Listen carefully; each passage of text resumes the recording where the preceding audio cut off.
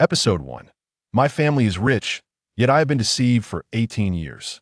In the quaint county of Lin Xun, nestled between mountains and waters, a heartwarming scene unfolds at 8 p.m. in room 520 of the happy community. A family of 3 joyfully shares a dinner, punctuated by their cheerful exchanges. Lin Xun's mother, Gu Yin, uses her long wooden chopsticks to pick up the sole chicken drumstick from the dish, placing it into her son's bowl. Here, son, eat this chicken leg, and may you achieve excellent results in tomorrow's exam. Observing her son's somewhat gaunt figure, Gu Yin's eyes reflect palpable concern. Lin Xun's father, Lin Batian, follows suit, adding freshly peeled shrimp to Lin Xun's bowl. Be sure to eat the shrimp, as well it will nourish your body. You've been burning the midnight oil studying, so don't forget to fill in your answer sheet tomorrow. As he speaks, he nonchalantly sucks on his fingers that had peeled the shrimp, wearing a look of sheer satisfaction, as if he had not tasted shrimp in ages. Lin Xun watches his parents, his heart swelling with emotion, a lump forming in his throat. Tomorrow marks the day of his college entrance examination. Throughout his senior year, he has toiled tirelessly, penning notes late into the night, all in hopes of securing a place in a prestigious university to repay his parents and elevate their impoverished family to a more comfortable existence. Oh dear. What's wrong, son? Why are you crying? Gu Yin, noticing the tears in her son's eyes, feels an overwhelming surge of sympathy and hastily reaches for a tissue to wipe them away. Lin Xun, sensing his mother's concern, gently grasps her hand and expresses his gratitude. Mom, Dad, thank you. Thank you for working so hard to support my education all these years. Look at your hands, they're cracked from washing dishes every day. And Dad, I know you've been sneaking off to the construction site to carry bricks for me, and you even went through the trouble of preparing shrimp tonight. It must have cost a lot, I promise. I won't let you down. Upon hearing Lin Xun's heartfelt words, Lin Batian appears momentarily pained and turns his head away. Gu Yin quickly interjects, "Oh, we are family, there's no need for such talk. Just eat up, and after dinner, rest well to prepare for tomorrow's exam." Feeling touched, Lin Xun nods, and the family resumes their meal. Son, have you decided which university you wish to attend? Lin Batian suddenly inquires. Lin Xun tears into the succulent chicken leg. He looks up and replies, "For now, I'm aiming for Nanda." "Oh, Nanda? That's quite a reputable institution." Lin Batian responds, surprised. Lin Xun glances at his father in astonishment. "Dad, you know about Nanda?" Lin Batian's expression stiffens momentarily before he chuckles. "I heard about it from old Wang next door." Lin Xun nods in understanding. "Though Nanda's admission scores are rather high, I believe I can manage it, as long as the exam content isn't excessively challenging." "Excellent. That's my son." Gu Yin beams with pride as she gazes at Lin Xun. Lin Xun smiles shyly in response. I could see this moment. Gu Yin suddenly exchanged a knowing glance with Lin Batian, who sighed in response. "My son, your mother and I have been rather strict with you over the past 2 years, but it has all been for your own good. Compared to your classmates, your mother and I have not achieved much, and we regret that you have had to bear the brunt of it. We hope that one day you will rise to prominence, not just to repay us, but to secure a better home and a more comfortable life for yourself. If that happens, your mother and I will find contentment in our lives." "Father, please stop," Lin Xun said, his nose tinged with emotion. Suddenly, he stepped between them, grasping their hands in his own. "Rest assured, I will succeed," he declared. "Yes, mother believes in her precious son." Gu Yin nodded earnestly, tears glistening in her eyes. Lin Batian looked on with pride and satisfaction. "Mom and Dad, please eat. I'll return to my room now," Lin Xun said, finishing the last grain of rice in his bowl before bidding farewell to his parents and heading back to his room. As the sound of the door closing echoed, Lin Batian and his wife exchanged a quick glance, both letting out a sigh of relief. Ding, ding, ding. At that moment, Lin Batian's phone rang. He pulled out an old device, and, upon seeing the caller ID, his demeanor shifted dramatically. He exuded an air of authority. "What's the matter?" he asked. "Mr. Lin, there's an important meeting tomorrow regarding the acquisition by the Chu family. What are your thoughts?" Lin Batian replied coolly. "Proceed with the meeting as scheduled. Let that young fellow Yu Luo handle it. Tomorrow is my precious son's college entrance examination, and, as a father, I must accompany him. Your son is taking the exam?" "Understood, Mr. Lin." I will notify the vice president immediately. The secretary responded respectfully. Very well, Lin Batian said calmly, ending the call. Umph. At least you have some conscience. If you were to abandon our son on such an important day, don't expect to share a bed with me tonight. Gu Yinyin quipped, her motherly facade slipping away as she shot a glance at Lin Batian. He chuckled and hurriedly approached her, offering a shoulder massage. Darling, when shall we return to Tianzi, Xian number 1? Gu Yinyin narrowed her eyes. What's the rush? Did we not agree to wait until our son is in college? Lin Batian sighed. Alas, 12 years have slipped by unnoticed. Having stayed here so long, I nearly forgot that I am the wealthiest man in the nation. Uft. Did we not agree? He must not learn that his father is not only the richest man in Longhua, but also the head of the largest conglomerate in Liangshan. Do you not see how well this has turned out? Our son's hard work over the years is evident. His grades surpass those of us in our youth. Moreover, he understands the importance of filial piety, which reflects splendid education. Indeed, our son is truly remarkable. Once he finishes university, he shall inherit my fortune, and then we can finally make up for the lost years of our honeymoon. Stop. At your age, you should know better than to jest. I speak nothing but the truth. Who does not know that Lin Batian dotes on his wife? Ugh. Gu Yanyan's expression suddenly turned serious. But this ends here. After the college entrance examination, we shall be honest with our son. Honestly, seeing his almost gaunt face breaks my heart. Lin Batian nodded in agreement. Indeed, once the exams are over, I will instruct the butler to purchase a sports car for him, order a Rolex, and buy him a pair of his beloved Air Jordans. No, let's get him an entire room filled with the grade sneakers. Over the years, our son has endured so much hardship, and we have gone to great lengths to conceal the truth from him. It pains me too. Each time, I pretend to help others wash dishes just to sneak off and play mahjong with my sisters, and then I have to deal with my hands, which haven't been cared for in a decade. Yen lamented, gazing sorrowfully at her 5 fingers. I feel the same. I have to spend money to win people over. I was supposed to be inspecting the work at the construction site, yet they insisted on portraying it as if I were there to move bricks, and I have to go often. Look at how sunburned I am. Lin Batian shook his head. The couple exchanged glances, and then both broke into smiles. At the Liangchang train station, a captivating figure drew countless gazes. She donned a simple black dress that flowed elegantly to the ground, devoid of any cumbersome jewelry. With a tall stature nearing 1.70 meters, her flowing black hair resembled clouds, framing her delicate features. Her arched eyebrows, paired with eyes deep as autumn waters and as beautiful as stars, exuded a distant and cool demeanor. Her refined nose and luscious cherry lips were nothing short of breathtaking, truly embodying an unparalleled beauty. She stood quietly amidst the bustling crowd, transcending the ordinary, ethereal as a goddess, untouched by the mundane, reminiscent of a dreamlike vision. Such exquisite beauty is a rarity in today's world. Sure. A figure clad in fiery red rushed over, embracing the enchanting goddess.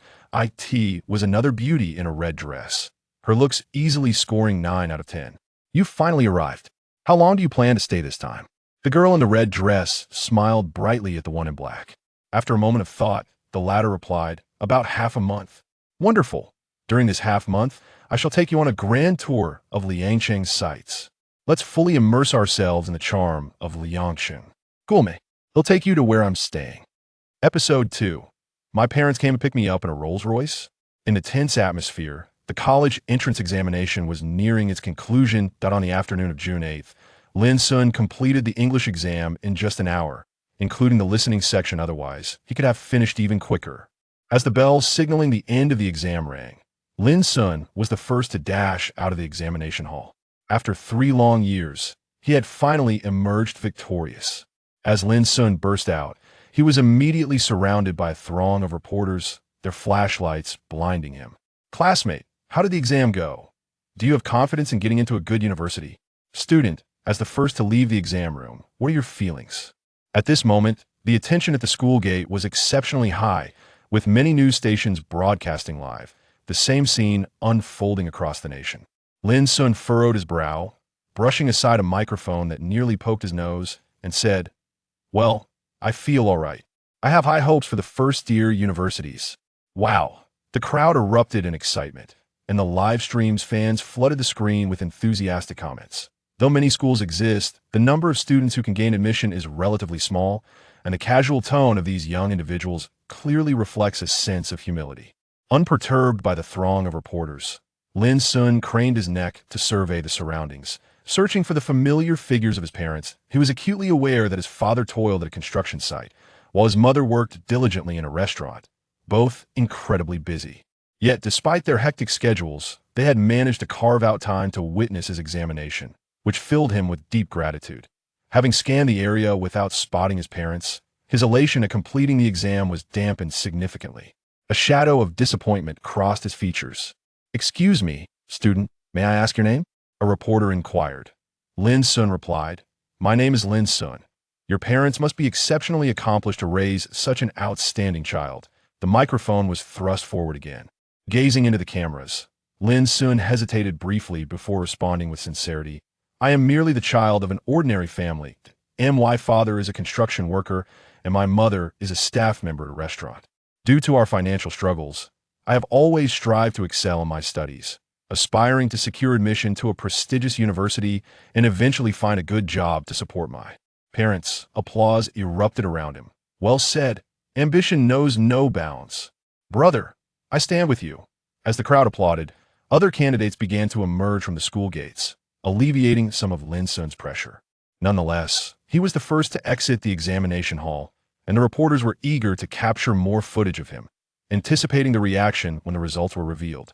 At that moment, a sleek black Rolls-Royce glided into view, capturing everyone's attention. "Wow, who's the big shot? A Rolls-Royce. A car I could never afford, even if I worked myself to the bone. Whose entourage is this? Could it be that a wealthy heir's family has come to pick him up? I've never seen such a luxury vehicle pass by this school in all these years." As the excitement escalated among the crowd, Lin Xun glanced at the Rolls-Royce, feeling a fleeting pang of envy, which he swiftly transformed into motivation. One day, he would possess such a car. Just as Lin Xun prepared to call home with news of his success, the door of the Rolls-Royce swung open. To his astonishment, his father, Lin Batian, and his mother, Gu Yin, emerged from either side of the vehicle. Lin Xun was momentarily stunned.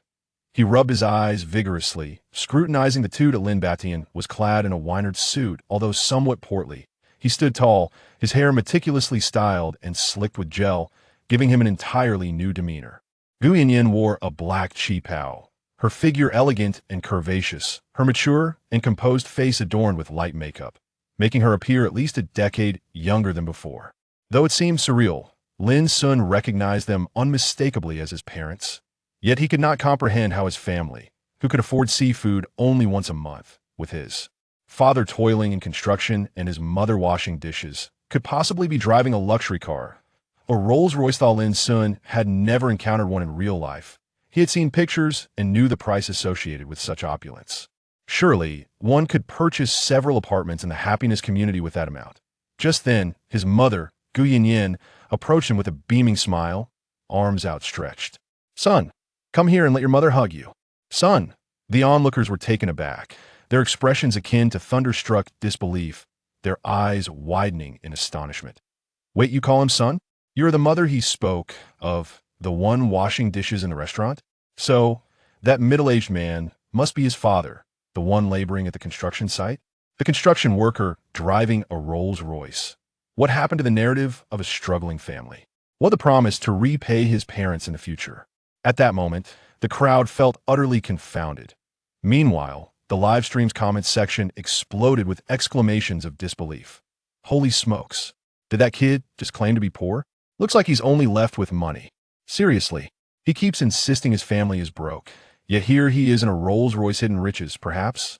I almost believed him. His earlier words about repaying his family brought tears to my eyes. What a waste. I'm the fool here. Who is this person? Is his family truly this wealthy, rich, and academically accomplished? If only a fraction of that fortune were to come my way, I'd gladly accept being a mediocre student." At this moment, Lin Xun remained in a state of bewilderment. "Son, what's the matter? Why are you silent?" Gu Yin inquired, her brow furrowed in concern as she approached him. As Lin Xun processed the situation, he gazed at his mother, who appeared slightly more unfamiliar than he remembered, and finally managed to stammer, "Mom? Ah, child, it's me." Surprised? Thrilled? Gu Yan exclaimed, grinning as she enveloped him in a hug. His father, Lin Batian, strode over with confidence, clapping Lin Xun on the shoulder. "How did your exam go?" Lin Xun looked up at his father, who stood tall and imposing, and said, "Dad." Where was the father who would often retreat to the kitchen, weary and complaining of exhaustion? "Indeed," Lin Batian replied with a smile. "I am your father." Lin Xun's lips twitched in confusion. "Can someone explain this to me? Where did you get these clothes? Where did you rent this car?" Lin Batian and Gu Yanyan exchanged glances, their expressions revealing a hint of exasperation. It appeared their son was struggling to accept their newfound wealth. With a growing crowd of reporters and students, Lin Batian wished to evade further inquiries and urged, "Let's head home, we can discuss this there." Still in a daze, Lin Xun allowed Gu Yanyan to guide him into the car. Soon, the Rolls-Royce sped away, leaving behind a gathering of bewildered reporters and onlookers. Chapter 3. The jester was actually himself in room 520 of the Happy Community. Lin Batian held Gu Yanyan's hand, sitting upright as he gazed intently at Lin Xun before him. Lin Xun, in turn, scrutinized his parents from head to toe. Even now, he struggled to comprehend the astonishing transformation of his parents into affluent individuals. "Have you seen enough, my son?" Gu Yanyan smiled gently. Lin Xun furrowed his brow and replied, "I've seen enough. Now, I will ask questions, and you shall answer." "Very well, my boy. Ask away if there's anything you don't understand." Lin Batian chuckled amiably. Lin Xun fixed his gaze on his father's face and inquired, "Dad, have you been secretly buying lottery tickets?" Lin Batian was taken aback. "Why do you ask that? Otherwise, what could explain it? How could we suddenly be so wealthy?" On his way home, he had been contemplating this, receiving continuous affirmations from Lin Batian. The Rolls-Royce belonged to their family. He was, in fact, a second-generation rich kid. Good heavens, he had been raised in poverty all this time. The more he pondered, the more he felt something was amiss, leading him to believe that his parents must have struck it rich overnight. Lottery winnings. Aside from that, he could conceive no other explanation. Lin Batian shook his head. "Ah, my son, after all these years, we have concealed the truth from you. It pains us deeply. In reality, our family is quite affluent, so wealthy that you could even use money to wipe yourself after using the restroom." Lin Xun's lips twitched. "Indeed, son, your mother and I never intended to deceive you. Our intention was to teach you self-reliance, to train you in resilience, so that our wealth would not lead you to become a wastrel. Now that you have completed your college entrance examination, we have decided it is time to come clean. You have endured so much over the years." Gu Yanyan gazed at Lin Xun with a look of remorse. Lin Xun's mouth twitched in disbelief. "So, I truly am a second-generation rich kid?" Both Lin Batian and Gu Yanyan nodded in unison. With a sigh, Lin Xun realized he had been deceived for so many years. "Dad, did you really go to the construction site every day to carry bricks?" "Ah, that was merely a side venture to inspect the work. A real estate project is currently under development," Lin Batian explained. "And Mom, did you wash the dishes?" "Well, my friends invite me for mahjong every day. After all these years of friendship, I couldn't refuse," she replied. The jester was, in fact, himself. Suddenly struck by a thought, Lin Xun looked at Lin Batian and asked, "Dad, am I truly your biological son?" He began to doubt whether he was their actual offspring. "Of course you are. Do we not resemble one another? Both handsome and charming." Lin Batian waved his hand dramatically. "Ah, son, do not overthink it. In any case, we are wealthy, and that is what truly matters." Gu Yanyan chimed in with a smile. "Dad, Mom, please give me some time. I need to process this," Lin Xun said with a wry smile. Anyone would find it difficult to accept such an abrupt influx of wealth, wouldn't they? He now wondered if he had overstudied and was hallucinating, questioning the authenticity of everything around him. Lin Batian and Gu Yanyan exchanged glances, and she said, "Very well, son, take your time to calm down. Do not dwell on it too much, just relax." Lin Xun nodded. "I will retreat to my room for now." As he watched his son float away into his room, Lin Batian remarked, "This is not what I had envisioned." Gu Yanyan shot him a glare. "What do you think our son is? Someone who is blinded by wealth?" Lin Batian chuckled awkwardly. "That was not my intention." Gu Yanyan remarked, "It is entirely normal for our son to take some time to accept this. Let us grant him a little patience, for he will inevitably have to confront it sooner or later. We can afford to wait." Lin Batian nodded in agreement, and then inquired, "Very well, My dear wife, shall we consider moving back to the villa? Gu Yanyin replied nonchalantly. We shall relocate whenever our son feels ready to return. Upon hearing this, Lin Batian's expression faltered. At that moment, Gu Yanyin added, however, we need not feign poverty any longer. From now on, let us dine on finer meals. Lin Batian's eyes sparkled. It was not that he disliked potatoes stir-fried with pork, but a man of his stature inevitably yearned for the exquisite delicacies of life. Just then, the door to Lin Xun's room swung open, revealing him in a fresh outfit, evidently prepared to go out. Gu Yanyin promptly asked, Son, where are you rushing off to in such haste?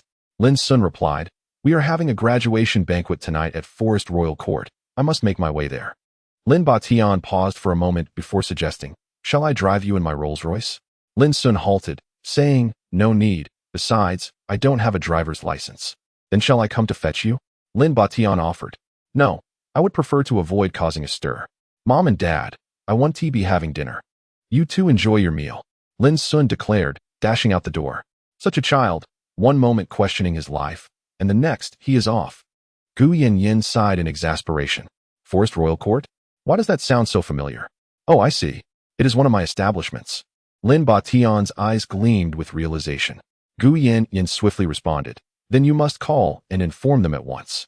Lin Batian promptly retrieved his newly acquired phone, exclaiming, Absolutely. I must send our son's picture to all employees under our company and the heads of various ventures, so they recognize their young master. Moreover, once our son finishes dining, he will return. You should notify the housekeeper. I shall make the call, Gu Yanyin said, pulling out her superior phone to dial. Meanwhile, Lin Xun exited the neighborhood and hailed a ride. Driver, to Forest Royal Court, please. The driver appeared to be a genial, middle-aged man. His demeanor cheerful as he struck up a conversation. Are you off to university? He asked. Lin Xun smiled. I just completed my college entrance examination. The driver was taken aback. Oh, how did it go? It went well, Lin Xun nodded. When someone says it went well, they are either a top student or a modest achiever, the driver chuckled. Lin Xun smiled in response, but chose not to comment further. Such a handsome young man. Do you have a girlfriend? The driver queried through the rearview mirror. Not yet. I'm focused on my studies, and besides, I've only just turned 18, Lin Xun replied. That is splendid. I have a niece who just finished her exams as well. She is quite the looker. Would you like me to introduce you? The driver offered with a grin. Lin Xun was somewhat taken aback, and just as he was about to respond, the driver pulled out his phone, opened his gallery, found a picture, and handed it to Lin Xun, saying, Look, this is my niece. Lin Xun glanced at the image. The girl was not exceptionally beautiful nor unattractive, merely an ordinary girl, radiating a cheerful and sunny disposition. However, Lin Xun still offered encouragement, exclaiming, She is quite beautiful, isn't she? The master chuckled with delight and continued to promote. What do you think? Are you interested in getting to know her? Lin Xun politely declined, saying, No need, master. I actually already have a girl I like. As the words left his lips, the image of a young woman unexpectedly surfaced in his mind. Chapter 4, Apologies. She is my girlfriend. Engaging in casual conversation with the driver, they soon arrived at their destination. Upon seeing the towering skyscrapers before him, Lin Xun couldn't help but marvel at how the restaurant resembled a corporate establishment, with so many floors. Would they be able to manage such a bustling place? Reflecting on this, he was reminded of his own home and the revelation that he was, in fact, a wealthy heir. How had his parents concealed this from him for so long? He mused, Truly, my parents are exceptional actors. Not dwelling on it further, Lin Xun was about to enter when a cheerful voice called out from behind, Sun Gu. Turning around, he was pleasantly surprised to see a familiar face. Air Pao. You just arrived too? Li Air Pao, his high school classmate and desk mate for a year, shared a close bond with Lin Xun. True to his name, Li Air Pao was quite portly. Oh, I can't believe I had to travel all the way to Forest Royal Court, which made me take 2 rides. He complained. Lin Xun replied with a smile. I heard that Forest Royal Court is the largest restaurant in Liang City. It's quite a treat to dine here. Li Air Pao chuckled. That is true. We might not ever afford to eat here in our lifetime. Leaning in conspiratorially, he whispered, I heard the prices inside are exorbitant. Especially that ham. A tiny slice costs as much as my living expenses for several years. What kind of ham could be so expensive? We usually have instant noodles with ham added every time. Lin Xun's lips twitched. He wished to clarify that this ham was not the same as the one they usually consumed. Oh, let us not worry about that. Let's go in. We'll be late otherwise. With that, Lin Xun led Li Pao into the restaurant. Indeed, as Li Pao had mentioned, the prices within were remarkably steep. They had managed to reserve a private room, thanks to their class monitor, who was a wealthy heir with several chain hotels under his family's name. As they gazed at the opulent decor of the restaurant, a sense of awkwardness washed over Lin Xun and Li Pao. Sun Gu, remember to support your chubby brother later. Li Pao stammered. Lin Xun, slightly exasperated, responded, look at you. Though he felt a twinge of uncertainty. The thought of his own family's wealth reassured him that perhaps he could afford this meal after all. The two politely inquired at the front desk about the location of their private room. To their surprise, the front desk staff was exceedingly enthusiastic, promptly using a walkie-talkie to summon another attendant to escort them. Lin Xun felt an odd sensation, as if the front desk staff's gaze was fixed on him, as though they were beholding a rare treasure. Goodness, is my charm truly so astonishing? Once Lin Xun followed the attendant, the front desk suddenly grabbed a walkie-talkie, excitedly announcing, attention, all departments. The young master has entered the hotel. He is currently heading to room 709. Received. My European abalone and lobster royal feast will arrive on the battlefield in 5 minutes. Received. The 1982 law fight is ready. Received. The high-quality service staff is prepared. Acknowledged. The manager has been notified and is rushing over. At this moment, a group of classmates has gathered in box 709, exuberant after the conclusion of their college entrance examinations. Shedding all the pressures of school life. They are like newly liberated souls. Hey, Lin Xun, fatty, you're 5 minutes late. You'll have to drink 3 cups as punishment. Upon seeing Lin Xun and his companion, some classmates began to tease them. Lin Xun and his friend exchanged awkward smiles in agreement. This spacious box can comfortably accommodate 40 to 50 people. Lin Xun surveyed the room and quickly spotted the person he was searching for. A tender warmth flickered in his eyes as he approached her. Hey, Xiaoqing, look. Lin Xun is coming over. A few girls engaged in conversation suddenly halted and turned their attention to the approaching figure. One girl nudged another with her elbow. The girl, named Su Qing, was undeniably the most beautiful among them, with her long, lustrous black hair cascading down and a delicate face adorned with subtle makeup. Pure as a lotus flower. Su Qing, the class representative, enjoyed a close relationship with Lin Xun, often studying together in the classroom and keeping each other accountable. Over the past year, they had grown increasingly close, sharing meals and developing a budding affection, yet both had refrained from expressing their feelings, especially with the exams looming. Lin Xun halted before Su Qing, gazing at her. You look stunning tonight. In school, makeup was prohibited, so seeing Su Qing like this stirred something within him. Oh. The girls erupted into playful teasing. Su Qing smiled slightly and replied, thank you. You look handsome today as well. Lin Xun beamed. Would you like to take a walk after dinner? Previously, he had never considered romance, focused solely on his academic goals. Now that the exams were over, it was time to contemplate his feelings. The emotions of youth can be fleeting. Some connections, if missed, might never be reclaimed. Thus, he resolved to confess tonight. Wow, Lin, the handsome guy. Who doesn't he know about your relationship? Are you planning to confess? A girl with a high ponytail teased, gazing at Lin Xun. Gao Li, stop joking. Su Qing frowned and shot her a glare. The other girls erupted into laughter. Lin Xun chuckled. For a confession, her agreement is essential. Ooh. The girls continued to tease. Others watched with knowing smiles, some harboring secret affections, but choosing to keep them hidden. After all, true secret crushes remain concealed. Listening to the playful banter, Su Qing's expression turned slightly awkward as she glanced at Lin Xun, her eyes filled with regret. Lin Xun, who understood her well, felt a sudden pang in his heart. I'm sorry, Lin Xun. I can't agree to that. Silence enveloped the room as everyone absorbed the unexpected turn of events. Lin Xun's expression stiffened, and he managed a strained smile. May I ask why? I apologize, Lin Xun, but Qingqing has already agreed to be my girlfriend. At that moment, a light-hearted voice resonated. The crowd turned to see a boy entering the private room, accompanied by a middle-aged woman. The woman was recognized by everyone. She was their high school homeroom teacher. The boy was none other than Qin Hao, the initiator of this graduation banquet and the class monitor. Lin Xun gazed at Su Qing in disbelief. Is what he said true? Su Qing bit her lip, looking at Lin Xun with an expression of pity and sympathy. Before rising to stand beside Qin Hao, he smiled slightly, taking her hand, and announced to everyone, Ladies and gentlemen, today, in front of our homeroom teacher and all of you, I officially declare that Su Qing is now my girlfriend. Applause erupted spontaneously, though slightly awkward. It was the appropriate response. Lin Xun stared blankly at their joined hands. Chapter 5. He gave too much. Lin Xun. We are not suited for each other. Over the past year, I appreciate your help, but I have always regarded you as a good friend. If there has been any misunderstanding on your part, I apologize. Look, is this how one speaks? Lin Xun gazed at Su Qing as she uttered these words, feeling as though she were a stranger at that moment. How could she say such things?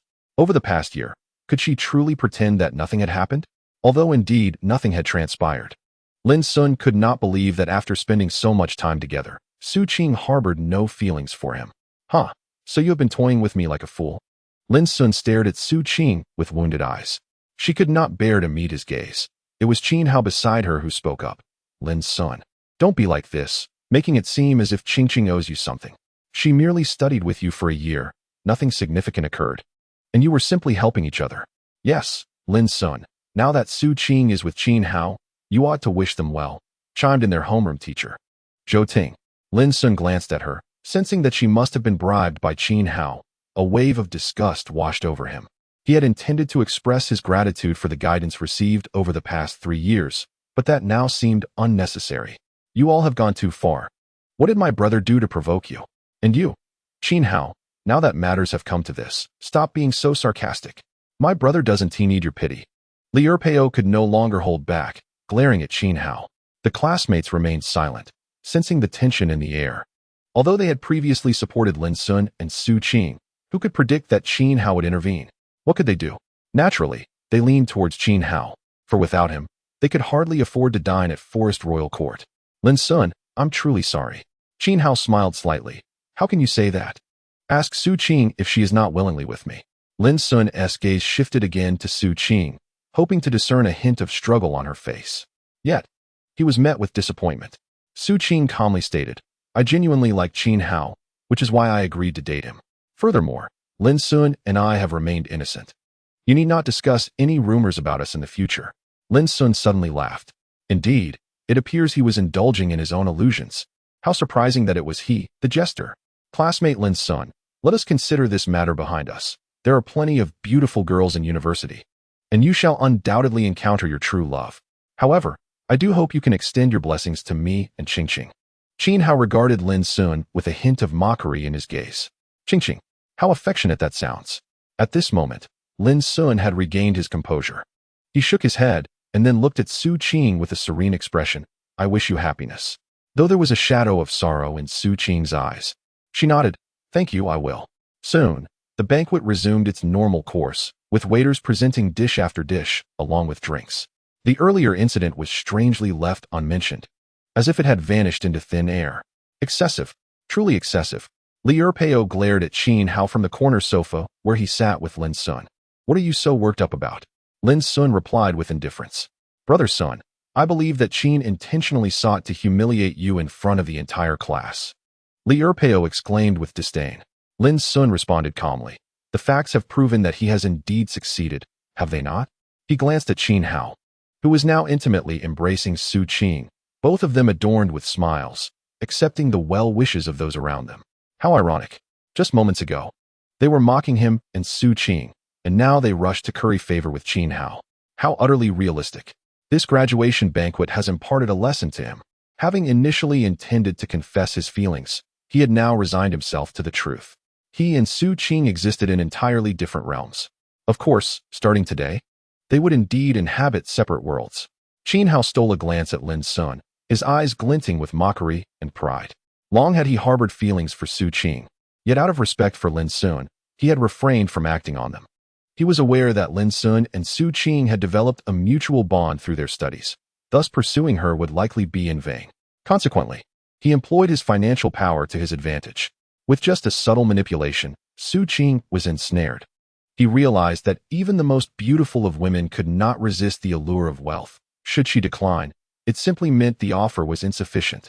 Su Qing hailed from an ordinary family and aspired to attend university for a better future.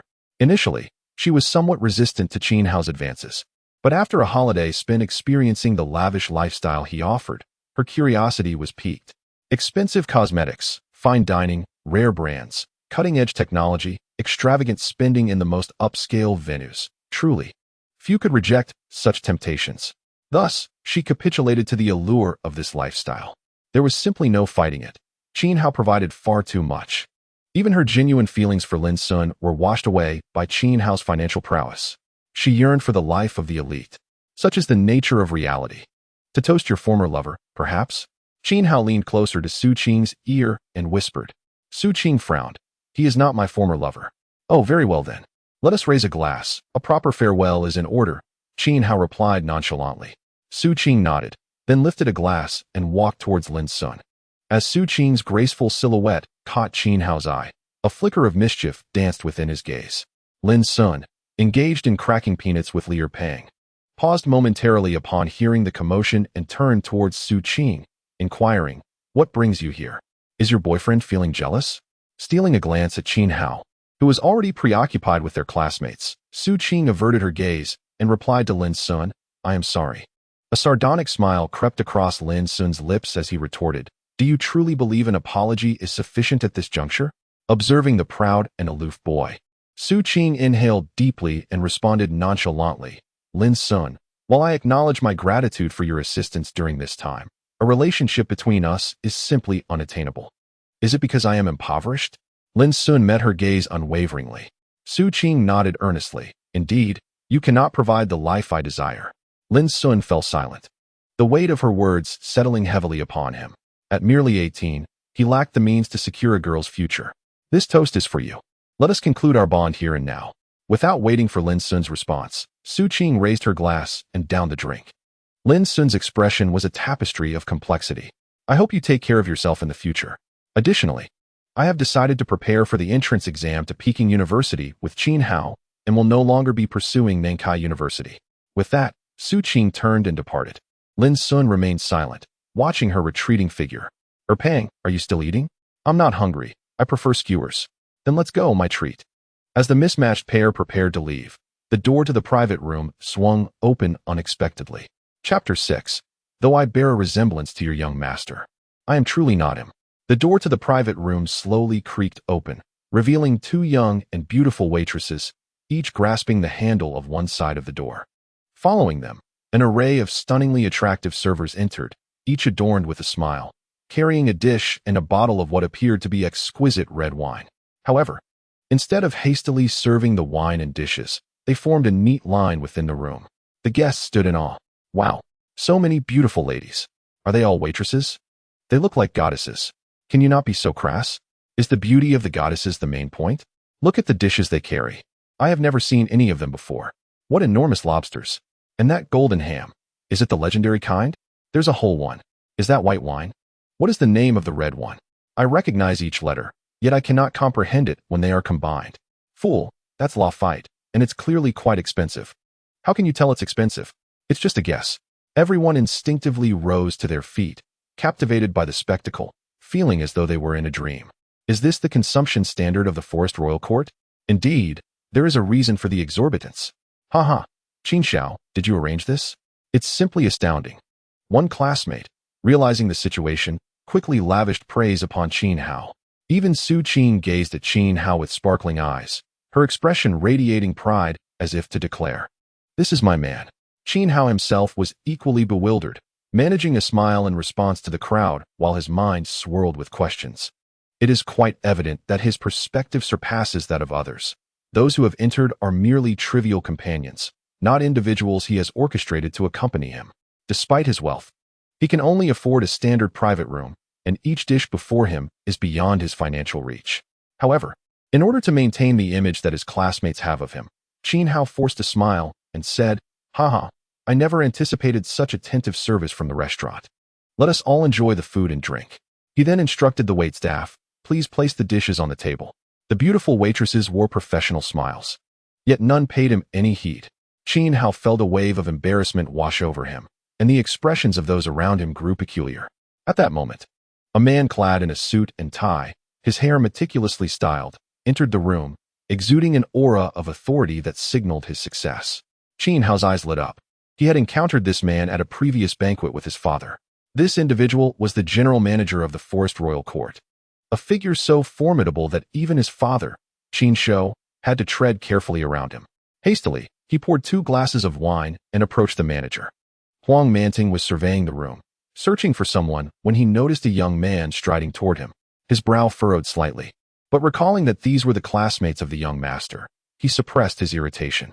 "Hello, Manager Huang." Qin Hao greeted him with a broad smile. Huang Manting raised an eyebrow. "And you are?" "I am Qin Hao, son of Qin Shou," he replied quickly. "Qin Shou?" Huang Manting cast a strange glance at Qin Hao, who appeared rather ordinary. Why would he be the son of such a notorious figure? Sensing the awkwardness, Qin Hao quickly clarified, "The Qin from Qin Wang, and Shou meaning longevity." "Oh, Qin Shou? I seem to recall him. He offered me a toast at a banquet once." Huang Manting responded dismissively. "Manager Huang, may I offer you a glass of wine?" Qin Hao presented his glass with a sycophantic smile. Huang Manting's expression shifted to one of impatience as he coldly replied, "Your father is not even worthy of toasting me. You are far too young." Qin Hao felt utterly frozen. Whispers began to circulate among the crowd. Huang Manting ignored Qin Hao and, suddenly spotting Lin Xun in the crowd, his eyes brightened. He bypassed Qin Hao and approached Lin Xun with urgency. In front of everyone, Huang Manting clasped Lin Xun's hands and exclaimed, "Young master, I have finally met you."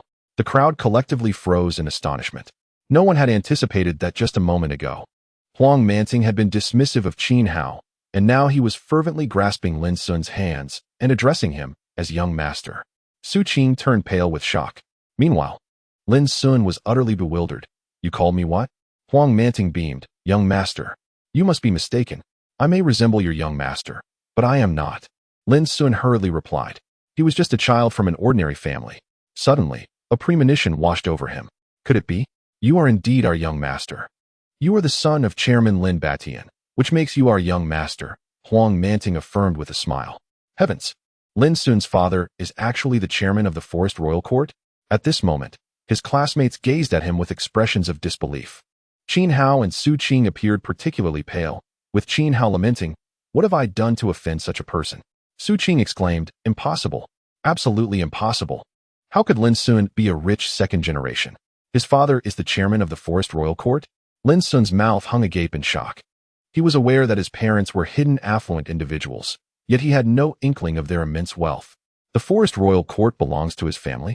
It was indeed true that life offers no rehearsals. He was utterly unprepared for this revelation. Huang Manting gestured to the surrounding waitstaff. "What are you standing around for?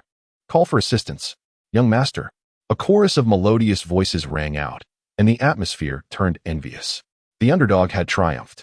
"Young master, since the chairman personally instructed that you attend the graduation banquet here, I have arranged for the kitchen to prepare the food and beverages. Would you prefer to move to the Purple Crystal private room or continue dining here?"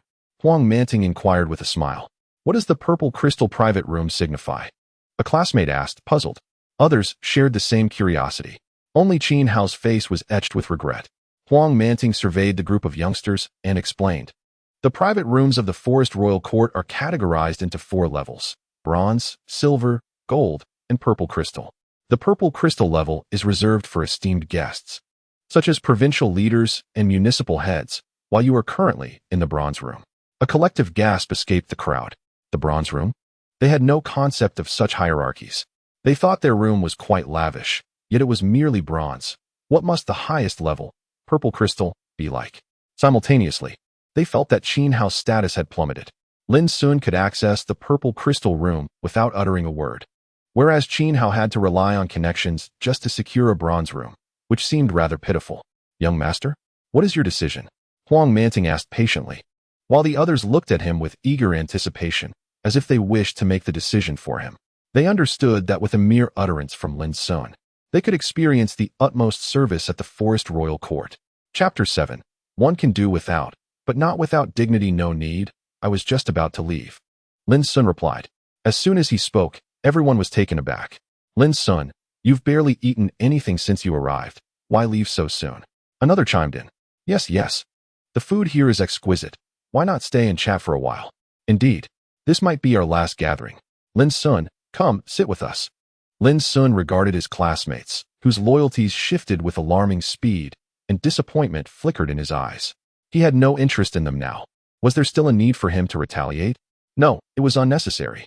Huang Manting, perceptive as ever, sensed the undercurrents and hesitated, choosing to observe for the moment. At that juncture, Qin Hao approached Lin Xun with a smile, saying, Lin Xun, we're all classmates. I had no idea your family was so wealthy. You've managed to remain so low-key. Humph. Who are you trying to ingratiate yourself with? Qin, just a moment ago, you were throwing shade at me. And now that my status has changed, you come crawling back? Where were you all this time? Li Erpang could no longer contain himself and let out a derisive laugh. Li Erpang, what nonsense are you spouting? Qin Hao's expression shifted dramatically. Young man, what is the meaning of this? Huang Manting inquired, directing his gaze toward Li Erpang. The latter, as if venting his frustration, pointed an accusing finger at Qin Hao. This fellow is no good. Lin Xun could only shake his head in disbelief. The chubby man appeared even more agitated. One might think he had been wronged. Huang Manting cast a surprised glance at Qin Hao before narrowing his eyes. Is that so? Qin Hao's face paled. Manager Huang, that's not true. Please, listen to me. I haven't done anything. At that moment, Su Qing approached, looking at Lin Xun with a gentle tone. We're all classmates. There's no need for things to become so tense, right? Lin Xun remained speechless. Did she truly believe he had uttered a word? Simultaneously, he felt utterly disheartened by Su Qing. She was a woman with long hair, but short-sightedness. Shaking his head, Lin Xun turned to the chubby man. Let us go, fatty. All right, brother. Li Erpang eagerly followed Lin Xun. Manager Huang, is it? Lin Xun halted his steps and turned toward Huang Manting. The latter quickly nodded. Yes, my surname is Huang. Lin Xun replied. Please do not make things difficult for my classmate. Also, kindly remove all these items. I shall not be dining here. Huang Manting's expression altered. Young master, this. The chairman will know, and I cannot explain. It's fine. I will have a word with my father. Lin Xun replied nonchalantly. Huang Manting nodded. Very well then. By the way, young master, this is the highest level red card of the Forest Royal Court. With it, you may enjoy the utmost privileges. Of course, you need not rely on this card, but it is inevitable that some may not recognize you, fearing misunderstandings. He handed Lin Xun a red card he had prepared earlier. Lin Xun nodded appreciatively. Thank you. That's very thoughtful. Soon, under the watchful eyes of the crowd, Lin Xun departed with Li Erpang. Inside the private room, the onlookers exchanged glances. Su Qing observed Lin Xun's departure, noting his utter lack of hesitation. Did this signify that he had truly moved on? For reasons unknown, she felt an emptiness within, as if something precious had slipped from her grasp. Huang Manting surveyed the crowd, and the formidable aura he exuded returned. He spoke coolly. You may dine here today, as you have paid. However, this shall be the last time. In the future, the Forest Royal Court shall not welcome you. How dare they bully his young master? Was that not akin to courting death? The crowd turned pale. Manager Huang, this has nothing to do with us. It was all him. It's Qin Hao's fault. Indeed, we are innocent. I am quite satisfied with your restaurant service. Please grant me another chance to dine. Yes. Yes. Qin Hao, speak up. The crowd anxiously looked toward Qin Hao. They understood that being blacklisted was not the worst fate. Far more terrifying was the Forest Royal Court's power, renowned throughout Liang City. If their blacklist were to be made public, who would dare employ them? Qin Hao's face too turned ashen. He realized that his family's standing was in jeopardy. Huang Manting coldly observed the unfolding scene and raised his hand. Have someone check if the Qin family holds a card at the royal court, and ensure it is revoked. Understood, manager. Qin Hao collapsed in despair. After Huang Manting departed with a group of beautiful waitresses, the atmosphere within the private room became exceedingly awkward. It's over. We are doomed. Calm down, calm down. The Forest Royal Court is high and mighty, and will not stoop to quarrel with us mere commoners. What a splendid farewell dinner it was, and now it has ended up like this. Indeed, how could Lin Xun conceal his identity so well, even from Su Qing?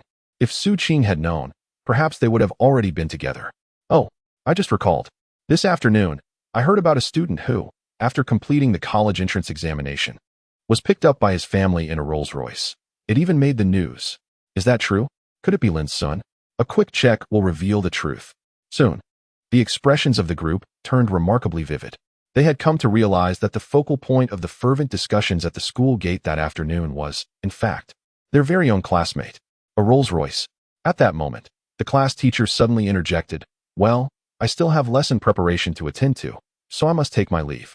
She offered a quick, apologetic smile to Qin Hao before hastily exiting the room. I just received a message. My father wants me to return for a banquet. So I must go. I must leave as well. My girlfriend is here to pick me up. My fish is about to give birth. I must assist in the delivery. May we meet again by chance. Wait for me. I've never seen a fish give birth. I want to join you. In no time, the classmates maneuvered around Qin Hao as if avoiding a plague and exited the private room. Soon, only Qin Hao and Su Qing remained. Su Qing appeared dazed, her face a mask of confusion. Her mind was consumed by thoughts of Lin Xun. Lin Xun's father drives a Rolls-Royce. The forest royal court belongs to the Lin family. Lin Xun is a concealed rich second-generation heir. At this moment, a wave of regret washed over her. If only she had been with Lin Xun, her fate would have been entirely different. How could this happen? Qin Hao mumbled to himself. Are you all right? Su Qing reached out to support Qin Hao. Slap. Qin Hao struck Su Qing across the face, sending her sprawling onto the sofa. Wretched girl, it's all your fault. My Qin family is finished. Qin Hao was somewhat deranged. Su Qing looked at Qin Hao in disbelief. You hit me?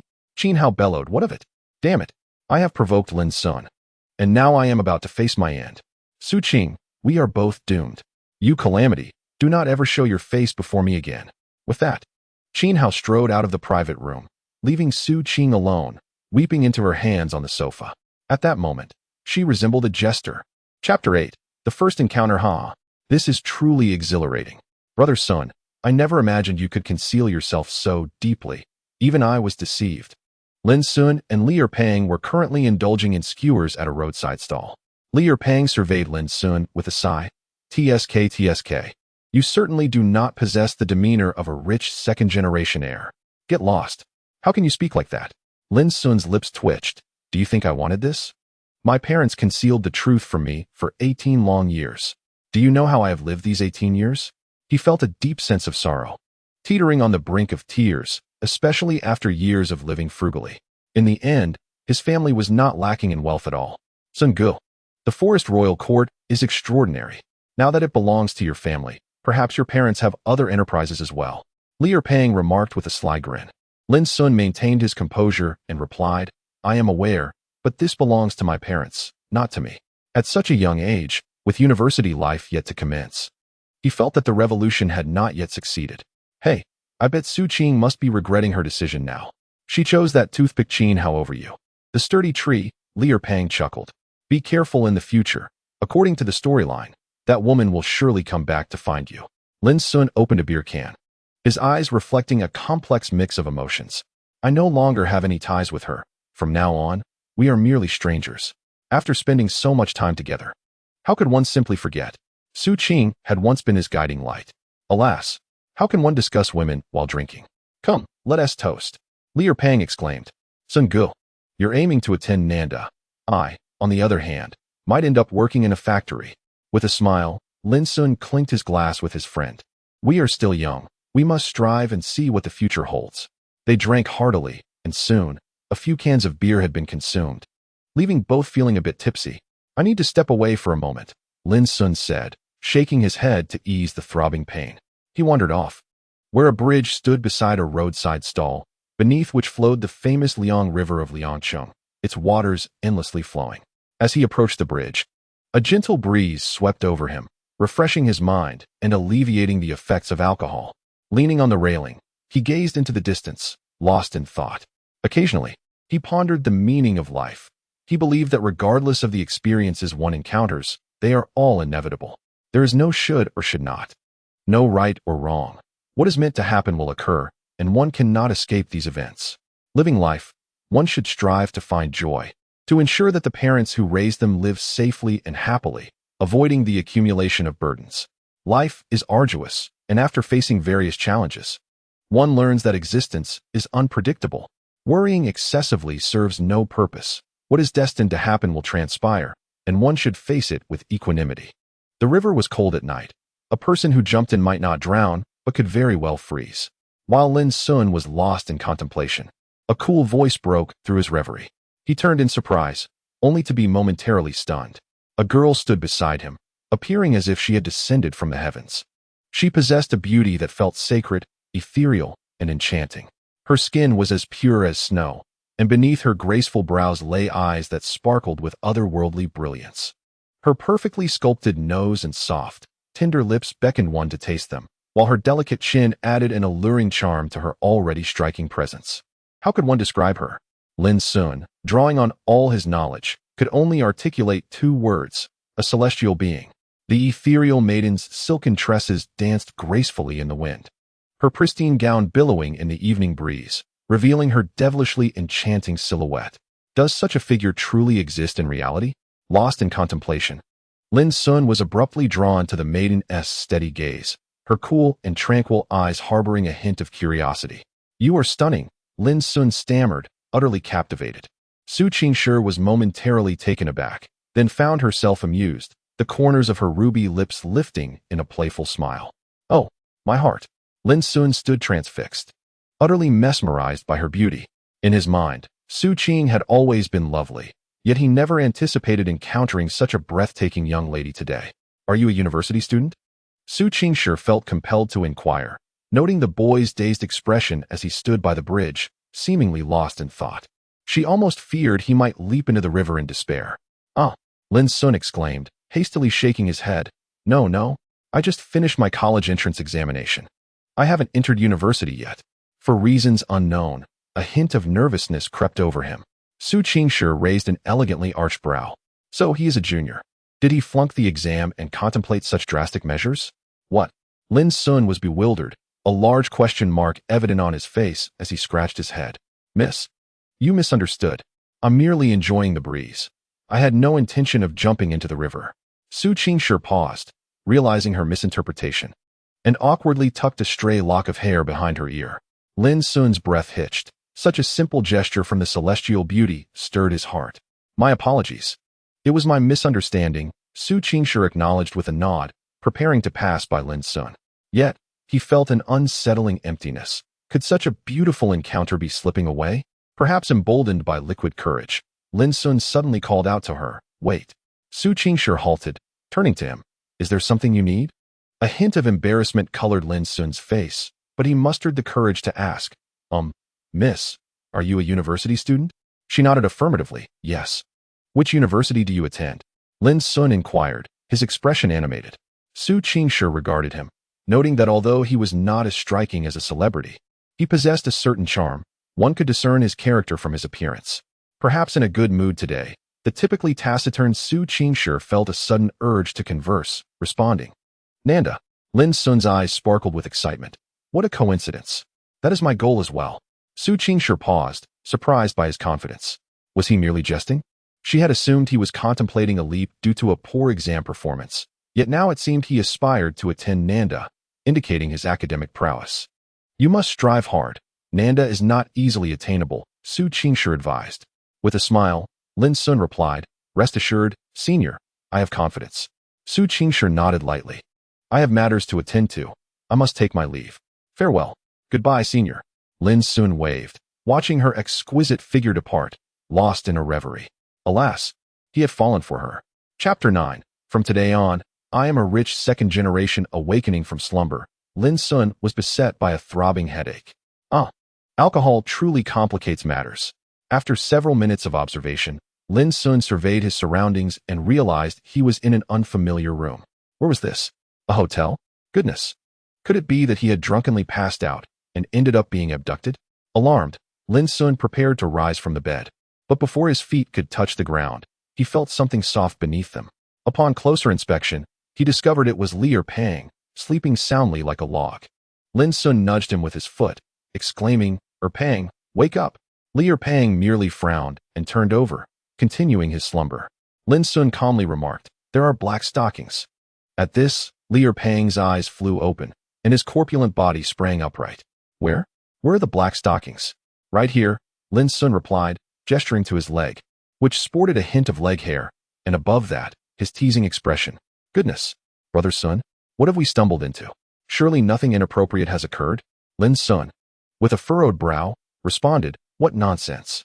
You slept on the floor while I occupied the bed. It's all quite clear." Relieved, Li Pang then noticed something amiss and exclaimed, "Wait a minute. Why do you get the bed while I'm stuck on the floor?" Lin Xun waved his hand dismissively. "Let us not dwell on the details. Do you recall what transpired last night? Li Pang fell silent in contemplation.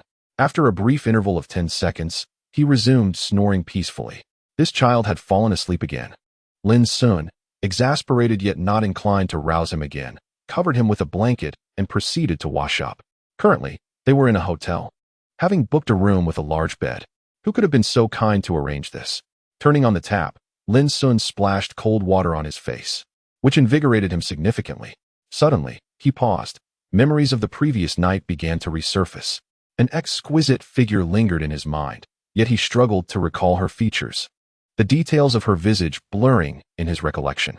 Had he encountered a fairy last night? He remembered that the beautiful senior was also a student from Nanda, and that she had encouraged him. After that, everything faded away. He had blacked out. Lin Xun felt a twinge of regret over his poor tolerance for alcohol. Just a few cans of beer had brought him down. However, it was somewhat amusing to think that the lovely senior might have believed he was about to jump into a river. A smile crept onto his lips. After completing his morning routine, Lin Xun finally located his phone in a corner. Upon opening it, he was greeted by a plethora of missed call notifications and WeChat messages. They were all from his parents, prompting him to return the call immediately. The phone was answered in an instant, and his mother, Gu Yanyan, spoke urgently. "Son? Oh my. You finally called back. I was so worried. How are you? Where are you?" Lin Baishan's voice chimed in. Sensing his parents' concern, Lin Xun felt a pang of guilt as he replied, "I'm sorry, Mom and Dad. I drank too much last night and ended up in a hotel. Thank heavens. We thought you had been kidnapped. We were even considering involving the police to find you." Gu Yanyan sighed in relief. Lin Xun, feeling helpless, responded, "There aren't that many kidnappers out there. I'm an adult now. You both needn't worry so much." Gu Yanyan inquired, "I heard that your graduation party last night did not go very well." Clearly, Huang Manting had already informed his parents about the events of the previous evening. Lin Xun felt a bit embarrassed and replied, "It's nothing. It's all in the past." At that moment, his father Lin Batian's cold snort echoed, "Humph. If you ask me, my son, you are so exceptional. And with a wealthy father to boot. What woman is blind enough not to notice you? I'll introduce you to some daughters of your uncles and aunts another day. Each one is a beauty, proficient in the arts. Definitely far superior to that so-called first love." "Be quiet." Gu Yan shot a glare at her husband. "Son, are you coming home for dinner? Your mother has prepared your favorite braised tilapia." Lin Xun nodded. "All right, I'll tidy up and head back." After hanging up the phone, Lin Xun reluctantly roused Li Pang to freshen up, and about half an hour later, they closed the door to their hotel room. At the front desk, Lin Xun asked the attendant, "Excuse me, could you tell me who helped us book the room last night?" The attendant's response surprised him. She said it was the stall owner who had assisted them. Lin Xun felt a pang of disappointment, though he was unsure what exactly he was disappointed about. As regular patrons, they were quite familiar with the barbecue stall owner. Upon returning to the stall, they expressed their gratitude and settled the bill before Lin Xun bid farewell to Li Pang and returned home. Everything at home seemed unchanged, but the dining table was laden with exquisite dishes, a veritable feast. "Son, come, have some soup to clear your head." Gu Yan served Lin Xun a bowl of soup. After a moment of silence, Lin Xun asked, "Mom, where did we originally live?" "We lived at Tianzi No. 1, which is the most expensive villa area in the entire capital city," Lin Batian interjected. Lin Xun was astonished. That place was quite far from Liangcheng, and it was the nation's central city, filled with the affluent and influential. His family was surprisingly wealthy. Gu Yanyan asked, "Son, have you adjusted your mindset? Your father and I were concerned that you might not be able to accept this sudden revelation." Lin Xun nodded. "It was manageable at first. I'm okay now." Gu Yanyan immediately smiled and said, "Initially, your father and I discussed where to move. But later we decided to stay here in Liangcheng since there were ongoing projects. We never expected to stay for 20 years. What began as a single project eventually led your father to nearly monopolize the entire economy of Liangcheng." Lin Xun exclaimed, "Wow, is this really the father I remember? Haha, I just can't sit still and enjoy life." "Everything turned out well," Lin Batian replied with a cheerful demeanor, though pride was evident on his face. "By the way, son, your mother and I have discussed it, and we've decided to move back to Tianzi No. 1.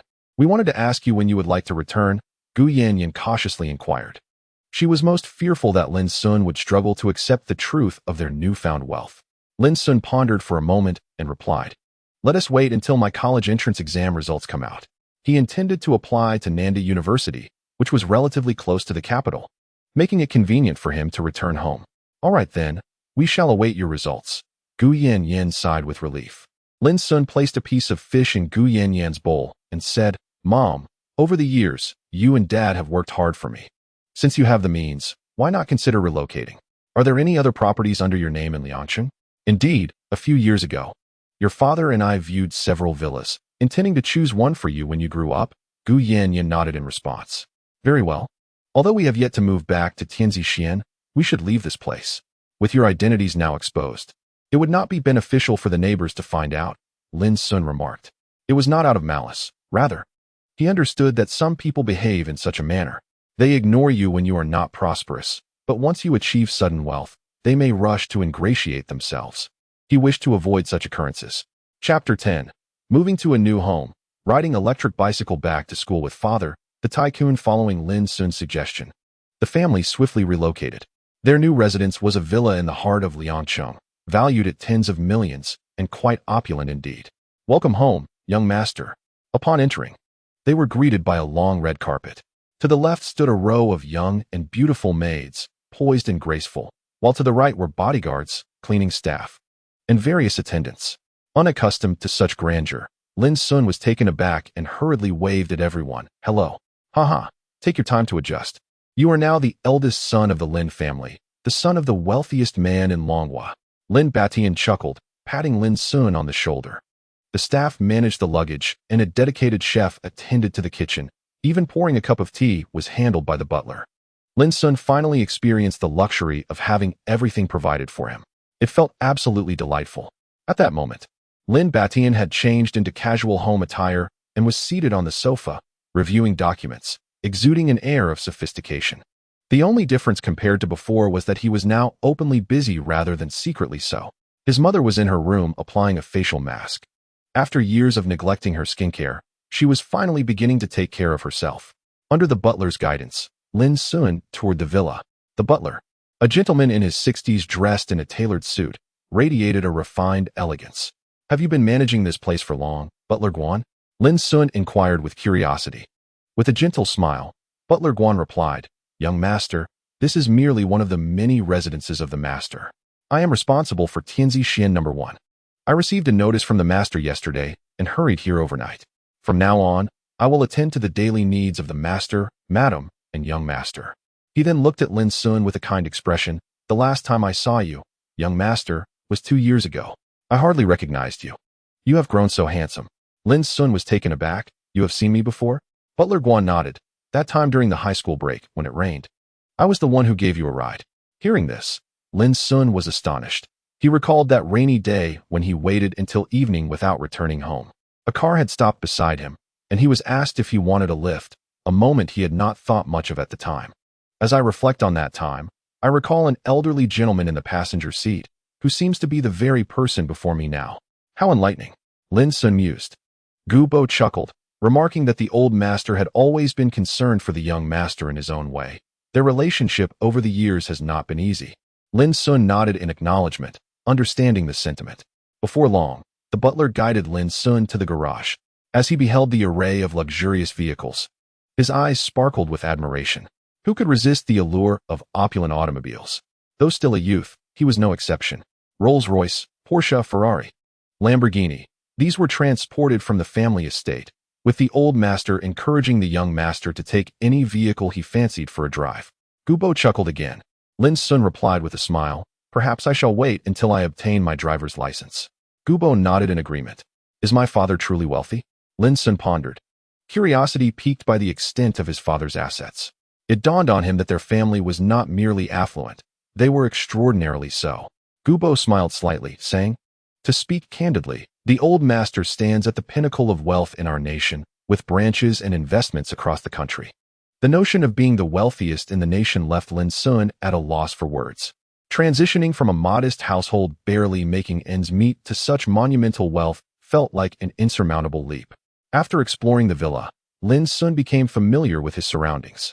Whenever a maid passed by, they affectionately addressed him as young master, causing the inexperienced Lin Xun to feel a tinge of shyness. He was, however, thoroughly impressed. as some maids were even more striking than Su Qing, exhibiting a greater maturity. In comparison to the refined service staff he encountered at the forced royal court, Su Qing appeared rather ordinary. This realization somewhat alleviated the discomfort in Lin Xun's heart. Yet, he could not forget the enchanting fairy he had seen that night. He perceived that any woman in her presence paled in comparison. Regrettably, he wondered if he would ever cross paths with her again. With this thought, he became even more resolute in his ambition to gain admission to Nanda University. "Mom, Dad, I need to go to school today. I still have some belongings to move." Lin Xun informed his parents. "Very well. Would you like me to drive you?" Lin Batian replied cheerfully. "No, I'll take a taxi. If my father were to drive me in a Rolls-Royce, it would surely cause quite a stir." Lin Batian chuckled. "Taking a taxi is such a hassle. If you find it troublesome, I can drive you in my old electric car." Lin Xun's eyes lit up. "That sounds great." Both understood that due to their newfound wealth and environment, their lives were on the verge of transformation. Their previous existence was truly a thing of the past. Lin Batian changed into a simple short-sleeved shirt and loose-fitting trousers, donning a helmet, while Lin Xun settled behind him, gently resting his hands on his father's shoulders. The father and son shared laughter and conversation, the scene radiating harmony. Soon, they arrived at the high school gates. It was the day for the senior class to depart, and many girls adorned themselves in vibrant attire, their curves finally revealed without the constraint of uniforms. Beneath a heavy layer of makeup, her features were meticulously adorned, shedding the innocence of youth. Lin Xun and Lin Batian entered the school, soon encountering Lin Xun's classmates, who had witnessed the news that day. All eyes were fixed upon the father and son duo. Is that the affluent Lin Xun? And his father, who drives a Rolls-Royce? Yet, how ordinary they appeared. Clad in a checkered shirt and long trousers, they resembled nothing more than laborers, a stark contrast to their earlier image. Even Liu Pang wore a peculiar expression, beginning to question whether Lin Xun truly belonged to the wealthy elite. Isn't that the rich kid Lin Xun? Why is he riding an electric bike? What happened to that Rolls-Royce? A mocking voice rang out. Indeed, where's the luxury car? And the suit? Did they return it?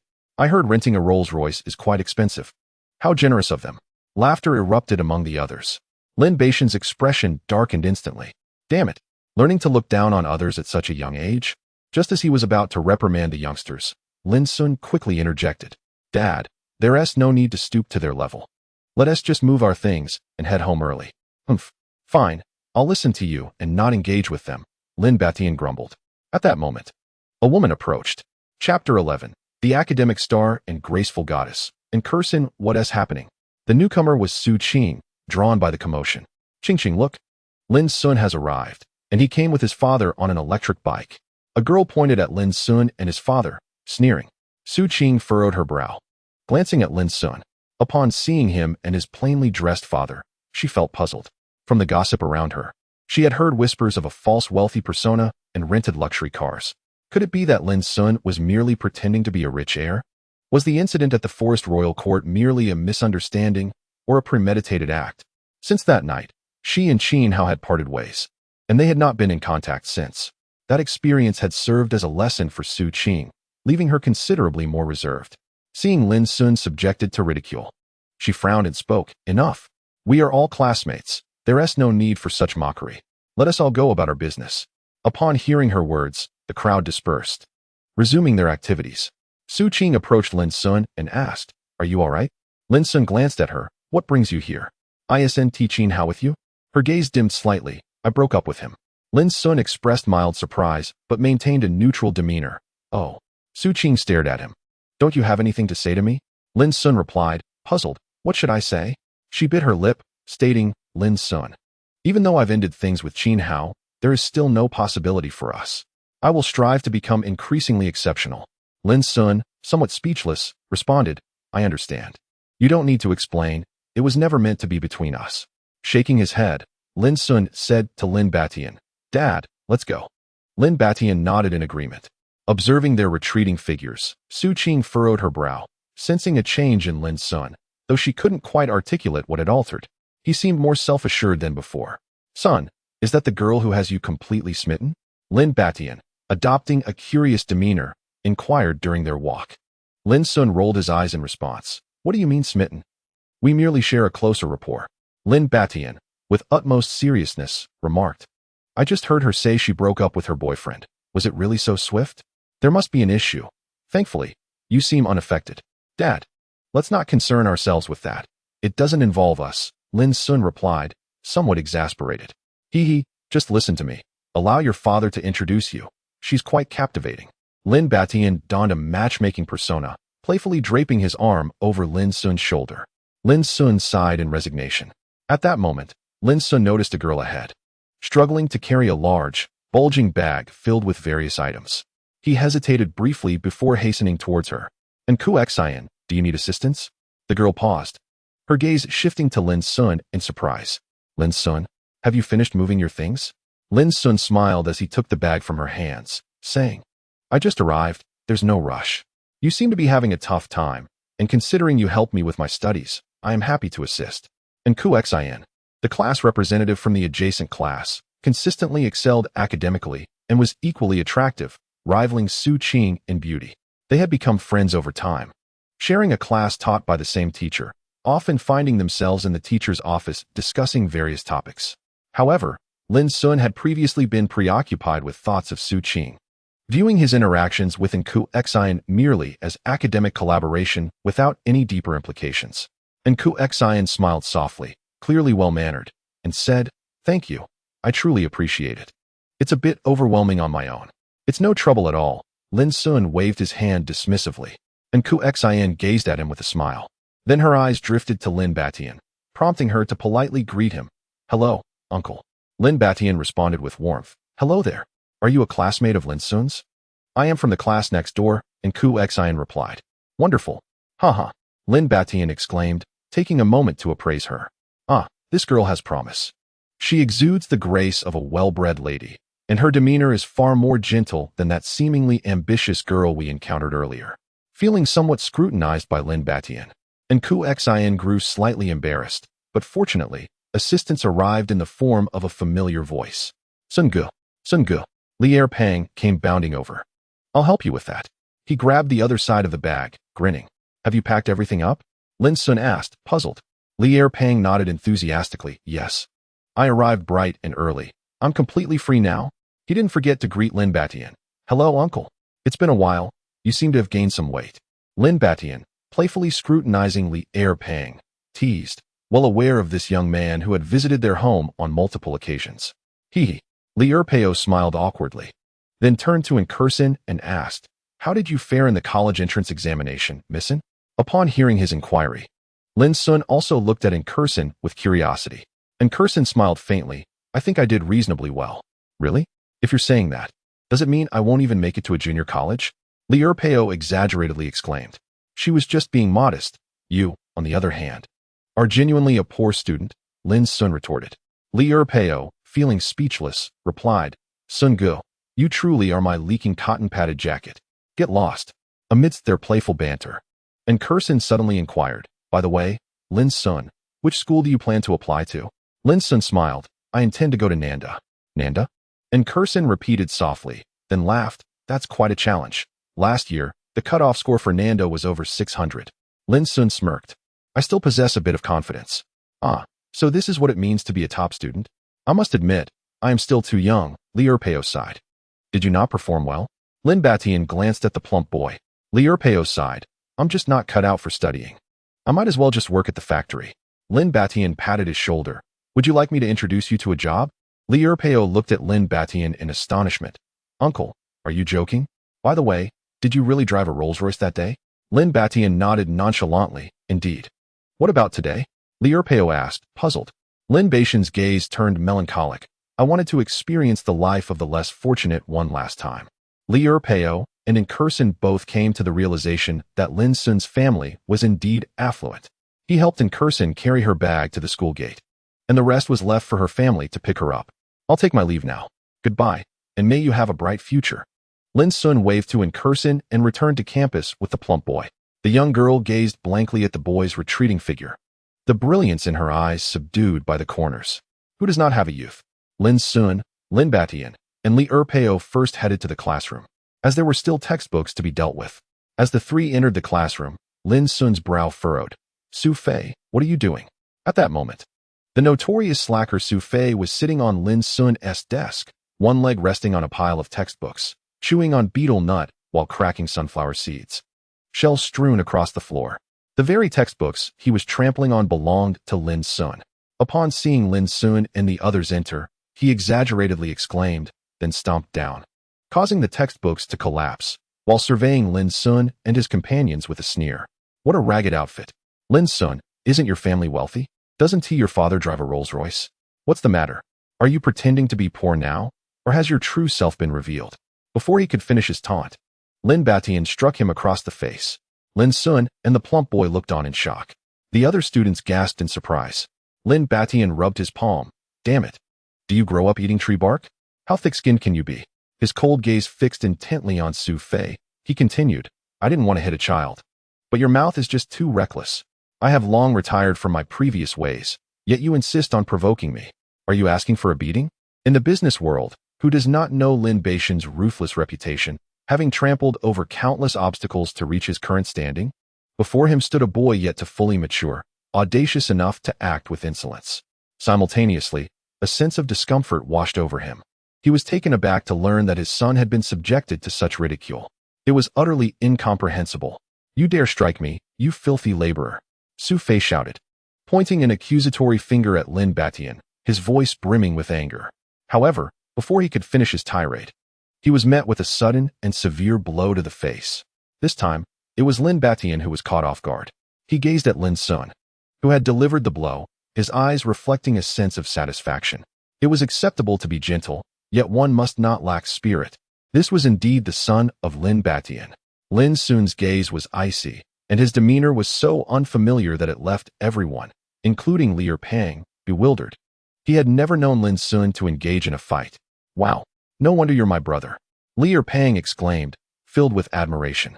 Su Fei, furious, wanted to unleash his wrath upon Lin Xun, but the frigid intensity in Lin Xun's eyes made him falter, rendering him momentarily speechless. Lin Xun, cool and collected, addressed him. Remember this. You may insult me, but dare to insult my family, and I will end you. Every person in the room felt a chill run down their spine at Lin Xun's words, their expressions a mixture of shock and disbelief. Was this truly the Lin Xun they knew? You, just wait. Su Fei gritted his teeth, hurling a parting comment. The principal chuckled, saying, just now, Xiaozhang mentioned he saw you at school. Initially, I was skeptical, but after checking the surveillance, it was indeed you, so I hurried over with some staff. Lin Batian waved his hand dismissively. All right, I'm merely here to help my son pack. You all carry on with your business. The principal glanced at Lin Xun and remarked with a smile, this must be your esteemed son? He is quite remarkable, consistently ranking among the top students in the school. No wonder he is the son of Lin Dong. A trace of pride crossed Lin Batian's face. Of course. Lin Xun then interjected, by the way, Lin Dong, would you like to visit the several buildings you donated to the school back in the day? The principal suddenly exclaimed. Gasps filled the air as everyone absorbed the revelation. Donated several buildings? How extravagant. Lin Batian raised an eyebrow. At that time, it was simply because my son was studying here. I wished to enhance his learning environment. Nothing more. A visit is unnecessary. What is there to see in the library, teaching buildings, or gymnasium?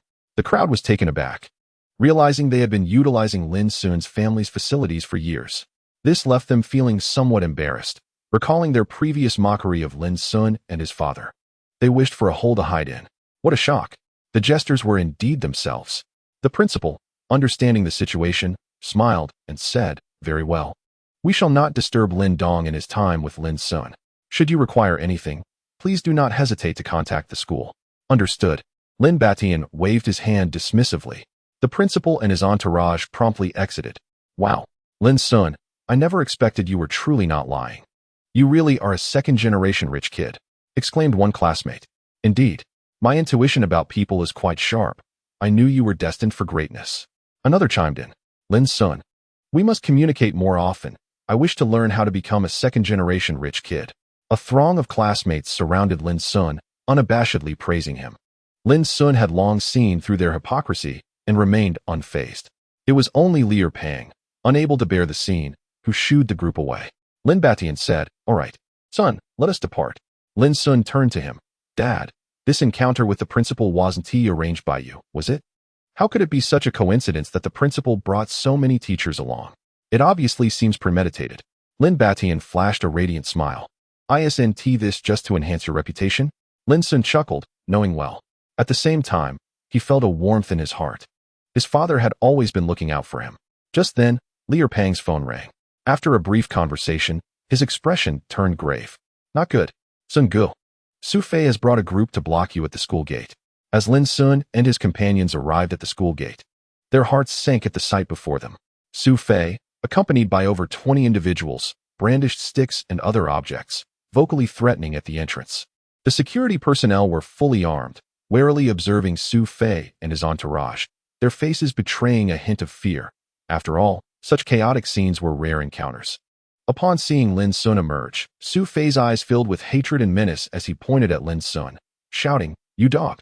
Lin Xun, you've finally come out. Today's events are far from over." Li Pang trembled with fear, the flesh on his face quivering. He hurriedly said, "Sun Gu, uncle, let us swiftly retreat to the school and hide until the police arrive. There are too many of them." Lin Batian squinted, a cold glint flickering in his eyes. It had been many years since he had felt such rage.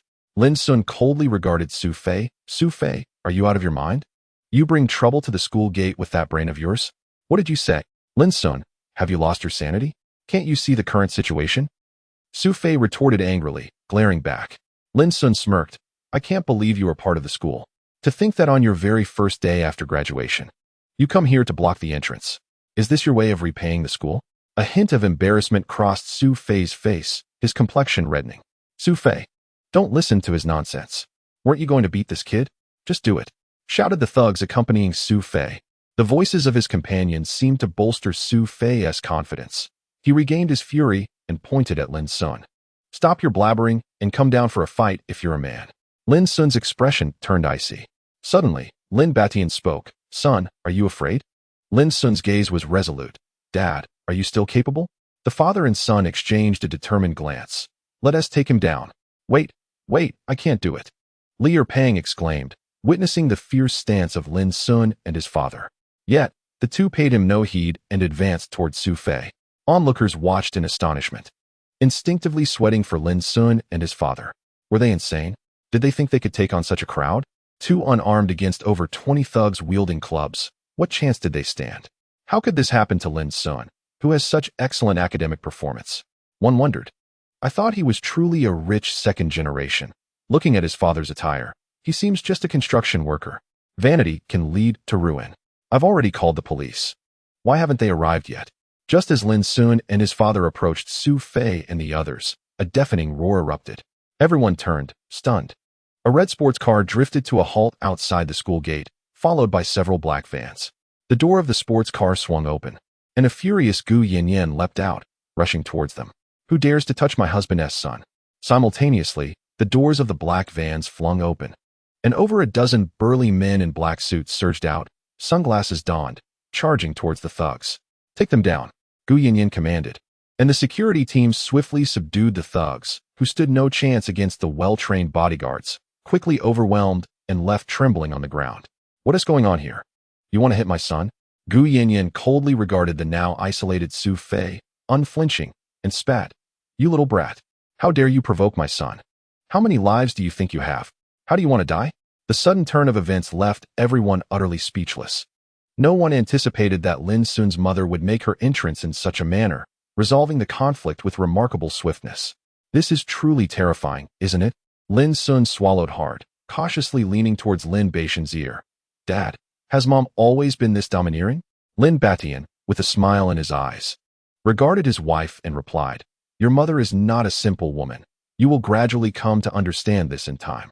Lin Xun's expression was complex as he observed Gu Yanyan fiercely protecting her son, nearly unable to suppress his admiration. "Mom." Su Fei was completely taken aback, regaining his composure only to angrily point at Gu Yanyan. "How dare you spit on me?" Goodness! His temper exploded. In a single day, he had been confronted by an entire family. What a collection! Oh, he was infuriated. "Huh, who do you think you're frightening? Trying to play the big shot? Where did you rent this car and outfit? And these bodyguards, dressed to the nines, did you hire them from a construction site for a performance?" Su Fei sneered as he surveyed Gu Yanyan and her entourage. Gu Yanyan raised a perfectly shaped brow, then swiftly slapped Su Fei across the face. The sound of the impact made Lin Xun wince in sympathy. That must have hurt. You lack martial virtue. Su Fei stared incredulously at Gu Yanyan. He quickly stepped back, pointing at Lin Xun. Lin Xun, you coward. You actually called your family for help. Gu Yanyan glared at him. You can call your parents too. I'll deal with them as well. Su Fei was momentarily speechless. At that moment, Lin Xun stepped forward, calmly stating, Su Fei, I had no quarrel with you until you provoked me. If you have grievances, direct them at me. Gu Yanyan's expression shifted to one of concern. Her son had never been in a fight before. Yet, Lin Batian discreetly signaled her to remain calm. You bully others. Su Fei was momentarily at a loss for words. A one-on-one challenge? He suddenly seemed a bit hesitant. In the past, he might have dismissed Lin Xun, but after being startled by that slap today, his confidence had evaporated. He appeared to be conceding, provoking laughter from the onlookers. What was wrong with him? He was being challenged yet showed no courage. What a coward. Indeed. The timid one here is you, little Karami. How embarrassing. At that moment, the tide turned. Many realized, upon seeing Lin Xun's mother arrive in a sports car, that his family was indeed wealthy. Faced with the crowd's whispers and stares, Su Fei wished for a hole to hide in. All right, you little rascal. Instead of focusing on your studies, you dare to block people at the school gate. If it weren't for you being a classmate of my son, I would surely make you pay. Gu Yanyan waved her hand dismissively. Just get lost. Ha. Get lost. This matter isn't over. Do you know who my father is? Su Fei's face twisted with fury. Gu Yanyan, astonished, inquired, Your father is Li Gang? Su Fei paused, then clarified, No, my father is Su Gang. Gu Yanyan responded with a light chuckle. Oh, right, I forgot. You must share your father's surname. Su Fei was left speechless. Chapter 14. A Piercing Arrow. Arriving in a Wuling Hongguang to meet you. Your father's name is Su Gang? At that moment, Lin Batian suddenly spoke up. Go back and tell your father. I am Lin Batian. If you know what's good for you, come to apologize within 3 days, otherwise, bear the consequences. Which path do you tread? Su Fei stared at Lin Batian in astonishment. Lin Batian sneered, What does it matter to you where I roam? Now get lost. Otherwise, you'll be the one to suffer. As he spoke, more than a dozen bodyguards in black fixed their gaze on Su Fei, each towering and robust, causing Su Fei to flinch in fear. Without hesitation, he turned and fled, shouting as he ran, Lin Xun, I will definitely return. Do you think you're the wolf of the gray? Lin Xun chuckled, and the crowd erupted in laughter. Son, how should we deal with these ruffians? After her laughter subsided, Gu Yanyan turned to Lin Xun. He contemplated for a moment before replying, Let the police handle it. Before long, the police arrived, and upon seeing the multitude of troublemakers, they immediately called for reinforcements. The leading officer exchanged pleasantries with Lin Batian, addressing him with great respect as Mr. Lin. The crowd's expressions shifted, envy evident as they regarded Lin Xun. Father, mother, the matter is resolved. Let us gather our belongings and return home, Lin Xun remarked suddenly. Gu Yanyan nodded eagerly. All right. Son, we shall do as you say. She quickly beckoned a few bodyguards. You there, go assist my son with his luggage. Yes, madam. The bodyguards responded promptly, springing into action. Thus, an incredibly dramatic scene unfolded at the school gate. A few bodyguards were loading books and luggage into a luxury car, while on the other side, a group of thugs squatted with their heads in their hands, surrounded by police. Soon, bystanders began to capture the moment on their phones. Tomorrow, the headlines in Liang City may read, 18 years of hard study. A high school student revealed to be a rich heir. A Ferrari hauls textbooks. Using a sledgehammer to kill a chicken. I stand here with my hands on my head, while you stand there pointing fingers at the world. Once everything was settled, Lin Xun waved at Li Pang. Pang, I'm heading back now. Okay, Sun Gu. Let us meet up again during the summer break. Li Pang waved back. Son, come. Let us take your mother's car, Gu Yanyan said, pulling Lin Xun towards the Ferrari. Hey, dear, what about me? Lin Batian hurriedly chased after them. Gu Yanyan shot him a glare. You can ride with the bodyguards. There's no room for you in my car. Lin Batian muttered, Fine, acknowledging his familial status. Lin Xun quickly added, Mom, my electric bike is still parked over there. Oh, then let your father ride it back. Lin Batian sighed, accepting his lower status in the family hierarchy. Meanwhile, on the other side, Dad. Su Fei wailed upon returning home. What on earth is this? Crying like a baby.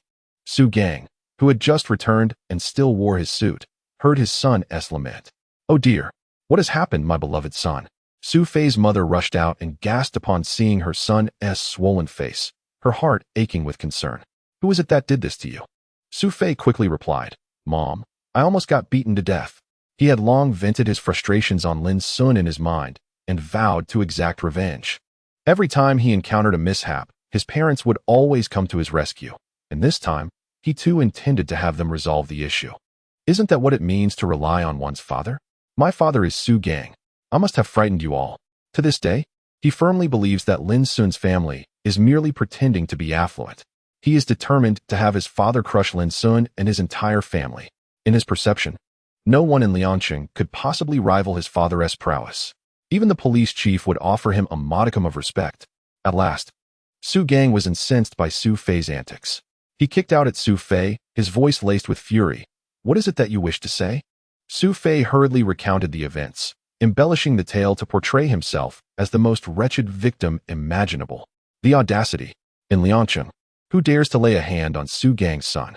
They must be utterly brazen. Su Gang, upon hearing this, felt a surge of indignation. Look at how his son was treated, like a mere dog. He had always indulged his son, yet now he believed it was the fault of the other party. His wife, on the other hand, was heartbroken for their son, tears streaming down her face. "Old Su, enough of this weeping and wailing. I will summon someone. We must seek retribution." Su Gang, irritated, waved his hand dismissively and pulled out his phone. After dialing, he spoke for a moment before turning to his son. "What is the name of that classmate of yours?" Su Fei hesitated before answering. "His name is Lin Xun." "Lin?" Su Gang paused, suddenly feeling an unsettling twitch in his eyelids. What was his father's name? Was it something like Lin Bawang? Su Fei was uncertain. Su Gang's eyes widened. "Is it Lin Batian?" His tone was tinged with urgency and a barely detectable tremor. Su Fei clapped his hands in realization. Yes, it is Lin Batian. Dad, you are truly clever." Su Gang's complexion instantly drained of color. "Old Su, regardless of what kind of scoundrel he is, hurry and call for assistance. We must avenge our son," Su's mother urged. "Silence, you long-haired simpleton," Su Gang suddenly shouted. Su's mother gaped in disbelief at Su Gang. You dare to yell at me? Su Gang, have you ceased to love me? You heartless wretch." Su Fei was equally bewildered. What was happening? Su Gang's temples throbbed as he suppressed his anger and addressed Su Fei. "Are you absolutely certain that the one who assaulted you is named Lin Batian?" Su Fei nodded vigorously. "His entire family attacked me. Such a coincidence. Could it merely be a case of shared names?" Su Gang harbored a sliver of hope. And so he inquired further. "And is Lin Batian's wife named Gu Yanyan?" Su Fei, perplexed, answered, "I believe so. What does it matter?" "Oh no." Su Gang's face turned ashen as he collapsed onto the ground. Hello, brother Gang. The crew is assembled. When shall we depart? We await your command. Brothers are rushing over." The voice on the other end of the line called out. "Su Gang, on the other side. Mom and Dad. It seems Su Fei's father has quite the reputation," Lin Xun remarked with curiosity. He had heard that Su Fei's father operated both above and below the law, extremely formidable, capable of taking lives without fear of consequence. Lin Batian smiled faintly. "Rest assured, young Su, he once handed me a cigarette. Just wait for him to come knocking for an apology, and let the rest unfold as it should." It seemed that his father was not to be underestimated either. Lin Xun nodded in agreement. Indeed, as the wealthiest individual in the nation, how could he possibly lack influence? He casually brushed it off, suddenly struck by a thought. Lin Xun inquired, "Mom and Dad, are you truly the national tycoons?" Gu Yanyan replied with a smile, "Indeed, more genuine than gold itself." "My son, do you still find it difficult to accept this reality?" Lin Xun shook his head. "I'm merely curious as to how you managed to conceal this from me for 18 years. Lin Batian interjected, while Gu Yanyan observed her son's earnest expression, unable to discern whether it was resentment or something else. She turned her gaze towards Lin Batian. Lin Xun also looked at his father. Lin Batian cleared his throat twice and said, "Well, we've explained this before. We were left with no choice. With such a vast family enterprise, we didn't want to spoil you into becoming a frivolous heir. While we aren't afraid of losing our fortune, we particularly wished to prevent you from becoming that kind of person, which led us to this strategy." "A strategy?" Lin Xun exclaimed in astonishment. "Is this truly the best approach? Have I been insufficiently educated or lack knowledge of military strategy?" "Indeed, My son, this is actually a superior strategy. Consider it. Without a little hardship, how could you possibly grow? Lin Batian innocently remarked. Lin Xun internally scoffed, rendered speechless. Is it truly possible to justify it this way? At that moment, Gu Yanyan suddenly produced a set of keys. Son, this is a graduation gift from your mother. Feel free to use it, she stated. Lin Xun gazed at the keys adorned with a Mercedes emblem, his eyes lighting up, only to then express reluctance. Mom, I haven't even obtained my driver's license yet. Gu Yanyan waved her hand dismissively. Does that really matter? I'll simply take care of it for you. Lin Xun quickly shook his head. No, I'd prefer to take the test myself. At this juncture, Lin Batian handed him a card, saying, I wasn't sure what else to give you, considering your youth. This is my exclusive gold card, which holds 10 billion. You can spend it freely at any of my restaurant chains. Whenever you dine with friends, feel free to indulge. There's no need to save money for me. Lin Xun accepted the card, feeling as though he were in a dream, surrounded by wealth. Thank you, Dad. Thank you for your hard work over the years. It's time you enjoyed yourself. Lin Batian waved his hand dismissively. Indeed, from now on, my son can spend without restraint. If you wish to marry a beautiful wife, your mother can make introductions. Gu Yanyan chimed in cheerfully. Lin Xun replied, somewhat helplessly, I'm still young. Marriage is far too premature. The following day, Lin Xun was taken aback to find a group gathered outside the villa. Upon closer inspection, he recognized a familiar face. Was that Su Fei? Had they come to provoke him? To his surprise, when Lin Batian appeared, Su Gang compelled Su Fei to kneel, sternly reprimanding him before humbly addressing Lin Batian as Brother Lin. Lin Xun observed without much surprise. It seemed his father was indeed formidable. It was revealed that Su Gang had once mingled with Lin Batian in his youth, enduring fierce battles alongside him against rivals, with Lin Batian having saved Su Gang's life. In Su Gang's eyes, Lin Batian was akin to an elder brother. Son, if you've offended Brother Lin, prepare for a harsh reset.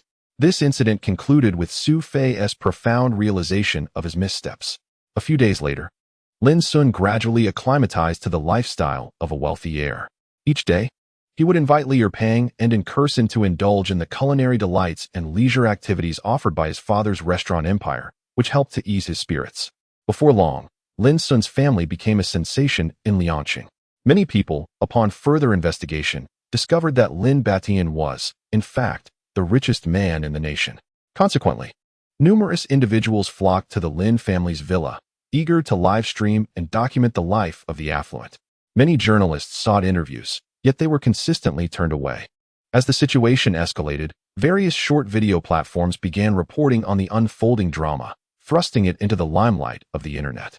Meanwhile, people unearthed photographs of Lin Xun from an interview he had given after his college entrance examination, generating a flurry of public discourse. However, this uproar soon receded like the ebbing tide, and major platforms received warnings. All information regarding the Tycoon was retracted, and even the videos faced restrictions. The situation was brought under control. Simultaneously, Jiang Yunxiao, astonished by the hidden depths of this seemingly small town, approached with her phone, presenting it to Su Qingshi. Look, this young man is actually a wealthy heir.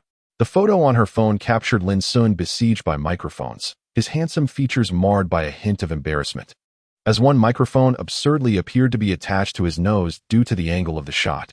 Su Qingshi, engrossed in her computer work, was momentarily distracted by the image. Her curiosity piqued. Is it him? She recalled that night on the bridge, where she had briefly conversed with a young man she thought might leap into the river. Little did she know he would attain such fame and be interviewed. What is his name?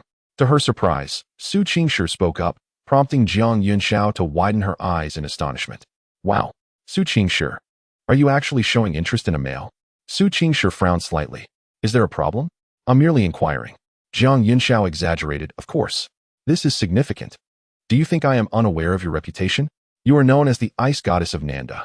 Your innate aversion to men is legendary. Remember when the student council president confessed to you on the playground? You completely ignored him and walked away in front of hundreds of people. What a true character. Su Qingshi pursed her lips, recalling how that incident had catapulted her into notoriety at Nanda. The student council president was indeed a remarkable young man. However, she held no feelings for him, and her naturally aloof demeanor made her too indifferent to even utter a refusal. Consequently, she became the subject of ridicule online. accused of pretentiousness, but she brushed off the disparaging remarks without a second thought. Noticing the chill in Su Qingshi's expression, Jiang Yunxiao quickly pivoted the conversation. All right, let us discuss this young man instead. Watch this video. Jiang Yunxiao played a clip, and Su Qingshi watched in silence, quickly absorbing the footage. Oh, this young man is not only handsome, but also academically accomplished. Most notably, he is the son of a tycoon. I wonder which university he will choose to attend. It should be Peking University and Tsinghua University, right? What a pity indeed. Jiang Yunxiao muttered to herself while glancing at the comments. A flicker of unusual emotion crossed Su Qingshi's eyes as she recalled the young man who had mentioned his aspiration to attend Nanda University. Of course, she paid it little mind. Even though he was now the son of a wealthy magnate, it had little bearing on her life. All right, go admire your handsome man. I still have homework to finish, Su Qingshi declared, dismissively. Okay, study well. You're wasting such a beautiful face, Jiang Yunxiao replied with a hint of melancholy. Yet she eventually departed. With a slight smile curling at the corners of her mouth, Su Qingshi announced, I've secured 2 tickets to Xue Zhiqian's concert. Oh my gosh. Poetic. I love you. Jiang Yunxiao, having turned back, leapt onto Su Qingshi, planting a firm kiss on her cheek. What are you doing, you lunatic? Su Qingshi pushed her away, disdainfully wiping the saliva off her face. Her cold, clear gaze cast a playful glare at her friend, exuding charm. Hee, you're the best. Poetic. Jiang Yunxiao grinned, leaning in closer. Poetic, I'm so moved. Try it if you dare to move. Su Qingshi crossed her arms, glaring at her. If you act up again, I'll tear the tickets. Xue Zhiqian is coming to Liangqing for a concert. The news spread like wildfire, dominating the trending topics across Liangqing's media outlets. Wow, Xue Zhiqian is coming to Liangqing? Why is my Douyin flooded with posts about his concert? Who possesses such influence to invite him over? This is absolutely fantastic. Haha, I live in Liangqing. Everyone, I'm off. Absolutely love Xue Zhiqian. I want to go too. Is there anyone who can assist me? I need to grab a ticket. Friends, let us mobilize. Target Liangqing. As netizens went wild online, Lin Xun, who was tapping away at his computer in his villa, also caught wind of the news. He was somewhat curious as to why a singer would be so popular. He thought his own singing wasn't half bad, and pondered whether he should pursue a singing career. After a moment's reflection, Lin Xun shook his head, dismissing the notion. After all, the family fortune awaited his stewardship. Becoming a singer would be exhausting. Just then, his phone rang, and Lin Xun was surprised to see it was Li Peng calling. Upon answering, Lin Xun directly inquired, Son, what's the matter? Hee, brother Sun, could I trouble you with a favor? Li Peng's ingratiating tone came through the phone. Lin Xun was taken aback. What favor? Well, you see, I got a girlfriend yesterday, and she wants to see Xue Zhiqian's concert. I thought I'd buy her a ticket, but it's impossible to snag one right now. Could you leverage your connections as a rich second generation to help a brother out? Li Peng said, somewhat sheepishly. Lin Xun's eyes widened in disbelief. Wait, you have a girlfriend? When did this happen? What the heck? Li Peng replied, a hint of pride in his voice. Remember when we went to the foot bath place? I took a liking to the girl who gave me a foot massage. She's also working part-time, and we hit it off. Lin Xun was left speechless, astonished that the chubby guy had managed to attract a girl's interest. What on earth was the appeal? Let us speak of matters at hand. How might one procure tickets for the concert? Li Peng expressed a glimmer of anticipation. Well, I shall inquire with my mother and see if she can manage to obtain them. I will message you once I have news, Lin mused thoughtfully. Ah, that is splendid. Thank you, foster father. Li Peng exclaimed with enthusiasm. Your son is grateful. After ending the call, Lin was about to approach his mother when a sudden knock echoed at the door. Come in. Upon opening the door, his mother, Gu Yanyan, entered with her hands hidden behind her back, smiling brightly. Son, are you still awake? Lin shook his head, chuckling. No, I'm playing a game. What brings you here? Mother? He glanced at her concealed hands, a smile dancing in his eyes. What do you have there? Gu Yanyan immediately broke into laughter, then extended her hands, proclaiming, Tata, look what I have procured for you. Lin's eyes sparkled as he beheld the tickets in her hands. Mother, could these possibly be tickets to the concert of the renowned singer Xue Zhiqian? Bingo. You are indeed clever, my son. Gu Yanyan chuckled. Lin couldn't help but marvel at his mother's thoughtfulness. How did she know he desired this? Gu Yanyan continued. These are hard-won front-row tickets. I managed to get 4, though they cost me a pretty penny. Nevertheless, we have them now. There are 4 tickets. Your father, you, and I shall attend together. Lin was taken aback. Mother, do you enjoy Shui Jiqian's songs? Indeed. I have always loved his ugly monster and often sing it to your father, who claims it is delightful. Lin twitched at the corners of his mouth. However, your father might not relish such an event. He has been exceedingly busy lately and often away from home, so it will just be you and me for now. We have 2 tickets left. Do you have any good friends we could invite along? Huh, give them away? Lin responded, surprised. Yes, she affirmed, then glanced at him with a hint of mischief. I heard from your father that during his last visit to your school, you helped a girl with her bag. He thought she was quite lovely. What do you think? Should we invite her to the concert? Lin immediately recognized that his mother was referring to Lin Xun, but he responded exasperatedly. Mother, please don't misunderstand. We are merely classmates, nothing more. I am aware. Precisely because there is nothing more, we should nurture it. Gu Yinyan laughed. Lin felt a flush of embarrassment. His mother was playing matchmaker. Mother, she is busy working over the summer to earn money. Please do not disturb her. Besides, I have someone else in mind. Lin hurriedly attempted to quell his mother's matchmaking ambitions. Who, pray tell? Fatty, Lier Pang, and his girlfriend. Ah, that chubby fellow Lier Pang? Goodness. Not to speak ill of you, my son, but if he has found a girlfriend, shouldn't you be hurrying along? I am not in a rush, Lin replied. Lier Pang interjected. Why does that sound so derogatory? Ultimately, after much persuasion from Lin, he successfully secured 2 tickets for Lier Pang. Soon enough, the day of the concert arrived. The event was to be held at a stadium in Liangsheng, and even before it commenced, a throng of countless attendees had already gathered outside. Lin Xun, Lier Pang, and his girlfriend made their way through the throngs of people, heading towards the venue. According to Lier Pang's partner, Xiao AI, many had been unable to procure tickets for the concert, thus they planned to listen from outside the stadium. If they didn't enter soon, they would be engulfed by the crowd. Lin Xun watched in silence as Lier Pang and Xiao AI embraced each other tightly, inching forward like a pair in love. In contrast, he felt like an unwelcome third wheel. He regretted not having coordinated with his mother instead. She had already entered the stadium, flanked by a few burly bodyguards. Who would dare push through that crowd? After several minutes, the trio finally reached the entrance. Sun Gu, could you please buy us some popcorn? Lier Pang suddenly asked. Lin Xun was taken aback. Why don't you go buy it? Damn. Who is it that got you the tickets? Who is truly the son of a wealthy family here? Please, Godfather. I'll help you, Q. All right then. As a father figure, one must extend a helping hand when needed. Lin Xun headed towards the popcorn stand.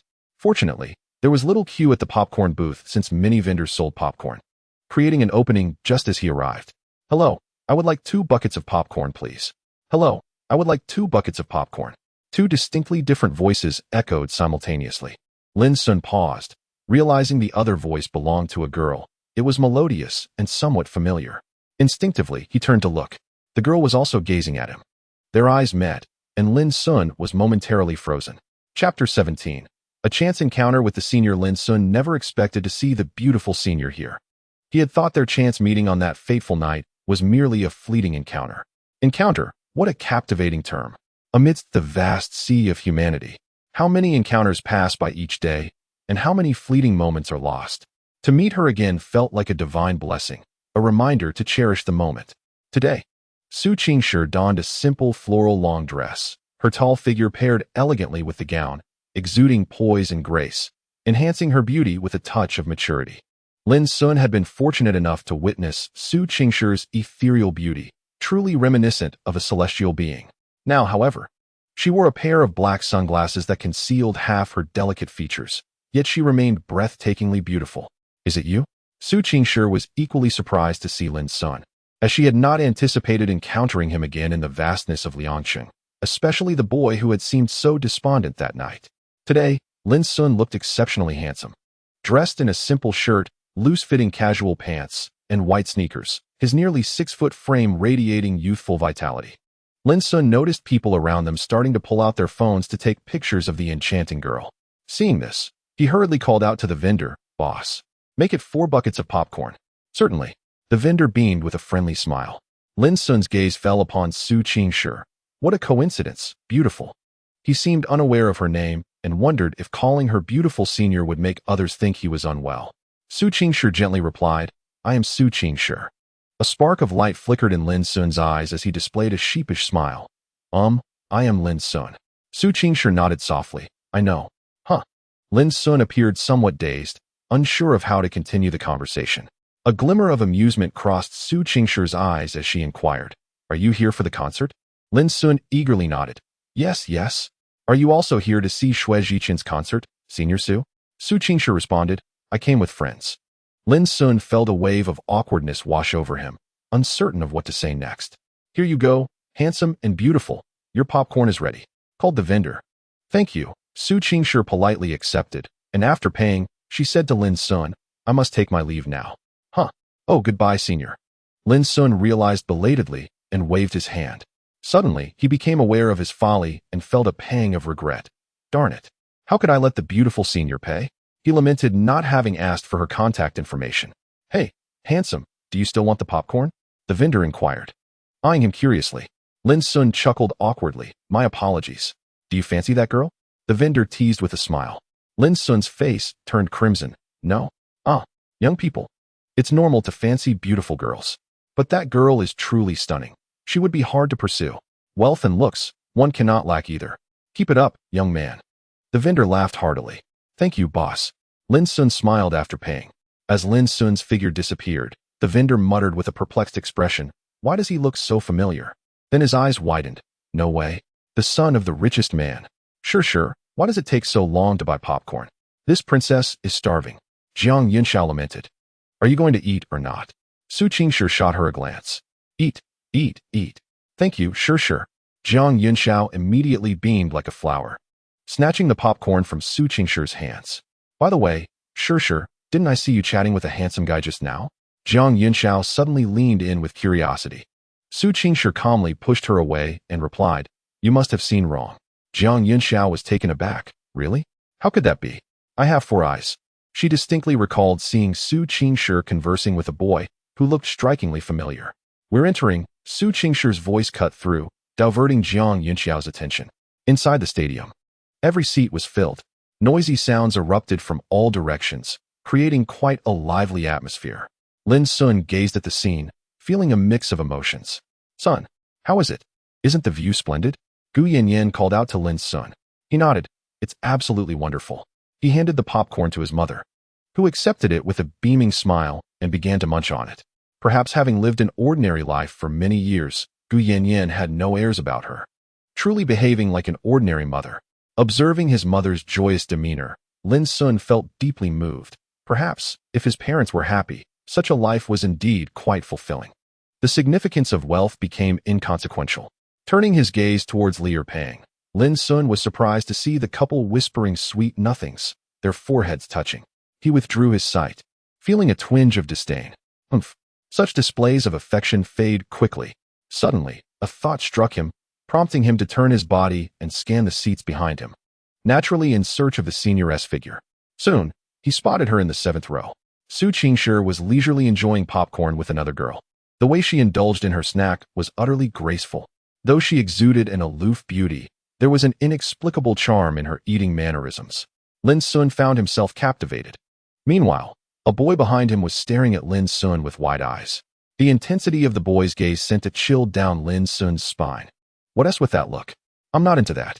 Even if he is handsome, that is not my thing. Damn, what is he thinking? Bro, could you refrain from looking at me like that? Although I harbor no prejudice against such inclinations, it's just not right. Unable to contain himself, he spoke to Lin Xun. Lin Xun was momentarily taken aback, then chuckled awkwardly. Sorry, I wasn't looking at you. He turned back, oblivious to the fact that as he did, Su Qingshi in the 7th row had glanced in his direction. He is sitting in the front row? Well, I suppose that S expected, being the son of a tycoon.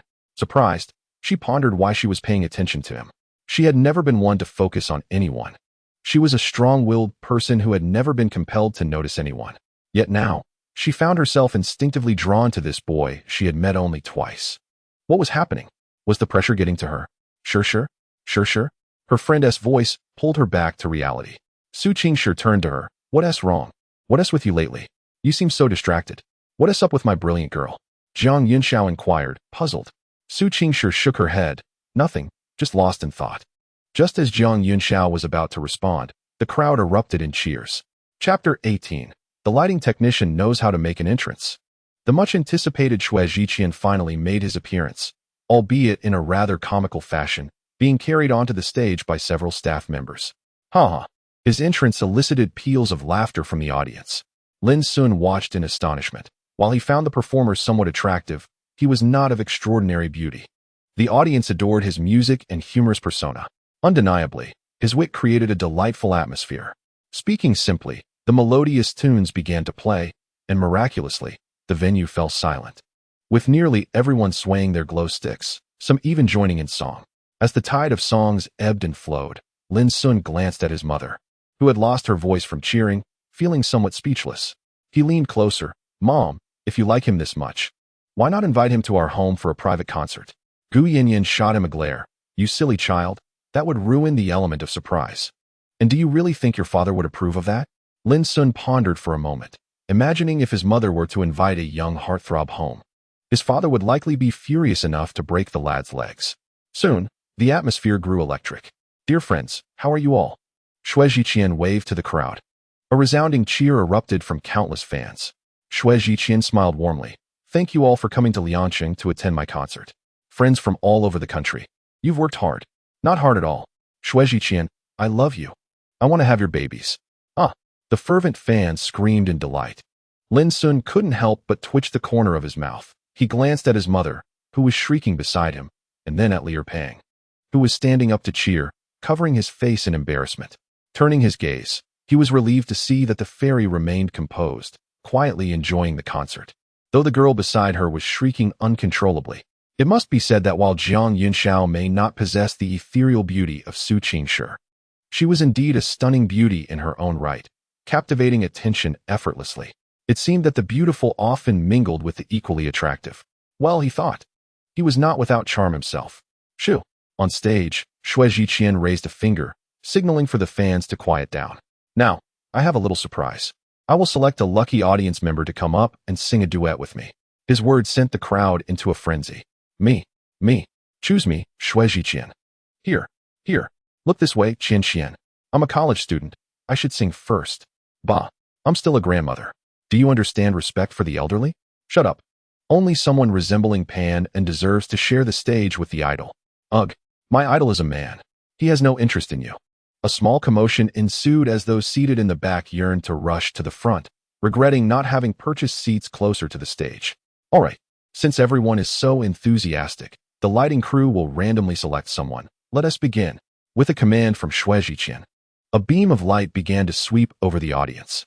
Those illuminated by the light wore expressions of disappointment, as the beam did not linger on them. Suddenly, the light halted, illuminating a spot several rows back. Oh! The crowd gazed enviously in that direction. Lin Xun and his companions turned to look with curiosity. Suddenly, Lin Xun's eyes widened in disbelief as he recognized the illuminated figure. It was Su Qingshi, the ethereal senior. Su Qingshi, caught in the spotlight, was momentarily taken aback. Thankfully, she wore sunglasses, sparing her the need to shield her eyes.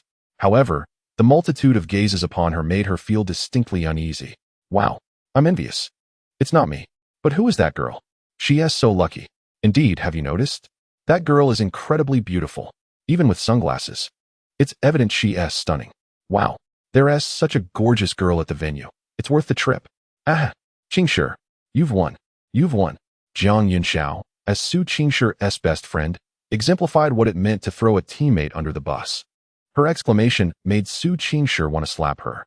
All right, please have that lovely lady come up to the stage. Xue Zhiqian's voice resonated through the air. Su Qingshi sat in her seat, seemingly hesitating over something, but moments later, she rose gracefully and made her way to the stage. Lin Xun's gaze remained fixated on Su Qingshi, as if she were the sole focus of his universe. Wow, that girl has an incredible figure. Right, Sun Ge? Liu Pang exclaimed excitedly, nudging Lin Xun. However, the next moment, he found his ear pinched by Xiao Ai, who smirked and said, Oh? What is so special about her figure? I was wrong. Liu Pang quickly begged for mercy. Under the spotlight, Su Qingshi stood on stage, merely a meter away from Xue Zhiqian. The crowd soon realized her height. She stood at an impressive 1.70 meters, almost matching Xue Zhiqian's stature. Wow, are you really that tall, beautiful lady? Xue Zhiqian exclaimed dramatically, eliciting laughter from the audience. Su Qingshi nodded slightly, having experienced grand occasions before. She handled the situation with poise. Very graceful, Shui Jiqian remarked, a hint of surprise in his voice, before asking, "May I know your name, beautiful lady?" "My surname is Su," Su Qingshi replied softly, wishing to keep her real name private to avoid unnecessary trouble. "Miss Su, is it? All right, Miss Su. On behalf of the audience, may I ask if you could remove your glasses so everyone can see your lovely face?" Shui Jiqian inquired politely. "Oh." The fans erupted in cheers, their curiosity piqued. "Pooh, clearly, you want to see," Lin Xun muttered through gritted teeth, instinctively wishing to shield his enchanting senior from prying eyes as if it were a taboo. Su Qingshi stood on stage, pondering for a moment before nodding in agreement. As she removed her sunglasses, an audible gasp filled the room. "Wow, is that a fairy? She's so beautiful. Indeed, I've never seen such a stunning girl. My 9 years of compulsory education can't even provide me with the words to describe her. As a college student, all I could say was, incredible. This girl truly exudes an ethereal aura." Gu Yanyan exclaimed in astonishment, then glanced at her son, only to be surprised to find him grinding his teeth. "What is going on? Haha, that is my best friend. How about that? Gorgeous, right?" Jiang Yunxiao, her extroverted friend, proclaimed proudly, as if the compliment were directed at her. Of course, she was not without her own charm. Shui Jiqian gazed at Su Qingshi's beauty up close and was equally mesmerized. It was evident that the lighting technician had a keen eye, managing to spotlight the most stunning individual in the room. "Surely, she must be the most beautiful. No arguments accepted," he declared. "Miss Su's appearance is truly breathtaking. I imagine a girl as beautiful as you must possess a remarkable singing voice as well. So, what song would you like to choose?" Shui Jiqian extended the microphone towards Su Qingshi. After a moment of contemplation, she replied, "Unexpected." "Oh." The audience erupted in excitement. Shui Jiqian chuckled and said, "All right, dear audience, the next song is unexpected. Let us hear it. Applause, please. Clap, clap, clap." The crowd whistled and cheered, the atmosphere akin to a lively dance party. Who walks the path of youth, and who has been forgotten? Su Qingshi was the first to speak, and as her melodious voice resonated through the venue, thunderous applause erupted. Her tone fluctuated between a raspy edge and the enchanting flow of a pristine spring, penetrating the heart with its refreshing essence, even amidst the sweltering summer heat. Even Shui Jiqian was taken aback, casting a surprised glance at Su Qingshi, clearly impressed by her performance. In the front row, Lin Xun listened intently to Su Qingshi's crystalline voice while gazing at her breathtaking beauty, feeling as though he had fallen hopelessly in love, leaving no room for anything else. "How splendid! Senior sister, how can you be so exceptional?" Soon, they reached the climactic part of the song. "Knowing this is an unexpected affair, will you come? Knowing this is a profound hurt, will you still come?" True to her original rendition, her voice shattered the silence, electrifying the audience. In contrast to Su Qingshi's gentle style, Shui Jiqian delivered a heart-wrenching performance that drew everyone into its depths. The song concluded with the poignant line, "Who loves no one?" The applause reverberated through the hall as the audience marveled at the girl on stage, astonished that someone so exquisitely beautiful could possess such a captivating voice. It seemed as though angels had not only graced her with a divine voice, but had also cloaked her in an aura of brilliance. "Wonderful," Lin Xun exclaimed, rising from his seat, his gaze seemingly fixated solely on Su Qingshi, his hands reddened from applause. Fortunately, he was not the only one overwhelmed by excitement. Otherwise, he would have undoubtedly become the center of attention. However, sitting in the front row, Su Qingshi soon noticed him, her crimson lips curving into a subtle smile. But to Lin Xun, it appeared as a full smile. "Haha, the fairy senior sister smiled at me. How exhilarating. Let us randomly select someone from Guangdong to join in," called out Shui Jiqian. A voice from the crowd chimed in, "You're a disgrace. Can we make the applause even more fervent?" Shui Jiqian raised his hands, and the applause surged again. "Do you think Miss Su sings beautifully?" The crowd responded with an enthusiastic, "Yes." "Would you like to hear another song?" They shouted. "Yes. Then think about it." Shui Jiqian smiled at Su Qingshi. "I didn't expect your voice to be so enchanting. Would you be willing to grace the audience with another song?" Su Qingshi glanced at him, and the eager calls from the audience reached her ears. If she were to decline at this moment, she would likely be met with a chorus of jeers. With that thought, she nodded slightly. "Then I shall sing one more." Miss Su wouldn't mind singing a duet with her fans, would she? Shui Zhiqian inquired. Su Qingshi's gaze flickered before she shook her head. I do not mind. Good. Did you hear that? Who wants to sing a duet with the beautiful Miss Su? Absolutely. The crowd erupted in fervor. To sing with such a stunning goddess. I could wake up smiling from a dream. I would give up 10 years of my life for this. Me. I'd gladly serve 10 years in prison if it means she could be my girlfriend. At that moment, the lighting technician began to showcase his craft, sweeping beams of light across the venue, illuminating nearly every face, yet he showed no signs of stopping. In his eyes, such a beautiful girl deserved to select a handsome companion to ensure the show's appeal. However, the majority of appearances here are rather mediocre, falling short of even half of the esteemed readers. The spotlight lingered for a minute, and the crowd grew somewhat anxious. Even Su Qingshi on stage found her gaze following the light, a ripple of uncertainty flickering within her eyes. It would have been preferable had a girl been chosen. However, should it be a boy, she feared her performance might falter, as she held a profound aversion to unfamiliar males. At last, after the light had traversed the back and returned to the front row, it came to a halt under the collective gaze of the audience. What? Impossible. There must be some hidden agenda. I refuse to accept this. How could it possibly be a man? Did this fellow save the galaxy in a past life? Damn it. Why? Is it merely because of his handsome looks? I am not lacking in that regard either. I am only slightly inferior to Wu Yanzu. This is utterly unfair. The other men lamented in dismay. The women, however, were filled with curiosity. Wow, that guy looks incredibly handsome. Indeed, and his skin is so fair. He is like a little puppy. Ladies, within 5 minutes, I require all his information. He seems somewhat familiar. Wait, isn't that the son of the recent billionaire? It truly is. I heard that on the day of his college entrance exams, his parents arrived in a Rolls-Royce to pick him up, flanked by bodyguards. Reality surpasses the internet in handsomeness.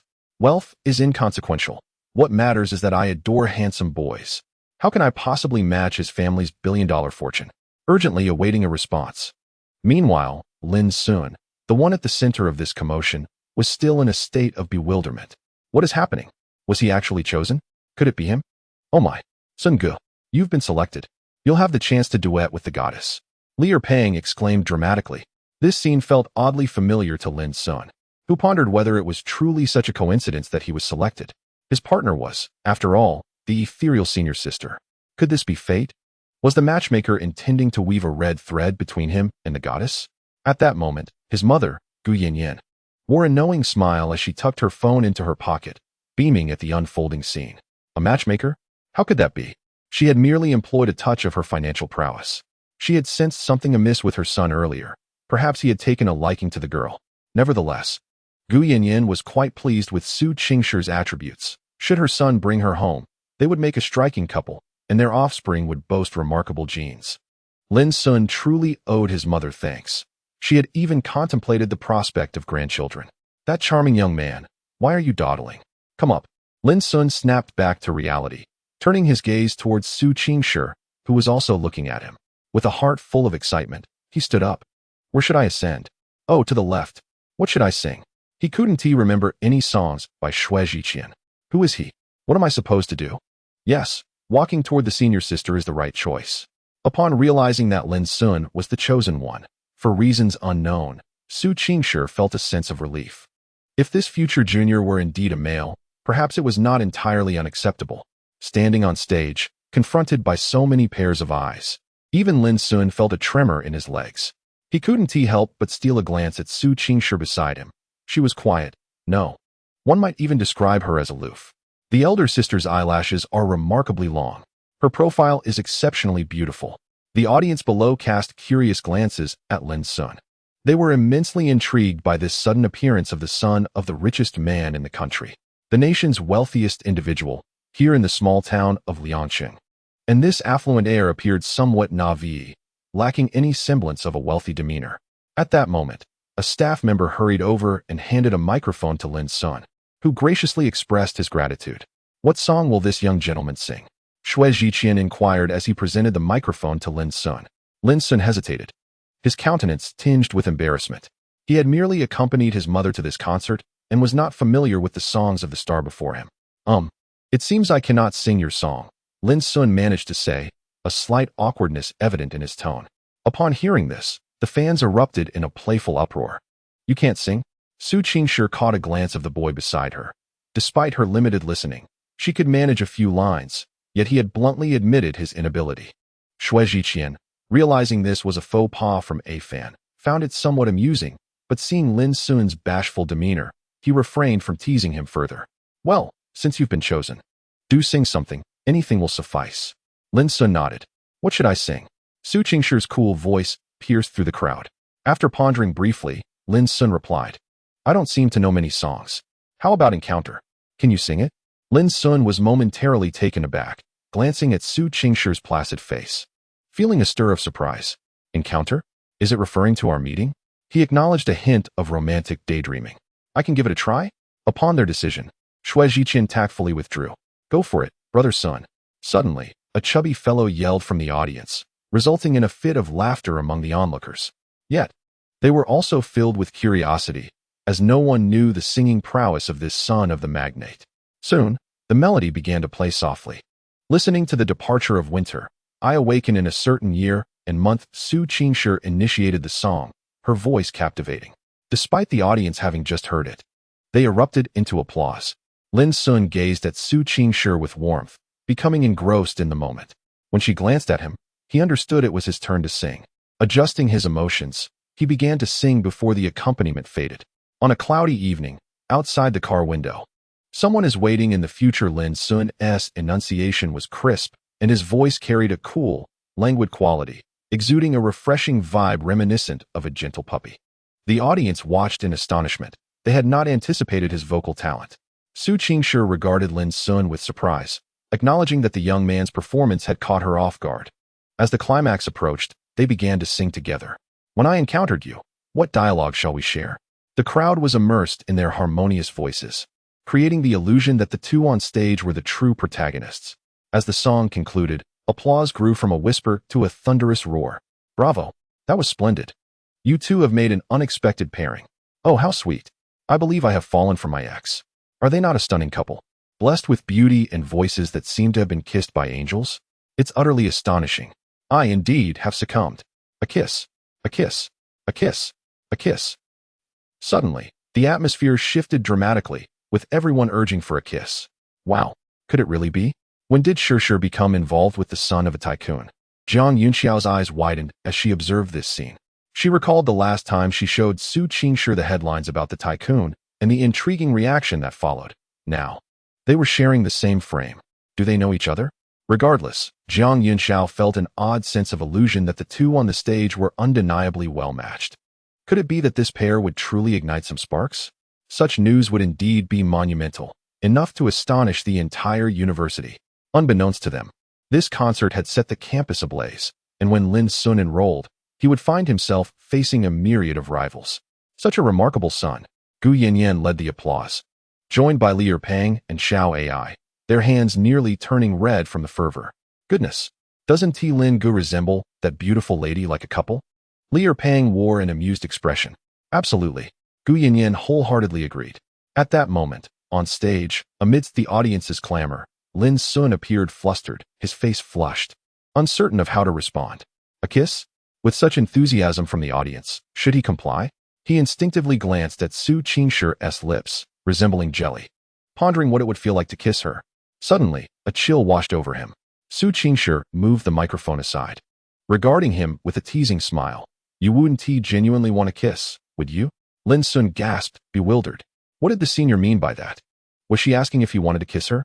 However, he quickly perceived a hint of danger in Su Qingshi's gaze, and as if struck by enlightenment, he hastily shook his head, fervently denying, No. Observing his panicked demeanor, Su Qingshi found it amusing. Ah, indeed, just a silly little brother who has yet to mature. Ultimately, the two descended from the stage, and under Shui's orchestrated atmosphere, the crowd redirected their attention to him. As Su Qingshi returned to her seat, she did not immediately sit down, but turned to the bewildered Lin Xun. Is your seat here? Lin Xun. Upon realizing, he wished for a crevice to hide within. What an embarrassing moment. He had unwittingly followed the enchanting senior to the 7th row. His rightful seat was in the front row. Oh my, can someone explain what he was thinking? The awkwardness was palpable. Sure. You were fantastic. Jiang Yunxiao rushed over, her eyes sparkling as she gazed at her.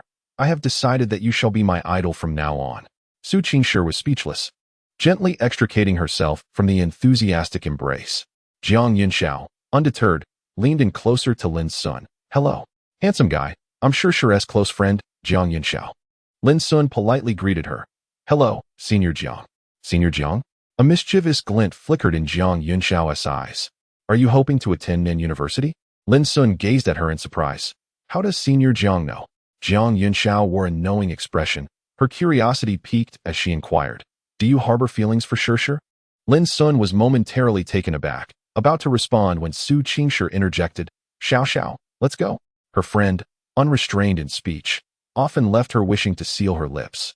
Oh, okay. Jiang Yunxiao promptly replied, then eagerly turned to Lin Xun. Share your WeChat with me. We can chat later? Lin Xun froze, his mind racing with possibilities. Gaining access to his friend's WeChat could lead to insights about the enchanting senior. What a worthwhile pursuit. Without hesitation, he presented his WeChat QR code. Just as Jiang Yunxiao began to scan it, her collar was tugged, and Su Qingshi swiftly pulled her away. Lin Xun's heart raced. Did she manage to scan it? Minutes later, a notification pinged on his WeChat, announcing a new friend request, and a smile crept across his face. Chapter 21. Will the senior think I'm too forward? Are you really leaving me here? Inside the villa, Lin Batian glared with resentment at the mother-son duo lounging on the sofa, his eyes brimming with melancholy. Akin to a forsaken child, Lin Xun and Gu Yanyan exchanged glances, feeling awkward and unable to meet Lin Baishan's gaze. Since their return from the concert, Lin Batian had been incessantly nagging them about why they hadn't invited him along. Gu Yanyan finally snapped. Oh, I was just considering how busy you are with work. You hardly have time to join us. Those extra tickets went to Xiaobang and his partner. Lin Batian, expressionless, retorted, but I had the day off yesterday. Gu Yanyan countered. Besides, our family fortune can sustain us for years. What's the harm in losing a day's earnings? She felt a headache coming on. Why must you be so stubborn? You don't even fancy those young idols. Lin Batian shot her an indignant glare. Does that have anything to do with the young idols? It was a rare chance for our family to enjoy an outing, and now we've missed it. You clearly disregard my presence. Where's my rightful place in this family? His protest erupted like a long-suppressed volcano. Lin Xun gaped in astonishment at his father's outburst. Could it be that his father was about to assert himself? Was the Lin family indeed governed by a matriarch? Gu Yanyan, still recovering from her surprise, narrowed her eyes at Lin Batian. Lin Batian.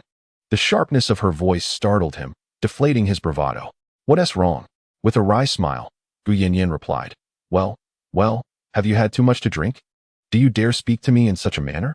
Lin Baishan's expression shifted dramatically as he prepared to argue. What do you mean? Do you remember the terms we agreed upon when we first got together? Have you forgotten them? Gu Yanyan exuded the commanding aura of a family leader. Lin Xun shrank into the corner, trembling. Lin Baishan's lips twitched. I haven't forgotten. Recite them. First, never make your wife angry. Second, never raise your voice at your wife. Third, always listen to your wife. Gu Yanyan crossed her arms defiantly. Now, explain what you were doing just now. Lin Baishan's face fell, resembling a withered eggplant.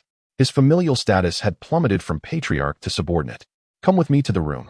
Today, one must comprehend who truly holds the reins of this household. Is it enough to merely earn a few coins to feel accomplished? Gu Yanyan tugged at Lin Batian's ear and strode directly into the room. Lin Xun silently observed this scene, inwardly praying for his father. Ding dong. At that moment, a notification chime from his phone rang out. Lin Xun retrieved his newly upgraded device and noticed a message from Senior Jiang, which startled him. After glancing around to ensure no one was present, he hurried back to his room, his expression tinged with excitement. Jiang Senior. Hi. Freshman, are you there? Qing Feng Xuan you. Yes. Senior, grinning sheepishly. Simultaneously, back at her rental apartment, Jiang Yunxiao wore a sly smile as she furtively glanced at Su Qingshi, who was drying her hair. With a clever glint in her eye, she quickly snapped a photograph. Opting to send the original image, she pressed send. Ding. Jiang Yunxiao. Image, Qing Feng Xuan you. At that instant, Lin Xun inhaled sharply, his eyes widening as he beheld the image that had been sent. In the picture, Su Qingshi donned a set of pajamas adorned with playful cow patterns, exuding an overwhelming cuteness.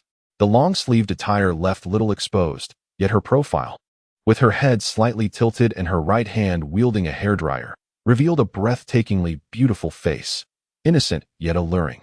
Lin Xun found it hard to fathom how a single girl could embody such a range of styles, adorable, pure, aloof, and regal, without any hint of dissonance. How stunning she was. Just as Lin Xun intended to save the image, a notification appeared indicating that the sender had retracted a message, and the screen abruptly went dark. Lin Xun, Sr. Such actions are sure to shorten your lifespan. At that moment, Jiang Yunxiao laughed mischievously, resembling a cat that had stolen a fish. Her laughter finally capturing the attention of her friend. Feeling frisky? Su Qingshi remarked coolly, casting her a fleeting glance. Jiang Yunxiao quickly adopted a serious demeanor, stating earnestly, "No, I just suddenly thought of something amusing." Su Qingshi regarded her with mild interest before returning to her tasks. Jiang Yunxiao, curious, observed Su Qingshi, contemplating what it would be like if the aloof campus beauty were to be with the young heir of a wealthy family. With that thought in mind, she reopened WeChat and began to type in the chat with the contact labeled Puppy Freshman.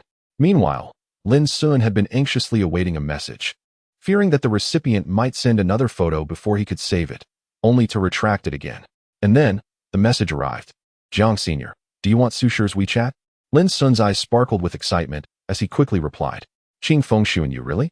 The other party promptly proved her intention by sending a friend recommendation.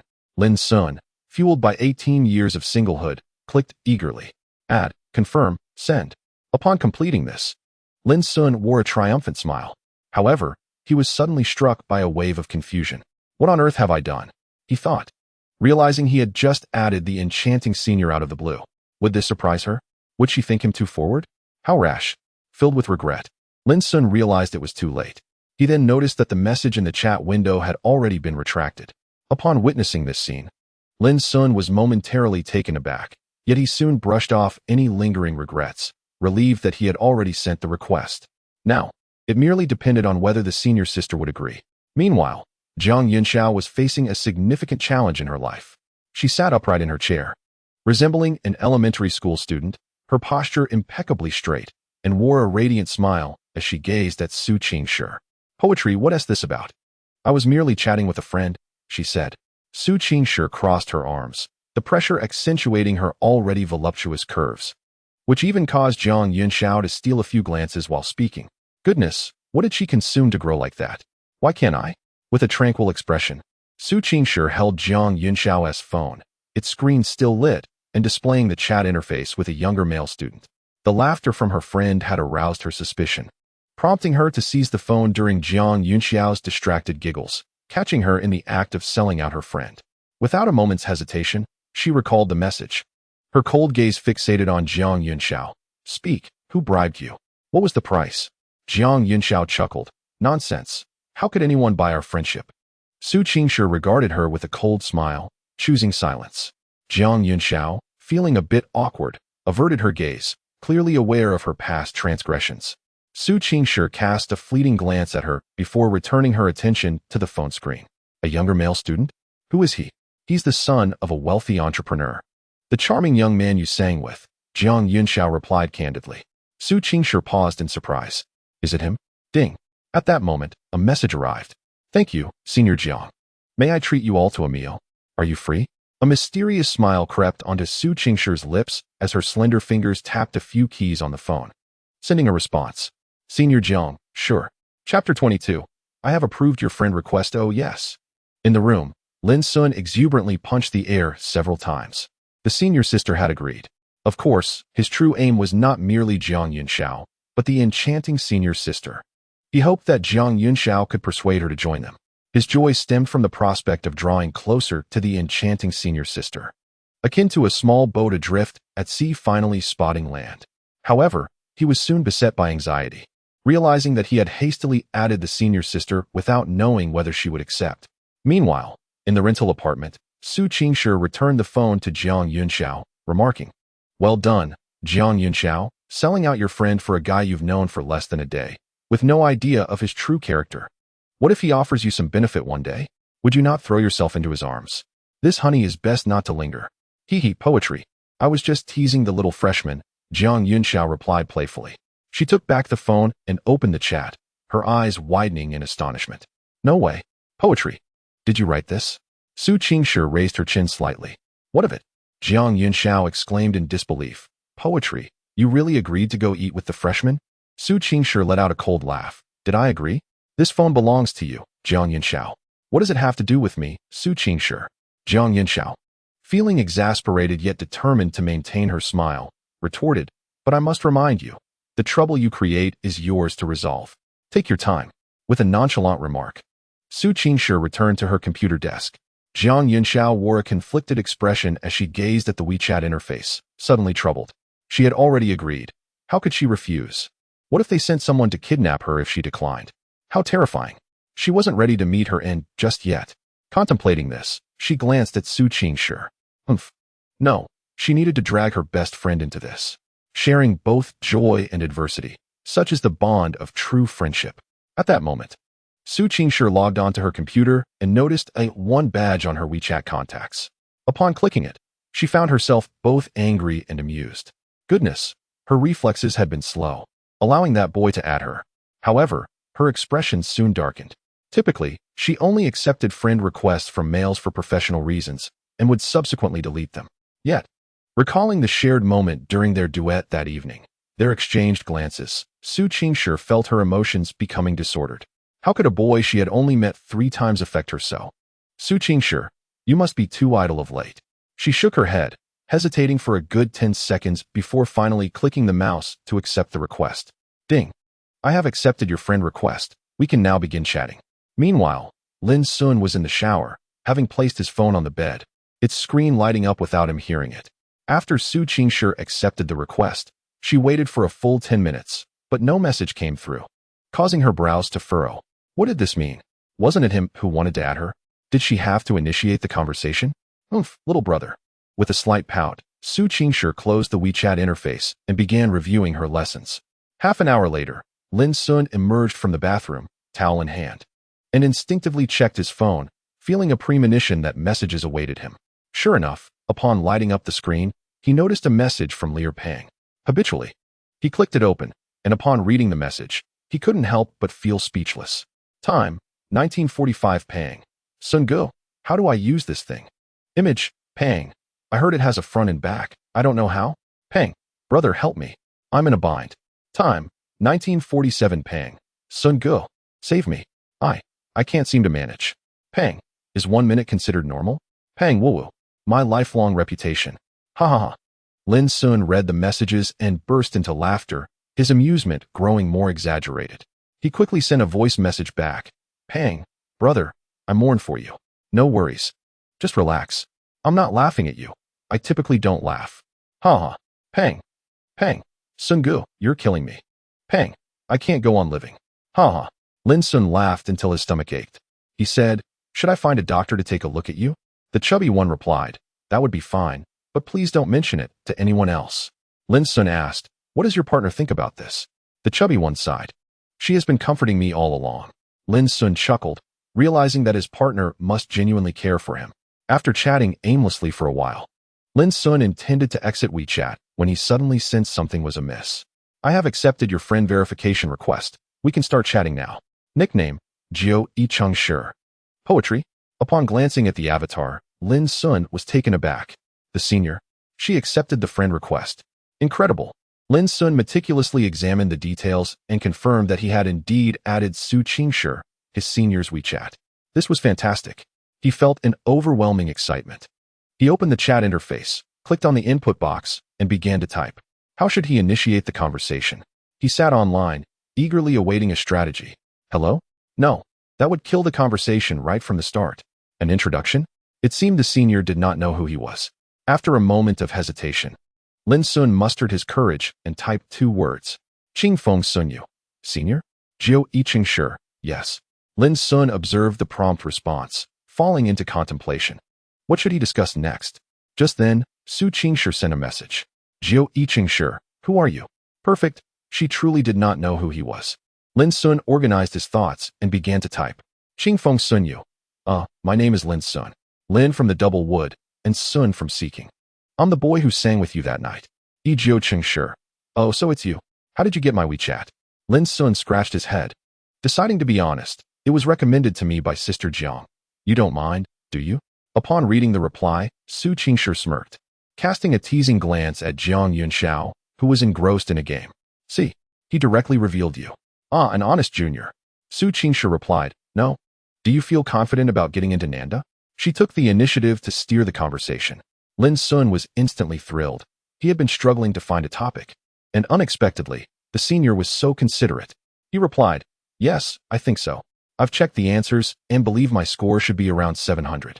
Su Qingshi was somewhat surprised, realizing he was quite the academic achiever. 700 is sufficient to get into Nanda. Why do you want to attend Nanda? Lin Xun's expression stiffened as Su Qingshi's image flashed in his mind. It was a goal they had set together, yet he was the only one to fulfill it. Chapter 23. He would never be henpecked. That evening, Lin Xun and Su Qingshi chatted for a full 2 hours, though their dialogue was rather casual.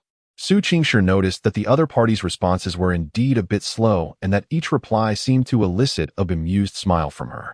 Was she really that intimidating? Did he have to tread so carefully while typing? Gazing at the green and white chat history, Su Qingshi fell into contemplation.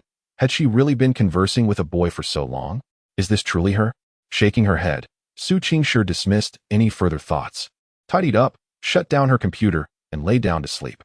Even a fairy needs rest. Meanwhile, Lin Xun repeatedly scrolled through their chat history. With each glance, a smile crept upon his lips, eventually culminating in a silly grin. From their conversation, he learned that Su Qingshi was about to enter her 3rd year, majoring in finance. But she had revealed little else. When Lin Xun inquired whether many suitors pursued her at school, her response was nonchalant. She hadn't paid attention and was unsure. This left Lin Xun both amused and exasperated. Deep down, he recognized that a beauty like Su Qingshi must attract numerous admirers, especially with so many outstanding young men in university. He mused that he might be rather ordinary in comparison. Aside from his wealth, all he had was his handsome visage. After concluding the chat, Lin Xun reread their conversation 5 or 6 times before finally drifting off to sleep. That night, Lin Xun dreamed of being with Su Qingshi, who in his dream was far from the cold demeanor she exhibited in reality. Instead, she radiated warmth, resembling a tender little wife.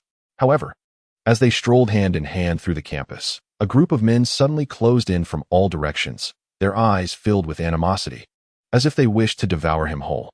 How dare you think you deserve to be Sue's boyfriend? Have you looked in the mirror lately? With your skinny limbs, you're nothing but a laughingstock. If you linger around the campus flower, you'll soon be begging your family to collect your remains. They jeered. Sue would never favor a wastrel like you. Money cannot buy Sue's true affection. In the waking world, Lin Xun jolted awake, shouting as he instinctively swatted out a hand. To his astonishment, a resounding slap echoed through the air, and a searing pain radiated from his palm. Bewildered, he opened his eyes to find Lin Batian staring at him. Eyes wide with disbelief, his face contorted in pain. Well, you truly are filial, even daring to strike your father. Lin Xun gasped, oh no. Did I just slap my dad? Dad, what are you doing in my room? Determined to take control of the situation, Lin Xun inquired. Rubbing his sore face, Lin Batian, unsurprisingly reddened, replied grumpily, your mother sent me to wake you for lunch. What on earth are you doing still asleep at this hour? Lin Xun paused, glancing at the clock, which read 11 o'clock. Realizing he must have stayed up far too late the previous night, he sheepishly admitted, sorry, Dad, I had a nightmare. Does it hurt? He chuckled awkwardly. Lin Batian shot him a resentful glare. Are you sure it was a nightmare? Because I noticed you were smiling quite merrily just before. Lin Xun's face froze, then his displeasure surfaced. Dad, you were spying on me while I slept? Caught off guard, Lin Batian's face turned awkward, and he cleared his throat, ahem. Anyway, hurry up and come eat. The food will get cold. Lin Xun's lips twitched slightly, and he reluctantly rose from his bed. As Lin Xun savored a sumptuous lunch, a complex expression flickered across his eyes. He found himself reminiscing about his former life. Upon hearing this, both Gu Yanyan and Lin Batian turned their gazes towards him. Son, what's the matter? Are you feeling out of place? Gu Yanyan smiled gently.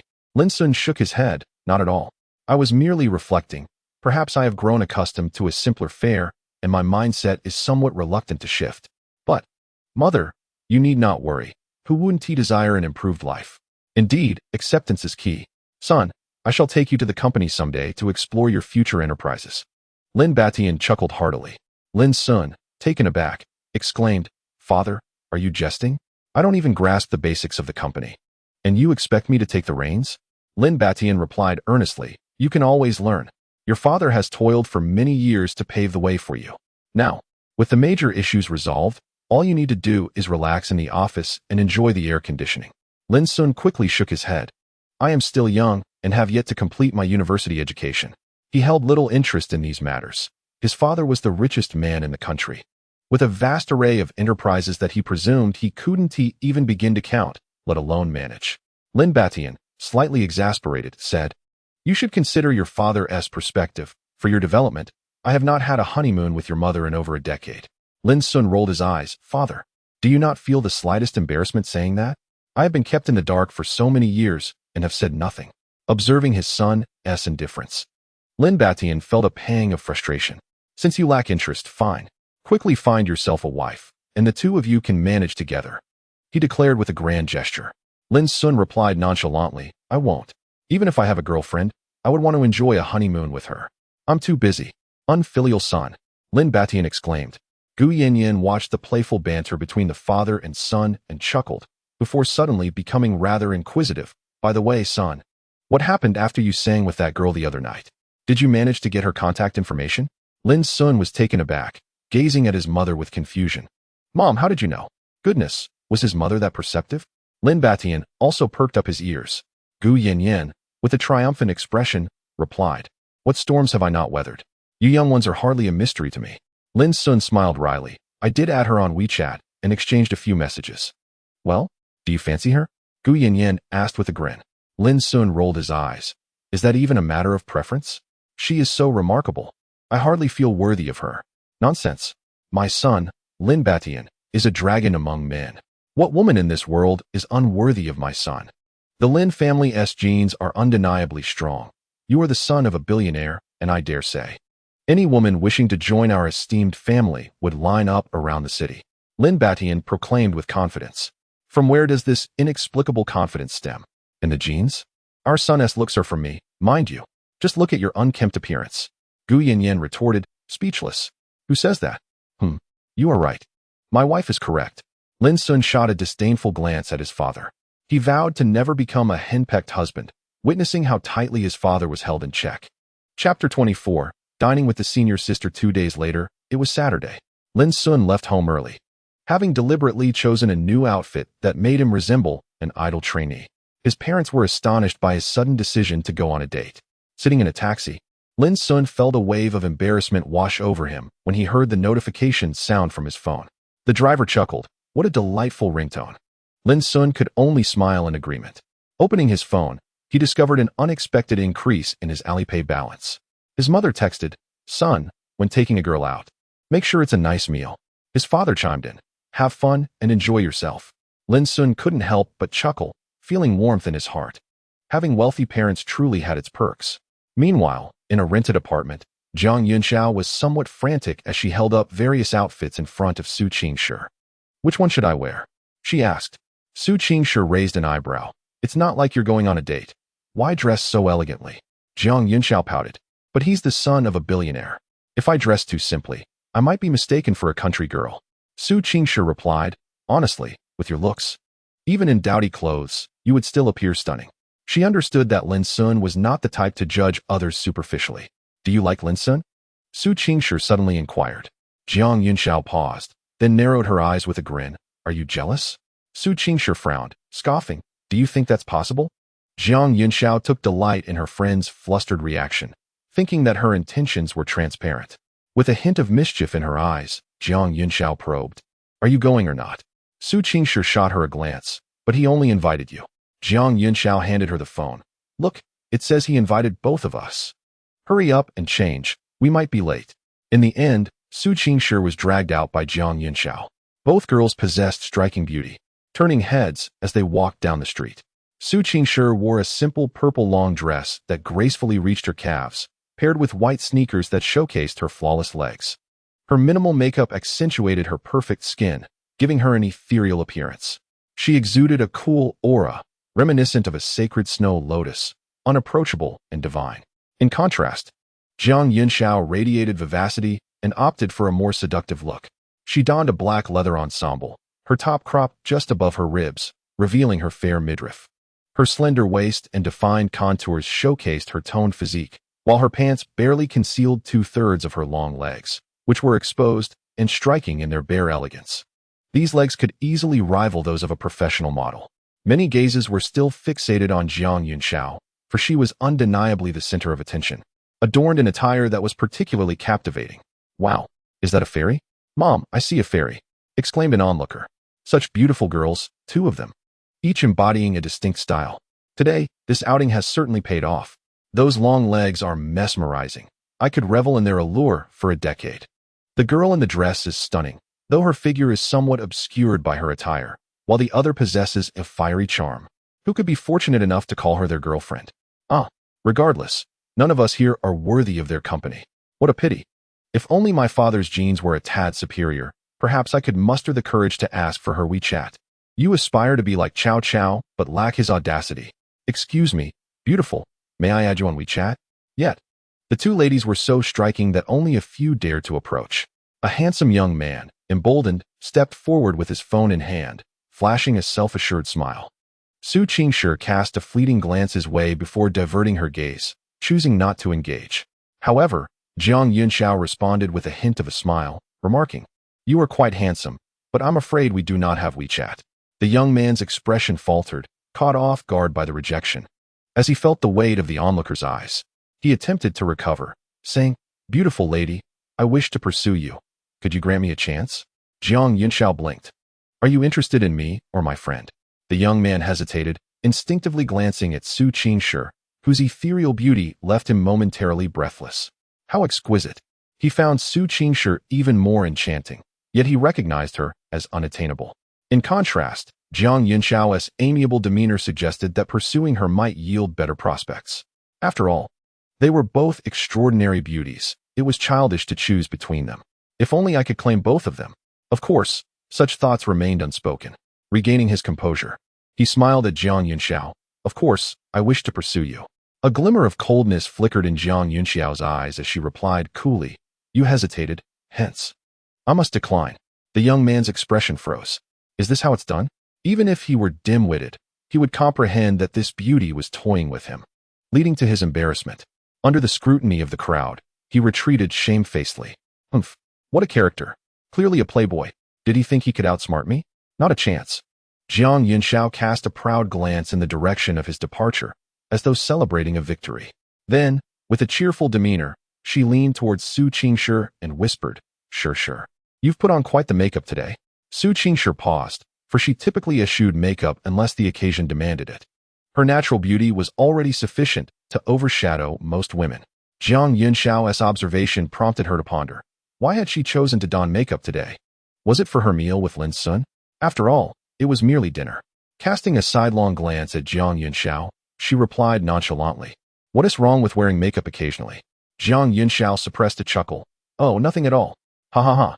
Sure. It's the first time I've seen you so proud. I must tell Lin Xun all about this later." In Su Qingshi's eyes, a hint of menace flickered. "Very well. I shall enlighten him regarding your glorious past, Jiang Yunxiao." Jiang Yunxiao was taken aback, hastily begging for mercy. "No, I was wrong, dear aunt. Please do not be angry. Such matters should not be discussed. She might be disgraced." Chapter 25. Treating the fairy senior sisters to hot pot. As Lin Xun stepped out of the vehicle, he immediately spotted the remarkably radiant fairy senior sister amidst the crowd, as well as Jiang's senior sister. Even from a distance of several meters, Lin Xun could sense an ethereal aura surrounding her. How beautiful! Each time he beheld the fairy senior sister, he was struck by her beauty. Hastening to the 2 senior sisters, Lin Xun shyly smiled and said, "I apologize for keeping you both waiting." Su Qingshi nodded gently, remaining silent. Jiang Yunxiao's eyes sparkled as she gazed at Lin Xun. "Not bad, Junior. You are quite handsome." "Really? Thank you.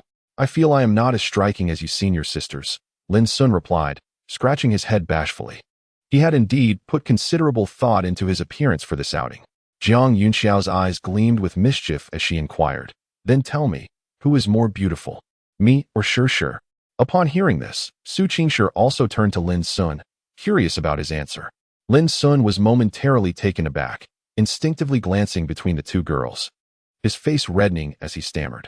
Well, actually, both senior sisters are incredibly beautiful. Fairy. No. I mean, Su's senior sister looks like a celestial being stepped out of a painting. Rare in this world, possessing an elegant and cool demeanor. And what about me? Jiang Yinxiao pressed eagerly. Lin Xun replied earnestly. Jiang's senior sister is also very beautiful, and her amiable personality creates a sense of approachability. Jiang Yunxiao's eyes curved into crescent moons, exuding cuteness as she grinned. Then who do you think is prettier, me or Su's senior sister? After a moment's hesitation, Lin Xun decided to speak the truth, Su's senior sister. Su Qingshi tilted her head slightly, a subtle smile gracing her lips. Jiang Yunxiao's expression froze. Is this polite? Lin Xun quickly clarified. Jiang senior sister, please don't misunderstand. I meant to say that you are also very beautiful. It's just that. Observing the flustered boy, Su Qingshi found the situation amusing, and with a half smile, she said, all right, no need to explain. She won't hold it against you. Jiang Yinxiao turned to Su Qingshi. Sure. Is this even human language? Should I take my leave? She was at a loss, feeling like an extraneous presence in what was meant to be a gathering of three. Lin Xun felt somewhat awkward, a chill creeping down his back. Are girls really this intimidating? Thankfully, the fairy senior sister was understanding. Unbeknownst to him, Su Qingshi was merely coming to his aid due to his compliment about her beauty. No girl dislikes being praised, even if Su Qingshi knew she was beautiful. Acknowledgement from others carries greater weight. Where shall we go next? Jiang Yunxiao rolled her eyes. You must ask our wealthy junior brother. Upon hearing this, Lin Xun quickly responded. Shall we go eat first? Hee. Are you planning to treat us to a grand meal, Junior? I must warn you, I won't settle for anything too cheap. Jiang Yinxiao teased playfully. Lin Xun pondered for a moment and smiled. So, Senior, what would you like to eat? Today, all expenses are on me. Delighted, Jiang Yunxiao gazed at Lin Xun and then inquired of Su Qingshi. What about you, Shi? What do you wish to eat? Su Qingshi replied nonchalantly. Anything is fine. I am not picky. Jiang Yunxiao contemplated for a while, and then her eyes sparkled. Let us go for hot pot. A large question mark appeared on Lin Xun's face. He had anticipated that the senior would opt for a high-end restaurant like Forest Royal Court, but unexpectedly, she chose hot pot. Suddenly, he realized that the senior's previous remarks had been in jest, and he had misunderstood. What do you think, Junior? Jiang Yunxiao asked with a bright smile directed at Lin Xun. Of course, no problem, Lin Xun replied. I will make a reservation. Before long, Lin Xun secured a table at the hot pot restaurant and called for a car. He took the passenger seat while the two girls settled in the back. Junior, I thought you had a private car to chauffeur you around. Don't your family arrange a driver for you? Jiang Yunxiao initiated the conversation, directing her question at Lin Xun. Lin Xun explained, I'm not quite accustomed to that. I find this arrangement quite agreeable, and riding in luxury cars seems a bit ostentatious. Su Qingshi cast him a glance, having chatted with Lin Xun over WeChat for the past few days. She had learned much about him. It was evident that this naive junior had no intention of concealing anything from her. He was an open book. Jiang Yinxiao, on the other hand, looked on with envy.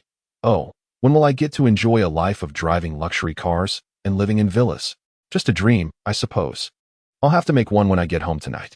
Su Qingshi delivered a merciless blow to her hopes. At your young age, why do you desire such illusory things? Do you think you're someone like that famous person? A slight smile crept onto Lin Xun's lips as he realized that the enchanting senior was not as cold as she appeared. She could joke around, but only with those she was familiar with, putting on a facade of aloofness towards strangers. He resolved to become a familiar presence to the enchanting senior. Soon, they arrived at their destination. The hot pot restaurant was bustling with activity, and as Lin Xun and the two girls entered, they immediately drew a multitude of curious glances. With regard to the two girls alone, they were undoubtedly the brightest highlights of the entire establishment. Lin Xun, though handsome, found his presence significantly diminished in their radiant company. As expected, a wave of teasing voices ensued. The gazes of the young men were fixated on the two girls, filled with admiration, while their eyes turned to Lin Xun with envy, wishing to take his place. Did this guy save the galaxy in his past life? How can he stand beside two celestial beings? Unfazed by the envious stares, Lin Xun followed the owner to a private room. Goodness, you reserved a private room? How thoughtful. Junior, love you. Jiang Yunxiao exclaimed in surprise as she beheld the quiet, spacious room. though Su Qingshi did not voice her thoughts. A hint of satisfaction flickered in her eyes. After all, the crowd outside was overwhelming and noisy. Their beauty would undoubtedly attract attention, making it uncomfortable to enjoy hot pot. Lin Xun's consideration in choosing this setting was indeed commendable. Lin Xun had not contemplated too deeply. He merely wished to indulge in the best. This private room was the most expensive and exquisite, and even while enjoying hot pot, he wanted to embody his identity as a wealthy individual. Unexpectedly, through a stroke of serendipity, he garnered a wave of goodwill, and Lin Xun couldn't help but commend himself inwardly. He smiled and said, "Take a look at the menu and feel free to order whatever you like." Jiang Yunxiao, while exclaiming her hunger, scanned the menu and began to place her orders. Su Qingshi, composed and unhurried, elegantly poured juice for the two of them. Handing the freshly poured juice to Lin Xun, he quickly received it, saying, "Thank you, senior." He mused that he might be the first to taste the juice poured by the fairy-like senior. Lin Xun felt enveloped in happiness. Su Qingshi, however, seemed indifferent, responding, "Thank you for treating us to this hot pot." Lin Xun chuckled, "It's no trouble at all. Senior must eat her fill today." Su Qingshi nodded slightly, her hand gently brushing aside a few strands of hair, creating an exquisitely beautiful scene. Lin Xun was momentarily entranced. Chapter 26. When high school first love encounters a fairy-like senior, the three of them savored the hot pot with immense satisfaction. The bill was modest, totaling just a few hundred yuan, which Lin Xun deemed worthwhile. "Please wait a moment. I need to use the restroom," Jiang Yunxiao announced before dashing off. This left Su Qingshi, composed, and Lin Xun, somewhat anxious, alone together. Unlike the previous occasions, this time, Lin Xun harbored secret thoughts. He was certain he had developed feelings for the fairy-like senior, and he felt a natural nervousness in her presence. "Are you feeling nervous?" Su Qingshi inquired, glancing at him. Lin Xun stammered, "No, not at all." With a hint of amusement, Su Qingshi replied, "Then why are you stumbling over your words?" Lin Xun, taken aback, coughed and quickly adjusted. "It's just that you are so beautiful, senior. This is my first time chatting with such an attractive girl, so I'm a bit unaccustomed." Su Qingshi, intrigued, asked, "Haven't you been in a relationship before?" Lin Xun shook his head vigorously. "No, not at all. Senior, I just graduated from high school." "So what if you just graduated?" "I know some people who have dated in high school. Your mindset is a bit outdated," Su Qingshi remarked. "Is that so?" Lin Xun chuckled awkwardly. "By the way, senior, do you live around here?" he suddenly asked, realizing he did not know where she resided. Su Qingshi shook her head. "No, I'm just here to unwind. I'll be heading back in a few days." "Oh," Lin Xun replied, feeling a bit disappointed. He had hoped she lived in Liang City, making it easier to invite her out another time. "When will your college entrance exam results be released?" Su Qingshi inquired. "It should be in a couple of days," Lin Xun estimated. Su Qingshi nodded. "I wish you all the best." Lin Xun's eyes brightened. "Thank you, senior." The two engaged in light conversation, gradually easing the tension. Shortly after, Jiang Yunxiao returned, her eyes darting between the two, seemingly searching for something. "What are you looking at?" Su Qingshi asked coolly. "Hee.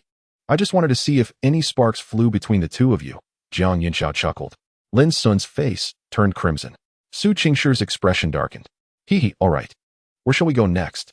Jiang Yunxiao quickly changed the subject. Su Qingshi glanced at Lin Xun. After a moment of contemplation, he suggested, "Shopping?" According to reliable sources, girls often enjoy shopping. "Great. Let's go." Over an hour later, the trio emerged from the shopping mall. As the sole male, the responsibility of carrying the bags naturally fell upon Lin Xun. Struggling with various packages, he found himself slightly out of breath. It seemed he needed to engage in regular exercise. His hands were primarily filled with the belongings of the two girls, mostly everyday items. Although they paid for their purchases, Lin Xun attempted to cover the cost, only to be met with a sharp glare from Su Qingshi. To them, even if Lin Xun came from wealth, their relationship was not intimate enough to impose on his finances. Jiang Yunxiao, though playful, remained rather rational. Once outside the mall, the sun blazed overhead, prompting the trio to seek respite beneath a large tree. "Thank you, Junior. It must be exhausting carrying our things in this heat. You're thirsty, aren't you? Wait here while we fetch you a drink." Before Lin Xun could respond, Jiang Yunxiao had already pulled Su Qingshi away. Standing still, Lin Xun contemplated placing the bags down. "Lin Xun?" A voice of confusion suddenly came from nearby. Lin Xun paused and looked up to see Su Qing standing a few meters away, clad in a white dress. She approached him, casting a curious glance. "What are you doing here?" Lin Xun replied coolly, "Just out to buy a few things." His tone was somewhat aloof, lacking the stammer he exhibited while conversing with Su Qingshi. Su Qing sensed his distance, and a flicker of melancholy crossed her features. She smiled. "You look quite handsome today. A true son of the wealthy. You've changed remarkably since our high school days. You never used to care much about your appearance."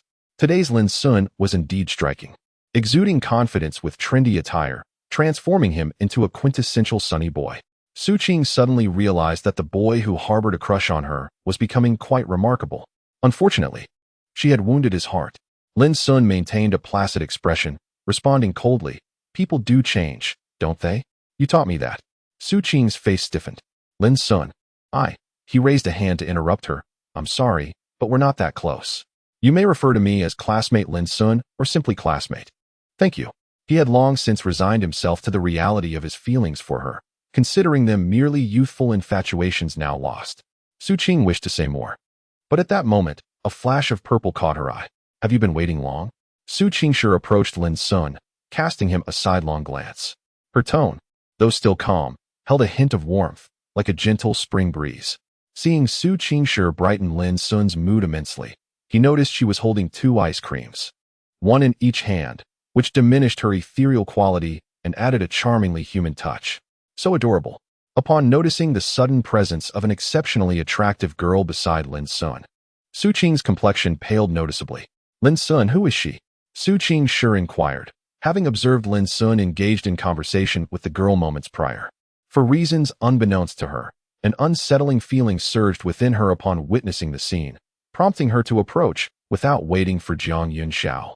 Su Qingshi was taken aback, for the girl before her was indeed strikingly beautiful, at least on par with Jiang Yunxiao.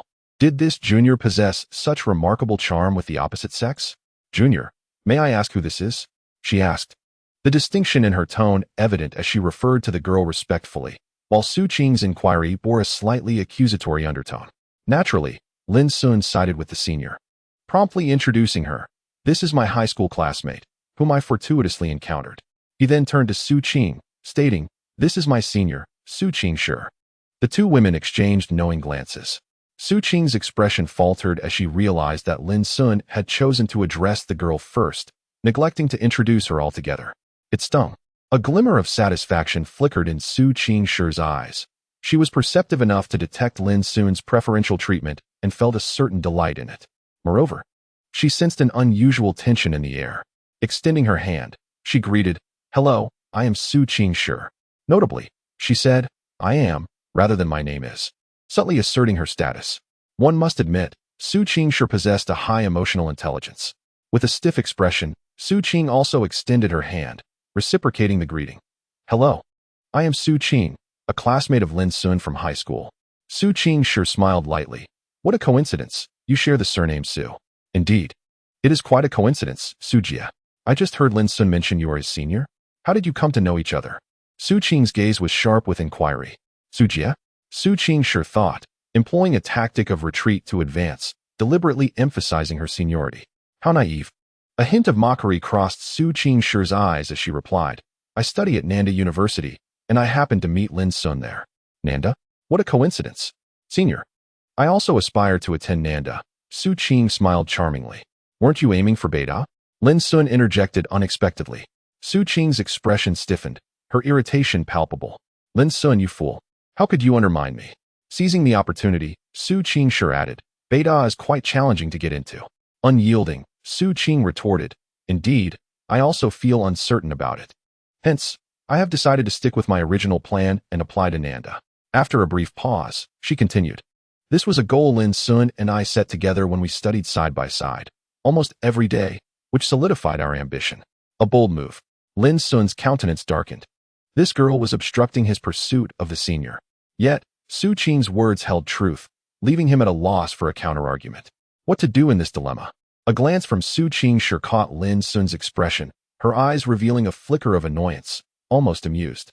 "Ah, young junior, is there truly such a story?" However, Su Qingshi is not one to be daunted. She gazes at the victorious Su Qing with a smile and remarks, "Is that so? Lin Xun's impressive results are largely thanks to you." Su Qing's eyes curve in delight. I must also express my gratitude to Lin Xun. Without him, I doubt I would have progressed so swiftly. She is a girl with a rather cunning disposition. Su Qingshi smiles softly. Are you two a couple now? For reasons unknown. Though the question was not directed at him, Lin Xun sensed a hint of hostility in her words. He hastily clarified, not at all. Our relationship is entirely pure. There is nothing between us. The tension dissipated, and he felt a surge of relief. Su Qing's expression darkened slightly. Su Qingshi appeared surprised. I assumed you two were already together. Just as Su Qing was about to speak, Lin Xun interjected, Senior, I'm thirsty, his tone laced with a hint of playfulness. Su Qing stared at him in astonishment. She had never witnessed such a side of Lin Xun before. Su Qingshi was equally taken aback, upon regaining her composure. She found it quite amusing and said, Then you should put the items down. Glancing at Su Qing, she suddenly changed her mind. Let me feed you. With that, she brought the ice cream to Lin Xun's lips. Su Qing, for a fleeting moment, Lin Xun was taken aback, questioning whether he was dreaming. Was the enchanting senior truly feeding him ice cream? Was this real or an illusion? Su Qingshi's voice, laced with curiosity, broke his reverie. He quickly took a bite of the ice cream, the chilly sensation bringing him immense satisfaction, and more than that, a profound sense of happiness. The arduous task of carrying items felt utterly effortless. Su Qing, observing the intimacy between the two, could no longer maintain her composure. She had initially intended to mention Lin Xun's past confession to her, but now it seemed unnecessary. The fool had turned out to be herself. I have something to attend to. I shall take my leave. As she turned, her eyes betrayed her, glistening with unshed tears. Watching Su Qing depart, Su Qingshi's demeanor became frosty, and she cast a cool glance at Lin Xun, commanding, Put it down. Lin Xun, bewildered, wondered what had transpired. Nevertheless, he obediently set the items down. Su Qingshi handed him the ice cream she had bitten into and asked nonchalantly, Are you happy that I fed you ice cream? Happy. Lin Xun nodded instinctively, but then quickly added, Senior, Su Qingshi shot him a glare before retorting, Is she your romantic interest? Her tone expressed a hint of discontent. One might wonder how Lin Xun picked up on that. He promptly explained the situation, feeling that it was better to address this thorny matter sooner rather than later to avoid feeling guilty in front of the senior in the future. After hearing Lin Xun's explanation, Su Qingshi's expression softened. She regarded him with unexpected curiosity. Do you enjoy this? Lin Xun scratched his head. Not exactly. After all, when two people spend a lot of time together, there is bound to be some ambiguity. However, ever since that incident, it has become utterly impossible between us. You need not worry, Senior. Need not worry. Su Qingshi replied with a half-smile. What should I be concerned about? What are you even talking about? There is nothing between us. Why are you in such a rush?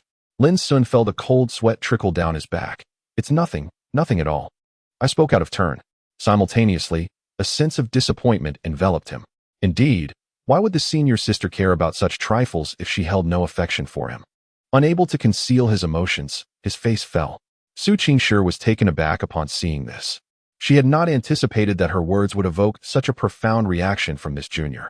Ever since Su Qing had departed, she had been grappling with her own thoughts, reflecting on her unusual behavior that day, which seemed entirely uncharacteristic of her. Engaging in a subtle rivalry with someone's first love, akin to jealousy. Was it appropriate to use the term jealous? Did she truly harbor feelings for Lin Xun? Surely not. What was it about him that elicited such a sense of ease in her presence? In the midst of her self-reflection, she inadvertently uttered her previous statement, clearly hurting the young man's feelings. For a moment, Su Qingshi found herself at a loss for words. She had never been one to comfort others. However, Lin Xun's emotional turmoil dissipated as swiftly as it had arisen, and he resumed licking his ice cream, exclaiming, This ice cream is delicious. By the way, where is Sister Jiang?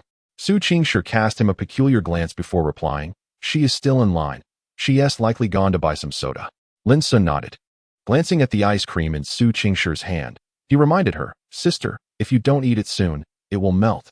Snapping back to reality, Su Qingshi observed her ice cream, which had indeed begun to melt under the sweltering heat, with cream oozing down, threatening to drip onto her delicate fingers. Quick to react, Lin Xun instinctively reached out to catch the dripping cream. Yet, at that very moment, Su Qingshi moved as well, raising her other hand to shield the ice cream. Consequently, Lin Xun's hand clasped her other hand.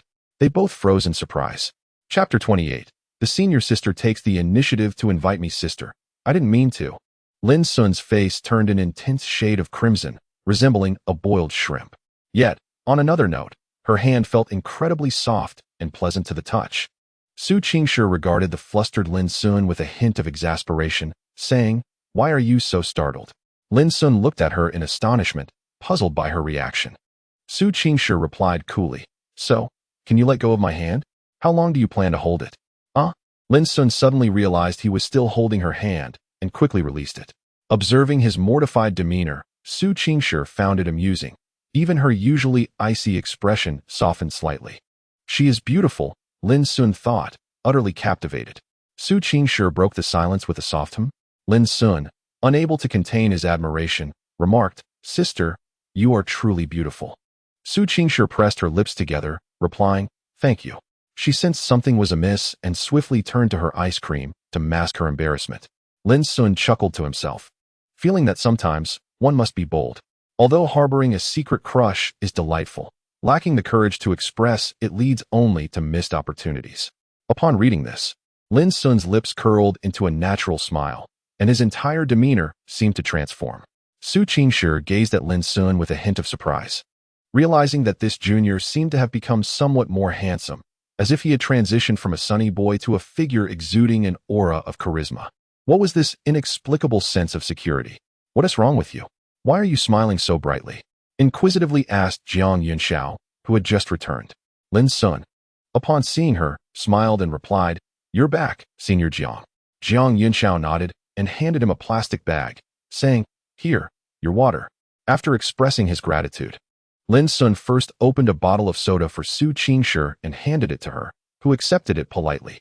"I say, you too, something feels a bit off," Jiang Yunxiao remarked, observing the pair with curiosity.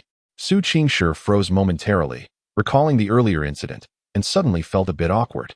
"Oh my, Su Qingshi, why do you seem shy all of a sudden? Rare sight," Jiang Yunxiao exclaimed, examining her close friend as if she had discovered a new continent. "Shut up." Su Qingshi shot her a glance. Lin Xun, seemingly unfazed, sipped his soda, as though everything was unrelated to him, while his heart brimmed with joy. He felt that after today, his relationship with his senior would undoubtedly progress to a new level. After another hour of wandering, Su Qingshi, understanding that Lin Xun was burdened with too many items, suggested concluding the outing for the day.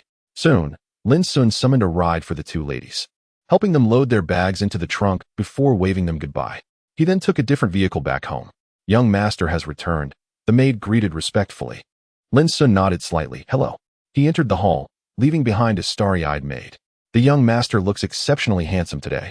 In the living room, Gu Yanyan was engaged in her skincare routine, diligently tending to her complexion, which had shown remarkable improvement, transforming her from an ordinary woman into someone strikingly different. "Mom, I'm back," Lin Xun announced. Gu Yanyan acknowledged him with a nod, then suddenly exclaimed, "My son is home. Quick, come here." Just as Lin Xun was about to head upstairs, he turned towards her call. "What is the matter, Mom?" Gu Yanyan, with a curious expression, asked, "How was it? Did you have fun?" Lin Xun nodded. "It was quite good, though the sun was a bit intense. Everything else was fine." Gu Yanyan, with a serious demeanor, replied, "Who asked you that? I meant to inquire about your date." Lin Xun chuckled helplessly. "Mom, I merely took someone out for a meal. It wasn't a date." Gu Yanyan smiled brightly. "Taking a girl you like out to eat is, in essence, a date." Lin Xun felt a bit embarrassed, pondering his mother's line of thinking. "What did you eat?" "Hot pot." "Hot pot? You, the son of a billionaire, took her for hot pot? Is my money not sufficient for a nicer meal?" Gu Yanyan's eyes widened in disbelief. Lin Xun, puzzled, asked what's wrong. "Hot pot is quite delicious." He noticed his senior enjoyed it thoroughly. Gu Yanyan, exasperated, said, "Son, if you wish to pursue a girl, you must invest more thought into it. Don't skimp on money, go all out. After all, we're not short on funds. Girls appreciate generous boys." Lin Xun crossed his arms. "No way. You may have misunderstood. Not all girls are enamored with wealthy individuals. In any case, there is no need for you to fret over this matter. I shall handle it. I will return to my room now, having spent the day out and in need of a refreshing bath." After speaking, Lin Xun did not wait for his mother's response and hurriedly left. "Oh, this child. Gu Yanyan looked at her son, both amused and exasperated, and sighed. Upon returning to his room, Lin Xun received a message from his enchanting senior. Enchanting senior, I've arrived. Is this a message of reassurance? Lin Xun felt a smile spread across his face, a sense of joy enveloping him. And he replied, what a coincidence. I am as well. Enchanting senior, you've carried things all day? Thank you for your hard work. Lin Xun's eyes widened in disbelief. Could it be that his enchanting senior actually cared for others? How remarkable. Had they progressed to such a point without him realizing it? Just as he was about to reply, Su Qingshi sent another message. Enchanting senior, are you free tonight? Lin Xun was taken aback and quickly responded, yes, I am. Having completed the college entrance examination and not needing to work during the summer break, he felt utterly relaxed, free to indulge as he pleased. Enchanting senior, would you accompany me to a place tonight? Lin Xun's face lit up with delight. The senior had taken the initiative to invite him. Huh. She had indeed invited him. He replied eagerly, of course. After concluding their conversation, Lin Xun was filled with exhilaration. He was overjoyed. Originally, he felt honored just to accompany his enchanting senior shopping today, and now there was an unexpected surprise. A bath. He needed to take a fragrant shower. Shortly thereafter, the sounds of Lin Xun's exuberant singing filled the bathroom. It is said that boys often fancy themselves as stars when showering, losing themselves in song. Meanwhile, in the rental apartment, Jiang Yunxiao stretched languidly, her graceful figure strikingly beautiful, yet regrettably, no man was fortunate enough to witness it. Su Qingshi glanced at her. Please tidy up your things. Most of it belongs to you, while I have only a few items. Reluctantly, Jiang Yunxiao began to organize her belongings, moving like a marionette. Su Qingshi sat in her computer chair, gazing at the messages on her phone. A gentle smile gracing her lips. She herself was unsure what had possessed her to invite a boy she had known for less than a week out alone at such a late hour. Perhaps she had lost her mind. Jiang. Huh. May I borrow your car tonight? Are you going out? Where to? To see my father. Oh. Do you want me to accompany you? No need. All right then. Take care of yourself, dear. Chapter 29. The transformation of Su Qingshi. Lin Xun stood by the bridge, sending a message to his enchanting senior on WeChat, informing her of his arrival. However, she did not respond. It was now 7:30 p.m., the evening breeze was cool, and the weather was not particularly pleasant, with rain forecasted. Lin Xun had only just realized this and silently prayed, "Oh heavens! Today marks my first date with the beautiful senior. Please do not let it be interrupted by rain." In preparation for his rendezvous this evening, though perhaps it is not quite right to call it a date, but rather a meeting with his senior, he changed into an entirely new outfit. His hair had been lightly styled, lending it a slightly tousled appearance. He donned a thin checkered jacket over his ensemble, presenting himself with an air of vitality and charm. The two had arranged to meet on the bridge, the very spot where they had first encountered each other. After a moment's hesitation, Lin Xun decided to send another message, but once again, there was no response from her.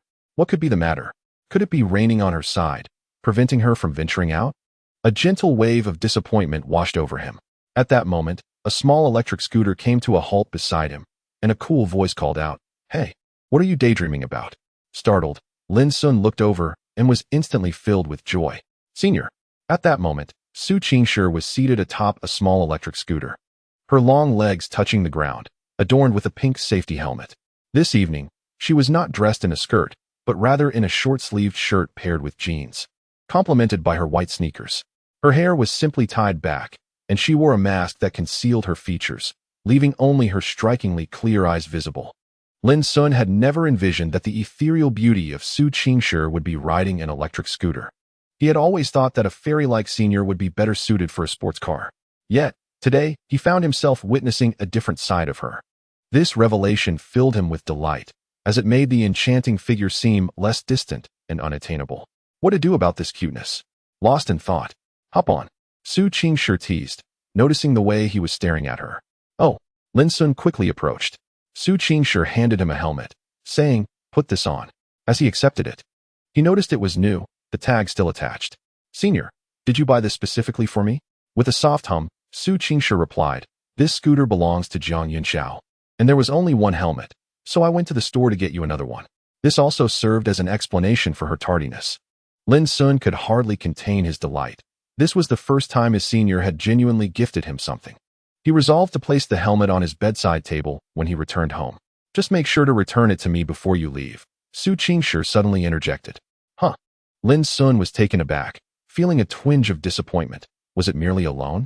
I'm just joking, Su Qingshi said, her lips curving into a beautiful smile.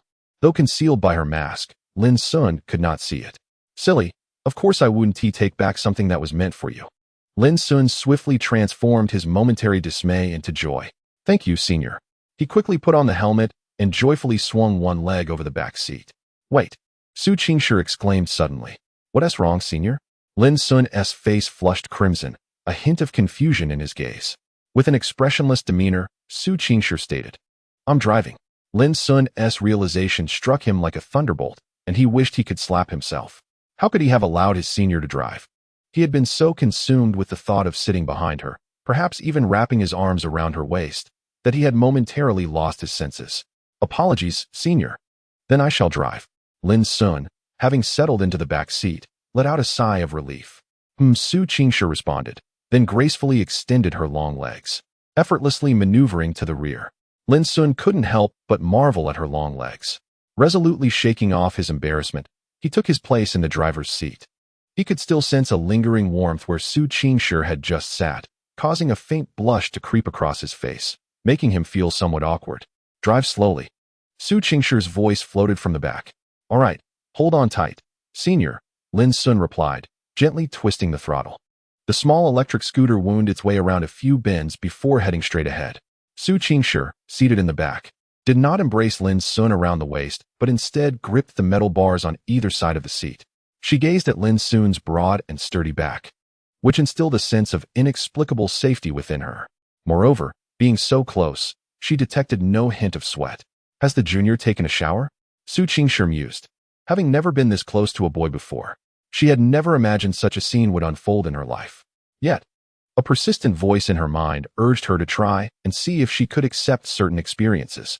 Thus, she began to slowly alter her perception, using Lin Xun as her focal point. Through their interactions, she realized he was quite extraordinary. He differed from other boys, prompting her to attempt to draw closer. If things did not turn out as she wished, it would be a different matter. However, being with this junior seemed to soften her demeanor. She found herself unable to treat him with the same indifference she exhibited toward others. Perhaps there was something about him that captivated her. For now, it remained a subject for further exploration. Senior, where are we headed? Lin Xun inquired from the front. I'll guide you. Just follow my directions, Su Qingshi replied. Okay, Lin Xun acknowledged, then hesitantly added, Senior, if your arms get tired holding onto the sides, you can grab my shirt instead. Su Qingshi was taken aback. She hadn't expected him to say that. To be honest, gripping the sides did feel a bit awkward, and her arms were growing fatigued while trying to maintain distance, which made her overly tense. After a moment's contemplation, she discreetly withdrew her hands and grasped the fabric at Lin Xun's waist. Come on, Su Qingshi. You are the aloof goddess, and he's just a junior. Why are you feeling shy and nervous? You need to take the initiative. Following Su Qingshi's guidance, Lin Xun was surprised to discover that their route led to a cemetery. Along the way, they passed a flower shop where Su Qingshi instructed Lin Xun to stop. She entered alone, and a few minutes later emerged with a bouquet of white chrysanthemums in her hands. Lin Xun's expression turned grave. He realized that this outing seemed exceptionally significant to the ethereal senior. What are you so anxious about? As they resumed their journey, Su Qingshi noticed Lin Xun's tense posture, beads of sweat forming on his brow. Lin Xun's voice, slightly raspy, broke the silence. Senior, do you think my outfit is too informal for today? He believed that this outing with his senior sister was merely a casual shopping and dining experience, never anticipating that they would visit a cemetery. Would his rather ordinary appearance be inappropriate in such a solemn place? Su Qingshi paused for a moment, then realized the boy's concern and gently reassured him. It's all right. You look quite good, actually very handsome. The young man, perceptive and considerate, recognized her thoughts and empathized with her perspective, indicating that he had always been attentive to her. This realization caused a subtle smile to grace Su Qingshi's lips beneath her mask, and her eyes, the only visible part of her face, softened with warmth. Unfortunately, Lin Xun, who was driving, could not witness this tender moment. The cemetery at night appeared tranquil, with only a handful of strangers wandering about, seemingly there to pay their respects to the departed. Lin Xun parked his electric scooter beside the entrance and accompanied Su Qingshi into the cemetery. "Senior sister, watch your step," he whispered, as the streetlights provided only a dim illumination, barely revealing the path ahead. After his caution, he quickly turned on his phone's flashlight to light the way for Su Qingshi, who nodded in acknowledgement. Minutes later, they had ventured deeper into the cemetery. Arriving at a gravestone, Su Qingshi stood transfixed, gazing at the grayish-white figure etched on the stone. Lin Xun examined the gravestone as well. The likeness depicted a middle-aged man with a stern yet amiable expression, his features radiating integrity, suggesting that he had been an exceptional individual in his youth. "Su Sheng." Read the inscription. Without needing to ask, Lin Xun understood that this was Su Qingshi's father. She, the senior sister, was without a father. For reasons unknown, Su Qingshi's silhouette appeared somewhat solitary, melancholic, and sorrowful at that moment. A pang of sympathy surged within Lin Xun, overwhelming him with a desire to embrace her and offer her solace. Su Qingshi remained lost in thought before gently bending down to place the bouquet she held at the base of the gravestone. "He was my father, an extraordinary police officer. During a bomb disposal incident, he fought alone against the assailants to protect the public. In the chaos, as he tried to seize the bomb, he was pulled into the river by the perpetrator, and ultimately, the bomb detonated, and he never returned," she softly recounted. Lin Xun sensed that she was sharing this with him, and his expression grew complex. "Is it the bridge where we first met?" he asked. Su Qingshi nodded softly yes. Lin Xun opened his mouth, intending to speak, but struggled to find the right words. That night, she had also thought she was about to jump into the river, and he had intervened, leading to their initial encounter. In that moment, Lin Xun finally understood why the aloof goddess had chosen to converse with a stranger. Indeed, Su Qingshi's character was not one to approach a boy. She harbored a disdain for them.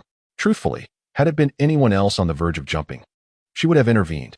The sight of someone attempting to leap into the river triggered memories of her father's tragic fall. At that moment, it merely happened to be him who stood in her path. Now, Lin Xun found himself grappling with a whirlwind of emotions, unsure whether to feel fortunate or overwhelmed by the complexity of the situation. Su Qingshi gazed at the gravestone and slowly spoke. "My mother has always advised my father not to rush headlong into work." He would merely smile in response. In the end, all that remains are a single banner of honor and a cold, lifeless bank card, resting on my mother's bedside table, while he never returned. My mother has lost her husband, and I have lost my father. Sometimes, I ponder the profound impact on the families of every fallen police officer. They too are husbands, wives, children, fathers. Salute to every police officer who silently dedicates themselves to society. At that moment, Lin Xun could no longer contain himself, and thus made the boldest decision of the day. He gently embraced Su Qingshi and softly said, "Senior, if you feel distressed, just let it out. There are no outsiders here, and I am willing to bear your tears. Your uncle was truly remarkable. I believe that if given another chance, he would make the same choice again. He was an extraordinary man. The best way to repay him is for you to live well." Su Qingshi did not resist Lin Xun's embrace. Rather, she revealed an unprecedented vulnerability. After years of masking her true self, she finally shed her facade in this moment of reliance. Lin Xun's embrace enveloped her in a comforting warmth, and her racing heartbeat gradually calmed.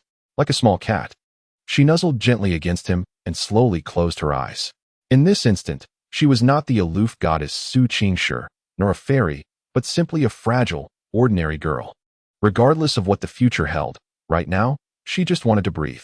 Lin Xun tenderly stroked Su Qingshi's back, his heart filled not with romantic aspirations, but with deep compassion. He resolved to ensure that she would find joy and happiness each day. He would be her guardian. They lingered in this emotional state for several minutes. Once Su Qingshi had fully calmed herself, her voice was somewhat hoarse as she asked, "Have you held me long enough?" Lin Xun gently released her, devoid of his usual shyness, and asked softly, "Do you feel better now?" Su Qingshi nodded lightly, "Thank you." Lin Xun grinned widely, "Senior, I actually think you're quite wonderful like this. It makes you seem less untouchable and more approachable." Su Qingshi gave him a faint glance. "What is the point of being approachable? So that a horde of people come to bother me?" Lin Xun was taken aback, then realized the truth. Indeed, if the fairy-like senior were truly so gentle and warm, it would only attract a swarm of suitors, making him face a formidable rival. No, that absolutely cannot happen. This side of her must remain his secret. Su Qingshi cast a sidelong glance at Lin Xun, who was becoming increasingly engrossed.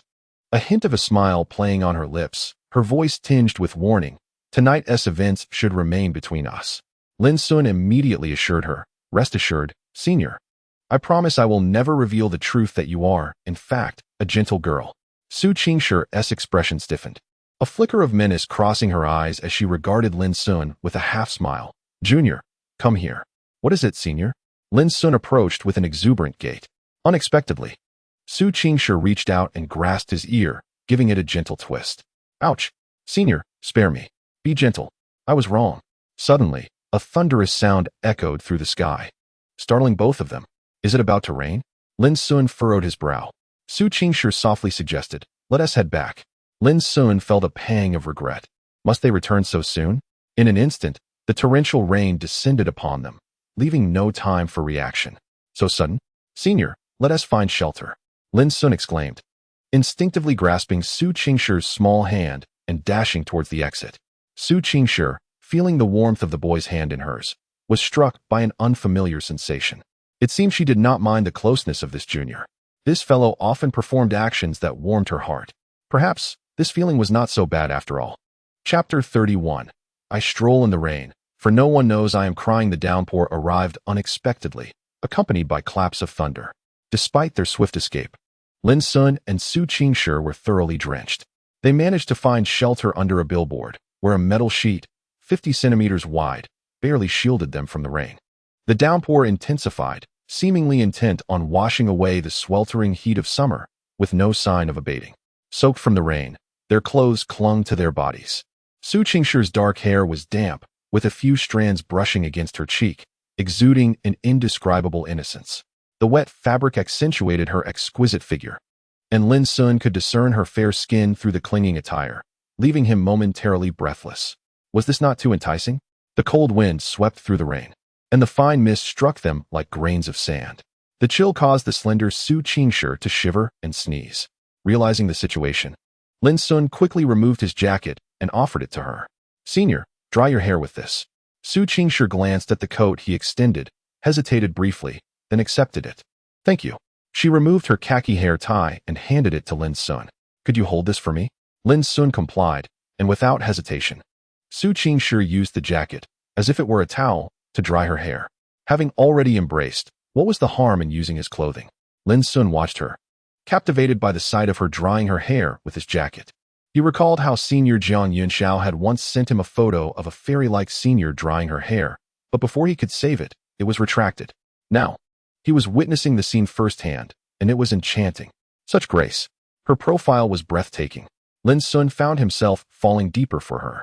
Yet, he did not remain idle. He casually slipped the hair tie onto his wrist, retrieved his phone, and discreetly aimed the camera at Su Qingshi. The fabric obscured her view of his actions. She was oblivious. How delightful. Lin Xun felt a surge of excitement as he focused his lens, preparing to capture a moment. His first clandestine photograph of the senior was about to come to life. Click. However, reality proved unforgiving. The moment he pressed the shutter, a distinct sound echoed. Lin Xun's expression stiffened. Su Qingshi glanced over, her gaze meeting Lin Xun, who was aiming his phone at her. Lin Xun's heart raced. Disaster. He had forgotten to mute the sound. Panic surged within him. How could he navigate this predicament? Su Qingshi regarded him with a bemused smile. Are you taking candid shots? Lin Xun chuckled awkwardly. No, I was just capturing the rain. Is that so? May I take a look? Su Qingshi smiled lightly, her expression teasing. Little brother, you're not very adept at lying. Lin Xun was momentarily entranced by her smile. Her hair, still slightly damp, clung to her form, and the way she smiled was utterly enchanting. Click. Without hesitation, he pressed the shutter again. Su Qingshi raised an eyebrow. Are you attempting to snatch a tooth from a tiger's mouth? Quite bold of you to clandestinely take pictures in front of me. This audacity left her momentarily speechless. Lin Xun quickly tucked his phone away, adopting a serious demeanor. Senior, stop chatting and dry off quickly, otherwise, you might catch a cold. Su Qingshi shot him a glance, but refrained from demanding he delete the photos. If he wished to capture her, so be it.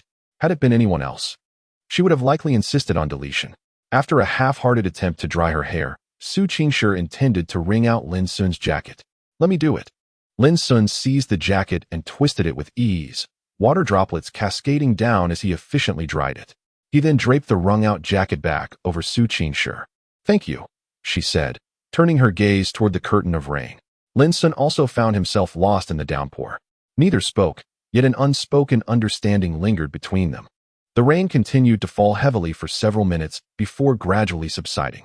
Su Qingshi suddenly spoke softly. "It seems the car is parked outside." Lin Xun chuckled ruefully. "Indeed. I wonder if it's still functional after being drenched for so long. If it's damaged, well, I'd have to replace it. Shall we go?" Su Qingshi inquired, glancing at Lin Xun. After a moment's contemplation, Lin Xun couldn't bear the thought of her getting soaked any longer. "How about this? I can have my family come pick us up. My home is nearby. It won't take long." Su Qingshi shook her head. "No need, Lin Xun. Let us give it a try." Lin Xun was taken aback. "Try? Try what? Is the senior confessing to me?" He was stunned. "Really?" Su Qingshi replied lightly. "I'm feeling a bit down today and wish to embrace the rain."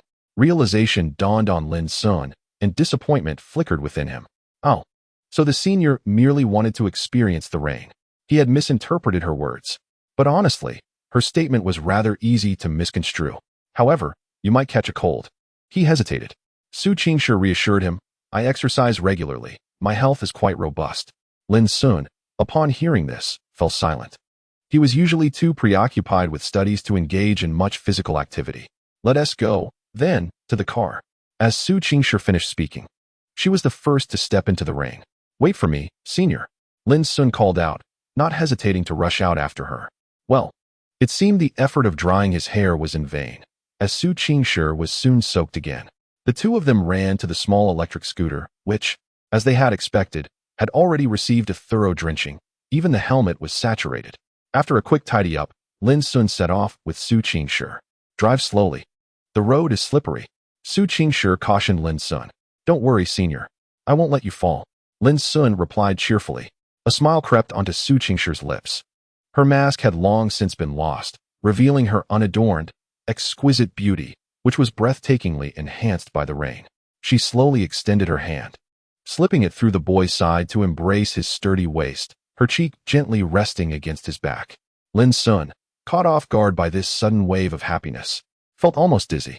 His back was subjected to an exhilarating pressure, and he could almost sense how remarkable Su Qingshi's figure was. What enchanted him even more was the notion that Su Qingshi seemed to be gradually accepting him. This implied that he might still have a chance, didn't it? Deep down, Lin Xun understood that Su Qingshi, the ethereal fairy, would revert to her reserved self after tonight. However, her trust and openness towards him filled him with pride. The young man's dream was not merely a fantasy. He was gradually winning over the ice princess, determined to melt her with his passionate heart. On the bustling streets, people flowed like a river. The uncles and aunts, occupied with the struggles of life, sought refuge under umbrellas, staring blankly at the curtain of rain. Young men and women strolled alone in the rain, moving slowly, as if the downpour were cleansing their souls. Suddenly, Lin Xun recalled a saying from the internet. "I walk in the rain so that no one knows I'm crying." Chapter 32. The importance of emotional intelligence. As the rain intensified once more, Lin Xun had no choice but to steer towards a nearby hotel. It was merely a coincidence. But since they were already there, Lin Xun decided to book a room. "Senior, shall we check into the hotel for a shower? We're both drenched," he suggested, parking the scooter at a budget hotel. The girl stepped out, wiped the water from her face, and nodded in agreement. "All right." Hearing her response, Lin Xun finally breathed a sigh of relief. He knew that if they continued to be soaked in the rain, they would likely both catch a cold. Thus, he led Su Qingshi into the hotel. Upon reaching the front desk, Lin Xun found himself in a quandary about how many rooms to book. One room? Would that be too sudden? Would senior think too much of it? Su Qingshi stood quietly behind him, arms crossed, not uttering a word. It seemed the cold rain had made her somewhat uncomfortable. Lin Xun promptly addressed the front desk. "Hello, I'd like to book 2 rooms, please."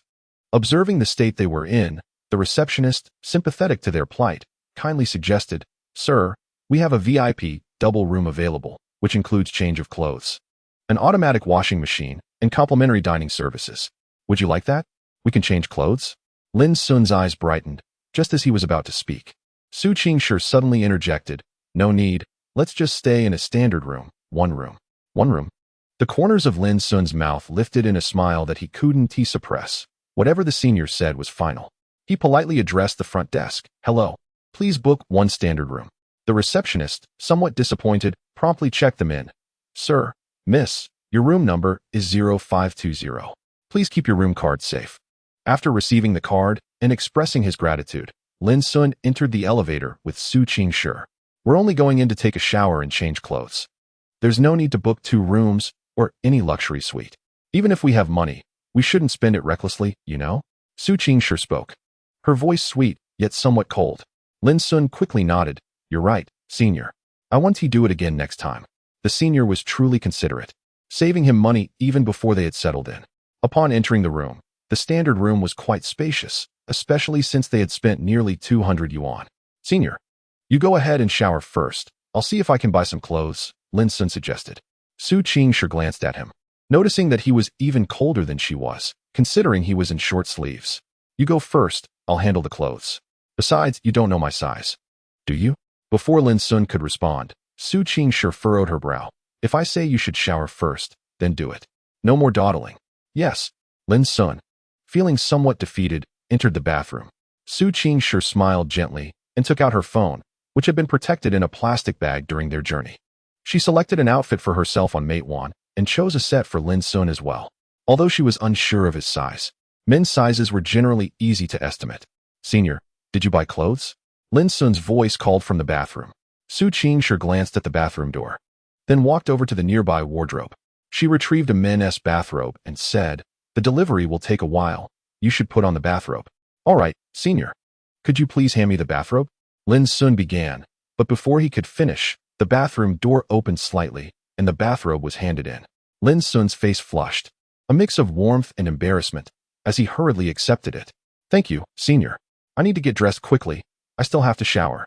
2 minutes later, Lin Xun emerged from the bathroom, clad in the bathrobe, which provided adequate coverage. Fortunately, it was a robe rather than a wraparound towel. Su Qingshi then entered the bathroom, and soon the sound of running water filled the air. Lin Xun sat on the sofa, lost in thought. Listening to the sound of water from the bathroom made him feel as if he were in a dream. Had he really reached the point of sharing a room with the goddess-like senior? Was this progress too swift? At that moment, he was so close to her, experiencing for the first time the sound of the goddess taking a shower. Images of her alluring figure filled his mind, tall yet graceful, especially recalling how her clothes clung to her in the rain, hinting at her curves. Lin Xun felt a rush of blood to his face. He had just turned 18, at the prime age of youthful vigor, and upon encountering a beauty like Su Qingshi, his mind inevitably wandered into fanciful reveries. The enchanting senior stood beneath the shower, her exquisite figure captivating. "Ah, no, Lin Xun, you must not harbor such impure thoughts. How could you take advantage of such a situation? The senior is a goddess, sacred and inviolable. How could you entertain such notions?"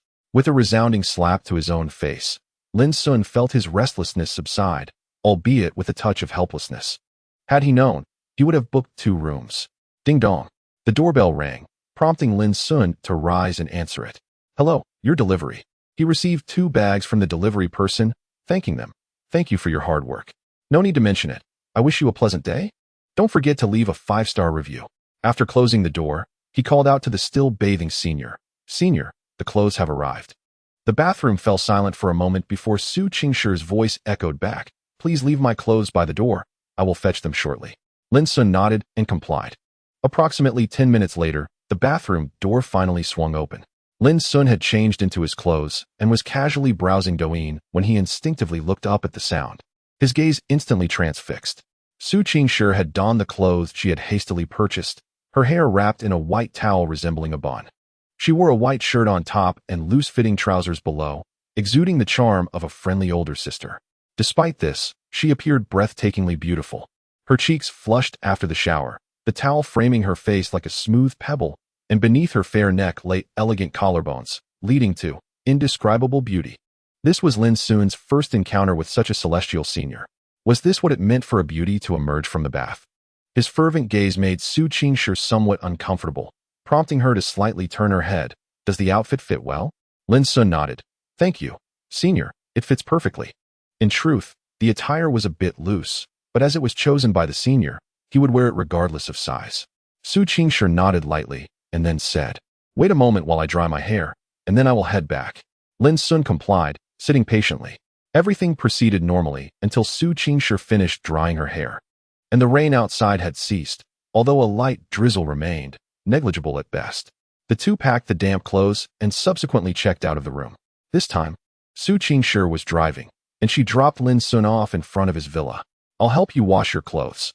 Once they are dry, I'll return them to you," Su Qingshi remarked, glancing at the bag hanging from the car hook. Lin Xun quickly declined. No, it's all right. I'll wash them myself. I wouldn't want to trouble you." Senior, how could he impose such a task on her? He hurriedly took his clothes back. Su Qingshi looked at him quizzically. "How do you expect to get a girlfriend with such emotional intelligence?" Huh. Lin Xun was baffled. Su Qingshi did not elaborate further, simply stating, "I'm leaving now, goodbye." With that, she started her electric scooter. "Be safe, Senior." Lin Xun waved at her retreating figure. Once she was out of sight, he turned away, and suddenly realization dawned upon him, prompting him to slap himself again. Foolish Lin Xun, how could I be so dense? The meaning behind the senior's words was to help herself with laundry, hinting at the next meeting as a reason to reconnect. Yet, he unwittingly squandered that opportunity. Oh, this mouth. It ought to be silenced. Chapter 33. The Beasts and Spirits in the Class Group the following day. It was undeniable that Lin Xun had come down with a fever. He gazed vacantly at the ceiling, his head heavy with weariness. "My constitution is truly abysmal." He shook his head, slightly tilting it to catch sight of a helmet and a hairband on the bedside table. The hairband undoubtedly belonged to the senior, which Lin Xun had pocketed since returning yesterday, likely forgotten by her. This belonged to the fairy-like senior. A girl's hairband in a boy's possession holds a different significance. Taking his phone, Lin Xun sent her a message. "Good morning, Senior. Are you feeling unwell?" Within mere seconds, he received a response. "Fairy Senior, no? Are you running a fever?" Lin Xun, "It seems I might be." "Fairy Senior, drink plenty of hot water." "Fairy Senior, do you have any medicine at home?" A smile crept onto Lin Xun's lips as he replied. "Yes, by the way, your hairband is still with me. When shall I return it?" "Fairy Senior, no need. Just throw it away." Upon reading this, Lin Xun couldn't help but chuckle. "All right, I promise to toss it into my pocket." At that moment, another message from the Fairy Senior arrived, prompting Lin Xun to check eagerly. "Fairy Senior, your physical condition needs improvement. Once you reach university, you will have more freedom and access to facilities for regular exercise." A long string of words left Lin Xun feeling somewhat distressed. "Oh no. The senior won't think of me as a weakling, will she? No way. Once my fever subsides, I shall head to the gym. I'll have my father arrange for a yearly membership." Lin Xun drowsily replied, "All right, Senior." Expression: determined. After concluding the conversation, Lin Xun found his throat parched. He rose, his feeble body trudging to the kitchen for a glass of water, which he drank in one go. Subsequently, he lethargically stepped out of his room. Lin Batian had already left on a business trip, leaving only Gu Yanyan at home. Upon seeing Lin Xun's frail demeanor, Gu Yanyan's heart ached. "Oh my son, what has happened to you?" Lin Xun rubbed his temples. "I got caught in the rain a bit yesterday and now have a fever." Gu Yanyan quickly called for the butler to fetch some fever-reducing medicine. "Here, take some medicine," Gu Yanyan offered, holding warm water in one hand and the medicine in the other. Lin Xun replied helplessly, "I need to eat something first. Taking medicine on an empty stomach is not advisable." "Young master, the kitchen has prepared breakfast. I'll retrieve it right away," the butler promptly stated. "Thank you, butler." Lin Xun responded gratefully. Soon, after taking a few bites of food under the watchful eyes of Gu Yanyan and the butler, he finally managed to take his medicine, regaining a semblance of energy. "My child, how could you let yourself get drenched in the rain?" Gu Yanyan said, her concern evident. Lin Xun reassured her, "It's all right, Mom. This fever feels worthwhile, as it makes yesterday's events feel more tangible. I even owe a debt of gratitude to that rain. By the way, Mom, I have over a month of summer vacation left, and I want to go to the gym," Lin Xun declared. Gu Yanyan was taken aback by her son's remark and immediately responded, all right, there is indeed a gym at home. You can just go there directly." If only I had thought to add a gym to the villa. What a lapse in judgment on my part. "Madam, I shall make the arrangements to construct one beside the villa," said Guan Bo with a faint smile. Lin Xun quickly waved his hands. No need to fuss about it. We won't be residing here for long anyway, as we are moving soon." "Goodness. It seems the joys of the wealthy remain beyond his grasp. A gym can be added at a whim. The power of money is truly astonishing. After reaching a resolution, Lin Xun returned to his room and slipped under the covers, falling into a deep slumber. He slept soundly until evening. Upon awakening, he found himself drenched in sweat, the unpleasant odor causing his expression to darken. He hurried to the bathroom to freshen up. One must admit, after taking some medicine and sleeping, he felt significantly rejuvenated. He checked his temperature, 37.0 degrees Celsius, and promptly sent a message to his senior, the enchanting fairy. However, she seemed preoccupied and did not reply. Just then, a video call came through. Seeing it was his chubby friend, Lin Xun answered. "What is up, fatty? Sun Gu, where have you been making your fortune these past few days? We've heard nothing from you." The chubby friend was currently enjoying skewers by the roadside, accompanied by his girlfriend, Xiao Ai. Lin Xun chuckled. "Just at home, you know how it is. With your wealth, Sun Gu, you should be a millionaire by now." Fatty exclaimed, smacking his forehead. Lin Xun smiled. "What's the matter after all? Want to grab a bite?" "Not really. I just recovered from a fever." "What? You can still get fevers? Let me see what is going on." "I got caught in the rain." "All right then, I wanted to celebrate with you. But Xiao Ai brought her friend along to introduce to you. Guess we'll have to reschedule." Lin Xun mused. "So that's the kind of person you are, fatty. Quite amiable indeed. In the past, even if there were ladies at gatherings, I wouldn't have gone, as my heart was only for Su Qing. Now, my sights are solely set on the enchanting fairy. Other women are merely fleeting shadows. By the way, Sun Gu, the college entrance exam results will be released tomorrow at noon. Can I come over to your place?" Fatty suddenly inquired. Lin Xun was taken aback. It was happening so soon. He hadn't realized time had passed so quickly. It had already been a month since the exams concluded. "Sure, come over tomorrow." "Great. Love you, moi. Get lost." After ending the call, Lin Xun felt a tingle of anticipation regarding the exam results. Although he had estimated his scores, witnessing the results firsthand would undoubtedly evoke a different sensation. The following morning, upon waking, Lin Xun glanced at his phone, finding the class group chat had exploded with activity. Still, there was no response from the fairy. He decided to proceed with his morning routine. In the class group, messages were flying. "Everyone, the results are about to be announced. Are you nervous? Haha, I bet our class monitor will score well. Oh please, the results aren't out yet. Let us not jump to conclusions. If we're talking about the top students in our class, it's undoubtedly Lin Xun and Su Qing, right? I wonder how they fared. Yeah, where are they? Come on, say something." Lin Xun, Su Qing. Lin Xun was peering at the screen, noticing that the topic had shifted to him, prompting him to respond. "Approximately 700, he stated.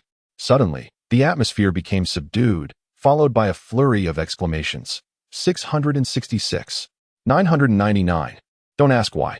Just know that it's a 6 turned over. What a master. Scoring 700. A prestigious university is assured. How small-minded. Not just a prestigious university. Tsinghua or Peking University might also be within reach. Is this what it means to be a top student? And wealth too. Unlike me, who can only attend a mediocre university. My university is but a mere chicken university." At that moment, an avatar with the name Su Qing flashed onto the screen. "I too am around 700, she chimed in. Instantly, another wave of messages flooded in. Lin Xun observed this scene with no surprise. Su Qing's scores had always been comparable to his own. Soon, the clock struck 12. Chapter 34. Lin Xun's college entrance examination results. Brother Sun, I'm feeling a bit anxious. What are you anxious about? How much do you think you'll score? Around 400? Then there's no need to be anxious. You might as well prepare for a vocational college." At this moment, Lin Xun and his companion were seated before the computer, gazing at the loading screen. Today was the day to check the college entrance examination results, and the entire system had frozen. Moments later, a large 404 error appeared on the screen. Their expressions darkened. "Brother Sun, is your computer functioning properly?" Li Erpeo complained. Lin Xun replied solemnly, "It's a second-hand computer from a few years ago, a Xiaomi." Li Erpeo's eyes widened. "You, a wealthy heir, are still using a second-hand computer?" Feeling somewhat embarrassed, Lin Xun explained. "I've used it for so long that I can't bear to throw it away. It still has a lot of my materials." Upon hearing materials, Li Erpeo's eyes sparkled with excitement. "What? Materials? Let me see." He snatched the computer and began clicking around, soon revealing a red drive on the screen. "Wow, Brother Sun, you're quite the hidden gem. There are over 100 files here." Li Erpeo exclaimed, as if he had never tasted meat before. He clicked on one of the files. Hello, everyone. Today we will discuss the applications of trigonometric functions. A video began to play. Li Erpeo was momentarily stunned. It was indeed educational material. Lin Xun was taken aback by his friend's reaction and, recovering from his surprise, remarked with a scowl, "What on earth were you thinking? Did you think I meant that kind of material?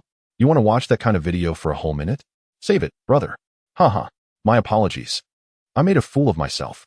Li Erpeo chuckled awkwardly. At that moment, the door swung open, and Gu Yinyan entered, carrying a computer. "Son, use your mother's computer.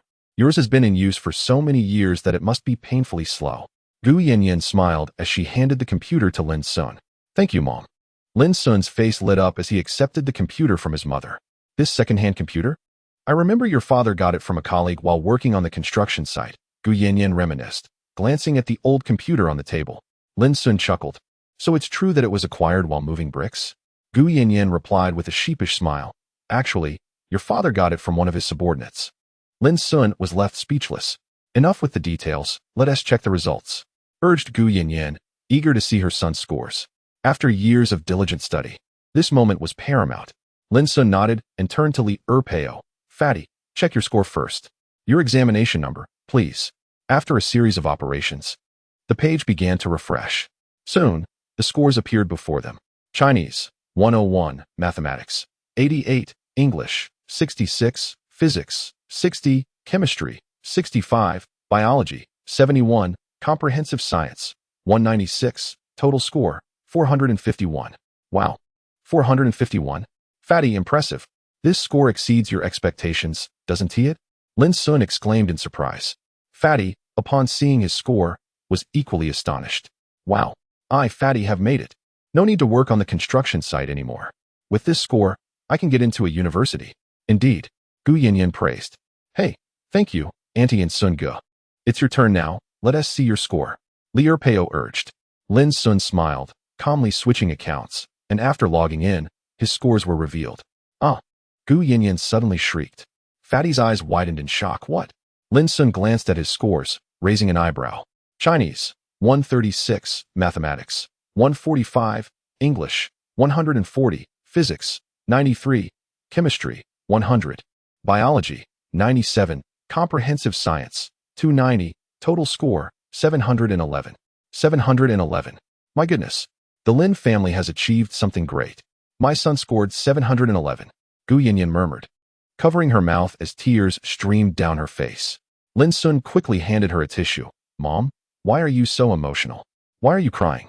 Gu Yinyan cradled Lin Xun's face in her hands, filled with pride and affection. I'm so happy. My son is extraordinary. It's all worth it. Every bit of effort. Lin Xun felt a surge of emotions, his nose tinged with warmth. Yes, I Haven Tea brought shame to you. Mom and Dad, your years of hard work were not in vain. Li Erpeo, witnessing this touching scene, felt a lump in his throat. How moving. He thought about presenting his scores to his parents and imagined being lectured by his father. Shaking off the thought, he dared not dwell on it any longer. Upon learning of her son's score, Gu Yinyan immediately took out her phone to call Lin Batian and stepped out of the room. Lin Xun's score of 711 was beyond his expectations. While he anticipated a perfect score in chemistry, the high mark in Chinese was a pleasant surprise, attributed to good fortune. Nevertheless, he was relieved not to have disappointed his family. Lin Xun took out his phone and snapped a picture of his results. The first thing he did was send it to Su Qingshi. To his surprise, the message was met with an immediate response. Fairy Senior, quite impressive. Likes. Lin Xun couldn't help but smile like a child. He replied, Senior, from now on, I am your junior, please take care of me. Expression, silly smile, Fairy Senior, you have always been my junior. Lin Xun couldn't contain his laughter. Beside him, Li Erpeo observed the scene and could not help but exclaim, Sun Ge, your laughter resembles that of a blossoming chrysanthemum. What brings you such joy? Lin Xun cast a sidelong glance at him and replied, You shall soon have a stepmother. What? Li Erpeo was taken aback, his eyes widening in astonishment. Oh, how clever of you. Witness my physical prowess. Meanwhile, Lin Batian was convening a meeting when suddenly, a mobile phone rang. Everyone turned their attention, curious about who would dare leave their phone on during a meeting. Lin Batian discreetly retrieved his phone and the crowd quickly averted their gaze. Ah, it is the boss. My apologies for the interruption. Hello? Lin Batian answered the call in front of everyone. What? He exclaimed suddenly, startling the senior executives. What is happening? Is the company going bankrupt? Has the boss been cheated on? The audience was perplexed. Ha! Excellent. Truly my son. Wonderful. I shall return immediately. Lin Batian's expression transformed into one of delight, beaming with joy. After hanging up, he addressed the executives. The meeting is adjourned. We shall leave an hour early today. The crowd gasped in disbelief. Is the sun rising from the west? Did you not hear? Lin Batian surveyed the room. The executives hastily began to gather their belongings. Cough. Cough. My underachieving son just received his college entrance examination results. He scored a mere 711. Alas, I must have a word with him. Lin Batian glanced at his gold watch. Feigning nonchalance, the executives, who were packing their things, froze for a moment before exclaiming, Wow, is the young master truly that impressive? Scoring over 700? How astonishing. Indeed, I had no idea the president was so exceptional. Even the young master possesses such remarkable talent. Truly, genetics are formidable. Yes, my rebellious child dropped out early, unable to match the young master's prowess. Young master, you are incredible. The president's guidance is indeed commendable. Listening to the flattering remarks, Lin Batian felt quite pleased. Waving his hand grandly, I declare a 3-day paid leave for the entire company. He was wealthy enough to be generous. Oh yes, the president is wise. I second that. Chapter 35. With the senior sister's departure, the joy diminished once the college entrance examination results were released. Lin Xun's class group chat erupted with excitement. I scored 498. That is a full 50 points higher than usual. Impressive. Did you surpass the first tier line? What are you thinking? This year's first tier line is above 530. Then I just barely made it. 666. You all are academic elites with boundless futures. Did you really score 666? That is remarkable. Don't be ridiculous. I only managed 388. My friend, tread carefully. Speaking of which, could the esteemed scholars share their scores? I'm curious. Before long, a message popped up. Class teacher, Lin Xun, Su Qing, Lu Li, class monitor, and academic committee member. How did you fare? As the class teacher prompted, the chat buzzed with activity once more. Lu Li. Teacher, I did poorly, scoring only 617, which is 20 points lower than estimated. Class monitor. Hee, I made it into the first tier. Academic committee member. Step aside. I must flaunt my success. Academic committee member. Image. Audience member. Wow. Truly formidable. How terrifying. In the lively chat group, the voices of the crowd echoed with playful banter. The first and second floors are mere pretenders to the throne. My respect lies solely with the class committee. Exclaimed one participant. Another chimed in. Impressive. Truly remarkable. With such scores, a place in a 211 university is assured. A third added. Our class is abundant with prodigies. My heart swells with pride. Before her computer screen, Su Qing's slender fingers glided over the surface, her eyes scanning intently, seemingly awaiting a particular individual's remarks. With a swift motion, she clicked, revealing another page, her Gaokao results. A smile crept across her face as she beheld her scores. In the class group chat, one member inquired, Why aren't Lin Xun and Su Qing's scores revealed? Let them shine before my astonished eyes. Another replied, It is well known that Lin Xun and Su Qing have long dominated the top ranks of our class. Their scores must surely surpass 666. The class committee member interjected. What do you mean by that? My apologies, I did not intend any disrespect. Came the hasty reply. Su Qing shared a picture, igniting a flurry of exclamations from the onlookers. Goodness, what an astonishing score. Our goddess truly excels. I lack education. Please, everyone, share your thoughts. Scoring 700. I almost mistook it for a perfect score. Only 50 points deducted. What a scholar. The revelation of Su Qing's 700 score surprised Lin Xun and Li Pang, who exchanged glances. Isn't this a testament to your prowess, Sun? Su Qing has always performed excellently, Li Pang remarked nonchalantly. Lin Xun shrugged. Her performance is of little consequence to me now. Sun, everyone is curious about your score. Are you not inclined to dazzle them with your brilliance? Li Pang urged eagerly. After a moment's contemplation, Lin Xun nodded. Very well. Let us enlighten them. It was evident that the spirit of competition was alive in the youth, and Lin Xun had no intention of remaining modest. Upon sharing his results, The chat exploded with excitement. Sun is incredible. The protagonist always makes a grand entrance. Cheered the crowd. 711. 11 points higher than Su Qing. This score is nearly perfect. With this achievement, admission to Tsinghua or Peking University is all but secured. Not just secured, I dare say it's practically guaranteed. Another added, riding on this wave of elation. My internet has been lagging for 2 hours. I hope my results are at least half as good as Sun's. In the high school homeroom, Lin Xun's teacher suddenly exclaimed, drawing the curious gazes of his colleagues. 2 of my students scored over 700. She announced with a smile. Over 700. And 2 of them. Instantly, her colleagues showered her with envious praise. Lin Xun glanced through the group chat, finding most messages lacking substance, prompting him to exit the conversation. He turned to Liu Pang and asked, what are your plans now? I've decided to work in a factory with my girlfriend for the summer, Liu Pang replied. Lin Xun raised an eyebrow. Didn't your girlfriend have a part-time job? Liu Pang waved dismissively. I had her quit that. It feels inappropriate for her to work as a masseuse now that she is my girlfriend. And what about you, Sun? What are your intentions? Me? I am about to embark on my fitness journey.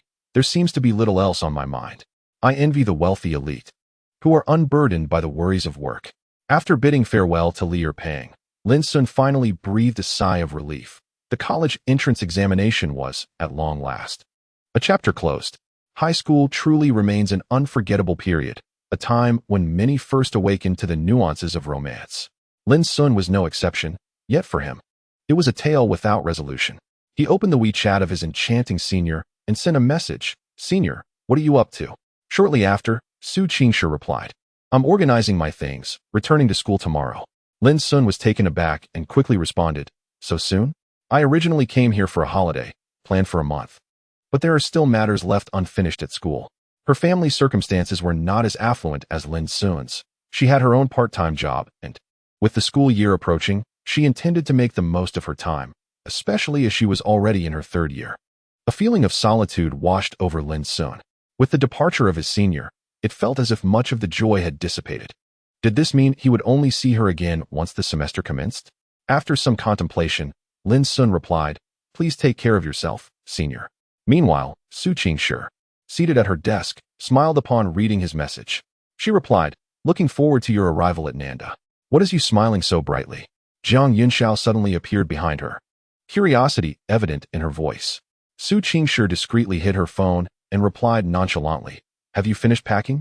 Almost done. But don't change the subject, tell me. Who are you chatting with? Jiang Yunxiao pressed. Su Qingshi glanced at her and said, guess. Jiang Yunxiao exclaimed, poetry. I've noticed you've changed a lot during this month in Liangqing. You rarely smiled before.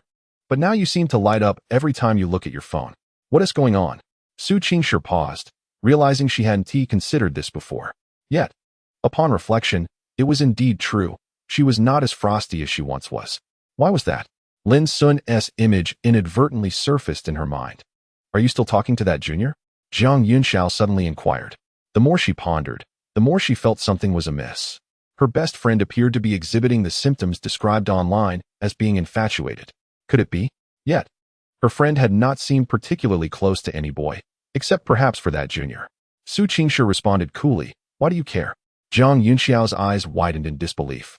Oh my, you're trying to hide something. Concealment only affirms the truth. Surely you're not genuinely interested in younger boys? What's wrong with that? Su Qingshi countered, finding no fault in her perspective. Who decreed that one could only date someone older? Wasn't a youthful, spirited boy appealing as well? Jiang Yunxiao marveled, wow, our aloof goddess is blossoming. However, if it were indeed Lin Xun, it would surely prove to be an intriguing encounter. Indeed, tomorrow we shall depart. Would you like to bid him farewell? Jiang Yunxiao teased, glancing at her close friend. Su Qingshi replied, no need. I have already said my goodbyes. Chapter 36. The first day of school. I have arrived at Nanda. The senior returned to Nanda, and the results of the college entrance examination were released. Lin Xun, following his aspirations, enrolled in Nanda. In the days that followed, aside from his 3 daily meals, he spent most of his time in the gym. Fitness. The initial phase was undoubtedly challenging. Lin Xun struggled to complete even 100 push-ups in one go during the first 3 days. Upon waking the next morning, he was either sore in the back or weak in the arms. Exercise was indeed arduous. Whenever fatigue set in, Lin Xun would think of the senior, which reignited his motivation. In addition to his workouts, Lin Xun sought to converse with the senior daily. Even a simple exchange of greetings brought him immense joy. Understanding that the senior was often busy, he refrained from disturbing her. Thus, he also reached out to Jiang Yunxiao to inquire about Su Qingshi. He and Su Qingshi were, well, they could be considered friends now, right? According to Jiang Yunxiao, he seemed to be Su Qingshi's first male friend. A smile could hardly contain itself on Lin Xun's lips. As summer vacation drew to a close, the day of school approached swiftly. Undoubtedly, Lin Xun had been admitted to Nanda. During this period, he even received a call from the leaders of Qingbei, inquiring if he wished to apply there. With a score of 711, he had achieved a commendable result. While not the highest in the exam, it surpassed the admission threshold for Qingbei. Naturally, Lin Xun declined. To him, no institution could rival Nanda, especially with a fairy-like senior present. The chubby friend was admitted to a local engineering college in Liangshan for his undergraduate studies. Gaining admission to university, particularly a bachelor's program, was a rare feat in his hometown, and it was said that a grand feast was held, stirring excitement throughout the village. During the application period, Su Qing also messaged Lin Xun to inquire whether he had applied to Nanda. Upon seeing the message, Lin Xun was momentarily taken aback. Su Qing? How is she still in my contacts? Hadn't I deleted her? Time had passed, and he had almost forgotten that Su Qing remained in his contact list. Nevertheless, he was too lazy to respond. September 2nd. At the entrance of Nanda, today marked the beginning of the new students' academic journey. With fresh faces surveying the place where they would spend the next 4 years, their eyes brimming with curiosity. At this moment, students entering and exiting the campus were all gazing in one direction. There, a black Rolls-Royce was parked. Son, enjoy your time at university, treat your roommates to meals, and foster good relationships in the dormitory. I will, Mom. And remember to remain humble and cautious. You are too naive. Do not let anyone deceive you. I understand, Dad. Lin Batian and Gu Yanyan were currently advising Lin Xun, their eyes filled with reluctance. Their child had finally grown up. All right, Mom and Dad, you should head back. I am no longer a child. I can manage on my own, Lin Xun smiled. Lin Batian nodded. Very well. If you need anything, do not hesitate to call. I still have a bit of business here. Lin Xun replied, got it. Now I must go register. Farewell. Lin Xun entered the gates of Nanda, dragging a suitcase and carrying a backpack. As he observed his son's retreating figure, Lin Batian embraced Gu Yanyan, whose eyes shimmered with unshed tears. She suddenly felt a pang of reluctance. Lin Batian comfortingly ruffled her hair. All right, don't be so melancholic. Our son has grown up and no longer requires our constant concern. But I truly feel reluctant, she replied. I've bought tickets to Sanya for a 3-day honeymoon. Really? Why not? Our child is off to university. We should take the opportunity to relax, shouldn't we? All right, let us hurry back and pack our things. Observing his wife's uncontainable excitement, Lin Batian felt a touch of exasperation. Where had her earlier reluctance vanished to? Amidst the envious gazes of onlookers, a Rolls-Royce gracefully departed from the Nanda campus. Hello, are you a new student here to register? A senior adorned with a red sash approached. Lin Xun nodded. Hello? Senior, could you please direct me to the finance department for registration? The senior appraised Lin Xun, noting his handsome features and tall stature. What a dashing young man. She immediately beamed and said, I'm from the finance department. Follow me. She enthusiastically took the suitcase from Lin Xun's hands. He smiled shyly, appreciating her warmth, and took out his phone to snap a casual picture, sending it to the fairy-like senior. Senior, I've arrived for registration. Lin Xun texted. I'm currently following another senior to register. Meanwhile, Su Qingshi, who had just finished her preparations and was about to head to the cafeteria, felt her phone vibrate. Upon checking, a smile crept across her face. A new junior has arrived. However, as she opened the image Lin Xun had sent, her smile faded. In the picture, a long-legged senior in uniform was pulling a suitcase, presumably the one Lin Xun referred to. The senior's uniform skirt was short, revealing her fair legs, and she had turned to smile at the camera, captured in a candid moment. Su Qingshi frowned, hesitating for a moment before changing her direction toward the campus gate. Away from the cafeteria, when the fairy-like senior did not respond to his message, Lin Xun felt a tinge of disappointment. Nonetheless, he soon followed the senior to the finance department's welcoming area for new students. Wow, who is this handsome young man you've brought, Inin? Several receptionists, mostly female, were captivated by Lin Xun's charming visage and youthful aura. erupting in playful banter. Yinyin, the senior guiding Lin Xun, replied with a smile. He is a new student in our department. Isn't he handsome? Indeed, he is quite striking. After receiving dozens of students, it's refreshing to finally have a good-looking one. Does the young man have a girlfriend? Lin Xun was taken aback by this exuberant reception. He anticipated such warmth from the seniors, making him feel a touch socially anxious. Hello, seniors. Could you please assist me with my enrollment procedures? He politely inquired. Come here, let me help you. Please take out your admission notice. They beckoned. Lin Xun complied, retrieving the notice, and proceeded to sign several documents as per the procedure. We also need your WeChat ID and phone number, one senior said with a mischievous glint in her eyes. Huh, is that necessary? Lin Xun was momentarily taken aback. Yes, indeed. The senior nodded vigorously. Just kidding. How else can I deceive you into giving me your WeChat ID? At that moment, the senior sister Yinyin suddenly laughed and said, Don't listen to their nonsense. Come on, the paperwork is complete, and I will take you to your dormitory. Hey, Yinyin, you are being excessive. The other girls chimed in. Yinyin responded playfully. Oh, you want to flirt with my junior? I'm afraid I've claimed him first. Naturally. I will add him first. Lin Xun remarked, Who understands?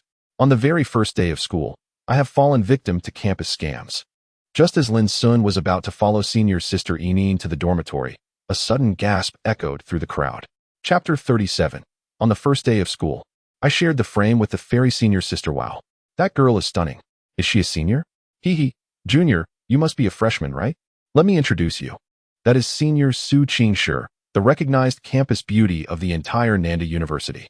Remember to keep your distance when you see her. Why? Hey, do you still want to argue? Let me tell you, the number of people at Nanda wanting to pursue the goddess could circle the campus. Not only is she the campus beauty, but she is also a talented student in the finance department. Last year, she garnered numerous awards with her expertise, making her an ethereal presence. Senior Su has a cold demeanor, and most people are too intimidated to approach her. Many boys who confess their feelings to her have faced rejection. No one at Nanda seems to catch her eye. No one knows what kind of person she likes. The girl wore a floral dress. Her tall figure and exquisite face exuded an air of elegance, instantly captivating countless gazes as she walked along the campus path. Even the girls looked up to Su Qingshi, realizing in the face of such talent that they were not even worthy of jealousy.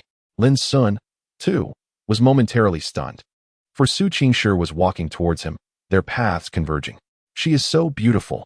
Lin Xun marveled at Su Qingshi, noting how she had grown even more enchanting since their last meeting. At that moment, the fairy-like senior sister resumed her aloof goddess persona. The warmth she once displayed was now a memory, left behind in the rainy days of Liangqing. Before long, Lin Xun felt a surge of anxiety, as it seemed that Su Qingshi was indeed approaching him. Surely, she cannot be coming to greet me? Despite his disbelief, a flicker of hope ignited in his heart. Amidst the multitude of gazes, Su Qingshi came to a halt, mere 2 meters away from Lin Xun. The crowd was taken aback, wondering what was happening. Why did the goddess stop? Hey, senior. Lin Xun smiled and waved at Su Qingshi. Witnessing this scene, the onlookers cast scornful glances. Kid, are you overthinking? How dare you greet the goddess? Do you think she is here for you? You must be blocking her path. Indeed, that's the case. Yinyin, who was helping Lin Xun with his suitcase, whispered, Junior, quickly step aside. You are in Senior Su's way. Huh. Lin Xun was taken aback and then dazedly shifted to the side. Am I blocking the senior? Su Qingshi glanced at Lin Xun, her lips curling slightly as she softly inquired, Have you completed your enrollment procedures? Lin Xun quickly nodded. Yes, I have. Su Qingshi acknowledged him and then turned to the dazed Yinyin. Where is his dormitory? Yinyin instinctively replied, Building 7, room 307. Thank you. Su Qingshi turned to Lin Xun and said, Take your luggage and follow me. Without waiting for his response, she turned and walked away. Lin Xun, momentarily stunned, quickly regained his composure, his face lighting up with excitement. Okay, I'll be right there.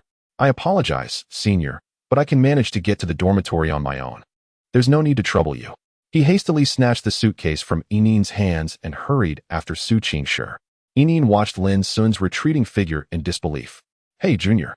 Add me on WeChat before you leave. Once the two had ventured far away, the previously silent atmosphere erupted. What did I just see? Goddess Su is speaking to a boy? Is this a miracle? Or perhaps a pig has climbed a tree? This is monumental. Who is that new student? How could he warrant a personal escort from Senior Sue to the dormitory? He seems somewhat attractive, but somehow, he doesn't seem worthy of her. I think I've seen him before. His parents drive a Rolls Royce. Excuse me. Oh my God. Hurry and inform the dormitory crew. Their goddess has been seen in the company of a male. In an instant, news spread like wildfire across the campus forums. Some even captured a photo of Lin Xun and Su Qingshi together and posted it online. Su Qingshi had always been a focal point of attention at Nanda University. So once this topic emerged, it swiftly ascended to the forefront. Who on earth is this guy? My loyal subjects, I demand his complete information within 5 minutes. Lin Xun had no inkling that on his very first day of enrollment, he would become a figure of notoriety at Nanda. At this moment, he trailed behind Su Qingshi, quietly wheeling his suitcase. The enchanting senior walked gracefully, her pace unhurried, her tall stature accentuating her exquisite curves. Lin Xun felt an irresistible urge to capture this moment. Just as he was lost in thought, a calm voice interrupted him. Walk faster. Snapping back to reality, Lin Xun hastened to match her pace, deliberately maintaining a respectful distance. Su Qingshi glanced at him, but said nothing. Lin Xun took the initiative to ask, "Did you come specifically to pick me up?" Su Qingshi replied coolly, "I worried you might get lost. As a gesture of familiarity, I decided to assist you this once." Lin Xun couldn't help but chuckle inwardly. Such an excuse seemed rather juvenile. He smiled and said, "Thank you, senior." Su Qingshi regarded him for a moment, then asked, "Did any of them ask for your WeChat?" Lin Xun was taken aback. "Who are you referring to?" "The volunteers welcoming the new students," she clarified. Lin Xun shook his head. "No? They wanted me to leave my WeChat, but I didn't." Su Qingshi smirked slightly. "It appears you are quite popular." Lin Xun scratched his head awkwardly. It's just that those seniors were overly enthusiastic. He would not entertain such notions, as he had never experienced anything like it before. Su Qingshi inquired, "Have you gathered all your belongings?" Lin Xun nodded. "Most of my things were brought to the school by my family's steward in advance, so I have only a few items with me." Su Qingshi acknowledged this. Upon entering university, the first task is to prepare for military training. However, given your physical condition, it should pose no significant challenge. Lin Xun has been diligently working out for the past month, and his physique has significantly improved, exuding a more mature aura. Lin Xun nodded, acknowledging, "I have already familiarized myself with all of this." Su Qingshi nodded in response, and soon realized that perhaps she had been overly concerned.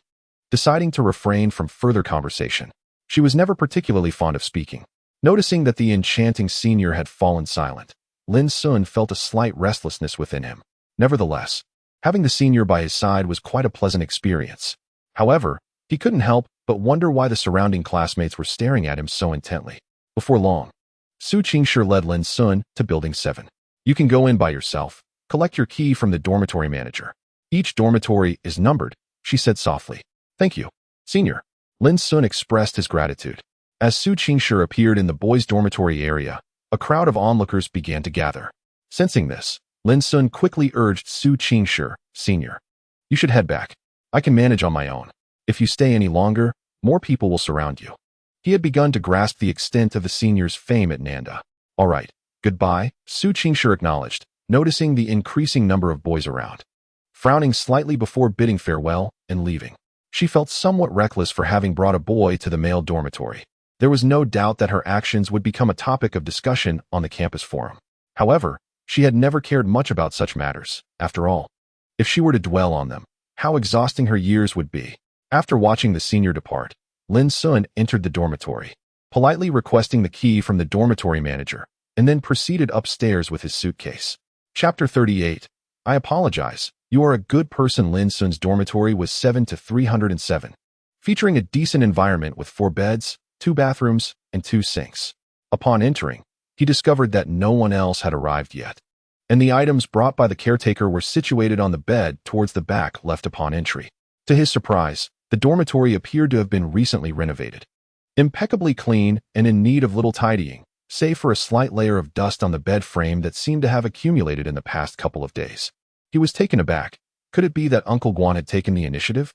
Without further contemplation, Lin Xun swiftly arranged his bed, made a brief visit to the restroom, and then sat on his bed, awaiting the arrival of his roommates. A wave of drowsiness washed over him, and he succumbed to sleep, reclining comfortably on his bed. After an unknown duration, Lin Xun was awakened by a commotion. He opened his eyes to see a fellow student across from him tidying up his belongings, prompting him to sit up quickly. Hello, are you also staying here? Sorry for waking you, brother. I'm Lu Gang, a native of Nanqing. Just returned to school after military service. Lu Gang was aptly named. He was robustly built, sporting a buzz cut, exuding a clean and cheerful demeanor. Dressed in a dark green short-sleeve shirt that showcased his muscular arms, instilling a sense of safety.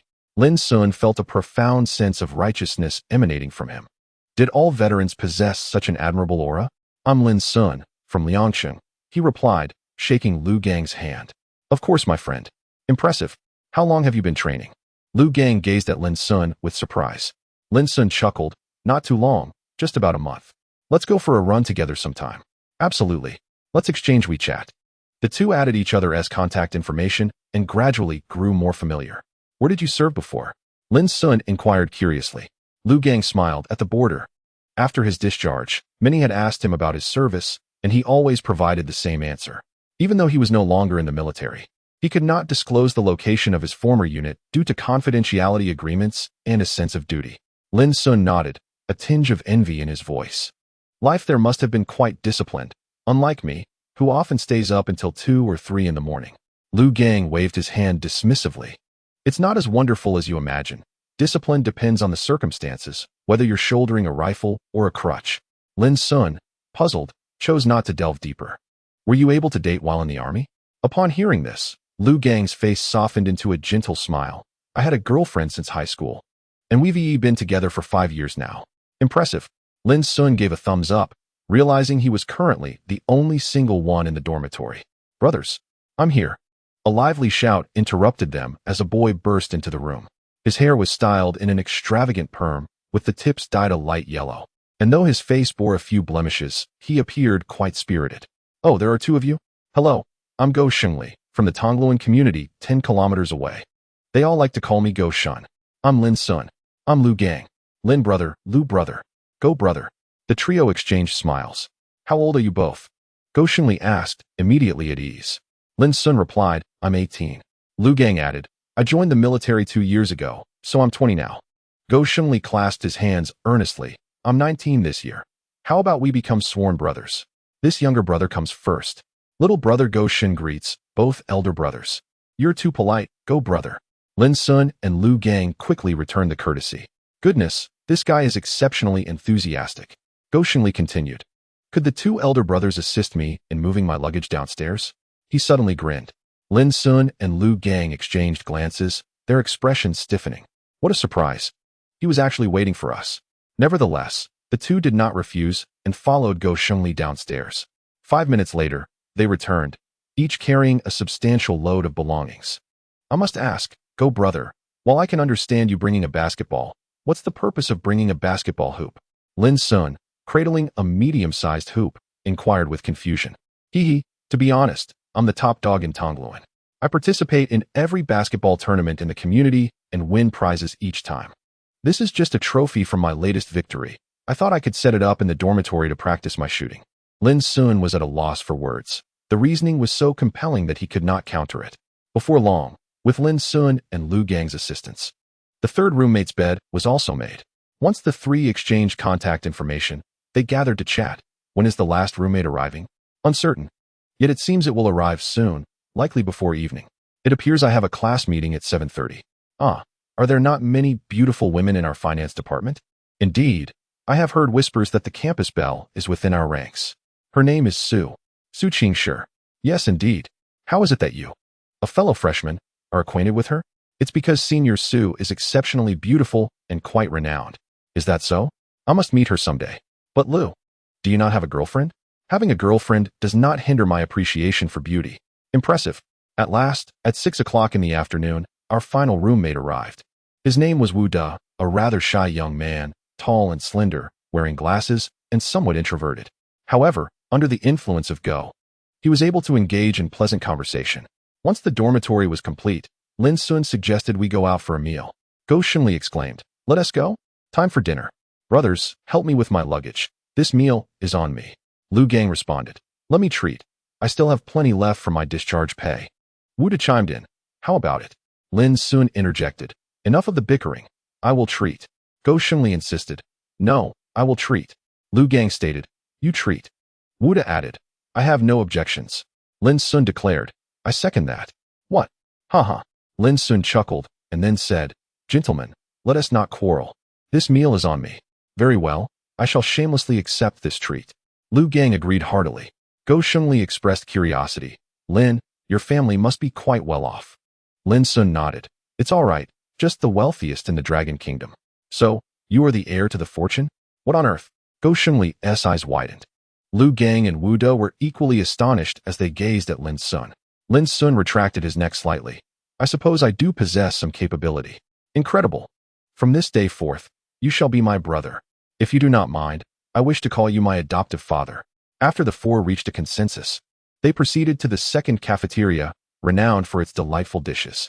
In many universities, there exists more than one cafeteria, each distinct in its offerings. The first is primarily run by the school, while the second is contracted to outside vendors, providing a greater variety of flavors.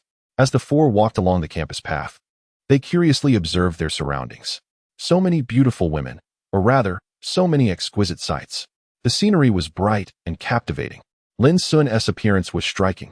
Standing close to 6 feet tall, with tousled hair and a fair, handsome face, he embodied the youthful charm that turned heads as he passed. Several girls glanced in his direction. Classmate, may I add you on WeChat? One girl stopped Lin Xun, her demeanor shy. Oh. Go Shunli and the others looked on with teasing expressions. Lin Xun hesitated, then politely declined. I'm sorry, classmate, but I left my phone behind. His roommates burst into laughter. How can one refuse so awkwardly? Let me take over. The girl, somewhat disappointed, turned away regretfully. Lin, was that refusal not too embarrassing? Go Shunli said, shaking his head in disbelief as he put his arm around Lin Xun. How should I have refused then? Lin Xun inquired, genuinely seeking advice in his inexperience. Watch closely. I shall demonstrate just once. Go Shunli raised his thumb and pointed at himself, then took out his phone, casting a cunning glance around the room. His eyes suddenly lit up as he walked towards a girl.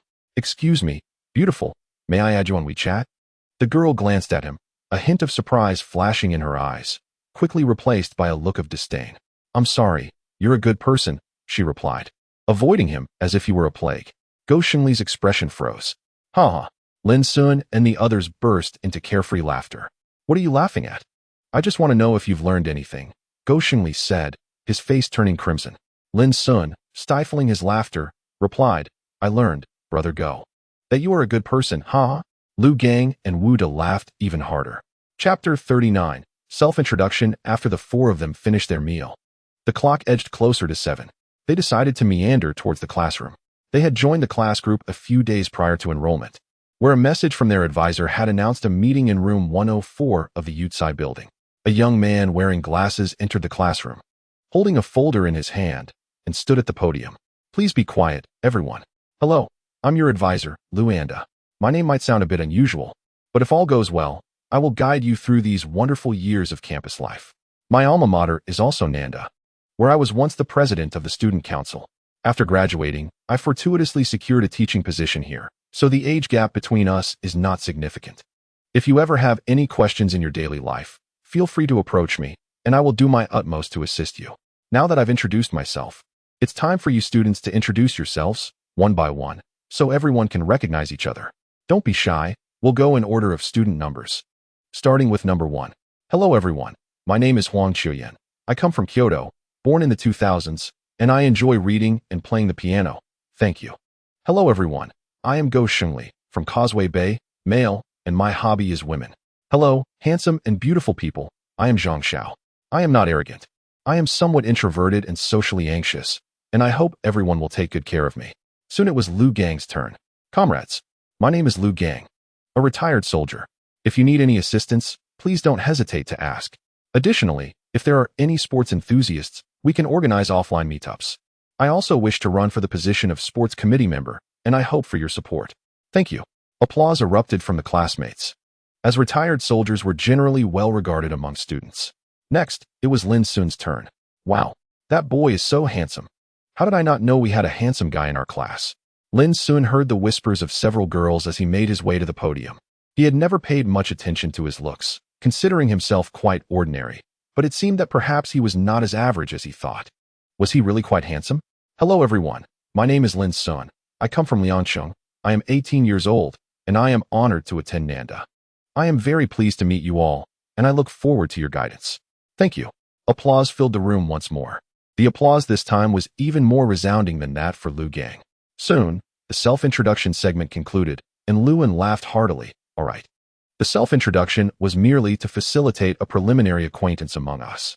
There will be ample time in the future to deepen our understanding of one another. The next order of business was the class officer election, where each individual would have the opportunity to select their desired position. I hope everyone will participate actively, as this is an excellent opportunity for personal growth. Those intending to run for office should come to the podium to discuss their reasons for running and their plans. Once the counselor finished speaking, Lu Gang was the first to approach the stage, inscribing his name on the blackboard. After articulating his thoughts with conviction, he stepped down amidst a round of applause. Lin Xun, will you run for class monitor? Go Shengli discreetly nudged Lin Xun's arm. Lin Xun shook his head. No, I am acutely aware that I lack the qualities of a class monitor. To aspire to such a role, has he overindulged in food or drink? Not even a dog would consider it. Hello everyone, I am Huang Qiuyan, and I wish to run for class monitor because I held that position throughout high school. Lin Xun silently retracted a sarcastic remark. Soon, the class officers for Finance Class 201 were completely determined. Lu Gang was unanimously elected as the physical education representative, as no one dared to challenge a retired soldier. After the meeting adjourned, two girls approached Lin Xun. Lin Xun, could we add you on WeChat? A few boys nearby turned to glance, lamenting internally. Why? Why such fortune in romance? Can being handsome truly grant one such liberties? Oh my, look at you. You're quite the charmer. Go Shengli teased. Lu Gang and Wu De exchanged knowing smiles, as if witnessing the promising future of their own offspring. Lin Xun politely declined. I'm sorry, you are both wonderful girls, but I already have someone I like. The familiar pattern ensued. Go Shengli's expression froze. The two girls were taken aback. Uft, uft. Lu Gang and Wu De instinctively averted their gazes, suppressing their laughter. I apologize, I simply could not contain my amusement. Upon hearing Lin Xun's rejection, the girls still seemed somewhat reluctant. One of them remarked, please don't misunderstand, we're not interested in you. We just want you to help us with something. Yes, exactly. Lin Xun felt a twitch at the corner of his mouth. Do I appear so naive? Ultimately, the two girls left, still unwilling to concede. I say, Lin Xun, if you keep this up, you'll break the hearts of countless girls. Go Shengli said, visibly aggrieved. Lin Xun was puzzled. Wasn't it you who advised me to do so? Besides, I truly don't wish to add anyone. Lu Gang interjected. I believe Lin Xun's refusal is commendable. If you simply add girls who approach you, what sets you apart from a playboy? Agreed, Wu De nodded earnestly. What is so wrong with being a playboy? A playboy isn't a scoundrel. He merely wishes to offer every girl a home. Go Shengli remarked nonchalantly. Your words. You scoundrels, I cannot in good conscience agree. Shall we return to the dormitory? What is the point of going back? It's the first day of school. We should certainly go out for drinks. Go. Can you hold your liquor? Huh. I dare not boast. It's merely a modest capacity. Under Go Shengli's encouragement, the group exited the campus and made their way to a barbecue restaurant. Boss, we're ready to order. Coming right up. 10 skewers of pig whip, 10 skewers of kidneys, 10 skewers of chives, 2 portions of pig brain, and oysters. Let us begin with 100. Lin Xun and his companions gaped at Go Shengli. Brother Go, how insatiable are you? What did you do last night? Is it all for the kidneys? Go Shengli waved his hand grandly. Barbecuing is all about replenishing the kidneys. Come, you all order as well. The group exchanged glances and quietly began to place their orders. Lin Xun, I'll have a grilled tilapia, peanuts, and fatty intestines. Lu Gang, I'll have a seafood congee. Wu De, I fancy hot dogs. Should we get some drinks? Why not? Beer? How pathetic. Bring me 2 gin of erguo too. Before long, the barbecue began to arrive in succession, and the group gradually entered a state of ecstatic revelry. Oh my, Lin brother, how have you multiplied? What do you mean by multiplied? There's only one of me. Huh, why are you all swaying up and down? I feel like I'm about to vomit. Ha, you're all such lightweights. Who's barking? Tonight, due to the freshman orientation, the surrounding barbecue stalls were bustling with business. Oh no, am I drunk or seeing things? Look, there are beautiful women. Go Shengli suddenly exclaimed, pointing behind Lin Xun. The others turned to look and were immediately captivated. Chapter 40. Su Qingshi takes the initiative about 10 meters behind Lin Xun. Two girls were waiting at the traffic light. Under the streetlight, their statuesque figures and stunning beauty were hard to ignore, especially one girl in a long dress. Her flowing hair framing an alluring profile that exuded an air of aloof nobility, evoking a sense of unattainability. An exquisite beauty. Why does she look somewhat familiar? Lin Xun squinted, soon feeling dizzy and instinctively clutching his head. It was not just Lin Xun who noticed, others were also murmuring. And some even gathered the courage to approach, only to return dejected moments later. Hey, brothers, shall we place a bet? Go Shengli's eye sparkled. On what? I bet I can get one of their WeChat contacts. Go Shengli declared confidently. You? Brother Go, don't embarrass yourself. Do you really think you stand a chance? Lu Gang scoffed. What do you mean? Although I may not be handsome, I possess a heart that captivates countless beauties. Looks? They are but superficial. If you succeed, I'll treat tonight. As many kidneys as you desire. Really? Absolutely. Lin Xun and Wu De can attest to that. Indeed. Go Shengli, in his excitement, downed a mouthful of erguo too and prepared to rise. At that moment, Wu De suddenly grabbed him. Brother Go, they're coming over. Just then, the traffic light turned green. But the two girls unexpectedly changed direction, heading towards Lin Xun and his friends. Oh my, could they be coming to find me? Is my charm truly this great? Go Shengli couldn't help but exclaim. Your audacity is unmatched, someone remarked. Look, that's the campus beauty Su Qingshi and the stunning Jiang Yunxiao. Good heavens. Have they descended from the heavens? Could it be that the two campus beauties are here for barbecue as well? Is that really a campus beauty? She is so beautiful. Up close, she is like a fairy. Su Qingshi? Lin Xun had indulged a bit too much, the world around him buzzing in a haze. Yet, amidst the din, he faintly caught the name of the enchanting senior.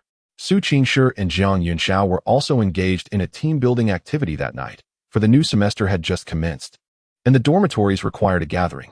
As they prepared to return, Su Qingshi caught a whisper of Lin Xun's name. A fleeting glance revealed Lin Xun, his head bowed. Although his face was obscured, she recognized him instantly. Thus, she approached.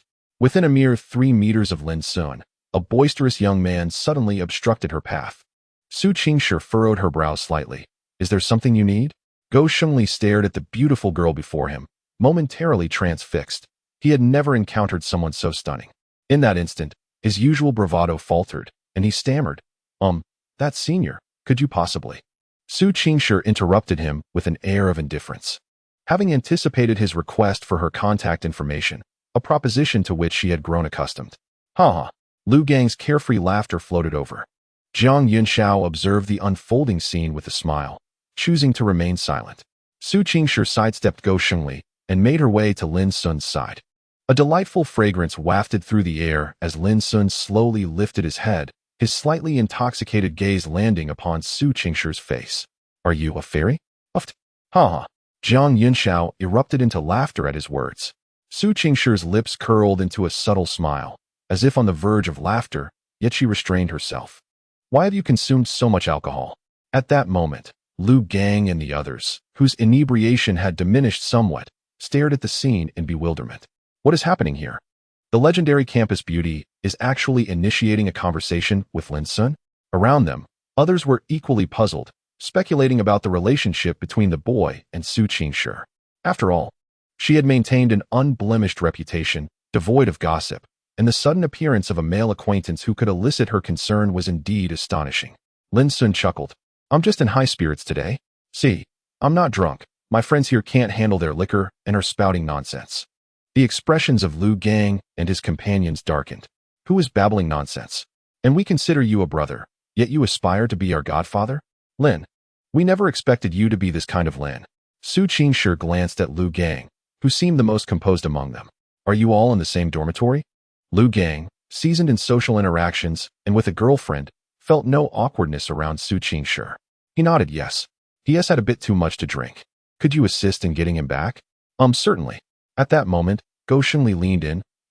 Senior, do you know Lin? Su Qingshi shot him a glance, indeed. Jiang Yunxiao quietly added, they're quite familiar. Go Shengli's mouth hung agape. The onlookers were equally astonished. Familiar? Does she have male friends? What a revelation. Many pulled out their phones, capturing this moment, accompanied by captions. Shocking. A new scoop from Nanda, the campus beauty spotted at a barbecue stall, seemingly assisting a drunken male friend. Click on the group chat and send a message. In the scene, Su Qingshi gazed at Lin Xun, who had once again laid down in silence, before turning her attention to Jiang Yunxiao.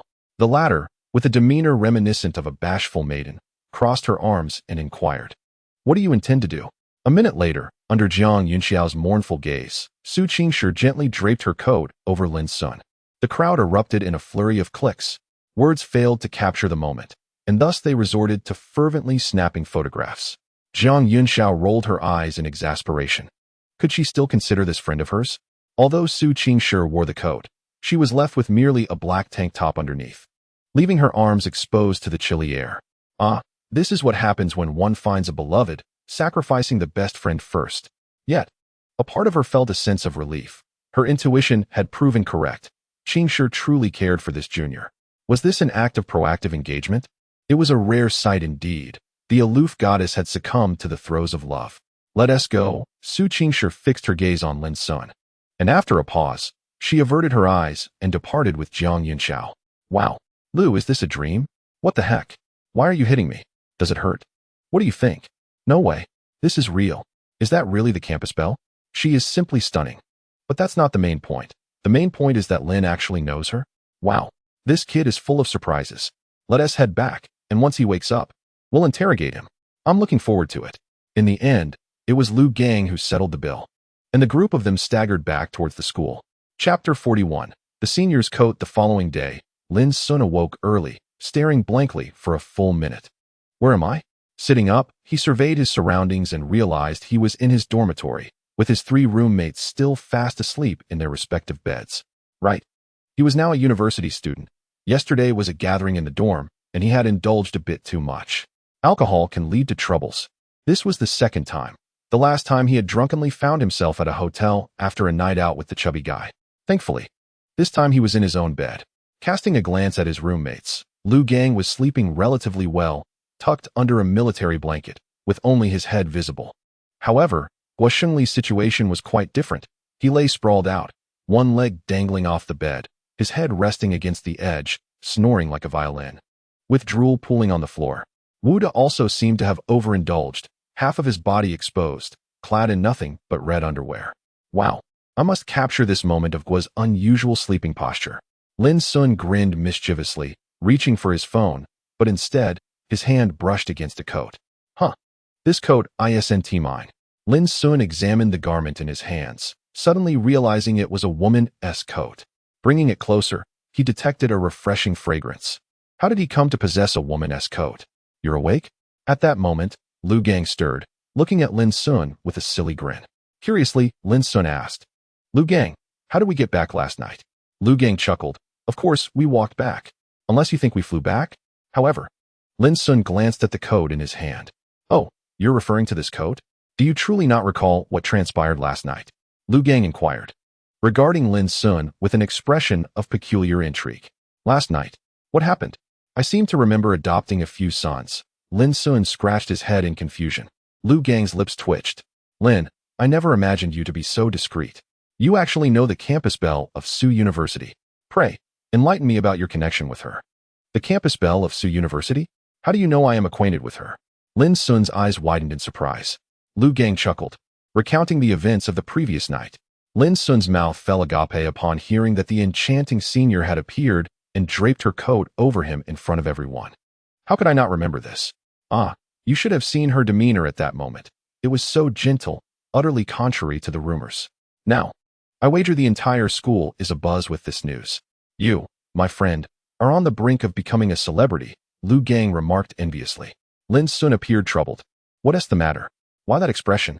You should be overjoyed to be associated with the campus belle, Lu Gang exclaimed. Indeed. I lament the fact that I was intoxicated at the time and failed to witness all that transpired with my own eyes, Lin Xun replied.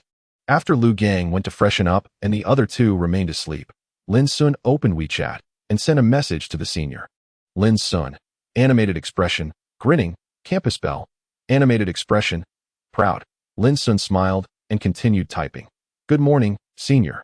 At that moment, Su Qingshi, who was studying in the library, Received Lin Xun's message and silently set her book aside to pick up her phone. Campus bell. Awake from your drunken stupor? Lin Xun. I apologize, senior. I overindulged last night. Campus bell. Are you unaware of your own limits? Lin Xun. Animated expression. Sheepish grin. Campus bell. Playing the fool? Lin Xun. Thank you for your coat, senior. I will return it once it's cleaned. Campus bell. The coat belongs to Jiang Yunxiao. Lin Xun. Su Qingshi, upon reading the response, envisioned Lin Xun's frozen expression and couldn't help but smile, resembling a breathtaking vista. The classmates who were discreetly observing her stood entranced. The goddess has a smile that is simply exquisite. Realizing the coat was not hers, Lin Xun felt an embarrassing mix-up had occurred. Ultimately, he had misinterpreted the situation. After concluding his chat with the enchanting senior, Lin Xun sent a message to express his gratitude to Jiang Yunxiao. She, however, seemed unfazed and instead began to gossip with him. Through their conversation, he learned that he had indeed gained notoriety. The campus forum was actively seeking information about him. Lin Xun was taken aback and promptly asked Jiang Yunxiao to guide him in logging onto the campus forum. Upon reading the comments, Lin Xun's expression darkened. He had undeniably become a topic of discussion, but many posts criticized him for being unworthy of the senior, likening it to a flower growing from a dung heap. Several comments stood out sharply. Post 1. Who is this boy? How can he, looking so unattractive, be frequently seen with the aloof goddess? Surely, he must be seeking attention. Post 2. He resembles a pretty boy. How could the formidable Su be interested in someone who isn't even fully matured? I could take him down with a single punch. Post 3. Who can tell me which building this brother is from? I wish to compete with him in handsomeness. Post 4. I know this junior. His name is Lin Xun, a freshman from the finance department.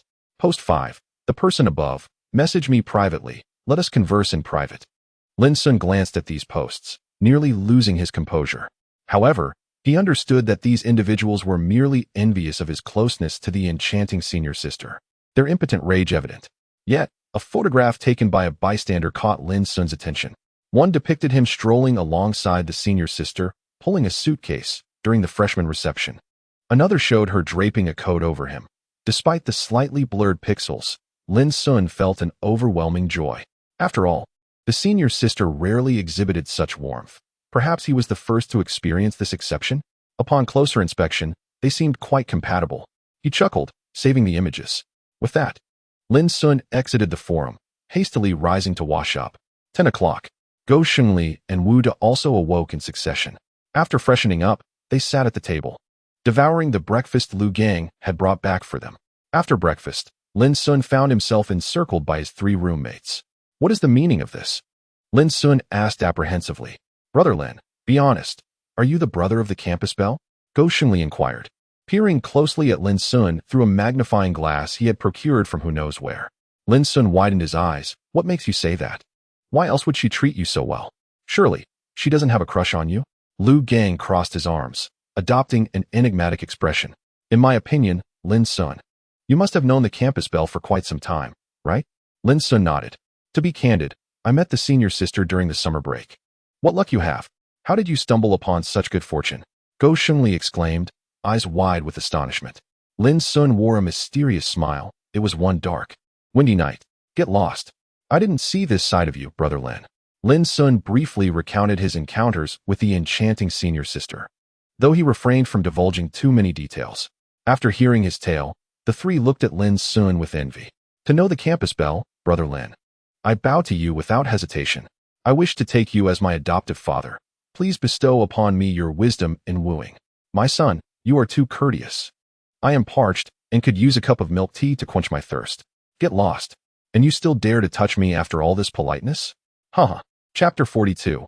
Military Training Grounds. The enchanting senior sister actually came to bring me water. In the afternoon, the class leader announced in the group chat the distribution of military training uniforms. Freshmen must undergo a rigorous military training period lasting half a month. Class 201 of the finance department was temporarily organized into Company 21. The company commander, who also served as an instructor, was a tall young man. His robust physique evident even in camouflage attire. Stand at attention. Align to the right. Face forward. Military posture ready. Time, 20 minutes. Head up, chin slightly tucked. Eyes fixed ahead. Lock your gaze on the back of the student in front of you. Excuse me, could you please turn your neck towards the center? Report to the instructor. I woke up with a stiff neck last night. Why are you all laughing? Come on, everyone down. The instructor cast a stern glance, and the others were left in despair. Lin Xun and his companions squatted in a row. Lu, are you so bored that you decided to join us in this torment? Go Shengli remarked, his mouth twisted as he spoke to Lu Gang. It is well known that retired soldiers are exempt from training. We're brothers, besides. Isn't it terribly dull to be alone in the dormitory? Lu Gang replied softly. Indeed, your suffering was not in vain, my son. From a corner, two boys stood up. I'm referring to you too. No need to look back. Go Shengli and Lu Gang, bewildered, rose to their feet. The instructor approached. What secret whispers are you two sharing? Speak up so everyone can hear. Go Shengli chuckled. Instructor, one must report before speaking. Report. We said nothing of consequence. Nothing of consequence? I could hear your hushed chatter from afar. Do you think I'm deaf? The instructor's gaze suddenly fixed on Lu Gang, who stood upright, somewhat surprising him. Have you trained before? Lu Gang replied, just got out. Oh, impressive. Where were you stationed? The instructor asked in astonishment. On the border. Lu Gang answered. Very well. You may stretch a bit, the instructor said gently.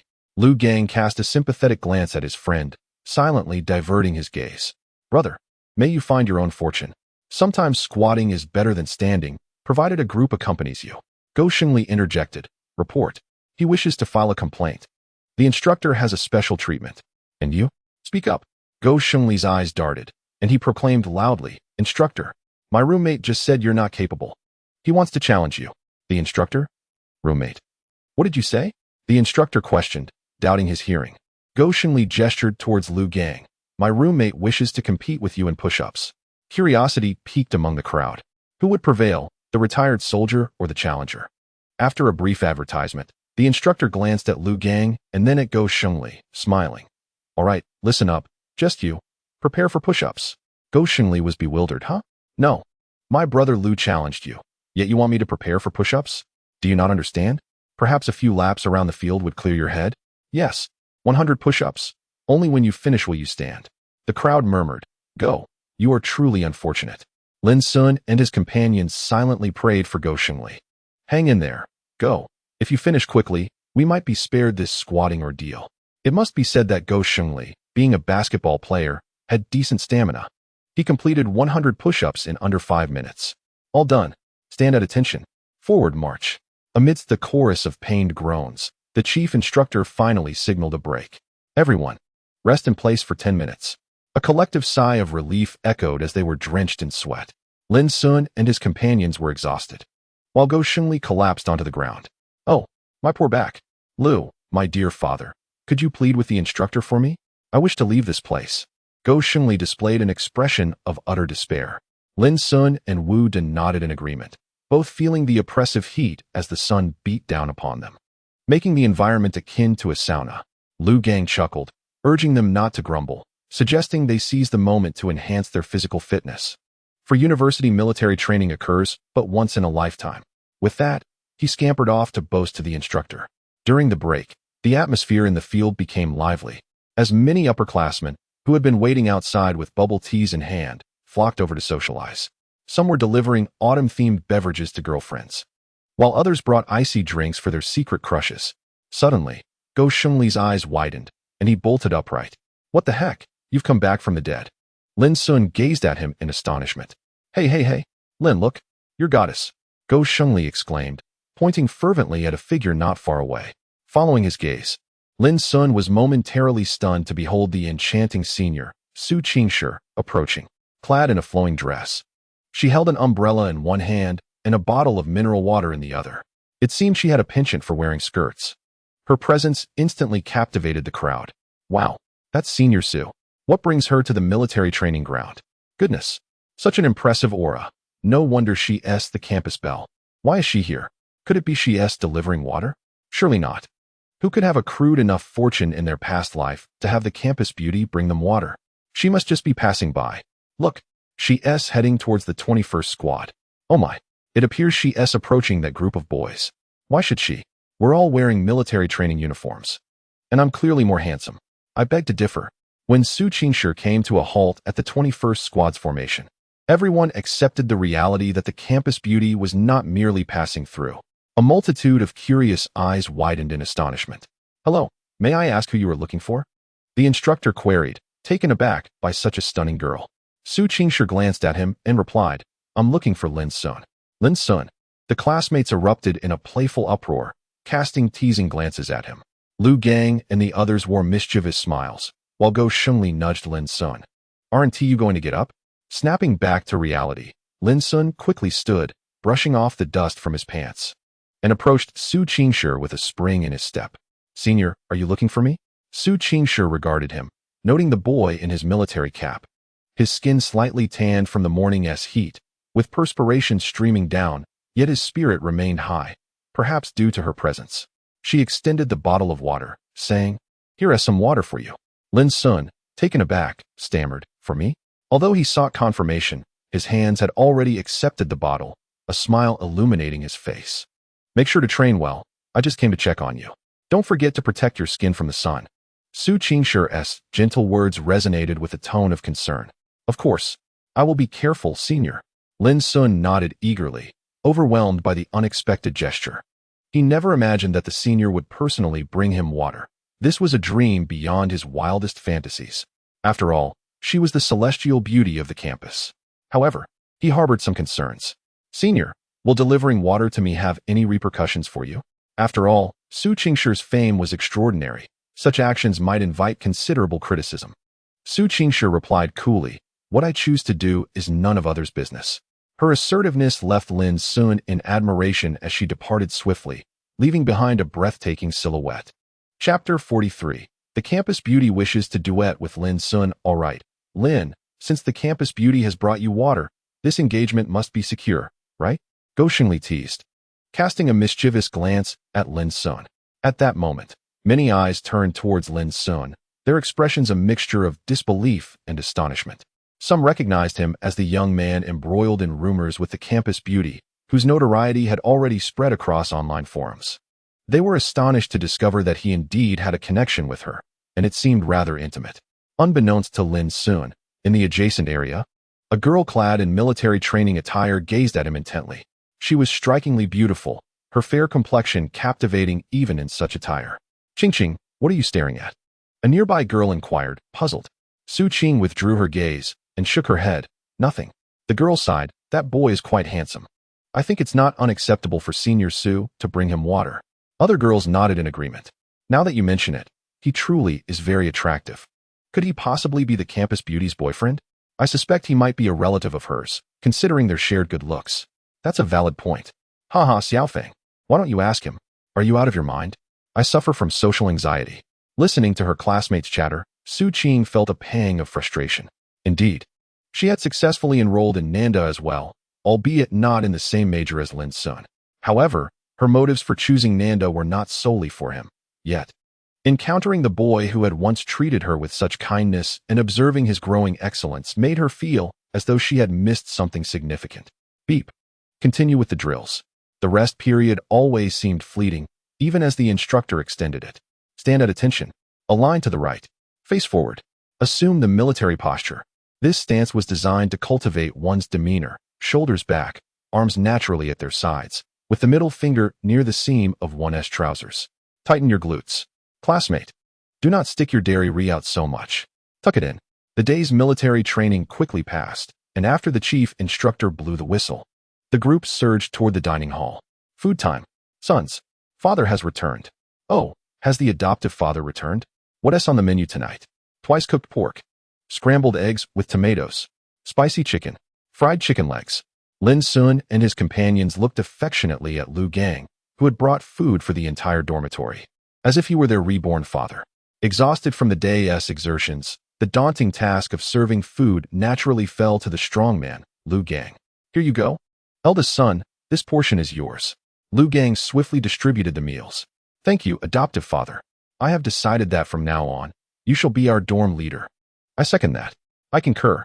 By 7 o'clock in the evening, the football field, basketball court, and various open spaces were filled with people. After a day of military training, the evening naturally became a time for leisure. This evening's first lesson is led by our instructor, who will teach us a few military songs. Let us extend a warm welcome. Good. Applause fills the air. After half an hour, amidst the sporadic singing of the students, we transition to the next segment. Is there anyone willing to volunteer and showcase their talents? The instructor inquires, microphone in hand. A moment of silence ensues, with no one moving. The instructor chuckles. No one? Well then, shall we commence training? Oh no. The students stir restlessly. Reporting. Soon, the first brave soul emerges, serenading us with a tuneless old song, concluding amidst muffled laughter from the audience. With the first performer, the second soon follows. Singing, dancing, storytelling, and martial arts displays abound, an array of talents on full display. My goodness, what hidden talents abound. Go Sheng watches with envy, glancing at Lu Gang. Brother Lu, shouldn't you get up and perform some military exercises? Lu Gang shakes his head. I've long forgotten that. At this moment, a girl from the adjacent squad begins to sing. Upon finishing a song, she suddenly asks, Instructor, may I invite a classmate to join me in a duet? The moment she speaks, not only does the instructor's eyes light up, but the onlookers also erupt in excitement. They revel in the spectacle. Who would you like to call? The instructor inquires. The girl's gaze shifts towards Squad 21, and she sweetly requests, Lin Xun, may I invite you to sing a song with me? Oh, Lin Xun, Lin Xun, Lin Xun. The crowd erupts, chanting his name. Wow, Brother Lin, your moment of romance has arrived. How enviable. Hurry up and showcase your talents. Lin Gu, don't hesitate. Go up there. Surprised yet determined. Lin Xun stands and approaches the girl. The instructor, understanding the moment, hands him a microphone. Feeling a bit awkward under so many watchful eyes, Lin Xun experiences a twinge of social anxiety. Hello, I'm Chu Weiwei, a computer science major. The girl introduces herself. Lin Xun politely responds, I'm Lin Xun, from the finance department. The girl before him is strikingly beautiful, with an oval face, fair skin, light makeup, and a tall, curvaceous figure, exuding confidence. However, Lin Xun remains unaffected, for no one can compare to the enchanting senior he admires. So what shall we sing? Lin Xun shyly asks. Chu Weiwei gazes at the handsome, tall boy and smiles. Before that, may I ask you a question? Do you have a girlfriend? Oh, her question prompts another uproar. Go Sheng and his friends were benevolent smiles. Father need no longer worry about my son remaining single. The child has grown. The instructors smile, reminiscing about the beauty of youth, though their own youth has long been dedicated to the country. Faced with the girl's unexpected inquiry, Lin Xun swallows hard. And no, unbeknownst to him, his answer ignites excitement among many girls, while a few boys breathe a sigh of relief. It appears that this lad is not involved with the school beauty after all. Indeed, they can rest assured.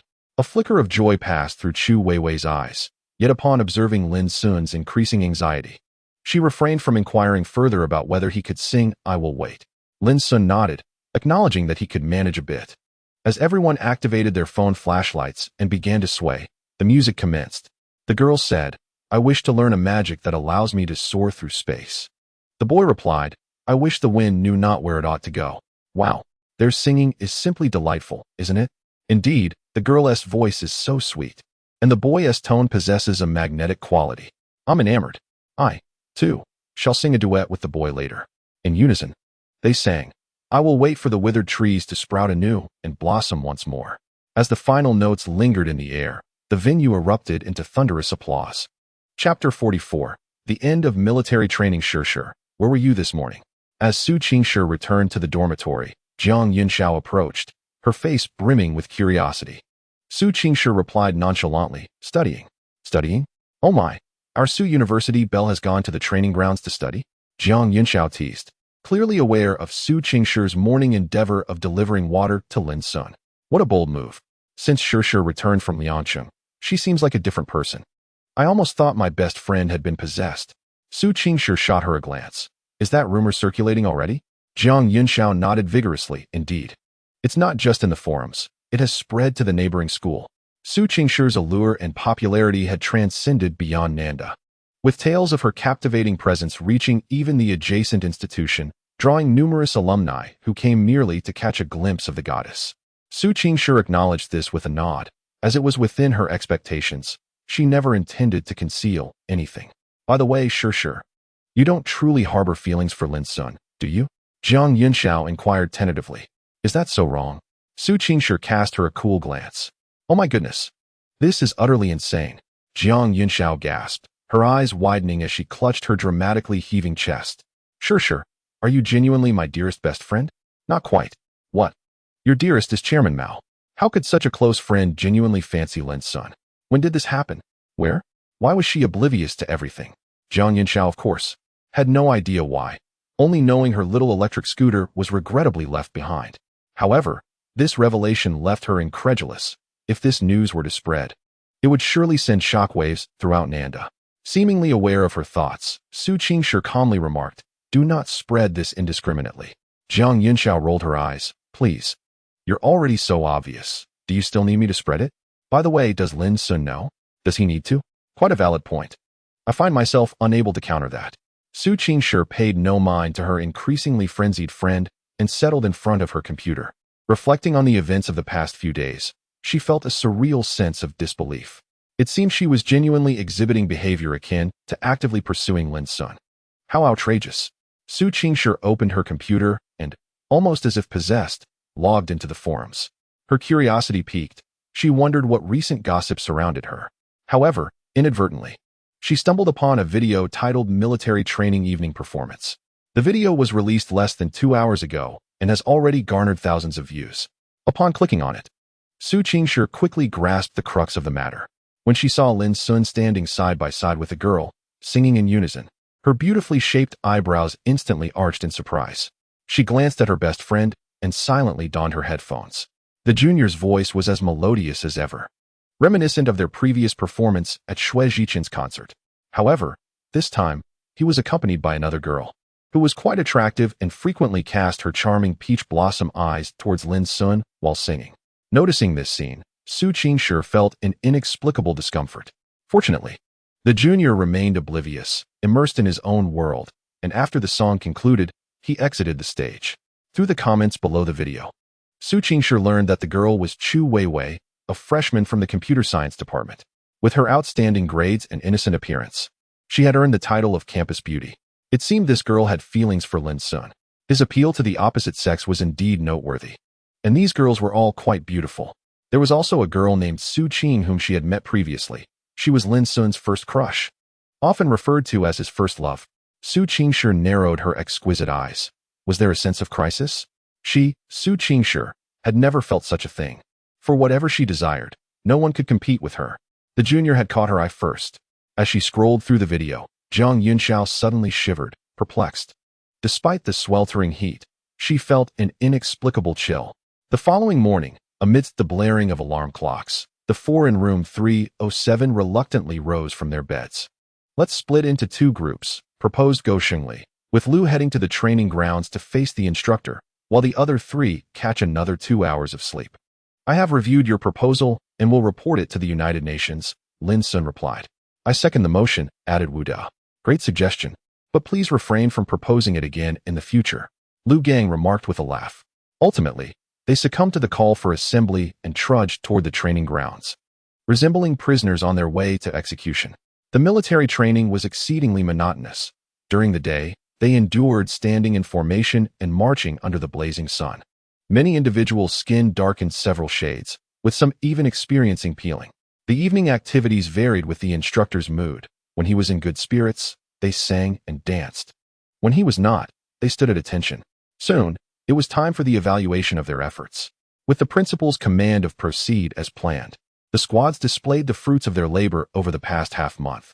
Of course, as the squads marched in formation, a few standout individuals could be seen, with various sizes of shoes scattered across the track, left unattended. Finally, it was over. The military training concluded, bringing joy to some and tears to others. As they watched the instructors depart, many silently wept, their eyes filled with reluctance. This arduous chapter had finally reached its end. Go Shengli held up his phone to capture his suntanned face, his expression more bitter than that of a bitter melon. "Alas, with this complexion, even my mother might not recognize me." Lu Gang chuckled. "Why bother trying to lighten your skin? This look is quite appealing. Brother Lu, your dark skin is quite attractive. However, Brother Go's darkness is rather amusing, resembling a chunk of coal." "Huh? Leave. I would never have a son like you." After some playful banter, Lin Xun inquired, "What are your plans, my esteemed friends?" Go Shengli replied, I wonder what insights Brother Lin might have." Lu Gang added, I shall follow your lead. Wu remarked, I hope Brother Lin will take charge. Lin Xun declared, excellent. We must indulge in a feast. It's on me. My parents always said to entertain guests frequently. Brother Lin. Such noble intentions. A true brother. The four of them, instead of heading to the cafeteria, unanimously directed their steps toward the dormitory. To ensure they could truly savor their evening meal, they resolved to fast for a while, enduring a little hunger. With some time still remaining until dinner, one of the brothers suggested, shall we have a game? With your skills, how many times will you drag me down? I have a skincare regimen to uphold and a plan to lighten my complexion, starting now. I only wish to quietly admire the beauties. No. I mean read books and not engage with you all. Before long, the door to room 307 was tightly shut, and a harmonious chorus of snores filled the air, alternating in rhythm. Chapter 45. Torrential rain. Just as the four in room 307 were tidying up, the heavens played a joke on them. It began to rain. Go Shengli, clad in a tank top and shorts, stood at the dormitory door with his hands clasped behind him, gazing solemnly into the distance. Brother Go, have you figured out how we shall tackle this challenge? It's difficult. In my view, we face a fierce battle against a stronger enemy, outnumbered and outmatched. What strategies do we have? Alas, we must call for reinforcements. Reinforcements? We are surrounded on all sides. Where shall we find them? Hello? Is this mate one takeaway? Yes. Over here at Building 7. Please deliver right to our door. A 5-star review awaits. Ultimately, the group had no choice but to order takeout to satisfy their hunger. As they had yet to enjoy a proper meal, they devoured the food with the ferocity of hungry wolves, leaving not a single morsel behind. The rain at Nanda was extraordinary. Observing the downpour, Lu Gang remarked in astonishment, this rain seems intent on flooding Nanda. Lu Gang, who was a smoker, lit a cigarette, while the other three abstained, though Lu Gang usually stepped out onto the balcony to smoke. Guys, take a look at the class group chat. Suddenly, Go Shengli exclaimed. Lin Xun and Lu Gang exchanged glances before silently retrieving their phones. The class chat was in an uproar. Help! It suddenly started pouring. And we're trapped in the cafeteria. It was fine when we arrived, but now we can't get back. Our dormitory is here, and we have no umbrellas. Can anyone assist? This rain might last until next year. Ha. You could just buy blankets to sleep in the supermarket above the cafeteria. 666. Good thing I'm in the dorm. Image wow? So many people. Who needs an umbrella? I'm willing to be the vanguard. Me. Thank you, kind soul. In room 307. Go Shengli suddenly howled with excitement. What has you so animated? Lin Xun asked, puzzled. Go Shengli chuckled. Look. So many girls are trapped in the cafeteria. If I deliver the umbrellas, won't love come knocking? Goodness. I never imagined you were this kind of person. Is this your way of spreading warmth? Your appearance, so dark and unassuming, seems to be an embodiment of fright. What is the meaning of this? Are you discriminating? Can one not possess love simply because of their complexion? Ultimately, under the silent gaze of several onlookers, Go Shengli, armed with an umbrella and donned in his newly purchased attire, ventured forth in search of love. Lin Xun pondered. Why is he not wearing flip-flops? Lu Gang replied, I wish to inquire as well. Wu expressed concern. In such heavy rain, might Brother Go be swept away? Lu Gang sighed. Such is the folly of love, one becomes dazed. Let it be. We shall prepare to retrieve the body, if need be. Ding dong. As Lin Xun gazed vacantly at the rain, his phone suddenly vibrated. He took it out to find a notification from the fairy-like senior. Lin Xun hastily opened the message. Fairy senior. Animated emoji. Are you there? Lin Xun. Yes, senior. Fairy senior. Image. Upon opening the image, he discovered a photograph of the rain, with the cafeteria in the backdrop, presumably taken from the library. Is the fairy senior in the library? Curiosity piqued, Lin Xun inquired. Are you still at the library? Did you bring an umbrella? Fairy senior. No. In an instant, Lin Xun realized that she was trapped in the library. Did she send him a message hoping for him to fetch her, or perhaps to deliver an umbrella? With this thought, he wasted no time, swiftly rising to his feet. What is Lin Xun up to? Lu Gang queried, perplexed. Lin Xun responded. A friend is stranded in the library. I am going to retrieve her. Wu curiously asked, male or female? A senior. Very well. Let us pretend I did not ask. Lu Gang, appearing heartbroken, lamented. How things have changed. You all have transformed. As a modern man, how can I be so restless and passive?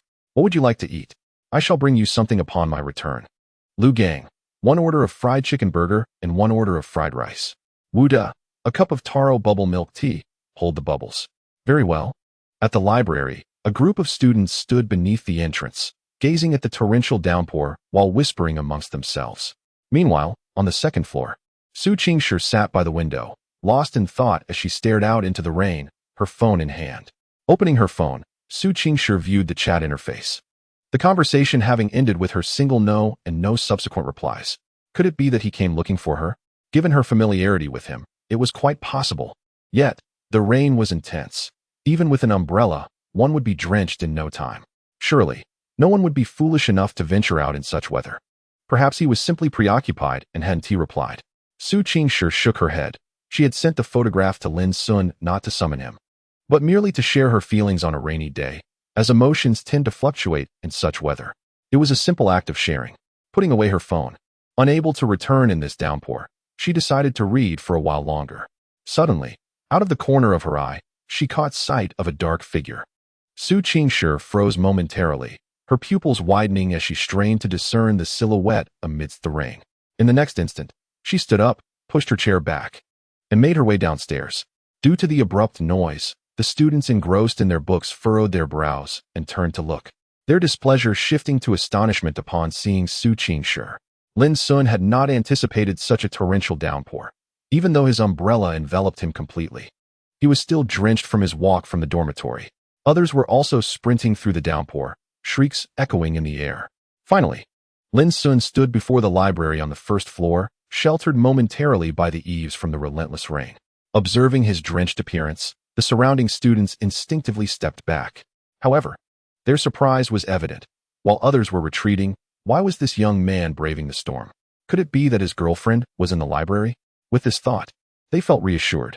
Lin Xun, unfazed, scanned his surroundings, and upon failing to spot the enchanting senior, a sense of urgency washed over him. Could it be that she wasn't in the library? He instinctively took out his phone, preparing to send a message to the fairy-like senior. Just then, the previously crowded entrance of the library suddenly stirred, and a path was cleared amongst the throng. Lin Xun found himself at the exit of this passage. He looked up, and his heart soared with joy. There she was. Su Qingshi was approaching slowly, the surrounding students gazing at her in awe. Truly, the goddess was deserving of her title. Seen up close, she was breathtakingly beautiful. The goddess in their hearts was now standing before Lin Xun, her gentle gaze fixed upon him. The young man shivered from the cold rain, yet he was grinning foolishly at her. It felt as though something within Su Qingshi was stirred. Perhaps she would never forget the scene of this seemingly foolish boy dashing towards her amidst the torrential rain. Chapter 46. I summon a surge of courage. Did I not see correctly? The campus bell is approaching that boy. I thought he looked somewhat familiar. Isn't he the one who recently stirred rumors with the campus bell, Lin Xun? Is it really him? How could he possess such fortune? Though somewhat handsome, he is hardly extraordinary. Does the campus bell have a preference for this type? I've got it. This Lin Xun is a freshman, and within less than a month of enrollment, he has already been the subject of 3 scandals with Suda's campus bell. The most sensational incident occurred during military training when the campus bell brought water to Lin Xun. Incredible. It truly is him. I mistook his complexion for someone else's. How could this be? Has the campus bell's aloof image finally crumbled? I've heard that the beauty from the computer science department is also interested in this guy.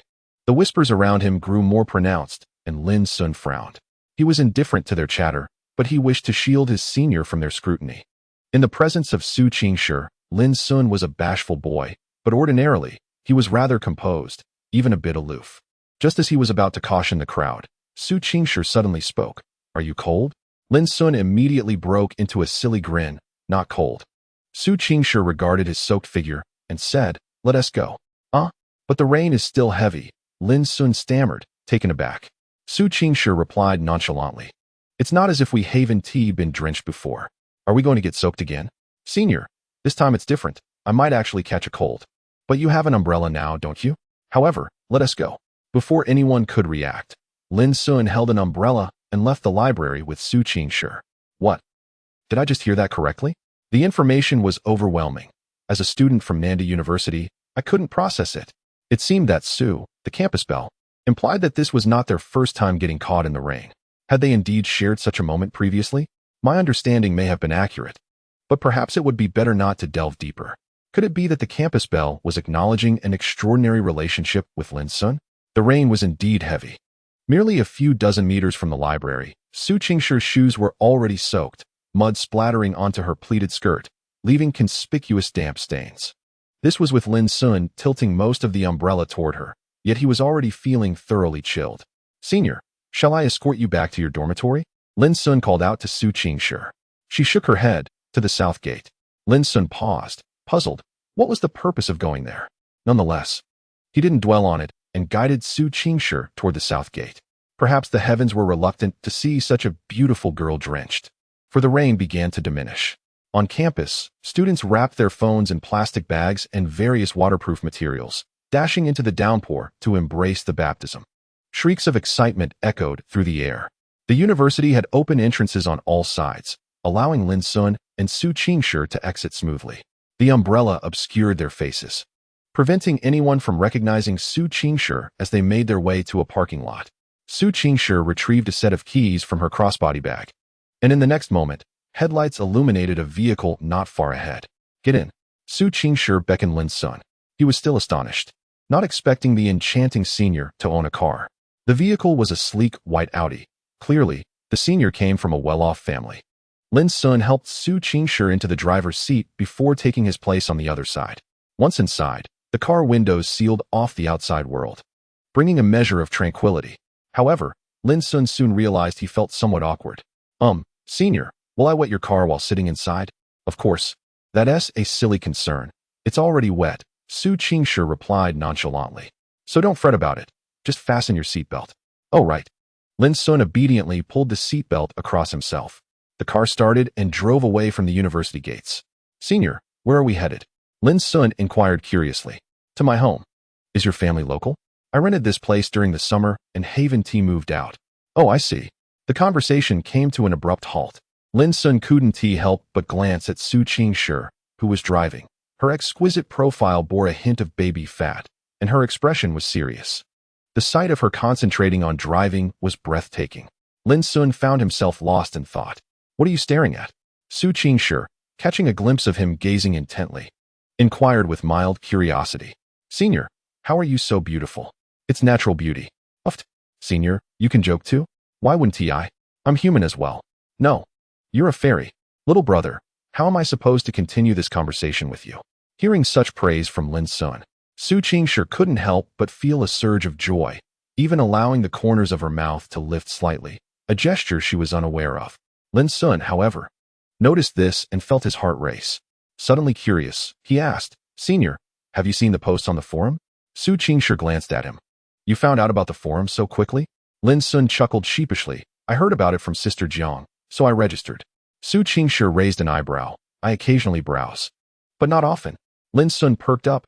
"Senior, may I inquire about your thoughts on the rumors regarding us circulating on the forum?" "Rumors?" Su Qingshi looked puzzled. Lin Xun nodded. "Some people unexpectedly captured a photo of us together and are making various claims. Even when you brought me water during military training, they discussed it." He tentatively asked, "Senior, aren't you upset?" "Upset about what?" "Upset that they say we share that kind of relationship." Just then, the traffic light changed, and the car came to a gentle stop. She turned her head, her previously cold eyes now glimmering with a hint of amusement. "That kind of relationship?" Lin Xun felt shy under her gaze, instinctively looking away, then mustering the courage to meet her eyes again. "A romantic relationship." Su Qingshi laughed lightly. "So? Do you wish for us to have that kind of relationship?" Lin Xun was caught off guard, stunned by her words. He had not expected such a question from the ethereal senior. He was utterly unprepared. What did she mean? Was she testing him? "Do you like me?" Su Qingshi suddenly asked boldly. The 5 short words caused Lin Xun's face to flush crimson. I Su Qingshi glanced at the younger boy with interest, then turned her gaze forward, starting the car. Lin Xun felt his blood boil, but quickly regained his composure. Why should he feel timid? He genuinely liked the enchanting senior. What was there to fear? He was somewhat handsome, and his father was wealthy. He was the complete package. He steeled himself to declare his feelings. Just as he gathered the courage to utter those 4 words, the car came to a stop.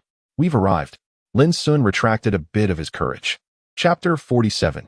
89 points. Just 1 point away from Love, Su Qingshi's apartment was located beside a primary school on the 5th floor of a residential building. The area was quite tranquil, with only the school nearby. One had to walk a distance to reach the bustling city center. Su Qingshi opened the door and invited Lin Xun inside. Does the senior often stay here? Lin Xun curiously surveyed the living room. Was this truly the abode of a goddess? It was impeccably tidy and clean, clearly well-maintained, in stark contrast to his own living space. At home, he was too lazy to organize, keeping things in order but not particularly neat. Su Qingshi changed into slippers but wore socks, handing Lin Xun a pair of men's slippers from his shoe rack. Put these on. Seeing the men's slippers, Lin Xun's heart sank. Did this senior have a male resident in her apartment? In his mind, he conjured an image of his senior living with a male companion, and an acute pang of heartache seized him. Su Qingshi shook her head and remarked, "No, this is merely to mislead outsiders." Huh. Lin Xun was momentarily taken aback. Su Qingshi continued, "As a single woman residing alone, if someone were to keep an eye on me, these slippers would suggest that I am not alone, thereby enhancing my sense of security." Upon realizing this, Lin Xun marveled at her astuteness. The awareness of safety demonstrated by the ethereal senior was truly impressive. His spirits lifted from despair, and as he gazed at the slippers beneath him, now adorning his own feet, a delightful satisfaction washed over him. "Time for a shower," Su Qingshi announced. Throughout their walk, Lin Xun had been shielding her from the rain, while he himself remained drenched. He hesitated, "But I have no change of clothes." The scene felt eerily familiar. Just last time in Liangcheng, they had also found themselves sharing a hotel room due to getting soaked. Su Qingshi replied nonchalantly, "My brother's build is quite similar to yours. I bought him some clothes last time, but never got the chance to deliver them. You can wear those." "Your brother?" Lin Xun queried, astonished. "Yes," she replied. "Wow, the celestial senior has a brother? If she is already so stunning, her brother must surely be a handsome fellow." After freshening up, Lin Xun donned the clothes Su Qingshi had prepared for him. He had to admit, they fit him perfectly, as if tailored just for him. Sitting on the sofa, Su Qingshi appraised Lin Xun, then nodded approvingly. "It seems my judgment is quite sound." Indeed, the attire was intended for her brother, but now, on Lin Xun, it exuded an undeniable charm. "Very nice," Lin Xun remarked with curiosity. "Should I remove the tag?" He grasped the tag on the garment. Clearly a new purchase, still attached. "Go ahead and tear it off. My brother hardly needs more clothes. Consider it a gift," Su Qingshi instructed. Lin Xun's eyes lit up. "Thank you, senior. Don't mention it. Think of it as a reward for braving the rain to fetch me." Having grown accustomed to her playful arrogance, Lin Xun eagerly approached the trash can, fearing she might change her mind. With a swift motion, he tore off the tag and discarded it. Turning to Su Qingshi, he asked, "Aren't you going to wash up?" At his words, Su Qingshi rose, clutching the clothes she had prepared, and made her way into the bathroom. Lin Xun moved to the sofa, just about to sit down, when suddenly, the bathroom door swung open. Su Qingshi poked her head out and inquired calmly, "Can you cook?" Lin Xun stood up straight. "I can. The fridge has some ingredients. You can whip something up. I haven't had dinner," she instructed before the bathroom door closed once more. Without delay, Lin Xun approached the refrigerator, opened it, and discovered an array of ingredients: meat, shrimp, tomatoes, and vegetables. He mentally reviewed the dishes he could prepare and began retrieving the ingredients. During his childhood, when life was less than ideal and his parents often absent, he had taken it upon himself to cook after school. He divided a portion of lean meat into two, then sliced it into thumb-sized pieces, placing them in a dish to marinate. Turning around, Lin Xun began to devein the shrimp, noting that they were not particularly fresh, which prompted him to decide on frying them. After roughly 10 minutes, he had prepared all the ingredients while simultaneously cooking rice, enough for two. Although he had already eaten, the prospect of sharing dinner with the enchanting senior sister filled him with immense joy. Once he familiarized himself with the kitchen layout, Lin Xun commenced cooking. He washed the pan, kindled the fire, and added oil. Sizzle. The first dish he prepared was deep-fried prawns, relying solely on oil without any starch. Before long, a delightful aroma began to permeate the kitchen. "Oh, I forgot to turn on the exhaust fan." Lin Xun quickly freed a hand to activate it. At that moment, Su Qingshi had just finished her shower and could already smell the enticing fragrance wafting from the kitchen. Curious about her junior-esque culinary skills, she made her way to the kitchen door. Observing Lin Xun skillfully tossing the ingredients, a satisfied expression illuminated her face. Quite impressive. A gentleman who can both entertain guests and cook is certainly a candidate for a devoted husband. "How is it, senior sister?" Is the aroma enticing you? Lin Xun noticed her standing at the door, clad in a nightgown that modestly concealed her graceful figure, adding an air of gentleness and domesticity. The usually aloof senior sister appeared more approachable, a quality that captivated Lin Xun, especially since he was the only one privy to this side of her. Upon hearing his words, Su Qingshi smiled lightly. I didn't expect your culinary skills to be quite commendable. Lin Xun chuckled. My parents pretended to be poor during my childhood, which often left me to prepare my own meals. Su Qingshi nodded. That's quite all right. A boy who can cook certainly earns extra points. Curious, Lin Xun inquired. So, how many points do I earn in your eyes, senior sister? Su Qingshi tilted her head in contemplation before responding, 9 points. Lin Xun's eyes sparkled. Why so high? She added, the full score is 100. Lin Xun replied.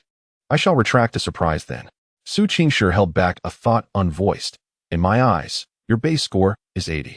80 signifies fondness, while 89, just shy of a full score, denotes affection. Is there anything you need help with? Su Qingshi asked, surveying the kitchen. Well, senior sister, could you please take this plate of shrimp out? It's ready, Lin Xun requested. Su Qingshi nodded, carefully carrying the plate of fried shrimp out of the kitchen. In the living room, she could not resist leaning down to sniff the enticing aroma, her mouth watering. How delightful! She glanced back at the kitchen, where Lin Xun was engaged in a lively battle with the pan. Thus, she reached out, taking a shrimp and began to peel it. Once the succulent shrimp meat touched her tongue, her eyes sparkled with delight. One after another, she could not stop herself from indulging. Senior sister, the dishes are ready. Lin Xun called out from the kitchen. Feigning nonchalance, Su Qingshi approached. As she entered, Lin Xun was about to speak when he suddenly noticed a smear of oil at the corner of her mouth. He froze for a moment before bursting into laughter. What is so funny? Su Qingshi asked, puzzled. With a beaming smile, Lin Xun replied, Senior sister, did you sneak a taste? Su Qingshi's expression instantly stiffened. Chapter 48. Their first dinner together under Su Qingshi's chilly glance. Lin Xun instantly refrained from mentioning the incident of infidelity. The brief interlude soon faded, and before long, Lin Xun prepared 2 dishes and a soup, deep-fried prawns, stir-fried meat with green peppers, and vegetable soup. As he emerged from the kitchen, he noticed that Su Qingshi had already set 2 pairs of chopsticks and bowls, with rice neatly portioned, evidently prepared for him as well. Lin Xun sat opposite Su Qingshi, feeling inexplicably nervous. It was his first time dining alone with the enchanting senior. Who could possibly understand his predicament? His hand trembled slightly as he grasped the chopsticks. Su Qingshi glanced at him and remarked, the prawns are quite well done. You should try some. With that, she picked up a prawn and placed it into Lin Xun's bowl. Thank you, senior. Lin Xun exclaimed, taken aback by her kindness. Please enjoy your meal. Although there were only 2 dishes and a soup, their conversation was sparse, yet the atmosphere was inexplicably warm. Lin Xun felt an odd illusion, as if they were an old married couple. In truth, they were not even a couple yet. Surprisingly, even Su Qingshi experienced this sensation. Usually, when cooking alone, her meals were merely passable, and she could manage while distractingly scrolling through her phone, stretching a meal to nearly half an hour. However, at that moment, she realized that savoring a meal together made time fly by. She even felt an unusual appetite today, a strong urge to continue eating. Your culinary skills are commendable. The flavors are delightful, Su Qingshi complimented suddenly. Lin Xun's eyes sparkled. He had assumed his cooking would not meet the senior's standards. Then please eat more, he encouraged. You too, she replied. With just enough dishes to satisfy, they quickly finished their meal. Lin Xun still felt a lingering desire for more, despite having eaten takeout earlier. Dining with the goddess he admired had truly whetted his appetite. I'll wash the dishes, Lin Xun declared, swiftly gathering the plates and heading to the kitchen. It was remarkable how, in just over an hour, he felt entirely at home in this space. Su Qingshi smiled faintly. This feeling was unexpectedly fulfilling. Yet, Su Qingshi couldn't allow Lin Xun to shoulder all the tasks alone. It seemed unfair for him to cook and wash the dishes by himself. Let me help you, she offered. Lin Xun turned around with a grin. The goddess should avoid getting her hands too wet, at least while I'm here. Su Qingshi smiled. I am not so delicate. She rolled up her sleeves, revealing her fair arms, ready to assist with the dishwashing. However, as she stepped forward, her foot slipped unexpectedly, causing her to lose her balance. Even a goddess could not suppress a gasp. Lin Xun reacted swiftly, catching her slender waist to steady her. Are you all right, senior? he asked anxiously. Su Qingshi, regaining her composure, breathed a sigh of relief. Had it not been for Lin Xun, that fall could have left her sore for days. Thank you. It was at this moment that Su Qingshi noticed the warmth of the boy's large hand resting on her waist, enveloping her with a heat that seeped through her clothing, causing her cheeks to flush a delicate crimson. Lin Xun, too, was acutely aware of the situation, his breath quickening as the sight of the senior's rosy countenance struck him like a blow. Nonetheless, he understood the boundaries. Should he engage in any inappropriate actions, the senior would likely develop an aversion towards him.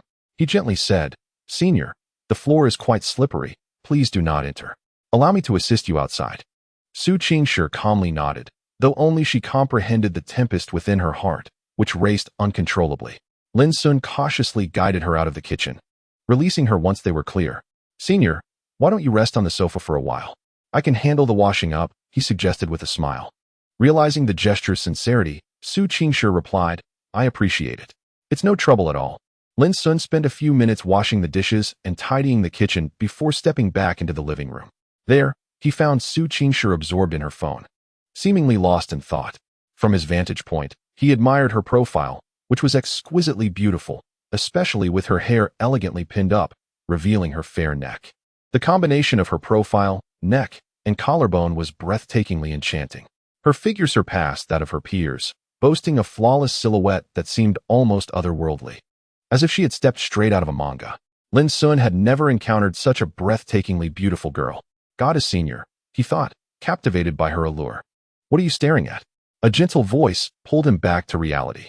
He replied, "Senior, I should be heading back now." Being invited by the goddess to her abode to bathe and change, followed by a meal, had already filled him with satisfaction. He had noticed while washing the dishes that the rain had ceased outside. Su Qingshi paused momentarily before nodding, "Be careful on your way." Lin Xun nodded in return. "All right. Senior, see you tomorrow." "See you tomorrow." He hoped to catch another glimpse of her the following day. As Lin Xun departed the building, Su Qingshi remained seated on the sofa, gazing at the emptiness of her home, suddenly feeling an inexplicable void within her heart. In the past, when alone, she would engage in her usual activities, resting at appropriate times without a second thought. However, today, the presence of the junior, even for less than 2 hours, had infused her life with vibrancy and warmth. Yet, with his departure, that atmosphere dissipated. "Well, this boy cooks rather well. Perhaps I should invite him over again next time." Shaking her head, Su Qingshi stood up and paused by the bathroom. She gazed at the damp men's clothing atop the washing machine, a smile tugging at her lips. This silly boy, does he not even want his clothes back? After leaving the building, Lin Xun did not rush to hail a taxi, but instead strolled towards the bustling city center. He glanced back at the apartment building and then took out his phone to capture a photograph, marking his location with a screenshot for future reference.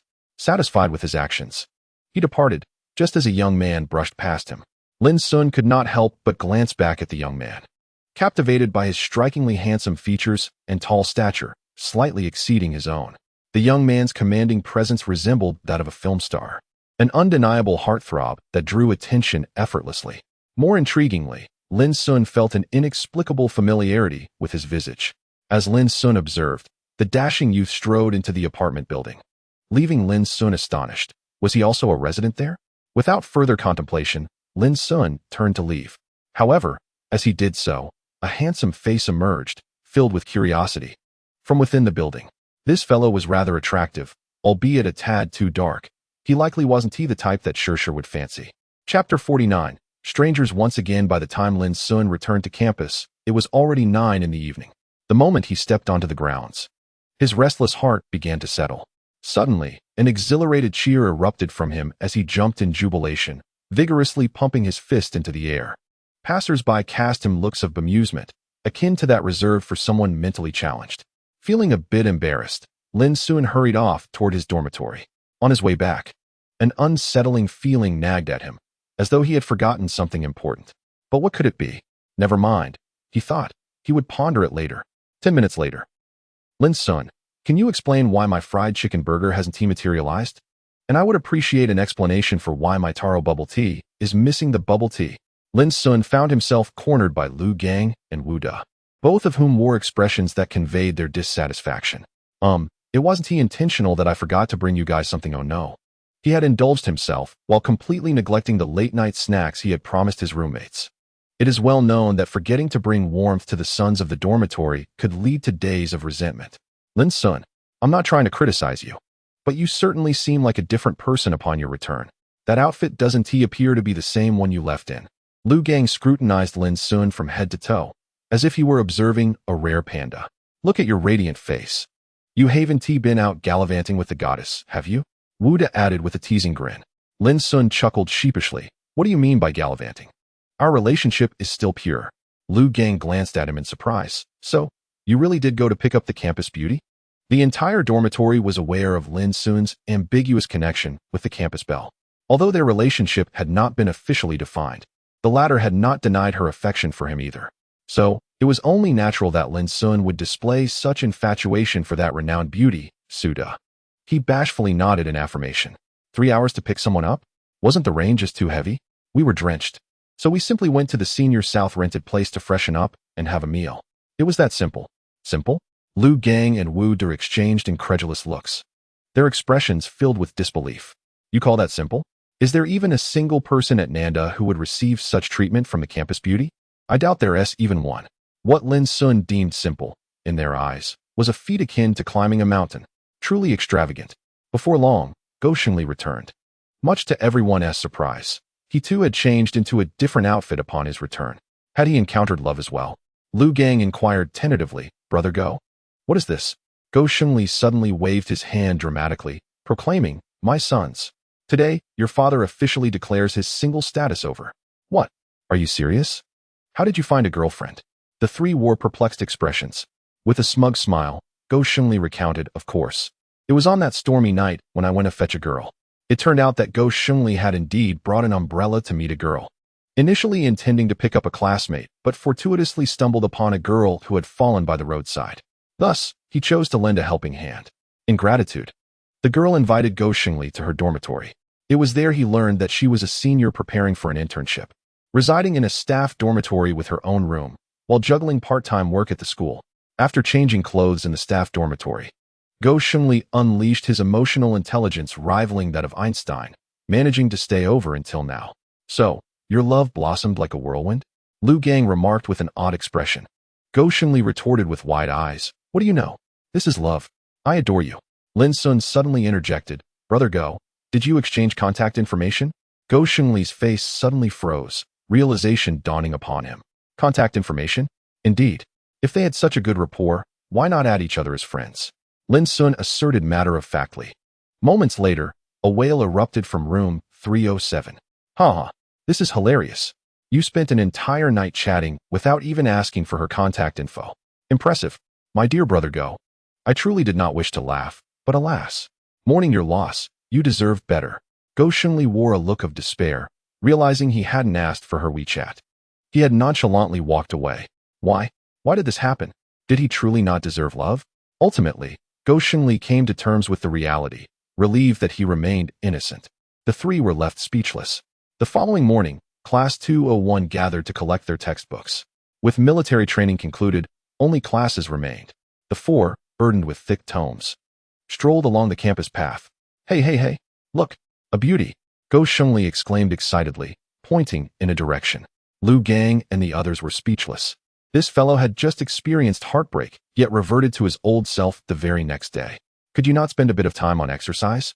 With your obsession for beauties, you must be feeling empty, Lu Gang thought, though his gaze followed Go Shengli's. Wow, she truly is a beauty, Lin Xun remarked, incredulously. He too glanced over, only to be taken aback. Unlike the other two, who were entranced by the beauty, he recognized her. At that moment, it seemed the beauty had spotted him and approached with purpose. The trio from room 307 exchanged surprised glances, as if questioning Lin Xun. Brother Lin, do you know this beauty? Strange, how come every girl Lin knows is of such high quality? Lin Xun paid no heed to his roommate's inquiry and calmly nodded. Long time no see, so you've also come to Nanda.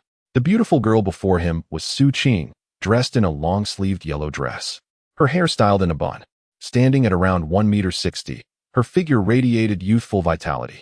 Su Qing gazed at the sunny young man in front of her, hesitated for a moment, and then asked, Are you free tonight? I would like to treat you to dinner. My goodness, Is she being so forward? Directly asking him out for dinner? Is this the charm of good looks? Lin's 3 roommates were somewhat flabbergasted. Lin Xun frowned slightly, then responded indifferently, Su. Our relationship isn't that close, so I must decline. Su Qing was taken aback, looking at Lin Xun in confusion. Lin Xun, when did we become strangers to the point where we can't even share a meal? Lin Xun shook his head, unwilling to waste time with her, and said to his roommates, let us go. He turned and left first. It was the first time the 3 had seen Lin Xun exhibit such a cold demeanor. Exchanging curious glances, it seemed Lin Xun was not particularly friendly towards this girl. Lu Gang and Wu De silently bypassed Su Qing and hurried to follow him. Go Shengli shot Su Qing a glare. Let me tell you, Lin Xun already has someone he likes. Although you are beautiful, it's impossible for you and Lin Xun. I advise you to give up. With that, he turned handsomely and jogged away. Su Qing quietly watched Lin Xun's retreating figure, her eyes dimmed, feeling a sense of loneliness. Chapter 50. Gu Yinyan's call for Lin Xun. Encountering Su Qing was merely a minor interlude. Upon returning to his dormitory, he promptly turned on his computer. He only played games when he was bored, and he was not particularly skilled. Every time he tried to invite his roommates to team up, he was met with rejection. Lin Xun, how did you come to know that beautiful girl? Go Shengli suddenly approached, holding a bag of chips. Lin Xun paused, then immediately shut down his computer. At the same time, Lu Gang offered him sunflower seeds and snacks. While Wu De eagerly joined in, Lin Xun sighed and shook his head. That's all in the past. She was a classmate of mine from high school. Do you like her? Lin Xun replied flatly, I did like her once. And then she got involved with a rich second-generation heir. Wow, how dramatic. Later, after I slapped that rich heir, they broke up. Wow. So now she wouldn't want to get back with you, would she? Unlikely. She is quite proud. And I've already drawn a line between us. If any of you encounter her next time, well, I mean you should just ignore her. I was thinking of pursuing her, but I didn't expect her to be like this. It truly pains my heart, Go Shengli lamented. Lu Gang shot him a glance. You want to pursue everyone you see. Disperse. Go Shengli exclaimed, grabbing a pack of tissues and scampering off to the restroom. The others returned to their respective activities. At that moment, Lin Xun's phone suddenly rang. Upon checking, he discovered it was a video call from his mother. Once connected, the screen displayed his mother, Gu Yinyan, with a warm smile adorning her mature face.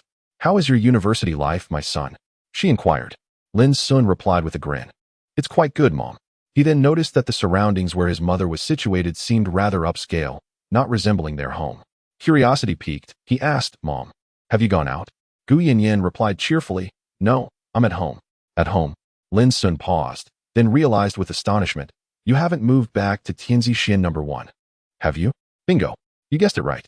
Gu Yinyan switched to the rear camera, allowing Lin Xun to glimpse the lavish decor of their residence. What do you think, son? Isn't this villa magnificent? Lin Xun nodded in awe.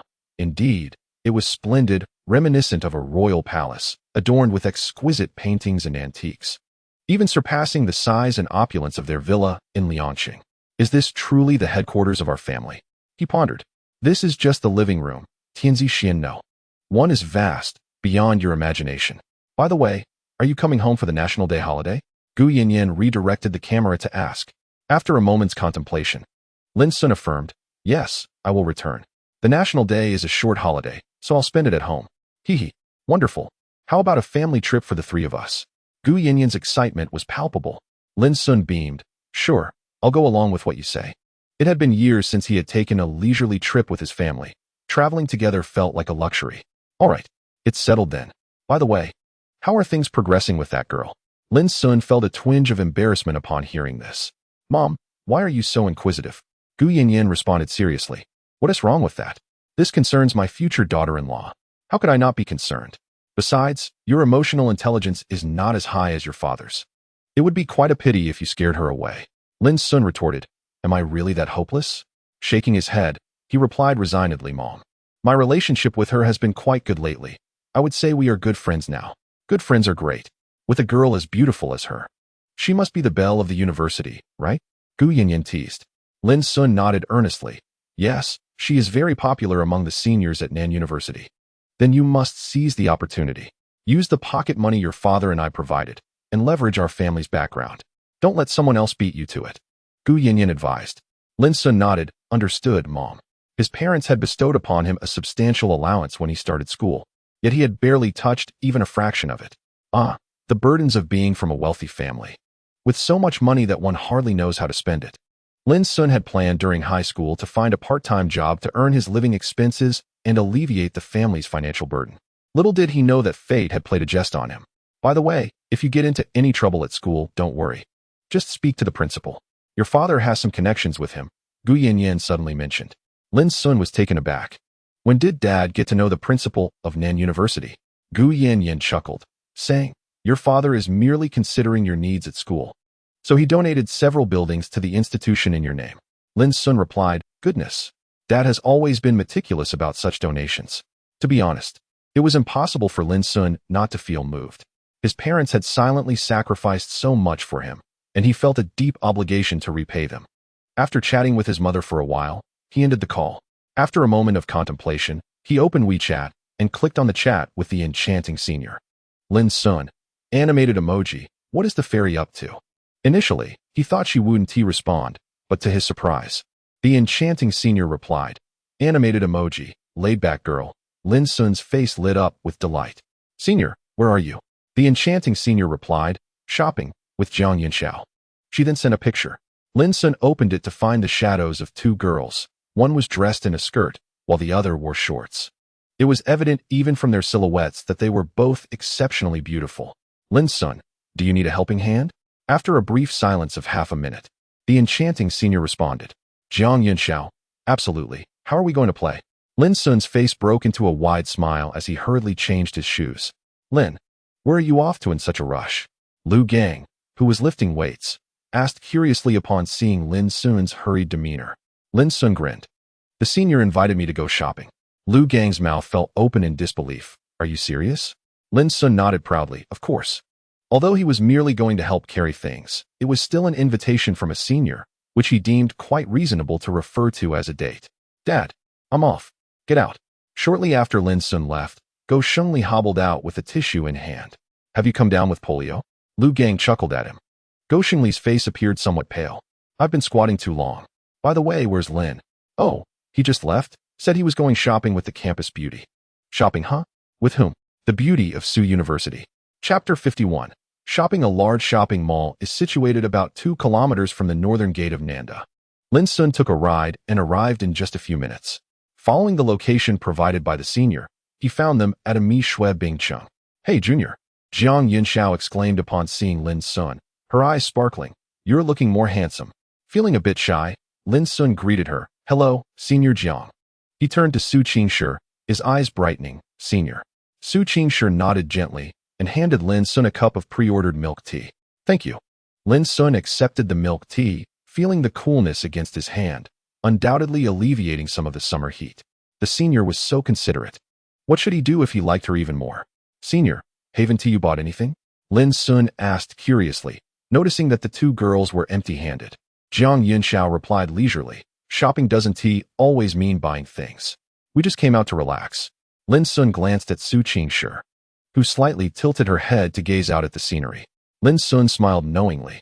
The 3 individuals lingered in the milk tea shop for approximately half an hour. Once they finished their drinks, they meandered back into the mall.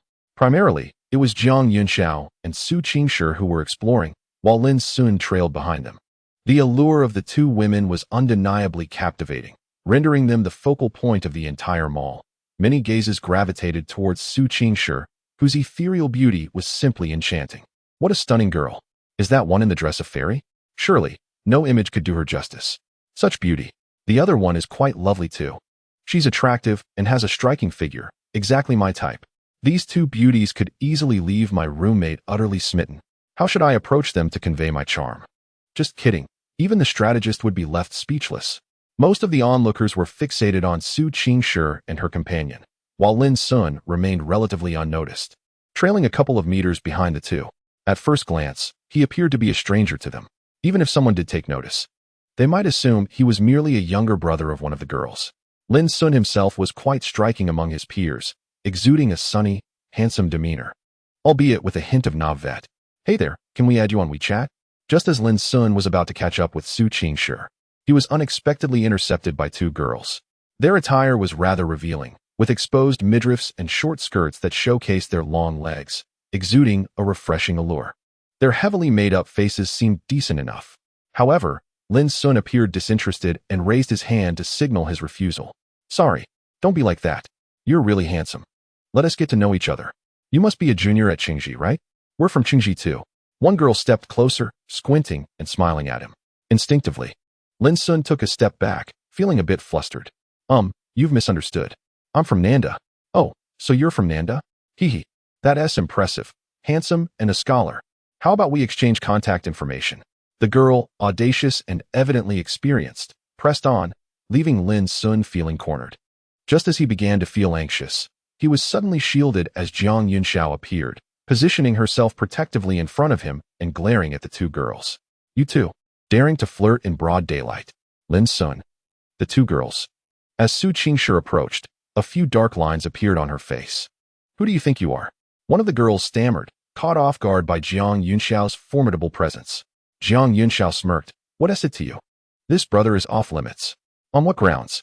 He is not your boyfriend. Exactly. Everyone deserves a chance. Shouldn't we take turns? Su Qingshi shot a glance at the two girls, her gaze akin to that of a spectator observing clowns. Senior, has Jiang always been this assertive? Lin Xun cautiously leaned closer to Su Qingshi, whispering. The warmth of his breath brushed against her ear, causing a faint blush to creep onto her cheeks, though she maintained a composed expression. She has always been like this. Just leave it to her.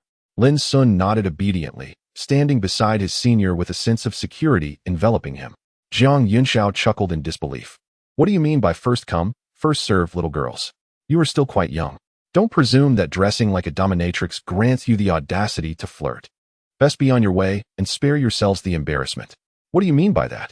The two girls retorted, their faces flushed with indignation. Jiang Yunxiao casually dug at her ear and remarked nonchalantly, Take a good look at us. What do you think? She deliberately gestured towards Su Qingshi, who remained composed. The two girls stiffened, their confidence wavering. So what if we do? Jiang Yunxiao replied with a grin. Whom do you think the junior prefers? Us or you? As she spoke, she proudly accentuated her ample bosom. Go ahead, ladies. The two girls' faces turned crimson, caught off guard by her adeptness in combating their advances. No matter how they tried to elevate themselves, they could not match her stature, especially since she exuded an aura of pure natural beauty.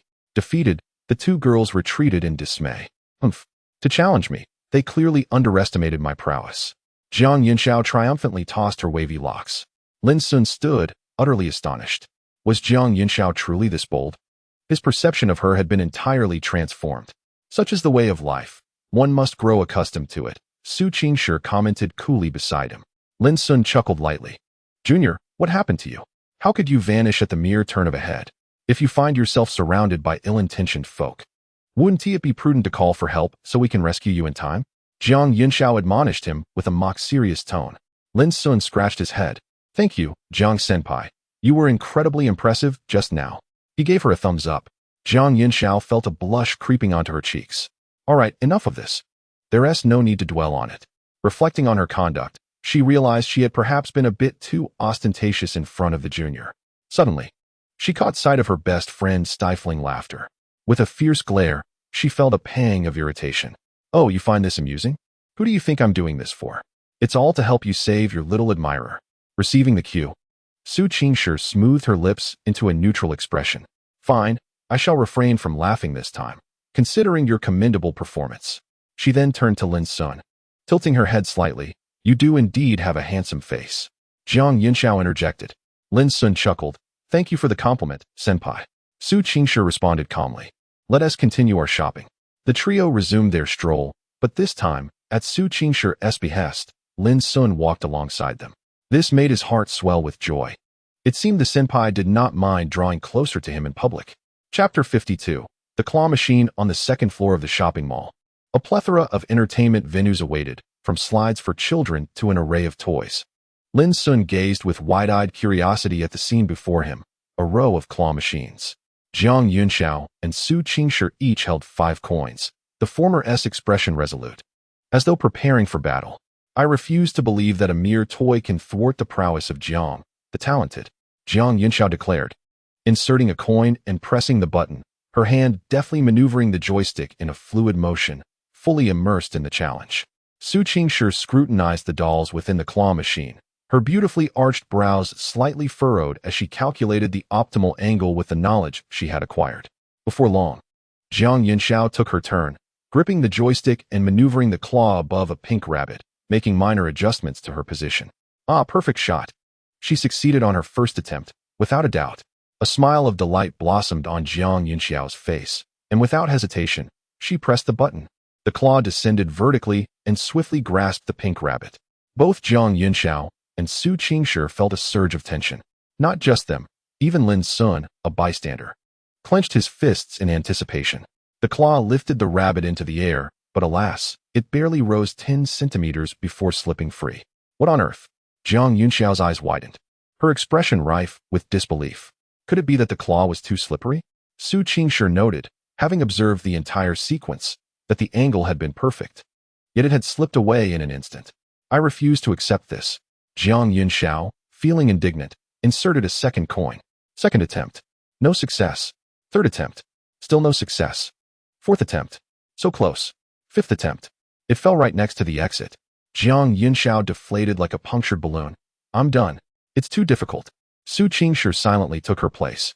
However, she hesitated for a long while before making a move. What's wrong, senior?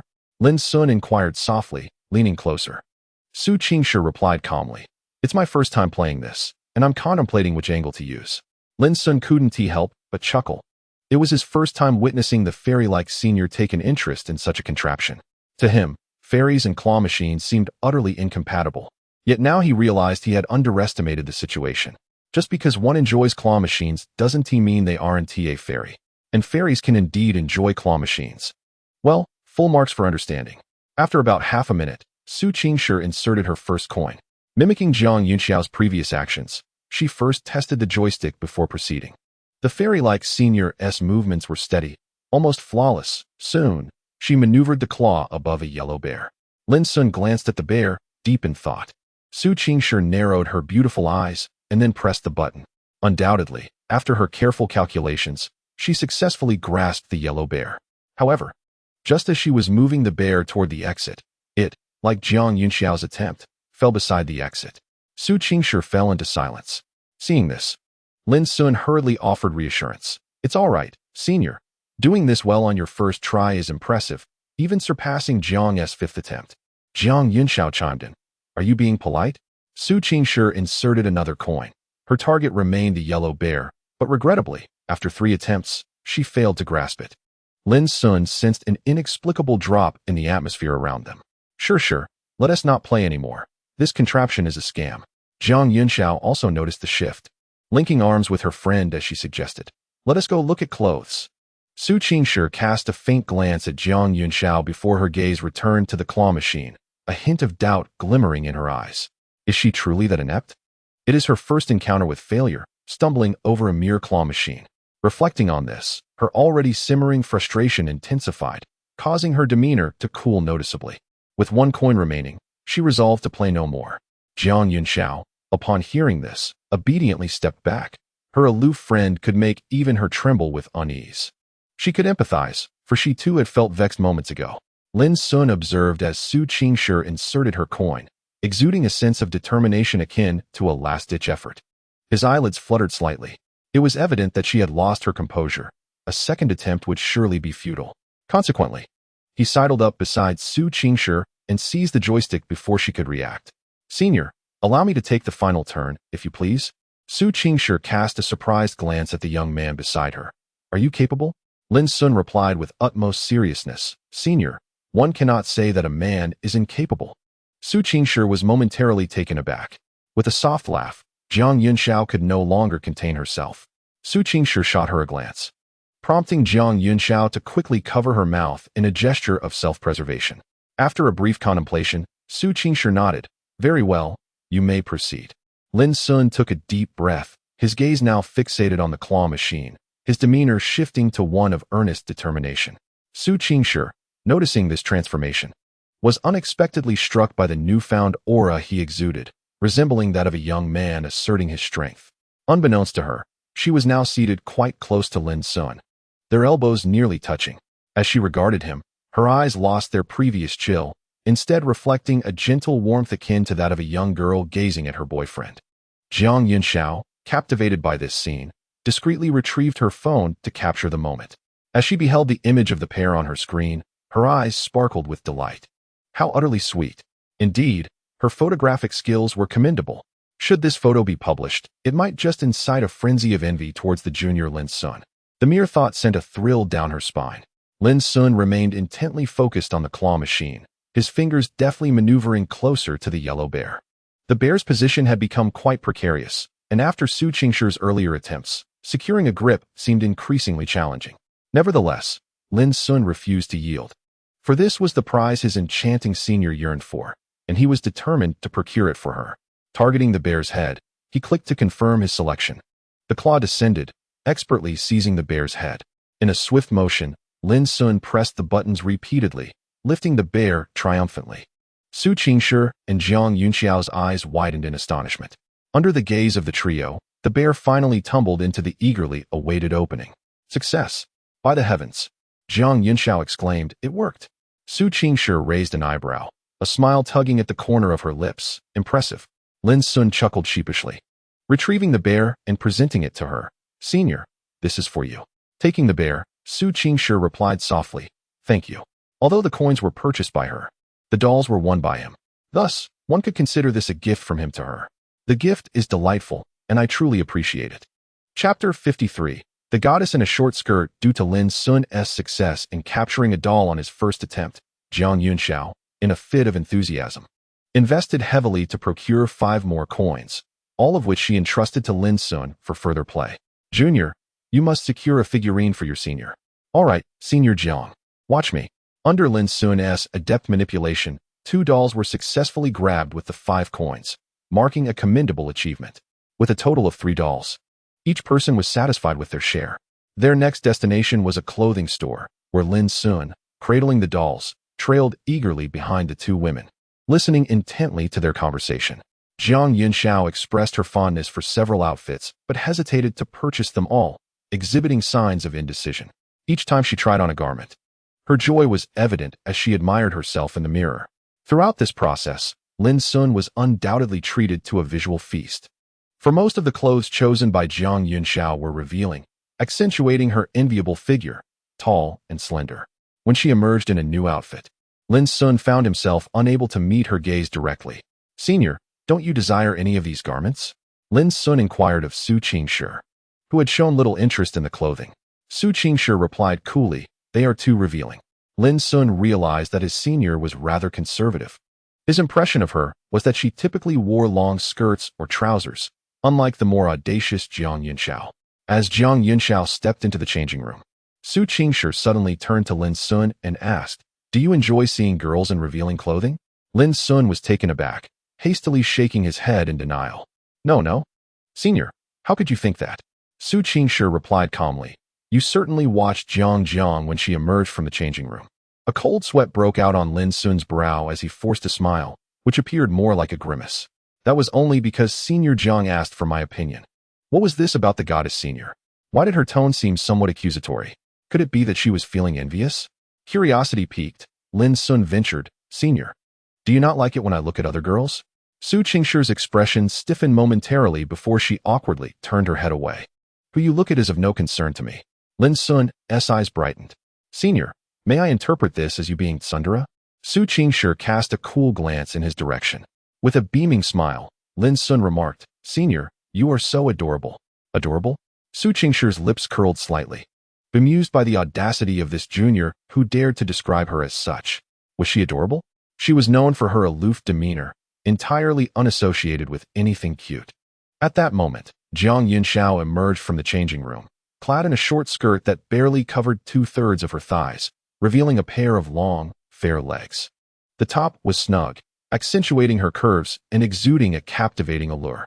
If I wore this at school, I would surely enchant countless men, Jiang Yunxiao declared with self-admiration. Su Qingshi glanced at Lin Xun, who, understanding the unspoken cue, averted his gaze the moment Jiang Yunxiao appeared. Amused, she thought, how concerned this junior was about her words. He couldn't even bear to look now. All right, that's enough, she said, her tone laced with a hint of indulgence. Lin Xun chuckled softly, casting a bright-eyed glance towards Su Qingshi, who instinctively averted her gaze. At that moment, Jiang Yunxiao suggested, "Why don't you give it a try, Shi? I have never seen you in a uniform, and with your figure, I can only imagine how stunning you would look." Upon hearing this, Su Qingshi promptly declined. "No, I want to wear it." "Oh, come on, just give it a shot. It's really comfortable, and I'm sure our junior would enjoy it. Right, junior?" Jiang Yunxiao winked at Lin Xun. Instantly, Lin Xun's mind conjured an image of the ethereal senior clad in a uniform, complemented by a pair of black stockings. Oh no, blood pressure rising. He nodded fervently. Yes, indeed. Jiang Yunxiao erupted into laughter. "Junior, perhaps you should tone it down a bit?" Su Qingshi looked at Lin Xun with a half-smile. "Do you like it?" Realizing he had just embarrassed himself, Lin Xun's mouth twitched. Wait a moment. With an indifferent demeanor, Su Qingshi took a set of clothes and entered the changing room. Both Jiang Yunxiao and Lin Xun stared in disbelief, mouths agape. What on earth is happening? Am I dreaming? Jiang Yunxiao pondered, her mind struggling to comprehend that the aloof and regal Su Qingshi would so readily agree to wear a uniform. Previously, she had suggested her friend try on a short skirt, only to be met with refusal every time. Yet now, she had astonishingly consented. Lin Xun was equally stunned. Did she really just take that in? "Junior, why do you think Shi seems like a different person?" Jiang Yunxiao inquired with confusion. Lin Xun replied, "You're her roommate." "How would I know?" Jiang Yunxiao scratched her head in bewilderment. A few minutes later, the changing room door swung open, revealing a captivating figure that seized everyone's attention. Lin Xun stood there, momentarily speechless, completely taken aback. Wow, this time, even Jiang Yunxiao couldn't contain herself, exclaiming in astonishment. Standing at the entrance of the changing room was Su Qingshi, now adorned in a short skirt, her demeanor somewhat awkward, as if she could retreat into the changing room at any moment to lock the door. Yet, even in her unease, she radiated breathtaking beauty. Her long, lustrous black hair cascaded down, her skin glowed like fresh snow, and her eyes sparkled like a tranquil pool, shimmering with the brilliance of the stars. The uniform she wore accentuated her figure even more spectacularly than Jiang Yunxiao's. Many believed Jiang Yunxiao had a superior physique, but that was a misconception. Su Qingshi's alluring curves had merely been concealed by her usual attire. Clad in this uniform, her silhouette could only be described as breathtakingly exquisite. Her figure surpassed that of her peers, and even when compared to Jiang Yunxiao, it stood out prominently. The uniform's collar was adorned with a tie, and beneath it, her delicate collarbone peaked enticingly. The skirt barely concealed half of her thighs, revealing a pair of slender, fair, and perfectly straight legs, devoid of any excess flesh. Adding black stockings to this ensemble would only enhance her already staggering allure. Lin Xun stood in a daze. Not only him, but even Jiang Yunxiao was equally entranced. What if she found herself attracted to women? How exquisite! Though the clothing store was not devoid of other patrons, they too were captivated by Su Qingshi's attire, unable to suppress their gasps at her breathtaking beauty. At this moment, the onlookers reacted. "Onlooker, hey, you naughty ghost. I asked you to accompany me shopping. Are you here admiring the girl?" Onlooker A's husband. "No, I am merely observing the clothes." Onlooker B. "Is it beautiful? Should I ask for her WeChat?" Onlooker B's partner. "Darling, I was wrong." Onlooker C. "He-chong, just keep looking. Don't even think about sharing my bed tonight. What expressions are you all wearing?" Su Qingshi calmly glanced at Lin Xun and Jiang Yunxiao. Although her visage was serene, her hands had tightened into fists. "How stunning, Qingshi. I was right. You are indeed suited for short skirts. Goodness, if you wore this to campus, wouldn't you cause an uproar at Nanda?" Jiang Yunxiao excitedly clung to her arm. "Not a chance," Su Qingshi coldly rejected. "As if I would wear a short skirt. It would only serve to attract undue attention." Su Qingshi's gaze shifted to Lin Xun. "Do you think it looks good?" The impulsive decision to don this dress was a mystery even to her. Lin Xun nodded vigorously. "It looks wonderful. Senior, you are undoubtedly the most beautiful girl I have ever seen." His heartfelt words momentarily took his breath away. The senior radiated such sensuality. Su Qingshi shot him a look of acknowledgement, then remarked, "This outfit feels rather odd. I think I'll change back." "Don't. It looks perfect. Let us buy it. We could have matching outfits." Jiang Yunxiao quickly grasped her friend's arm. Su Qingshi responded coolly, "I'm not as thick-skinned as you." Jiang Yunxiao chimed in. I also think what the senior said makes sense. This type of skirt, doesn't quite match your aura. It's better suited for homeware. Outside, you should stick to long skirts. Lin Xun earnestly concurred. No way did he want the enchanting senior to appear so provocatively before a pack of hungry wolves. Jiang Yunxiao teased Lin Xun. I see you're just a tad jealous? Lin Xun's face flushed. No. Jiang, don't say such things. Jiang Yunxiao rolled her eyes. Oh please, do you think I don't know you? Su Qingshi coldly stated. All right, I'll change back. Without giving the two a moment to react, she turned and entered the fitting room. Jiang Yunxiao slapped her forehead. Darn it, I forgot to take a picture. Lin Xun, realizing the missed opportunity, wore a regretful expression. How could he not capture the enchanting senioress' first experience in a skirt? How careless. Moments later, Su Qingshi emerged in a long skirt, transforming from a sultry goddess into a graceful muse. This stark contrast momentarily bewildered Lin Xun. Eventually, Jiang Yunxiao purchased a short skirt, prompting Lin Xun to eagerly offer to pay. Junior, the senior is wealthy. You need not spend your money, Jiang Yunxiao laughed. Lin Xun shook his head. I'll take care of it. As long as you seniors enjoy yourselves, that's all that matters. Regardless of his wealth, he had no place to spend it. Moreover, how could one allow a girl to splurge while shopping together? Ah, indeed, the son of a billionaire. How extravagant. Jiang Yunxiao gave a thumbs up. Then, her large eyes twinkled mischievously, and with a narrowed gaze, she smiled. What if I were to buy another set, senior? Lin Xun was momentarily taken aback, glancing at Jiang Yunxiao, who threw him a subtle glance. For some inexplicable reason, Lin Xun understood her intention in an instant. He nodded. Of course, Jiang senior. Su Qingshi shot an annoyed glance at her friend. That's enough. Jiang Yunxiao chuckled. Hey, sure, don't you want one? Su Qingshi declined. No, thank you. I want to wear it. A glint of cunning flitted through Jiang Yunxiao's eyes. Just you wait. You'll be begging me for one later. After settling the bill, Lin Xun took the bags. Under Jiang Yunxiao's insistence, Su Qingshi found herself reluctantly dragged into a store specializing in dresses. The array of garments dazzled Lin Xun, yet the thought of these dresses adorning the senior filled him with an overwhelming urge to purchase them all. Indeed, his family could afford it. Sure, this one suits you. Too short.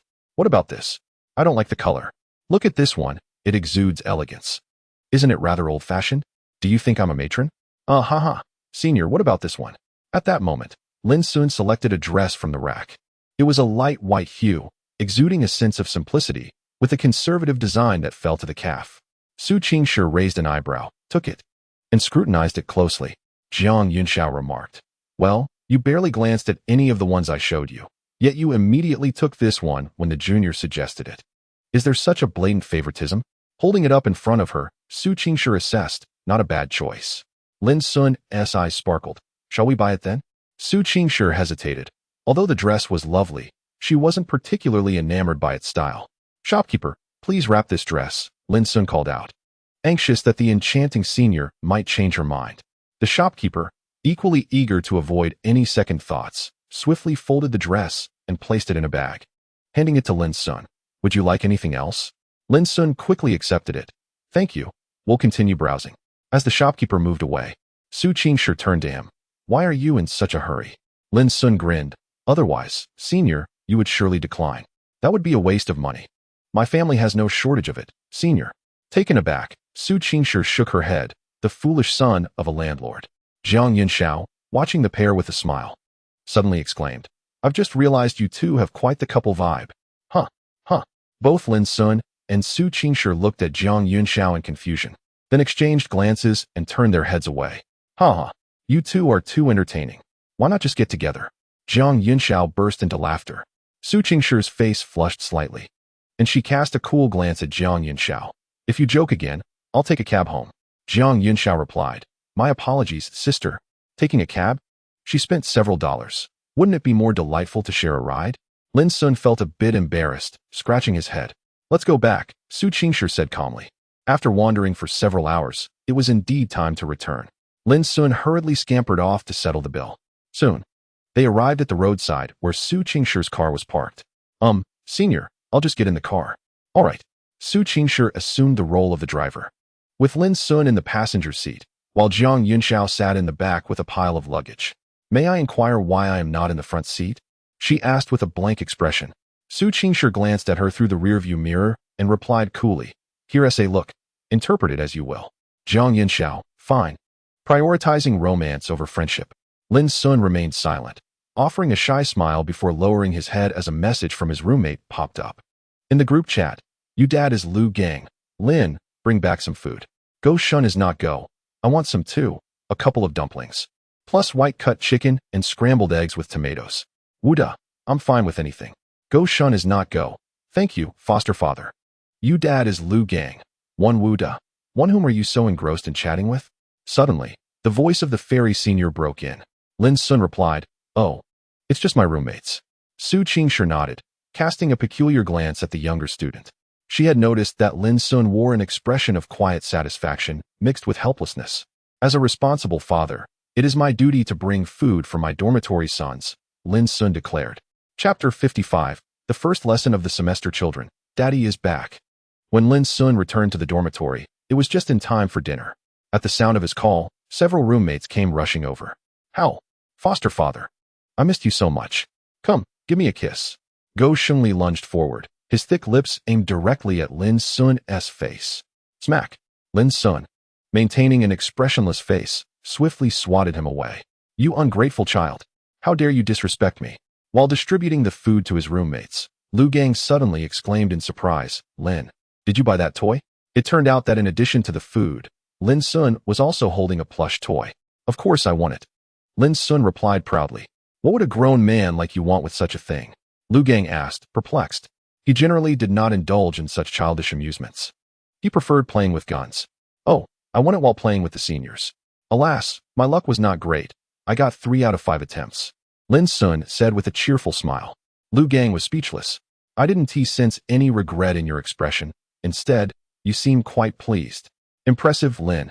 You managed to entertain with the seniors. Go Shengli, while digging into the fragrant rice, gave a thumbs up to Lin Xun. Wherever you go, you shine. Lin Xun placed the plush toy on his desk, positioning it so that its face was directed towards him, chuckling foolishly at its dazed expression. Lu Gang happened to pass by with a cup of water and shook his head with a sigh at the sight. My son, though talented, is easily swayed by charm. After setting the toy down, Lin Xun took out his phone and snapped a picture, sending it to the fairy senior on WeChat. Before long, the fairy senior replied. Fairy senior's sister. Image. Lin Xun opened it and couldn't help but smile. The photo sent by fairy senior's sister featured her little bear, which she had suspended from the top of her computer desk with a fine string, creating a delightful harmony in the setting. Lin Xun, suddenly, I feel that you've become increasingly adorable, senior sister. Fairy senior sister. Fairy senior sister, gaining courage? Lin Xun, animated expression, hee. Meanwhile, in the dormitory, Su Qingshi suddenly glanced at the little bear and smiled softly, lost in thought. Sure, come help me for a moment. I can't reach the zipper. Jiang Yunxiao's voice called out. Su Qingshi, upon hearing this, stood up and walked behind her to assist with the zipper. With that outfit, won't someone pull your zipper from behind when you go out? Jiang Yunxiao wore a rather revealing garment with a zipper at the back, which, when pulled downward from behind, would expose her. Su Qingshi found it perplexing how the designer conceived such an outfit. Jiang Yunxiao chuckled. How could that happen? While such individuals exist in society, it's generally an uncommon occurrence. Then, she shifted the topic. By the way, sure. Wear that outfit I bought for you whenever you wish. Su Qingshi paused for a moment before calmly replying, I want to wear it. Hee. But that's what the junior hopes for. You can't disappoint him, can you? Jiang Yunxiao directly invoked Lin Xun's name. What does he have to do with this? Su Qingshi questioned, perplexed. She responded coolly. You and I are not unfamiliar with each other, are we? Intentionally buying 2 outfits to set a trap for me? Jiang Yunxiao laughed awkwardly. This will be the last time. Jiang Yunxiao nodded earnestly. All right, this will be the last time. Consider it forgiven. She quickly handed a bag to Su Qingshi. I have no place to keep this, so I'll leave it with you. Su Qingshi, after dinner. The group of 4 from room 307 discussed going for a stroll on the playground. Wow, the university playground is indeed magical. There are so many girls. Go Shengli exclaimed, his gaze wandering as if 2 pairs of eyes were insufficient to take it all in. Go, try to be a little restrained, the other 3 remarked, somewhat speechless. The 4 wandered along the track, their eyes flitting about aimlessly, uncertain of their purpose. On the grass, two classes were engaged in a lively social gathering, the atmosphere vibrant. When will our class hold a social event? Lu Gang inquired curiously. You should ask the cultural committee member about that, Lin Xun replied. His head bowed as he chatted casually with Fairy's senior sister, responding intermittently. Isn't this something that requires an application? We should discuss it with the cultural committee member. Collaborating with the dance department would be ideal, as they have an abundance of beauties, Go Shengli remarked cheekily. Are you going to gather intelligence? I suffer from social anxiety. I almost believed you. After strolling for a couple of laps, the four felt it was rather dull, so they decided to go for skewers instead. This time, Lin Xun refrained from drinking excessively, recalling the last incident where drinking led to trouble. By midnight, the four staggered back to the dormitory. The dormitory supervisor had retired early, and the iron gate at the entrance was locked. The four jumped over the nearby fence like dumplings into boiling water. A few muffled thuds echoed like detonating landmines. They initially thought it would attract the dorm supervisor, yet the air was surprisingly tranquil. The four hastily ascended the stairs. The night passed without a word. The next day, the unfortunate early class at 8 o'clock dawned upon dormitory 307, with the alarm clock ringing at 7:30. The very first class of the semester was an early one. Who could possibly understand the struggle? Go Shengli, sporting a disheveled hairstyle, reluctantly climbed out of bed. Lu Gang, cocooned in his blankets, was unwilling to rise, mumbling. Could you help me mark my attendance? Lin Xun, however, was quite spirited, having received a good night message from a senior the previous night, which allowed him to sleep soundly. Hurry up, it takes about 10 minutes to walk from the dormitory to the classroom. At 7:45, Go Shengli exclaimed, Hey, soldier, weren't you just hiding under the covers? How are you already ready? Just out of the bathroom. Go Shengli's hair was still damp, and he looked at the well-prepared Lu Gang with surprise. Lu Gang replied, I merely brushed my teeth and put on my shoes. I don't have to deal with a bird's nest like you. Being a veteran. His hair remained a consistent buzz cut, requiring no styling. Hurry up. Give me 10 seconds. Go Shengli hastily cranked the hairdryer to its maximum setting, blowing his hair in a frenzy. At 7:47, the four of them strode out of the dormitory. The first class was college English, taught by a female instructor in her 40s.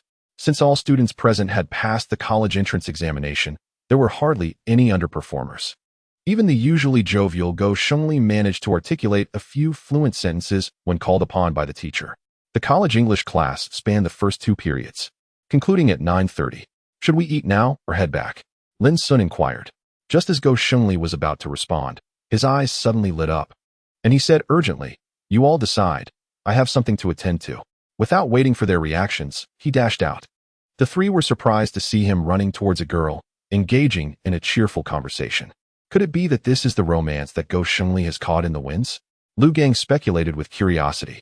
It seems so, came the reply. Oh, this child has grown, and a father can no longer keep him in check. I feel the same. Chapter 56. Encountering the senior while jogging. Ultimately, the group decided to grab a meal and return to their dormitory. Surprisingly, Go Shengli did not return. He had followed his newfound love. After lunch, with no classes in the afternoon, Lin Xun boldly chose not to set an alarm, indulging in a deep slumber. Lin, wake up. Let's go exercise. Lu Gang roused him, and Lin Xun, feeling refreshed after a sound sleep, turned to find Lu Gang already dressed in a short-sleeved shirt, shorts, and sneakers. What time is it? 5 o'clock. Come on. Lin Xun sat up and calmly inquired, Is Go Shengli still not back? Lu Gang nodded. It appears he is still absent. They exchanged glances and shook their heads in unison. After a brief tidy-up, Lin Xun followed Lu Gang to go jogging. Wuda was not in the dormitory in the afternoon, presumably occupied with some task, while Go Shengli was likely on a date with his dream girl, leaving no news behind. The playground in the afternoon was bustling with activity, with many individuals sweating it out on the track. Lin Xun and Lu Gang began with a light warm-up, chatting intermittently. Soldier, where's your girlfriend? Why haven't you looked for her? In Lin Xun's recollection, he had never encountered Lu Gang's partner, nor had he seen him communicate with her in the dormitory. Adjusting his breathing, Lu Gang replied, She is currently interning, so her time is quite limited. It turned out that Lu Gang's girlfriend was already in her third year of college, pursuing a vocational degree, which meant she had begun her internship during her junior year. Thus, they were essentially in a long-distance relationship. As is well known, such relationships can be particularly challenging. If both individuals do not sincerely wish to be together, distance may become a fatal barrier. As Lin Xun reached the 7th lap, he began to experience a stitch in his side. His physical condition was not comparable to that of Lu Gang, a former soldier. So he decided to withdraw and move to the side of the track to stretch. Breathing heavily, Lin Xun couldn't help but smile wryly. He had specifically worked out during the summer, but after just a short hiatus from exercise, his stamina had diminished so rapidly. It seemed he would need to carve out more time for running in the future. Lost in his thoughts, Lin Xun was suddenly presented with a bottle of water. He was taken aback and looked up to find a girl standing beside him, smiling warmly. Dressed in shorts and a tank top, she revealed a pair of long, slender, fair legs, and her beauty was undeniable. "Lin Xun, would you like some water?" she asked. Lin Xun, puzzled, responded, "Who are you?" With a playful grin, she replied, "I'm Chu Weiwei from the computer science department. We sang together at the military training concert."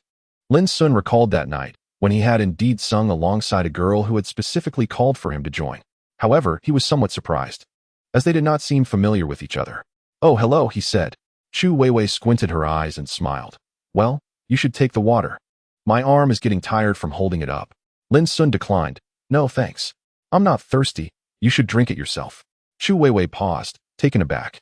She was quite confident in her looks. After all, she was often referred to as the beauty of her department. In her mind, approaching a boy should be an effortless endeavor. Yet, here was a boy who turned her down. This was a first for her. Nonetheless, it only added to the intrigue. For Chu Weiwei relished a challenge. With a smile, she set the bottle of water at Lin Xun's feet and declared, "Once I offer something, I generally do not take it back." She then lifted one of her long, fair legs and placed it on the nearby ladder. Her shorts, which had previously concealed 2/3 of her thigh, now displayed much more, a tantalizing sight. Lin Xun did not expect her sudden movement and was momentarily stunned before quickly averting his gaze. "Huh, you are just too adorable." Chu Weiwei chuckled, gazing at him. Lin Xun was speechless. Was he adorable? Did he really fit into that description? As Chu Weiwei continued her stretching, Lin Xun noticed an increasing number of boys gathering nearby, most of whom were there to relax their muscles, yet their glances subtly drifted toward this scene. It was evident they were drawn to Chu Weiwei. As the beauty of her department, it was only natural for her to attract many admirers. In the absence of a campus queen, the department flowers became the focal point. Some male students from the physical education department deliberately positioned themselves next to Lin Xun, offering him friendly smiles while engaging in earnest stretching, deliberately showcasing their muscular physiques. Feeling somewhat awkward, Lin Xun retracted his legs and turned to walk away. "Hey Lin Xun, you forgot your water," Chu Weiwei called out, waving at him. Lin Xun quickened his pace. Chu Weiwei found the scene amusing. "Hey, beautiful classmate, I'm a bit thirsty. Why not let me have a sip of his drink?" One of the boys beside Lin Xun said with a grin. Chu Weiwei raised an eyebrow and smiled charmingly. "Sure." Lin Xun, feeling considerably better, decided to follow Lu Gang as he passed by. His expression was somewhat peculiar. Where did that girl come from? Why does she act as if she knows me so well? He resolved to keep his distance from her in the future, sensing that this enchanting girl possessed considerable charm, far beyond his reach. "That's enough. Brother Bing, take a break." Lin Xun had accompanied Lu Gang for 4 laps. Finally unable to endure any longer, he sat down on the grass. Lu Gang also paused, having run over 10 laps, now only slightly out of breath, though he was quite sweaty. He smiled at Lin Xun. "Your physical fitness is commendable, better than many college students." This was the truth, as many students were ensnared in the digital realm, neglecting physical exercise, which was indeed an undesirable phenomenon. Here, the author suggests everyone engage in more physical activity for the benefit of their health. Lin Xun exclaimed, "Brother Bing, is this the training regimen in the military?" Lu Gang chuckled. "It's even more demanding. What we just did was merely a warm-up." "Warm-up?" Lin Xun's eyes widened. Lu Gang nodded. "We run with equipment weighing dozens of pounds, equivalent to carrying a woman." Lin Xun looked on in admiration. He felt he could never achieve that. "Do you want to take another break, or shall we continue running?" Lu Gang inquired, glancing at his wristband. Lin Xun shook his head vigorously. "I can't run anymore. I'm utterly exhausted. I don't even feel like walking. I've lost all motivation. You go ahead." "All right, take your rest. I'll finish my run, and then we can go eat together," Lu Gang said as he jogged away. Just as Lin Xun was catching his breath, a figure suddenly sprinted past him. He blinked in surprise, thinking he might be imagining things. After a moment, He focused on the figure and exclaimed in astonishment, "Senior?" He wasn't mistaken. The senior was indeed running. Without a moment's hesitation, his body reacted before his mind could catch up, propelling him towards her. Lu Gang, who had just begun jogging, felt a gust of wind rush by and widened his eyes in disbelief. "What the heck? Lin? I thought you couldn't run anymore." Chapter 57. The allure of the senior. Su Qingshi donned a long-sleeved athletic top, headphones in place, her ponytail swaying as she moved. Her striking physique was enough to draw the attention of many, even if they did not recognize her. However, some onlookers remained unfazed, as they had become accustomed to such sights. The campus belle often graced the track with her presence, initially attracting numerous admirers who were drawn to her allure. Yet all were met with her frosty rejections. As time passed, her frequent appearances became commonplace. The campus queen remained unattainable, her cold demeanor rendering her even more distant. Her pace was not swift, and her breathing was remarkably steady, allowing Lin Xun to quickly catch up with her. "Senior, are you here to run as well?" he inquired. Su Qingshi cast him a fleeting glance, as if to say, "Is that not a question you already know the answer to?" While running, Su Qingshi focused on her breathing, refraining from conversation, and Lin Xun, understanding this, silently matched her stride. After completing 2 laps, many spectators took notice of this unexpected pairing, their expressions a mixture of surprise and intrigue. "Isn't that the campus belle, Su Qingshi? Who is that boy accompanying her? I don't recognize him. His name is Lin Xun, a freshman, and he has recently been the subject of several rumors regarding the campus belle." "Wait, he's just a freshman? How audacious of him. Do you think he knows Su Qingshi?" "I'm not sure, but she doesn't seem to reject him, nor has she addressed it online. Perhaps they share a special bond. How envious. Randomly pick a student from Guangxi to eat." Lu Gang, having just completed an 800-meter run, was leisurely strolling across the field when he spotted Lin Xun and gave him a thumbs up. "Brother, you're impressive." Meanwhile, Chu Weiwei, having just dismissed a suitor, also noticed Lin Xun on the track. Her curiosity piqued. Does Lin Xun have feelings for the campus belle? Indeed, with such beauty, it's hard not to be captivated. However, she thought to herself, is that the reason you rejected me? Just because she's the campus belle? I may not be inferior. Chu Weiwei was a proud girl, having entered Nanda with exceptional grades, and upon arrival, she garnered a multitude of admirers, swiftly earning the title of department belle. Upon learning of another stunning girl at the university who had held the title of campus belle for 2 consecutive years, she felt a sense of rivalry. As a fellow beautiful girl, she harbored an unyielding spirit, eager to discover what made this campus belle superior. Having had the fortune of seeing her once, she recalled the near-perfect features, the aloof demeanor, and the commanding presence that exuded an ethereal quality. Chu Weiwei conceded, such a girl deserves the title of campus belle. Yet, she refused to be disheartened. She possessed the confidence that she could surpass the Nanda campus belle. On the track, Lin Xun found himself struggling to keep pace, having exhausted much of his energy prior. Su Qingshi noticed this and gradually transitioned from running to walking, quickly adjusting her breathing. "Do not look down, take deep breaths, and keep your feet moving," her gentle voice instructed. Although Lin Xun felt discomfort, he complied, and after several seconds, he regained his breath. "Senior, do you run often?" Lin Xun asked, somewhat disheartened, realizing her stamina seemed comparable to his own. Su Qingshi nodded. "Since my freshman year, I have made it a habit to run whenever I have the time." Lin Xun marveled, recognizing that her physique was a contributing factor. Su Qingshi encouraged, "You should come down to run more often. It's beneficial to stay active." Lin Xun's eyes brightened. "That is precisely what I meant."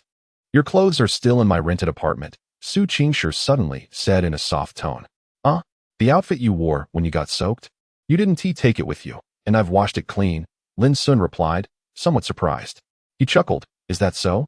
Thank you so much, senior."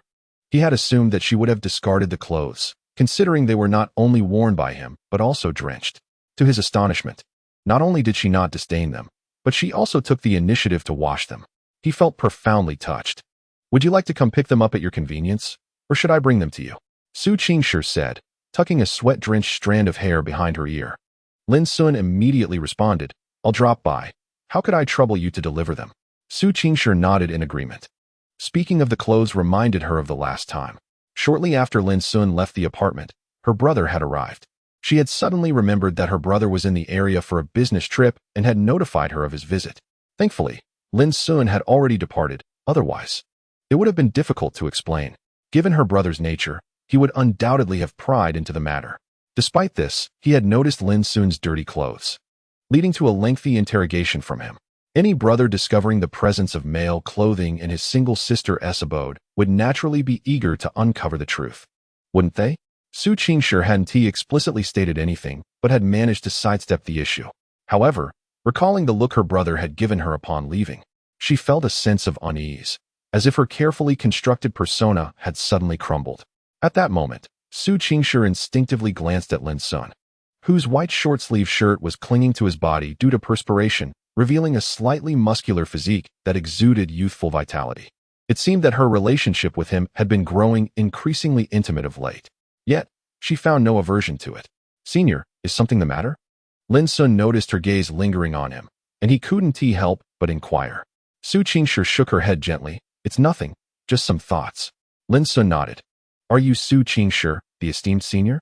Suddenly, a young man approached from behind, blocking their path. Lin Xun instinctively sized him up. The boy had long bangs, a somewhat handsome face, and wore a sleeveless vest that showcased his athletic build, standing at an estimated height of around 178 meters. Compared to Lin Xun, he was not as handsome and was slightly shorter, yet his physique was undeniably superior, with visible muscles that indicated a commitment to regular exercise. As Su Qingshi was intercepted, her brow furrowed slightly before she regained her composure and replied coolly, "Is there something you need?" Though the young man appeared somewhat masculine, he became shy in the presence of Nanda's campus beauty, stuttering as he spoke. "I am from the Physical Education Institute, a freshman. Senior, I wish to pursue you. Would you be my girlfriend?" Lin Xun interjected, "Brother, you're quite bold. Do your parents know?" Su Qingshi coldly rejected him. "No." After expressing her intention to bypass him, she was unexpectedly intercepted. "Senior, everyone says you are exceptional and hard to pursue, but I will not give up.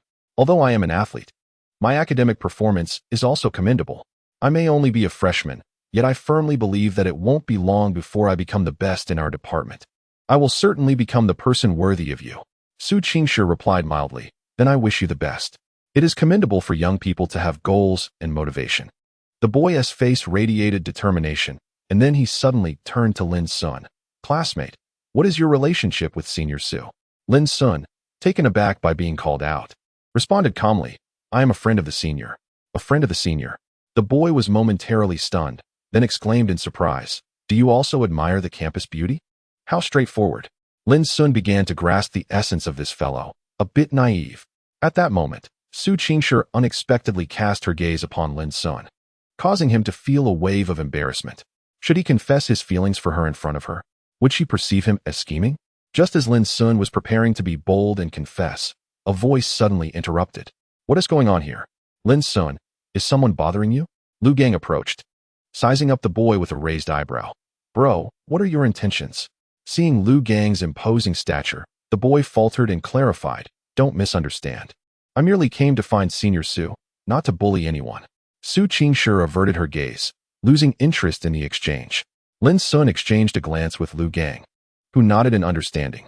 Lu Gang then put an arm around the boy's shoulder and cheerfully remarked, "All right, mate, have you had any training?" The boy replied, "I am from the Physical Education Department." "Perfect. I just completed my service and am looking for an opportunity to spar with someone from the PE department. You wouldn't mind, would you? Isn't that inappropriate?" "What? Are you backing down? How can you do that when you're pursuing the campus beauty? You must put on a good show. Then what shall we compete in? How about the 100 meters, 200 meters, or even 5,000 meters?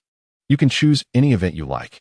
The boy contemplated for a moment and then declared, "Let us race the 100 meters. Short sprints are all about explosive power. He has been training in sports, so he might not be outmatched by a soldier."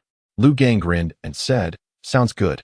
He gestured for Lin Xun. "Lin Xun, you can be our judge." Lin Xun smiled slightly and replied, "I'll join in as well." Both Lu Gang and the boy were taken aback. Lin Xun chuckled. "What's wrong? Are you worried I'll be a weak link?" Lu Gang shook his head, his expression complex as he looked at Lin Xun. "But you just got pulled into this. What if you embarrass yourself in front of the goddess?" Lin Xun returned a reassuring smile. He was not the type to shy away from his shortcomings. Even if he was not particularly outstanding, he would not harbor feelings of inferiority. However, lacking the courage to face challenges would be the most disgraceful of all. Even if he were to lose, he would do so with dignity. All right, let us go together. The boy's eyes sparkled with excitement. I'll serve as your judge. At this moment, Su Qingshi suddenly spoke up. Senior? Lin Xun looked at her in surprise. Is there a problem? Su Qingshi gazed at him, her expression serene. No problem. Soon. The three of them arrived at the starting line for the 100 meters, warming up for 2 or 3 minutes. Are you ready? Su Qingshi's voice rose slightly, her face unusually serious. Ready. The three boys' faces were filled with tension and excitement, eager to begin. Start. With a whoosh, Lu Gang and the other boy began almost simultaneously, while Lin Xun was half a second behind. In the first 50 meters, Lu Gang and the other boy were neck and neck, neither able to surpass the other, while Lin Xun, although in decent shape, found himself lagging 4 to 5 meters behind. Ultimately, as they crossed the finish line, Lu Gang surged ahead by half a body length. Lin Xun arrived a second or two later, successfully completing the race. Although no one was there to time them at the finish line, someone captured the moment on film. Impressive. This speed must be under 12 seconds. That was Zhao Jie from the Physical Education Institute, and the other one, who seemed to be Lin Xun, who had recently gained popularity online, along with the muscular fellow, whose identity remained unknown. Wow. Even Su, the campus belle, is judging them. How remarkable. The footage was taken, and the evening would surely be filled with gossip. Whoever finds out more about that muscular guy, I'll reward you 50. At the finish line, Lin Xun leaned on his thighs, breathing heavily. Lu Gang and Zhao Jie were equally out of breath, but they quickly regained their composure. Lu Gang turned to Zhao Jie. Are you convinced? The latter's expression was tinged with regret. Just a little short, but that is probably my limit. He gave Lu Gang a thumbs up. But you did really well.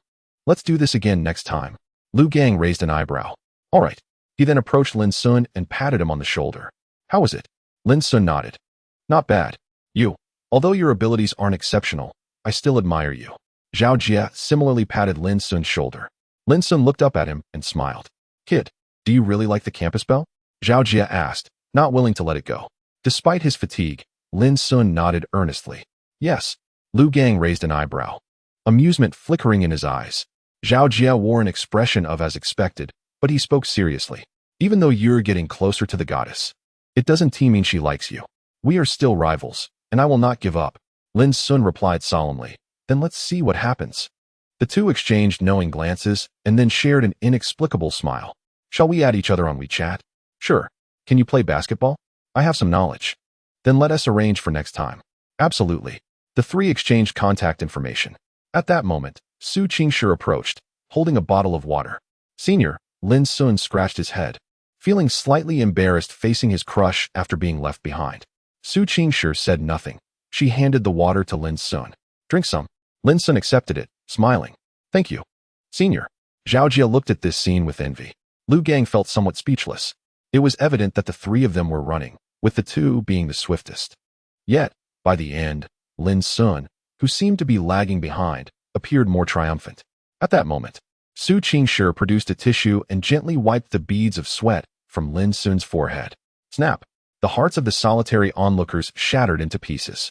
Lu Gang and Zhao Jie muttered in frustration. What on earth is this sudden appearance of pink bubbles? Zhao Jie felt a pang of insecurity, questioning if he truly had a chance with the campus belle. I have matters to attend to. I ought to leave. This place is no longer suitable for my presence. Zhao Jie departed, crestfallen, resembling a wilted eggplant. Lu Gang cast a sympathetic glance at his retreating figure. Fortunately, he had a partner. It was not so bitter after all. Lin Xun sipped his water, casting a silly grin at Su Qingshi. What are you laughing at? She inquired. Senior, I lost. You don't think I'm inadequate, do you? Lin Xun replied cheerfully. Su Qingshi remarked nonchalantly. It's not your forte. Everyone has their weaknesses, so don't dwell on it too much. Lin Xun nodded vigorously. Indeed. I may not outrun Zhao Jie, but he doesn't possess my wealth. It's all relative. Yes, correct. What were you saying about waiting with bated breath? Huh. Chapter 59. A wonton leading to heated discussions. Suddenly, Su Qingshi spoke, causing Lin Xun to panic. Oh no. Did she overhear him? Su Qingshi's calm gaze scrutinized him, leaving her thoughts inscrutable. Lin Xun scratched his head. Senior, did you hear everything? Hear what? She replied coolly. Did you hear me admit that I like you? Just as Lin Xun was about to respond, Lu Gang's urgent voice interrupted. Lin, come quick. Something's happening. Startled, Lin Xun glanced over. Lu Gang pointed toward a couple not far away, wearing a gossipy expression. Gauchingly, Lin Xun exclaimed in astonishment, surprised to encounter him. He.s. heading toward the cafeteria. Let us go, let us go, Lu Gang said with a mischievous grin, and without waiting for Lin Xun's consent, he dashed off. Just as Lin Xun was about to agree, he felt Su Qingshi tug at his arm. Senior? He blinked in confusion. Su Qingshi, with a playful smirk, asked. Trying to change the subject? Lin Xun was momentarily speechless. Su Qingshi tilted her head. One couldn't help but notice the playful charm she exuded. Reigniting Lin Xun's affection, he composed himself and suddenly smiled. Senior, since you've heard it already, do you need to confirm it again? I meant it. Su Qingshi paused, clearly taken aback by Lin Xun's response. She had overheard his conversation with Zhao Jia, when Zhao Jia posed the question about whether Lin Xun liked the campus bell. Su Qingshi had halted in curiosity, eager to see how he would reply, and felt a flicker of nervousness in her heart. To her surprise, she found herself anxious over a mere statement. However, upon hearing Lin Xun's affirmation, her earlier tension dissipated entirely, leaving her heart in serene tranquility. Although she had long sensed Lin Xun's affections, his explicit admission was an entirely different matter. The fellow appeared to be quite enamored with himself. By the time she regained her composure, Lin Xun had already traversed a distance of 7 or 8 meters, glancing back at her with a smile. Senior, would you care to join me for a meal? Su Qingshi's lips curled into a faint smile as she replied, sure. Gua Shengli walked alongside the senior from her 4th year. The distance between them had notably diminished compared to the morning, nearly aligning their shoulders. Lin Xun surmised they must be passing by the playground en route to the dining hall. Upon entering the cafeteria, Lu Gang hurriedly rushed to get his meal. Lin Xun turned to Su Qingshi and inquired, what would you like to eat, senior? After surveying the options, she decided, I'll have wontons. Lin Xun's eyes brightened. Then please find a seat. I shall fetch it for you. With that, he dashed away with great enthusiasm. Su Qingshi said nothing further. Casting a glance toward Gua Shengli's group, she contemplated before selecting a seat nearby. Even in her athletic attire with a simple ponytail, Su Qingshi radiated an enchanting beauty that swiftly captured the attention of numerous onlookers within the dining hall. Was the campus belle truly present in the cafeteria? A flurry of excitement ensued. Many male students eagerly took out their phones to capture the moment. Even if they lacked the courage to approach her for her WeChat, they were determined to collect various snapshots of the goddess in her daily life. Some even posted the images on forums, instantly drawing a crowd of curious spectators. The goddess gracing the cafeteria? How thrilling! She is breathtaking. Even clad in sportswear, her allure was undeniable.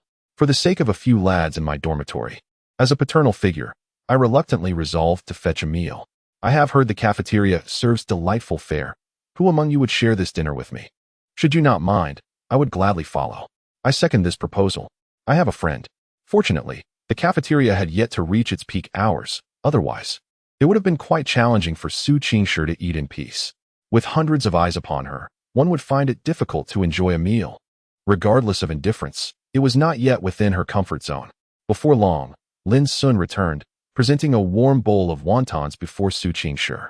Senior, do you prefer green onions or cilantro? Unsure of her preferences, he refrained from adding any garnishes. Green onions, she replied. Understood. Please wait a moment. Lin Xun turned back and soon returned with a second bowl of wontons, generously topped with at least 3 or 4 spoonfuls of green onions. The image of the auntie's scrutinizing gaze lingered in his mind. Senior, this one is for you. He placed the wontons adorned with green onions in front of her, deftly removing the packaging from the disposable chopsticks, and, of course, the spoon. Thank you, Su Qingshi said as she accepted the bowl, glancing at Lin Xun's meal. Don't you enjoy green onions or cilantro? Lin Xun chuckled. I enjoy both.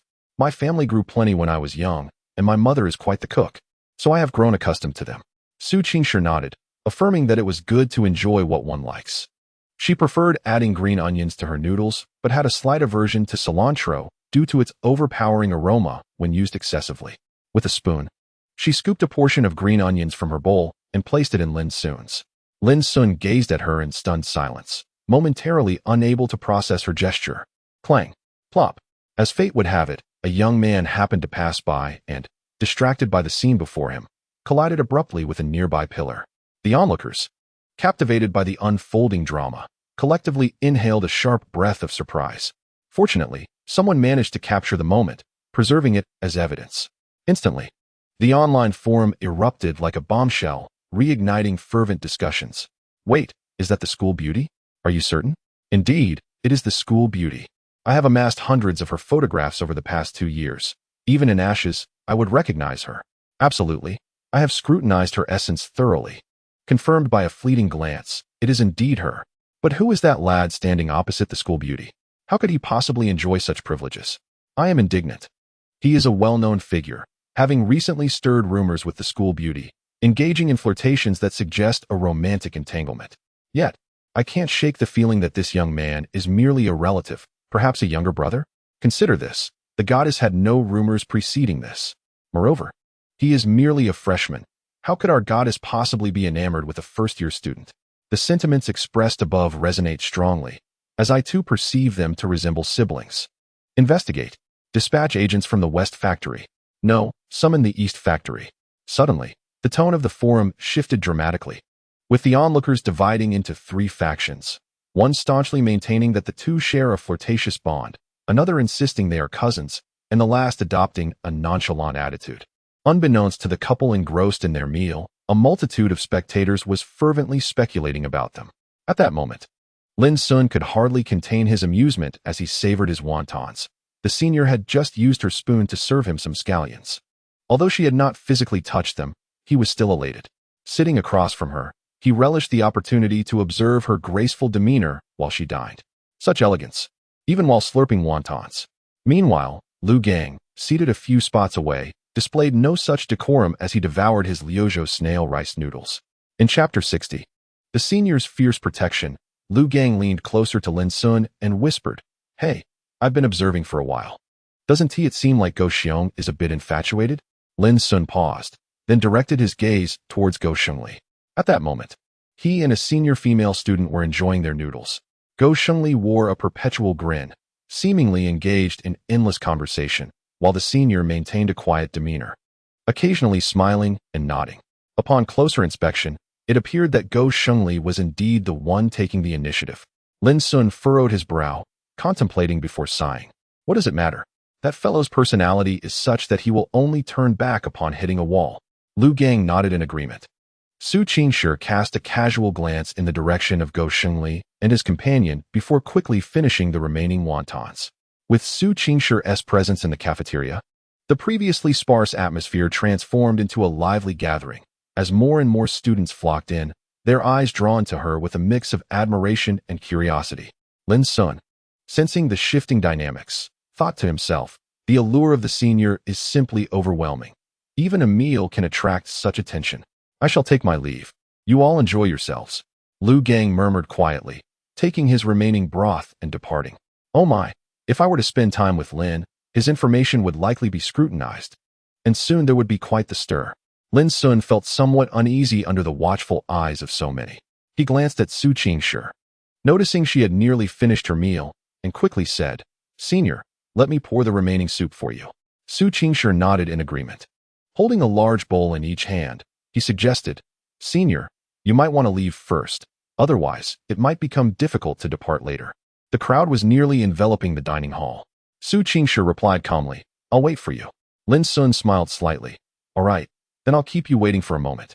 Since the senior did not mind, why should he? He felt the need to present himself as more assertive before her, to instill a sense of security in her. After pouring the soup, he placed the bowl in its designated spot and turned to head back. "Lin Xun," a voice of surprise called out. Lin Xun paused and looked towards the source. "You again?" Su Qing, initially taken aback, suddenly froze upon hearing his words, her expression stiffening.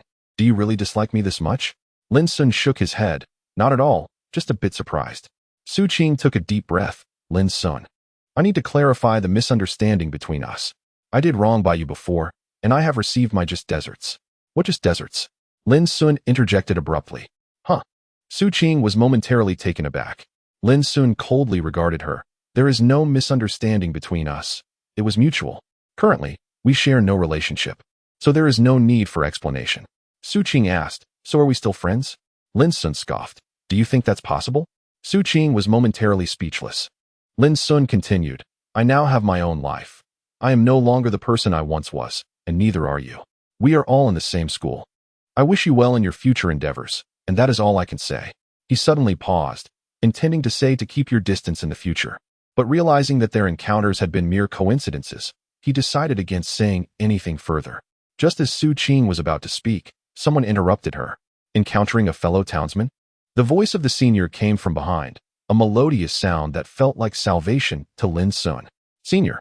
Su Qing stood beside him, addressing Su Qing. "I remember you. You are Lin Xun's high school classmate." Su Qing looked at her, having heard of Su Qing's reputation upon arriving at Nanda. She was surprised to learn that the girl she had encountered in Liangcheng was, in fact, the campus belle of Nanda. Curiosity piqued. She wondered why the legendary ice goddess would be so close to Lin Xun. Was it for his wealth? If Lin Xun knew of her thoughts, he would likely deliver a sharp retort. What kind of person is the senior? Could her vision possibly align with yours? If the senior were interested in his wealth, he would gladly oblige. Otherwise, why would he need to tread so cautiously in his affections? "Senior Su, hello. My name is Su Qing." Su Qing nodded and greeted her. Su Qing replied coolly, "You mentioned that last time." She remembered. For this girl who had accompanied Lin Xun through high school, she had recalled her name from their very first encounter. "Sister Su, what is your relationship with Lin Xun?" Su Qing couldn't help but inquire. Su Qing raised an eyebrow. Lin Xun frowned. "Su Qing, our relationship is none of your business." Su Qing cast him a glance. "I wish to know what kind of person would take away someone I like." Lin Xun was at a loss for words. "Sister, are you joking? You only care about money. Take away?" A mocking smile appeared at the corner of Su Qing's mouth. "Junior, I must say, your audacity is truly remarkable."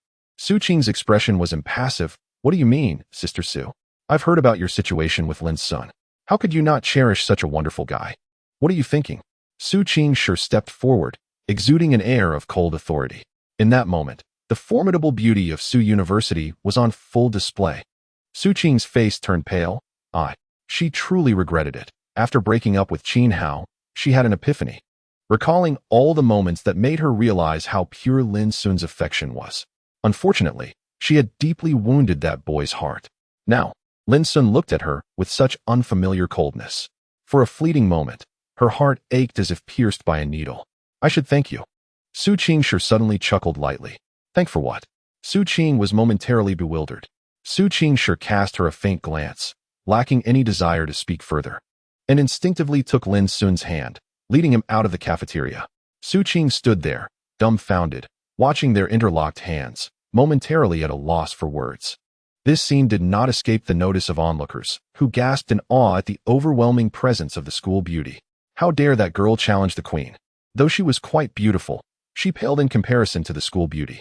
In an instant, countless eyes, akin to spectators at a circus, fell upon Su Qing. The latter's complexion grew even paler, and she hurriedly fled, not even pausing to eat dinner. Outside the cafeteria, Lin Xun gazed at the hand held by his senior, his heart softening. Was she standing up for him? So cool, so domineering. Moreover, her hand felt so small and soft. The two arrived beneath a large tree, and only then did Su Qing release Lin Xun's hand. She felt somewhat uneasy. She hadn't even realized she had held his hand. In fact, it had been instinctual, and now she sensed the peculiarity of the moment. "Hey, sister, you were so cool just now," Lin Xun exclaimed cheerfully. Su Qing glanced at him indifferently. "So, she really came to South University just for you?" Lin Xun immediately adopted a serious tone. "I am completely unaware of this matter, sister. Please let me explain. My heart belongs solely to you." Su Qing was taken aback, and a blush crept onto her stunning face. Lin Xun was instantly mesmerized. "So beautiful." Su Qing shot him a glare, coldly remarking, "You've become increasingly bold lately." Lin Xun's sudden assertiveness left her slightly taken aback. "Is this junior transforming into a little man?" Lin Xun chuckled. Then his gaze suddenly focused as he leaned closer to Su Qing's face. "Sister, don't move." The voice was deep and magnetic, laced with a hint of temptation. Su Qing instinctively froze, gazing blankly as Lin Xun approached. Just then, a gentle breeze swept by, as if stirring the tranquil waters of her heart, creating ripples of emotion. Their faces drew ever closer. Chapter 61. Heartbeat. As the distance between them dwindled to a mere 10 centimeters, Lin Xun suddenly spoke softly. "Senior, you don't have a single pimple on your face. How marvelous." Su Qing momentarily paused, her expression calm as she replied, What is so marvelous about that? Why are you getting so close? With a cheerful smile, Lin Xun said, you have a piece of scallion on your collar. Let me help you remove it. As he extended his hand, Su Qingshi fell momentarily speechless upon seeing the scallion fragment on his fingertip. Little did she know, her heart had already begun to race uncontrollably. Lin Xun, however, showed no urgency to retreat. He gazed dumbfoundedly at Su Qingshi's exquisite face and her plump, resilient lips. His heart pounded vigorously. Senior. May I kiss you? Such a delightful thought. Their dialogue was remarkably mundane, akin to a whisper, yet the atmosphere had inexplicably turned ambiguous. Flames of desire burned fiercely in Lin Xun's eyes, as if he wished to melt the senior's heart. Sensing his intensity, Su Qingshi began to regain her composure. Why are you so close? Are you up to no good? Lin Xun took a deep breath, forcibly calming himself, and stepped back, revealing a warm smile. Senior, your heart is racing. Su Qingshi maintained her composed demeanor and replied, you must be mistaken. It is your heart that is racing. Lin Xun scratched his head, realizing he had indeed felt the impulse to kiss her, but considering they were not yet in a romantic relationship, such an act might irreparably damage their connection. Nevertheless, this was a small test for him, and the outcome only strengthened his belief. The senior did not seem to reject him. Senior, do you remember what I said before? Su Qingshi cast a glance at him. Which statement? I meant it sincerely. The boy's gaze was resolutely unwavering, a seriousness she had never encountered before. He declared his feelings for her were genuine. Su Qingshi pressed her lips together, about to speak when Lin Xun suddenly interjected, Senior, do you know that I like you? Such candor. He wished to take a step closer to her. Perhaps this step would lead him to a precipice, plunging him into an abyss. Su Qingshi nodded gently. I know. Many people like me. Throughout the entirety of South University, not every boy, but at least half admired her. This was not vanity, it was confidence. She was exceptional, not merely in beauty but also in talent and capability, standing out among her peers. A true daughter of heaven. To describe her thus is no exaggeration. Among her admirers were many wealthy heirs, yet her standards left them feeling unworthy, regardless of their affluence. Lin Xun's throat felt dry. Then, Senior, why don't you dislike my affection? I don't know. Truly don't know? I don't know. Su Qingshi gazed at him. Her previously frosty demeanor now softened with a hint of warmth, as she asked with a half-smile, do you know how I feel about you? Lin Xun, brimming with curiosity, inquired as friends. You make my heart flutter a little. Oh, Senior, what did you just say? Lin Xun was taken aback, doubting his own hearing, as Su Qingshi's voice had been barely above a whisper. Yet, she did not elaborate further, merely turning away and stating, come to my apartment this weekend. Lin Xun stared at her retreating figure, momentarily dazed and struggling to comprehend. Did he truly hear her correctly? The senior just confessed to feeling a flutter in her heart for him? Boom. It felt as if fireworks exploded within Lin Xun's chest. Is it true? When did this happen? Could he truly evoke such feelings in the senior? Soon, Lin Xun regained his composure and began to reflect on their earlier conversation. His approach may have been a tad too forward. However, the senior had not outright rejected him, which signified that their relationship had progressed a step further. He still owed her a confession. In that instant, Lin Xun's heart settled. He must confess soon. Moreover, he wanted to craft a romantic and unforgettable declaration of his feelings. Hey, what are you up to? A hand clapped on Lin Xun's shoulder, pulling him from his reverie. He turned to see Go Xingli. Didn't you just leave with your crush? Lin Xun remarked. Upon hearing this, Go Xingli's expression turned sour. Let us not talk about it. We are from entirely different worlds. Lin Xun was surprised. But I thought you two were getting along quite well. Go Xingli waved his hand dismissively. We're at most friends. And she's about to start her internship. There's no good outcome for us. Dating between a freshman and a senior. Well, how should I put it? The gap is just too vast.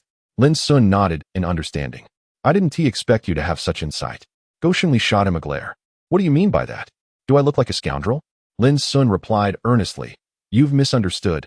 You're a good person. What are you lingering around for? Didn't I just see you dining with your goddess?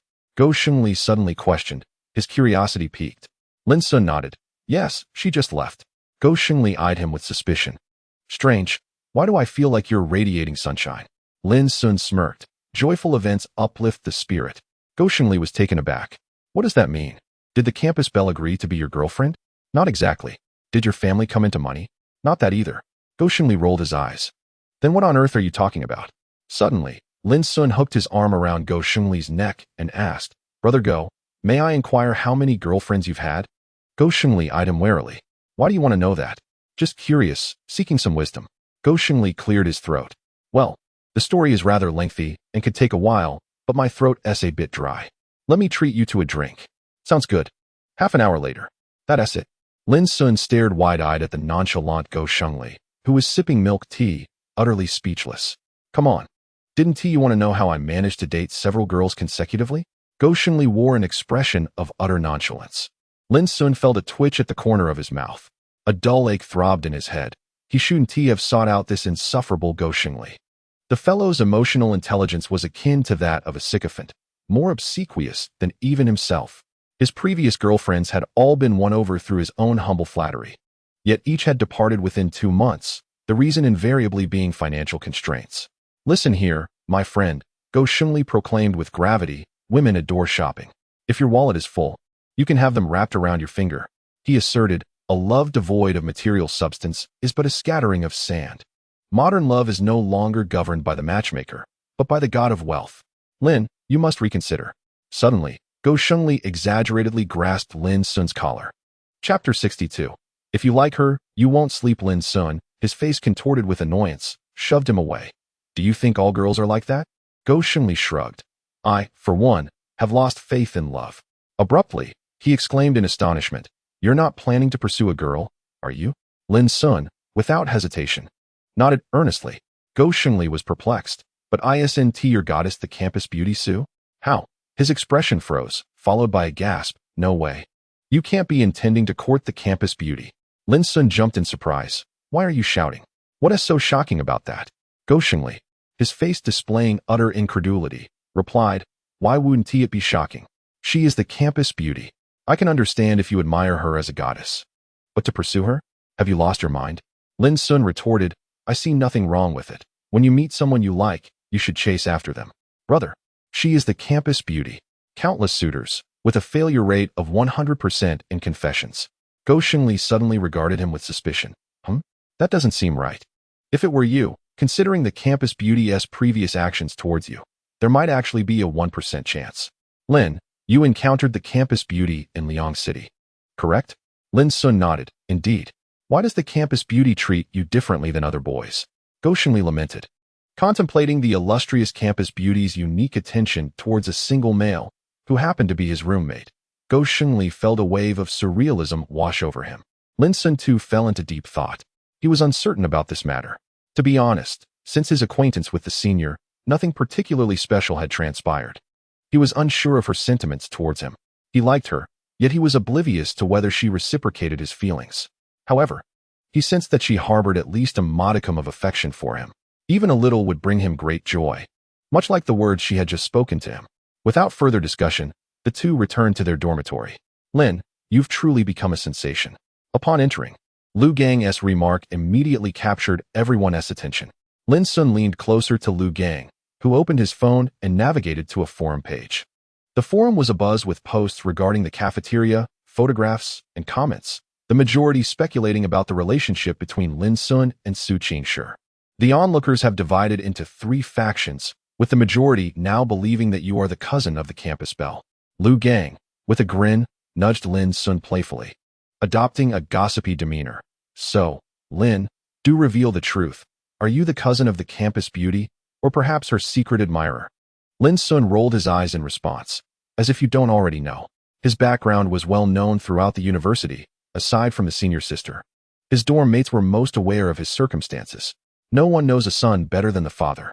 Lin Xun had grown indifferent to the rumors about himself circulating on the forum. Others' opinions were mere fabrications. Lying on his bed, he stared blankly at the ceiling. Reflecting on the day's events felt surreal. He hadn't indulged in any peculiar beverages, so how could he have spoken such ambiguous words to the senior sister? Yet, Lin Xun, you truly astonish me. He had never anticipated being so proactive in approaching his goddess. But this progress revealed to him that the aloof goddess was not as unattainable as he once believed. In any relationship, the most arduous aspect is when one person bravely navigates through thorns towards another, while the latter remains steadfast and unyielding. Lin Xun felt fortunate that although the senior sister appeared frigid on the surface, her heart burned with warmth. However, a twinge of concern nagged at him. After expressing some of his feelings, would their future encounters become awkward? He was not prepared to confess his feelings to her yet. Should he avoid her for now? Shaking his head, he dismissed the thought. Not seeing the senior sister would be too tormenting. Despite his unease, he did not regret his actions from that day. If he did not embrace this ambiguity, pursuing the senior sister would undoubtedly require even more time. That night, Lin Xun found himself unable to sleep. Unbeknownst to him, his senior sister was also wide awake, grappling with her own thoughts. Sure, what's wrong? You've been staring blankly at the screen since you got back from your shower. Jiang Yunxiao, with a face mask on, approached with a puzzled expression. What's bothering you? Su Qingshi, dressed in pajamas and curled up on her computer chair, gazed vacantly at the monitor. Since returning in the afternoon, she had remained in that position. Upon hearing her friend's words, her eyes flickered slightly, and her voice emerged hoarse. Nothing. After a pause, her gaze fell upon Jiang Yunxiao as she inquired. Jiang, may I ask you a question? Ask away. Your best friend is an all-knowing scholar. Jiang Yunxiao proudly puffed up her chest. Su Qingshi continued. Suppose you have a friend who suddenly expresses some rather ambiguous sentiments towards a boy. What do you think that boy would think? Jiang Yunxiao quickly seized the crux of the matter, her eyes gleaming with intrigue. Do I have a friend? Sure. You're not talking about yourself, are you? Spill the beans. Is that boy the one you like? Su Qingshi replied flatly. You're overthinking it. I merely saw something online and became curious. Jiang Yunxiao looked unconvinced. Who are you trying to fool? In this dormitory, it's just the two of us sisters. What are you hiding from me? Although their dorm was designed for 4, only the 2 of them resided there. A situation Su Qingshi had specifically requested, the reasons for which were lengthy to explain. Su Qingshi coolly stated, believe it or not. Jiang Yunxiao scrutinized Su Qingshi with a half-smile, her gaze unwavering. What are you staring at? Su Qingshi remained utterly composed in the presence of her close friend, never faltering in her demeanor. Jiang Yunxiao rolled her eyes, opting not to expose her friend's pretense. You just mentioned that your friend exchanged flirtatious words with a boy. Su Qingshi clarified. I said hypothetically. All right, hypothetically speaking, if a friend of yours were to say something flirtatious to a boy, how would he react? That's the crux of the matter, is it not? And to what extent does this flirtation reach? Jiang Yunxiao inquired with curiosity. Su Qingshi tilted her head in thought, responding. Almost akin to a confession? Goodness! Jiang Yunxiao exclaimed suddenly. What on earth are you talking about? Su Qingshi replied, perplexed. Ahem, never mind. Jiang Yunxiao chuckled awkwardly. But that's quite serious if it's a confession. What do you mean? Su Qingshi's body tensed slightly. Jiang Yunxiao found her sudden nervousness amusing. It was the first time her best friend displayed such an expression. If it were said casually, he might perceive it as a joke and likely wouldn't he take it to heart. However, if you were earnest in your words and he happened to have feelings for you, I believe he would be quite unable to sleep in excitement. Excited to the point of sleeplessness? Is that truly the case? Su Qingshi replied softly, regaining her composure. But what if he doesn't tea like the girl? Then he would simply take it as a joke, going about his business as usual, and sleep soundly through the night. Jiang Yunxiao clapped her hands together. Su Qingshi raised an eyebrow. I see. So, who is this friend of yours, Sure? Jiang Yunxiao leaned in, filled with intrigue. You, Su Qingshi replied nonchalantly. Me? How would I know? Jiang Yunxiao responded, bewildered. Ignoring her friend's confusion, Su Qingshi stood up and walked toward the restroom. Once inside, she inexplicably pulled out her phone, opened her chat with Lin Xun, paused for a moment, and sent a message. Good night. 3 seconds later, the typing indicator appeared in the chat. Observing this, Su Qingshi's lips curled into a subtle, enchanting smile. Chapter 63. Senior, you look beautiful today, Senior. I can't sleep. Lin Xun replied almost instantly, curled up in his blanket. Turned sideways with his phone. Since the lights went out, he had been thinking of his senior, alternating between watching videos and closing his eyes, only to find himself wide awake again, reaching for his phone. He never anticipated that she would message him first. He quickly responded, engaging in conversation with her. Fairy Senior, why can't you sleep? Lin Xun, because I'm thinking of you, deleted. Not sure why. I just feel a bit restless. His roommate was snoring, but he chose not to name names. Fairy Senior, you should sleep early. Staying up late is not good for you. Lin Xun, yes, Senior. Are you unable to sleep as well? Fairy Senior, I'm working on my assignments, getting ready to sleep. At that moment, the senior in the bathroom maintained her composure. She was lying. In truth, she too was struggling to sleep. Her phone vibrated, and a new message popped up. Junior, then Senior. Make sure to rest early and don't tire yourself out. Su Qingshi gazed at the message, a smile gracing her lips. You too. Good night. As the conversation drew to a close, a sense of relief washed over both, akin to the sound of a stone dropping to the ground, soon followed by a wave of drowsiness. The night passed in silence. The following morning, Lin Xun was the last to rise. Lin, you're going to be late for the 8 a.m. class, Lu Gang called out, standing at the sink, foam spewing from his mouth as he spoke.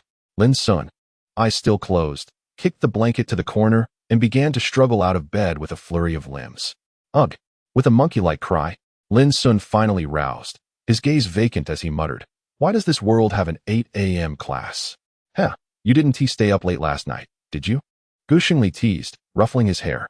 Lin Xun tousled his own disheveled locks, probably around 3. Ugh!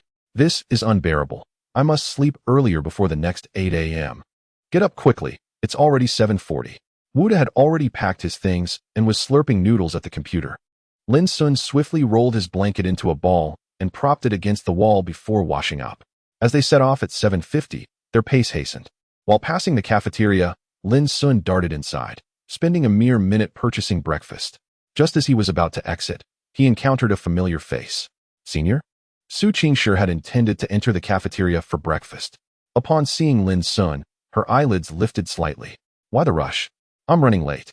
Have you eaten breakfast yet, Senior? Lin Xun hurriedly replied. Su Qingshi shook her head. I was just about to.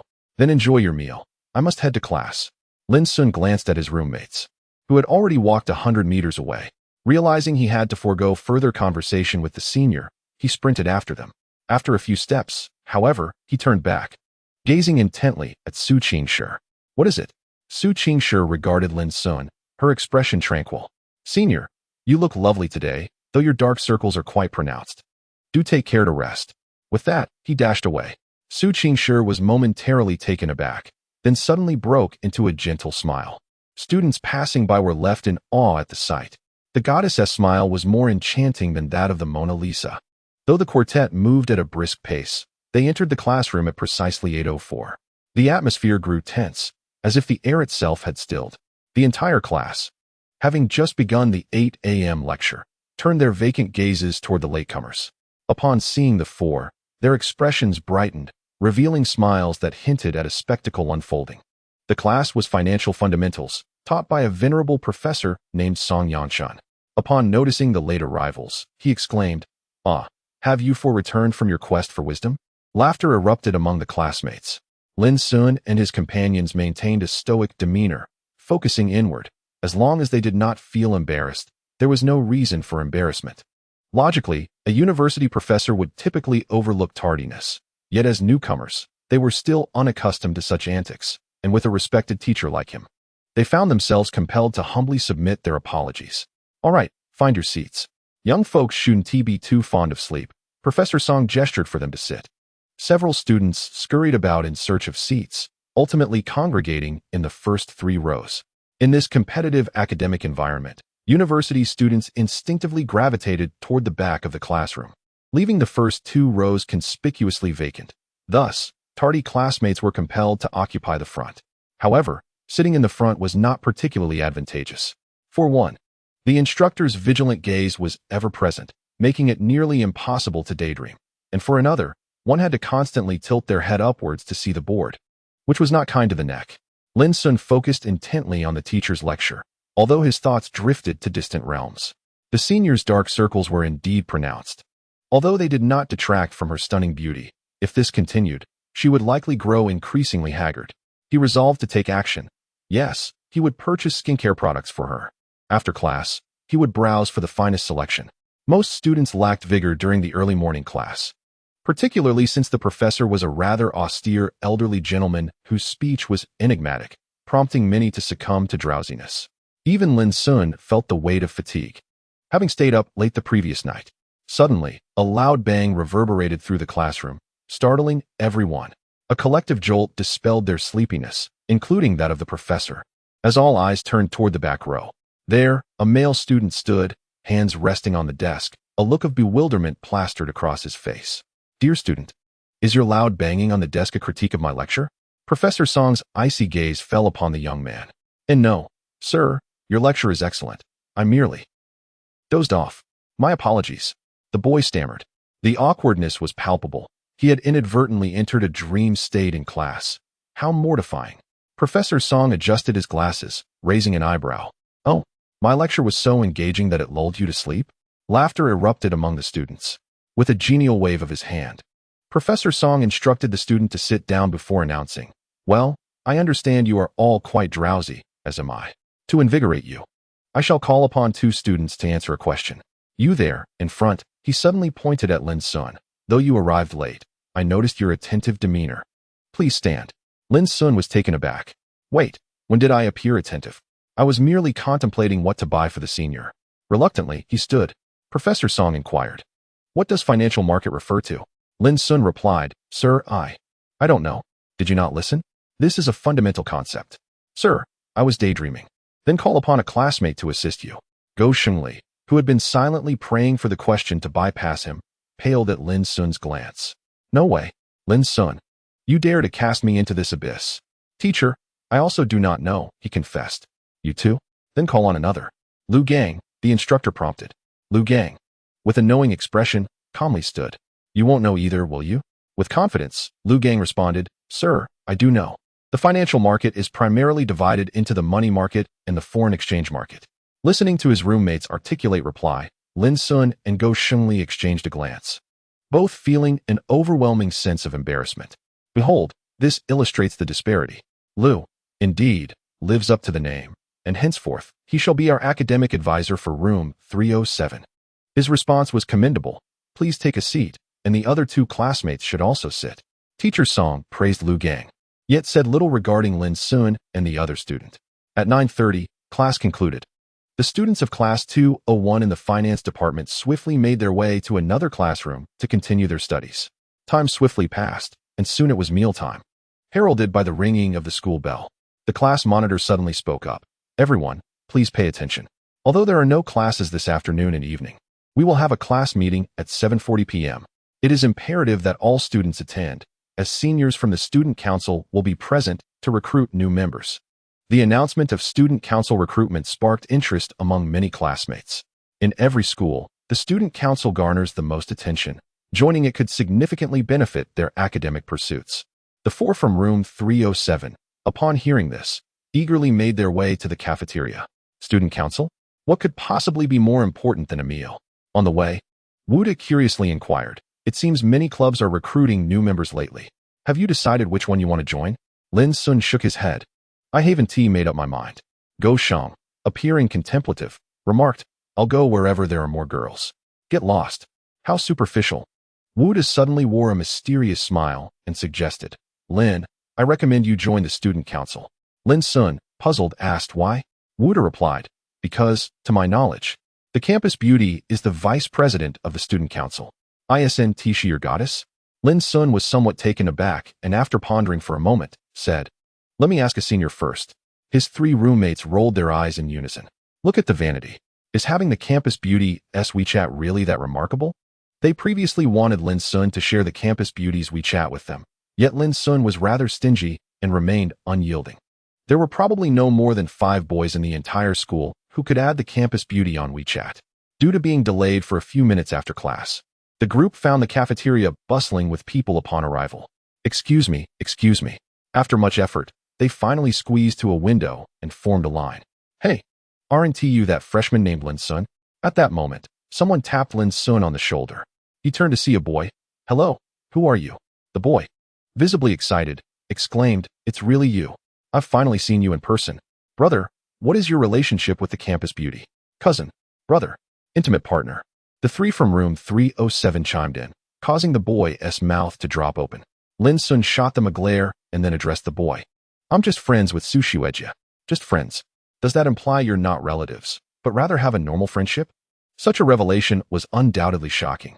If that were the case, why would the campus beauty be so familiar with this fellow? The boy grew increasingly agitated, pulling out his phone and turning on the camera. Could you please repeat what you just said?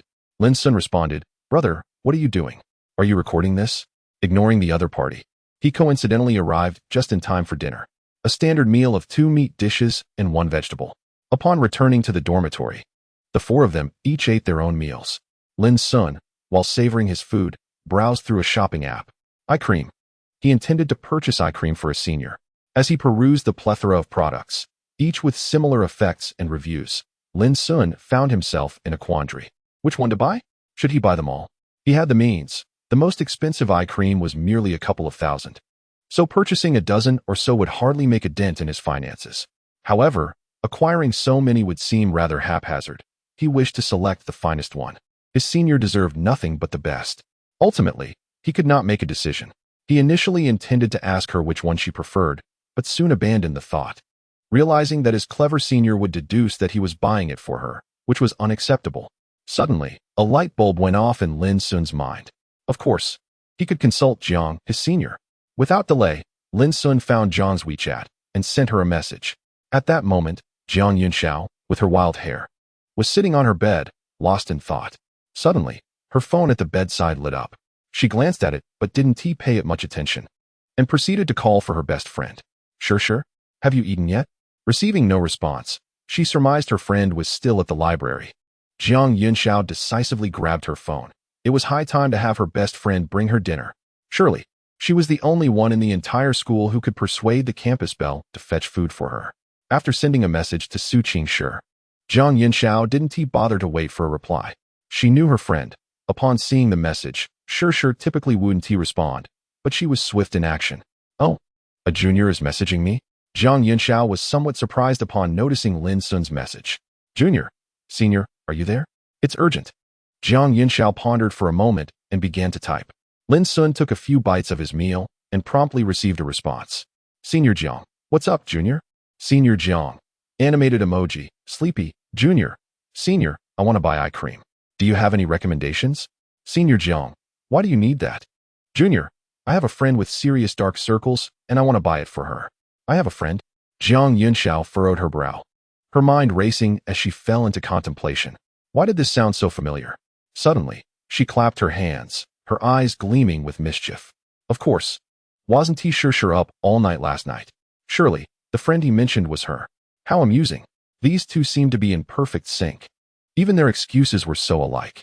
Jiang Yunxiao grinned like a cunning little fox and began typing. Senior Jiang, this friend of yours, it wouldn't happen to be sure. Would it? Whoa. In the male dormitory, Lin Xun exclaimed unexpectedly. What's wrong, Lin? Lu Gang looked over. Nothing, just chatting, Lin Xun replied. With a girl? Yeah. Whoa. Lin, are you secretly indulging behind our backs? Does your senior know? Guo Shengli's astonished voice echoed. Get lost. She's just a friend, Lin Xun said, his expression darkening. A friend? What did she do to astonish you so? Do you need a strategist? A strategist? You? What's that supposed to mean? Do you look down on me, Guo? Enough. Brother Go, your understanding is rather superficial. Lin Xun shook his head. Typically, girls can handle someone like you, but if they encounter someone like Sister Jiang, they might end up being completely enchanted. Chapter 65. Chatting with Sister Jiang on WeChat. Lin Xun did not conceal his conversation with Jiang Yunxiao. He acknowledged it. Jiang Yunxiao wore an expression of someone who had already anticipated this, followed by a mischievous smile. Sister Jiang. So, did you say something to Sure yesterday? Junior. Sister Jiang. How did you know? Junior. Did she mention it to you? The information revealed by the other party was somewhat shocking, leaving Lin Xun astonished. Sister Jiang. Indeed. Sure asked me about it last night, and it seems she lost some sleep over it. Sister Jiang. Animated emoji, side-eye grin. Sister Jiang, quickly tell me. How far has your relationship developed behind my back? Sitting at his desk, Lin Xun felt a sense of conflict. He pondered whether to confess to Sister Jiang about his feelings for her, yet she appeared rather unreliable. Moreover, if he were to declare his affection, it would be daunting to do so alone. Thus, it would be wiser to enlist a few allies. Given Sister Jiang's close relationship with Sure, her insights could prove beneficial to him. With this thought in mind, Lin Xun began crafting a response. Jiang Yunxiao, seated on her bed, awaited a reply and grew puzzled after several minutes of silence. Is the junior feeling shy? Just then, a message popped up. She clicked on it, her eyes instantly brightening. Junior, right now, Sister and I are merely good friends. Sister Jiang, right now? Does that imply you intend to pursue Shirshir beyond friendship? Junior, animated emoji, shy, Sister Jiang, haha, you needn't hide it. It's obvious to everyone that you like Shirshir. Junior, is it that obvious? Sister Jiang, oh, my best friend is so beautiful. Not only the boys, even I find myself captivated by her. Junior. Lin Xun envisioned the interplay between Sister Jiang and Shirshir, the aloof sister taking the lead, while the fiery Jiang sister played a supporting role. That imagery was quite striking. He quickly shook off those thoughts, chiding himself inwardly. At that moment, Jiang Yunxiao replied, Sister Jiang, however, if you truly like Shirshir, pursuing her will be quite a challenge. Lin Xun promptly responded, eager to please. I beseech Sister Jiang to lend a helping hand. Sister Jiang, haha, sure. I can see that Shirshir's feelings for you seem different from those she has for other boys. If it works out, oh my, that would be an exciting scene. Sister Jiang, I'm here to assist you. Junior, thank you, Sister Jiang. Your generosity is greatly appreciated. Should you require anything in the future, do not hesitate to command me. Sister Jiang, no problem. Sister Jiang, by the way, I have a surprise for you. Sister Jiang, animated emoji, grinning Junior. Sister Jiang, image, at that moment, in the boys' dormitory, upon seeing the picture sent by the other party, Lin Xun instinctively shut his phone. He glanced around cautiously. Initially, there was nothing amiss, but his action immediately drew the attention of Lu Gang and the others. What are you doing, darling? Why so cautious? What is it that I am not permitted to know? With a toothpick nestled in his mouth, Go Shengli approached eagerly. Lu Gang cast a dubious glance in his direction, then shook his head. Lin, this is quite unbecoming of you. Concealing things from your esteemed father, he chided. Get lost. You ungrateful child. You dare to aspire to be my father. So what could possibly be so tightly sealed? Let me have a look. Go Shungli's eyes were slyly fixated on the phone in Lin Xun's hands. Lin Xun shook his head. It's nothing, just an advertisement that popped up unexpectedly. Goodness. Lin, you wouldn't be browsing those little websites, would you? Surely not. Go Shungli exclaimed in shock. Lin Xun's expression darkened. Am I really that kind of person? Go Shungli scrutinized him suspiciously. Your complexion suggests otherwise. Lin Xun chose to ignore him. He had stayed up late the previous night, hence his pallor. I'll treat you to 1 week's worth of breakfast. Now scram. All right, as you wish. Go Shungli, satisfied, sauntered away, having unexpectedly secured a week's worth of breakfast. What a delightful stroke of luck. Lin Xun swiftly removed his shoes, climbed into bed, and buried his head in the blanket. He opened WeChat and clicked on the photos, his eyes focused and filled with excitement. Jiang Yunxiao had sent him a picture of himself with the senior. A candid shot taken at the mall. In the photograph, Lin Xun was maneuvering the claw machine's joystick, while Su Qingshi stood elegantly beside him. Her expression notably warmer than usual. They appeared remarkably well matched. With trembling hands, Lin Xun long pressed to save the image. Moments earlier, Zhang's message had read, "What's up? Isn't the photo great? Is it worth a meal?" Sly smile. With a beaming smile, Lin Xun replied, "Fantastic, Senior Jiang. Absolutely amazing." Junior. Emojis. Bowing, bowing, bowing, Senior Jiang. Of course. I'll show you some pictures of Shirshir in short skirts and stockings next time. This time, Lin Xun refrained from responding, as his imagination had already taken flight. He had seen the senior in a short skirt before, and coupled with the thought of black stockings. Oh dear. His nose felt warm. Quickly, Lin Xun halted his thoughts. This was far too enticing. Nonetheless, he swallowed hard several times, contemplating how he would securely store any pictures of the senior in black stockings. Perhaps a glance before sleep, but no, that would surely keep him awake. At that moment, Jiang Yunxiao sent another message. So when do you plan to confess? Lin Xun replied, the timing isn't right yet. I wish to get to know the senior better. Senior Jiang. That's fine. Shirshir has a rather cool demeanor, and it's difficult for most to reach her. Patience is key, and I believe you can do it. Keep it up. Junior. Does Senior Jiang know about some of her interests? Knowing one's enemy and oneself ensures victory in every battle. Lin Xun had already resolved to learn more about the senior. After a moment of thought, Jiang Yunxiao said, let me share some of her interests. But that alone isn't sufficient. You need to frequently appear in her line of sight. Lin Xun pondered for a moment, suddenly recalling Wu Da's words from midday, and asked, what if I join the student council? Jiang Shuejia. It's not entirely impossible, but due to Shirshir's involvement in the student council, many are eager to join.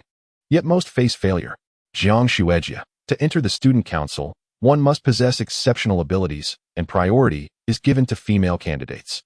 Junior, why is that? Jiang Shuejia. Because the president personally oversees the recruitment, and he is a third-year male student, a peer of Shishir, who is quite remarkable. Moreover, he harbors a secret admiration for Shishir, making it even more challenging for those with intentions towards her to gain entry into the student council. I see. Lin Xun fell into deep contemplation, realizing that the student council president has feelings for his senior sister, who is indeed extraordinary. How could he possibly cope with this mounting pressure? In the girls' dormitory, Jiang Yunxiao was engrossed in her phone when she suddenly glanced towards the door. Instinctively, she covered her phone, staring at Su Qingshi as she entered. Jiang Yunxiao felt as though she were witnessing the return of long-lost parents. My dear, you have finally returned. I was nearly starving. Su Qingshi cast a fleeting glance her way and remarked, why do you look so guilty? Jiang Yunxiao's expression stiffened. Do I? Could it be that her best friend knows her so well? Such subtle changes are not lost on her keen eyes. It seems she would need to establish an underground intelligence network with the junior. Su Qingshi narrowed her beautiful eyes, her suspicion deepening. While you enjoy your weekend, the author dares not rest. Chapter 66. Recruitment for the Student Council. After concluding the conversation with Jiang Shuejia, Lin Xun opened his photo album, gazing repeatedly at that image. The senior sister is truly stunning. Furthermore, her figure is remarkable, standing at a height of 1.7 meters, with legs that must be at least a meter long, straight and slender. Her small waist is accentuated by a corset, and when she wears a skirt, this area undoubtedly draws the eye. It is simply too delicate. Well, he is not lacking either. Just look at that profile. He is worthy of my senior sister. Lin Xun chuckled under the covers. His 3 roommates. After admiring every detail of the photograph, Lin Xun set it as his phone wallpaper, making it the lock screen and home screen. Thus, every time he unlocks his phone, he can gaze upon his senior sister. This is their first photo together. He pressed the button to turn off without mentioning muscular men. One must at least enhance their physical stamina, right? The sun in September is exceedingly intense. Even at 5 in the afternoon, its rays are scorching, rivaling those of noon, and the ultraviolet radiation is exceptionally strong. Lin Xun felt a piercing sensation on his skin as he walked along the road. This sun is rather fierce. No matter, absorbing some sunlight is beneficial for the body. Currently, the playground is sparsely populated due to the oppressive heat, with only a few disciplined students from the physical education department training. Not a single girl is in sight. Lin Xun felt a tinge of disappointment at not encountering the enchanting senior today, yet he brushed it off. For his purpose in coming to the playground was solely to run. The two began with a gentle warm-up jog around the track twice before gradually increasing their pace. 5 kilometers. For the average person, completing this distance can be quite a challenge. A normal individual would likely finish a 5-kilometer run in under 30 minutes. While Lu Gang claimed he achieved his best time in the military at 18 minutes, managing to run 5 kilometers while armed in under 20 minutes. It was said that he earned a third-class merit for participating in competitions. This is indeed quite impressive, and Lin Xun felt a pang of envy. Knowing he could not meet such standards, he completed his run in 26 minutes. That speed is barely acceptable. Your endurance still requires improvement. Keep practicing gradually. Lu Gang remarked with a smile. Lin Xun nodded while catching his breath. As the clock struck 6, the sun began its descent, and the number of people on the playground began to swell. The sight of countless long legs was quite dazzling. Lin Xun spotted Chu Weiwei from the computer science department, along with several beautiful girls, yet he searched in vain for the senior. It seemed the senior was unavailable this evening. Lin Xun turned to Lu Gang and said, "Shall we go for dinner?" Lu Gang nodded in agreement. They chose a nearby cafeteria, and due to an evening meeting, they decided to take their meals back, also bringing food for their 2 sons. At 7:30 in the evening, the 4 of them arrived in classroom 307, where a substantial number of students had already gathered. Upon entering, Lin Xun drew numerous gazes, for he had recently become quite the sensation. Even classmates had heard of his exploits. It was undeniable that they admired him for being so close to the school bell. The girls, however, felt a sense of disappointment, realizing that the only handsome boy in class was already taken, which rendered the situation somewhat dull for them. Unfazed by the attention, Lin Xun found a seat and settled down. Soon after, the counselor, Luan, burst into the room with his characteristic vigor. "Classmates, Tonight we have senior members from the student council and various clubs here to recruit new members. They will introduce the clubs to everyone. The teacher was once the president of the student council, and joining such organizations is immensely beneficial for students. I urge everyone to participate actively. Now, let us welcome the seniors from the student council to share more about their organizations. A round of applause, please. A few young men and women entered the classroom. One young man, dressed in a short-sleeved shirt and shorts, sported a stylish perm and exuded an air of charm. The two young women, adorned with heavy makeup and dressed in light, eye-catching attire, immediately captivated the attention of their peers. Upon entering, they promptly introduced themselves. Being attractive individuals, they instantly stirred excitement among the students present. Hello everyone, I am Hu Pei from the publicity department of the student union. As both the president and vice president are otherwise occupied, I am here to represent the student union for recruitment, he announced. The discourse primarily revolved around the male representatives, while the two young women provided support from the sidelines. The students in attendance posed various inquiries regarding the student union, such as whether joining would yield academic credits and the different departments available. Subsequently, the two young women distributed sheets of paper from either side. This is our recruitment group for the student union. I will be sharing a form in the group shortly. If anyone is interested, please fill in your name and await notification regarding the interview schedule. Hu Pei emphasized, I must stress that our student union is brimming with talent. Being a part of it will greatly enhance your skills. For instance, our president is a remarkably successful individual, and you can learn more about him. Additionally, our vice president, Su Qingshi, is renowned as the campus belle of Nanda and is an extraordinary talent. The revelation that the campus belle was the vice president of the student union surprised many, particularly the male students, who were visibly excited. The prospect of frequently encountering the campus belle through participation in the student union was enticing. After the student union representatives departed, other senior students from various clubs arrived to introduce their organizations, such as the chess club, the honor guard, and the martial arts association. This was merely an introductory session, with formal recruitment to take place at a later date in a designated venue. As the gathering concluded, the group headed towards their dormitory. Lin Xun had only signed up for the student union, while Lu Gang had not enrolled in any club but expressed interest in the honor guard, intending to inquire further. However, Go Xingli had surprisingly chosen to join the cheerleading squad. Go, do they accept male members for the cheerleading team? Lin Xun asked with genuine curiosity. Go Xingli chuckled.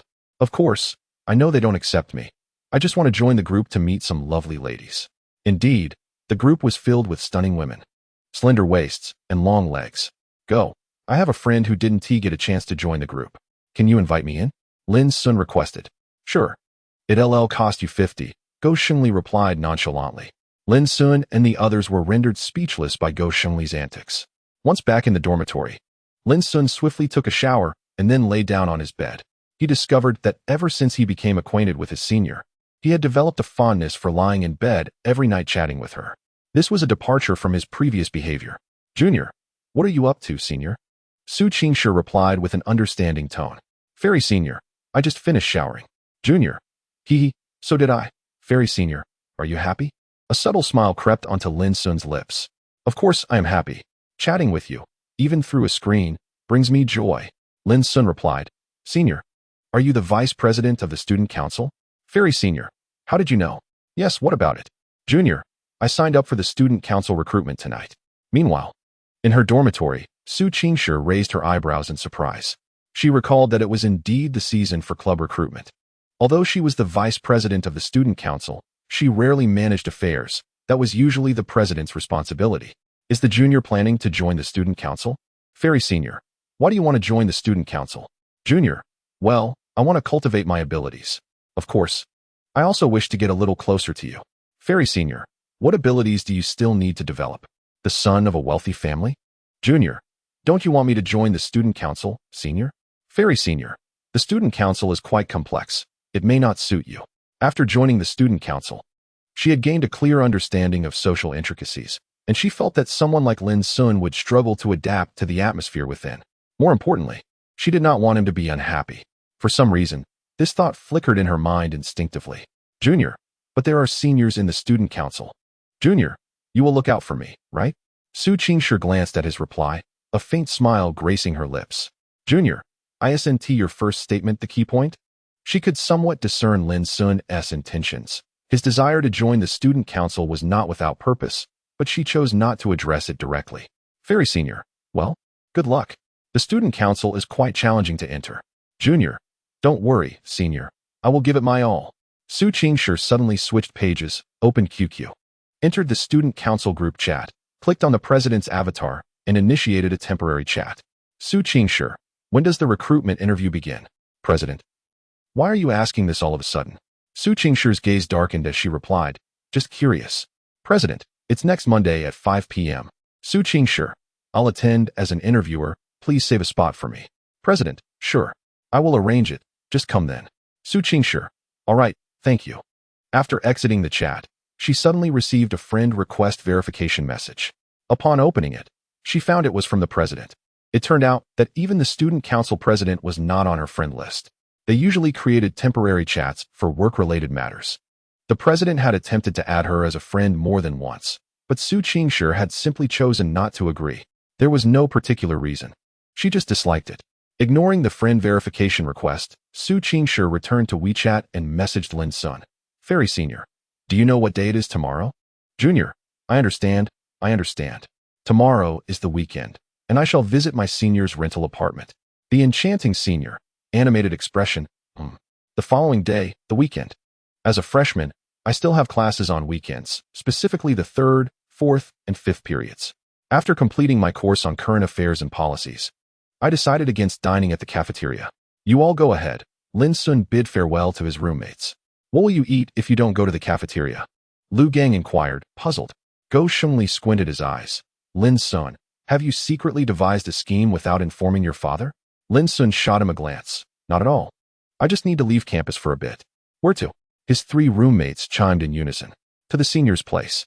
The trio paused in surprise before exclaiming in unison. Students passing by cast peculiar glances their way. What on earth? When did you two become so close? Are you already visiting her? Go Shengli stared wide-eyed at him. Lu Gang clucked his tongue. Goodness, Lin Xun, you are truly inscrutable. Wuda looked at Lin Xun with admiration, as if he were his idol. To the campus belle's residence? How intimate must one be to reach such a stage? Could it be that Lin Xun had been secretly dating the campus beauty? Such a shocking revelation. Lin Xun interrupted their speculation, stating, You've misunderstood. I'm merely visiting my senior's rental apartment, not her family home. How could I dare to go to her house? Lu Gang and Go Shengli rolled their eyes in unison. At that moment, Wuda suddenly remarked, What expressions are you all wearing? Lin Xun is indeed going to the campus belle's place. The duo's faces froze, realizing the implication. Lin Xun bid farewell to his eager roommates and headed towards the south gate. I sense that Lin Xun is not far from finding love. Lu Gang remarked with a complex expression. Indeed, and his partner is the illustrious campus belle, the goddess of all. Wuda exclaimed in astonishment. Go Shengli pondered for a moment, then declared earnestly, No, if Lin Xun finds a girlfriend, there might not be enough space for him in the dormitory. I propose we expel him from room 307 tomorrow. What are you saying? Tomorrow? Make it tonight. Lu Gang concurred. Go Shengli looked at Lu Gang. It seems you have a partner as well. Instantly, the singletons Wuda and Go Shengli turned their gazes toward Lu Gang. Lin Xun, in high spirits, arrived at the south gate, marking his second visit to the senior's rental apartment. He summoned a ride via his phone and stood patiently waiting. Just then, a car stopped in front of him, a white Audi.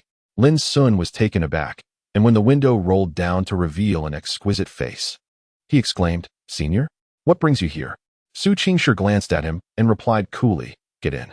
Chapter 68. A stroll through the vegetable market. Senior. This doesn't seem to be the route to the rental apartment. Lin Xun voiced his confusion in the car. Su Qingshi replied nonchalantly, We are heading to another destination first. Lin Xun nodded. All right, Senior. After about 10 minutes, they arrived in a bustling market. A vegetable market? Lin Xun suddenly understood. The senior had come to purchase groceries. Her home was lacking provisions, and she was here to decide what to prepare for lunch. Su Qingshi's voice was calm, akin to a gentle spring. For a fleeting moment, Lin Xun experienced an illusion, feeling as though the two of them were akin to family, engaging in casual conversation. What are you daydreaming about? Su Qingshi observed Lin Xun, a hint of perplexity gleaming in her eyes. Coming back to reality, Lin Xun shook his head. No, Senior, let us go and see what delicious dishes await us. He felt an impulsive desire to take her hand, yet he hesitated. As they strolled through the market, Su Qingshi's beauty attracted the attention of the local vendors, who gazed at her with a mixture of curiosity and admiration. This girl is strikingly beautiful.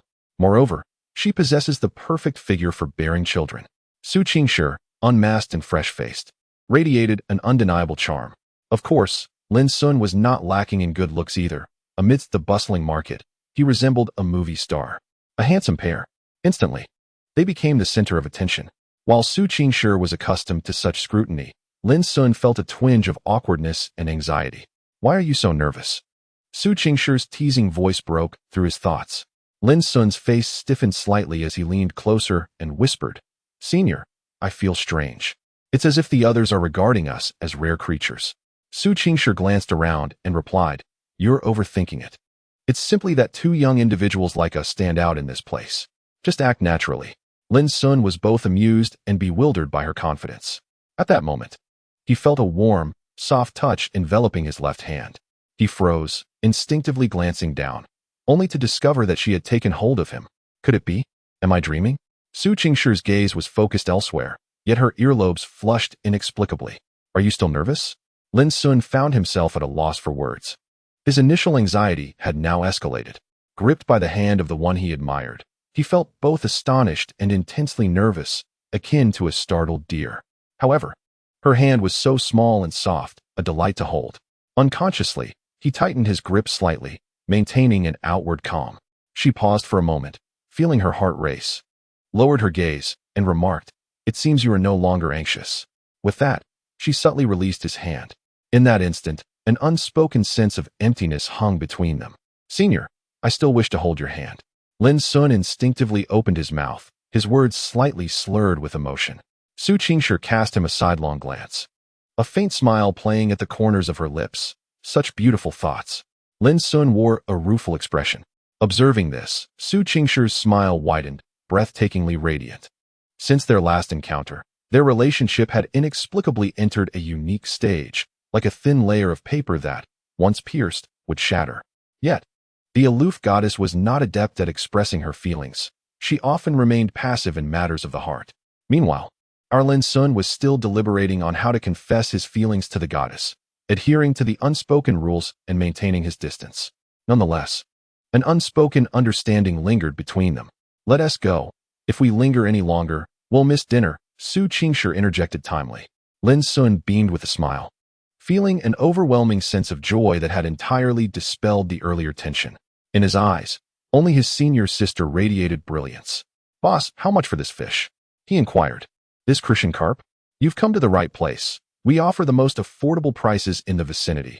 11 yuan per jean, freshly caught this morning. The proprietor, a middle-aged woman clad in waterproof attire, was quite amiable. Su Qingshi gazed thoughtfully into the fish tank, as if deliberating which fish to select. These fish were delectable, with the Christian carp weighing at least 3 jin. The woman enthusiastically informed Su Qingshi about them. As Su Qingshi nodded, preparing to speak, Lin Xun suddenly remarked, Boss, how much for this tilapia? He pointed curiously at a tilapia. The proprietor chuckled. Tilapia is a bit cheaper, 7 yuan per jin. It's perfect for braising or steaming. Lin Xun's interest was piqued. Tilapia was one of his favorite dishes. Then let us have one, he decided. At that moment, Su Qingshi interjected, much to Lin Xun's surprise. He turned to her, scratching his head. But, senior sister, you enjoy Christian carp. Let us buy that instead. He merely sought to confirm her preference, knowing she had an affinity for Christian carp. Not at all. I'm not picky. As long as you prepare it, and it's delicious, that suffices, she replied calmly. Lin Xun's eyes brightened. He then addressed the proprietor. Boss, let us have a tilapia, but make sure it's not too large, and please clean it for me. Certainly. The proprietor swiftly selected a tilapia weighing around a jin, began scaling and gutting it, all the while engaging Lin Xun in casual conversation. Young man, is this your girlfriend? She is quite beautiful. Lin Xun instinctively glanced at Su Qingshi, who remained unfazed, her expression unchanged. He chuckled, not quite. She is my senior sister. Oh, so you're both still single?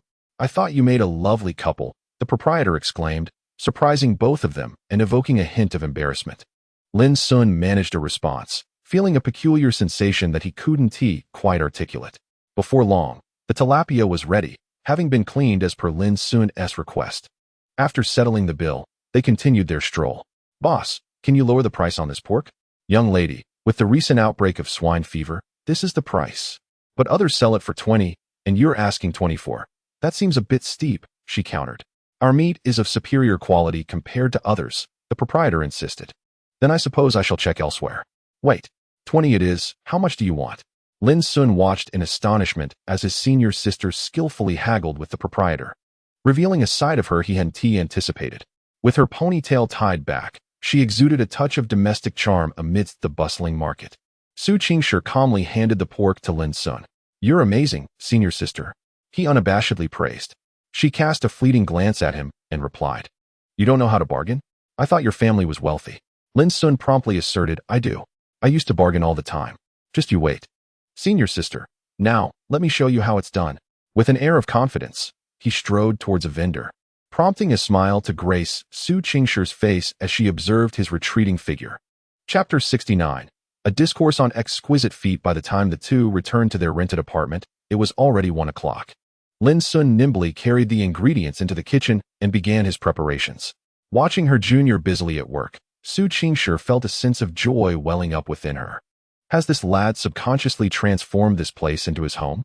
He navigates it with such familiarity, not one to idle. She placed the unused vegetables into the refrigerator before proceeding to cook. As before, she prepared enough for two. Lin Xun meticulously cleaned the tilapia, ensuring no scales were left behind. Braised, he announced. Standing at the doorway, Su Qingshi observed Lin Xun engrossed in his culinary endeavors, and unexpectedly, a sense of satisfaction crept onto her face. Since Lin Xun had prepared a meal here previously, she had discovered the delightful warmth of companionship and the essence of home. Although she had attempted cooking a few times herself, the flavors paled in comparison to the experience of dining with Lin Xun. Has this fellow truly influenced me so profoundly? Lin Xun, noticing his senior at the doorway, thoughtfully advised, Senior, you needn't come in. I wouldn't want you to fall again like last time. At the mention of that incident, a hint of discomfort crossed Su Qingshi's face. Lin Xun's stirring motion paused momentarily, as if reminiscing. Don't let it burn, Su Qingshi cautioned. Lin Xun promptly responded with an "oh," hastily flipping the contents of the pan. Moments later, he presented 3 dishes and a soup. A feast for the senses. Your culinary skills are quite rare among young men, Su Qingshi complimented. If you ever have a girlfriend, she will be quite fortunate. Lin Xun's eyes sparkled with delight. Well, as long as it's edible, that's what matters. In a tone laced with inquiry, Su Qingshi asked, If you were to have a girlfriend, who would cook? Lin Xun, having honed his emotional intelligence in recent times, replied earnestly, Of course, the boyfriend would cook. How could I let my girlfriend do that? A flicker of satisfaction danced in Su Qingshi's eyes. Very well. Consider yourself tentatively booked as a domestic chef. As Lin Xun gazed at his senior's exquisite visage, he mused, Is she hinting at something? Perhaps I should learn some culinary skills from my mother. To win a girl's heart, one must first capture her appetite. Shall we have a drink? Su Qingshi suddenly proposed. Lin Xun, taken aback, replied, I didn't buy any alcohol. There's some in the fridge, she responded, rising to retrieve a can of beer. Do you drink at home often, senior? Lin Xun inquired. Surprised. Just a little when I can't sleep. It helps, Su Qingshi replied casually. After a brief pause, she added, I have a low tolerance, so I only indulge occasionally. She slid a can of beer towards Lin Xun, who accepted it without hesitation. Braised tilapia paired with beer. Although they dined at 2 o'clock, the satisfaction was profound. Cheers, senior. Lin Xun exclaimed, raising his beer can towards Su Qingshi. Their cans clinked, and they drank heartily. Soon, in a warm and inviting atmosphere, the meal was concluded. Lin Xun willingly took on the task of washing the dishes, while Su Qingshi settled into the sofa, turning on the television. The rented apartment consisted of a single room with a living area, kitchen, and bathroom, modest in size. The living room contained only a sofa, a television, and a dining table, with little else to occupy the space. As Lin Xun emerged from the kitchen, his gaze fell upon Su Qingshi. He was irresistibly drawn to her graceful legs. As if magnetized, they were exquisitely shaped, the skin smooth as silk, with delicate ankles and slightly arched feet that exuded an alluring charm. Lin Xun found himself captivated, unable to divert his eyes from her lovely feet, the slender ankles and rosy toes, reminiscent of a finely crafted work of art. In that moment, he comprehended the fascination many men have for women's feet. Suddenly, Su Qingshi turned her head, her calm gaze locking with Lin Xun's. "Come sit for a while." He nodded and took a seat beside her. Looking at the television, he noticed a children's channel playing, where two large bears were being chased by a man in a hard hat wielding a gun. "You enjoy watching cartoons?" Lin Xun inquired, astonished that such a fairy-like figure would find delight in animated shows. Su Qingshi offered a faint smile. "It's amusing." Lin Xun gazed at the screen. He too had once cherished cartoons in his youth, but as he matured, he gradually became engrossed in his phone, losing the fervor he once had for animation. Childhood, it seemed, had slipped away irretrievably. At that moment, he felt a twinge of nostalgia for the passage of time. A few minutes later, the cartoon concluded. Su Qingshi stretched languidly, lowering her crossed legs as her delicate feet slipped into her slippers. Lin Xun's gaze instinctively followed, his breath hitching. Surely, her feet must be a size 37, perhaps slightly larger. "What are you looking at?" Su Qingshi's soft voice broke through, her attention caught by his wandering gaze. Instinctively, her dainty toes curled inward, a delightfully charming gesture. Was the junior observing her feet? What was so fascinating about that? "What shoe size do you wear, senior?" Lin Xun asked, feigning nonchalance. "Size 38, Su Qingshi replied. Lin Xun raised an eyebrow, just as I imagined. She glanced at him. "Do you think it's too big?" No. How could that be?" Lin Xun hastily clarified. "You've misunderstood. Your feet are beautiful, absolutely perfect. And given your tall stature, that size is entirely reasonable." He found himself inexplicably discussing the allure of her feet with her. What a peculiar situation. "Oh," Su Qingshi mused. "Don't all boys prefer petite girls with size 36 feet?" "Not me," Lin Xun replied, a cold sweat breaking out. Was this a perilous question? In truth, her feet were already stunning, perfectly proportioned to her figure. She could easily model for both legs and feet. Lin Xun had no particular preferences regarding such matters. For him, it was simply a matter of emotional connection. At this moment, he found himself leaning more towards the allure of a mature woman. In the end, most of the senior sisters embody a mature and elegant demeanor. Observing Lin Xun's anxious expression, Su Qingshi couldn't help but chuckle. She rose from her seat and said, "All right, I shall take a nap." Lin Xun promptly stood up as well, saying, "Then I will take my leave." Su Qingshi paused for a moment before glancing at him. "Do you have time this evening?" Lin Xun nodded. "Yes, senior sister." After pondering for a moment, Su Qingshi inquired, "Is it all right to take a nap here for the afternoon?" "Huh." Lin Xun was taken aback. Su Qingshi stated earnestly, "You have consumed alcohol, and the journey home is unsafe. This sofa can accommodate one person." This reasoning felt somewhat strained. Lin Xun had only drunk 2 cans of beer, which was hardly sufficient to be considered intoxicated. However, Lin Xun's emotional intelligence remained intact, and he quickly agreed, "All right. I also feel a bit dizzy, so I shall rest here with you. I will fetch a blanket for you." Su Qingshi turned and returned to her room. Chapter 70. Leisurely moments. Is this considered cohabitation? Lin Xun lay on the sofa, staring blankly at the ceiling.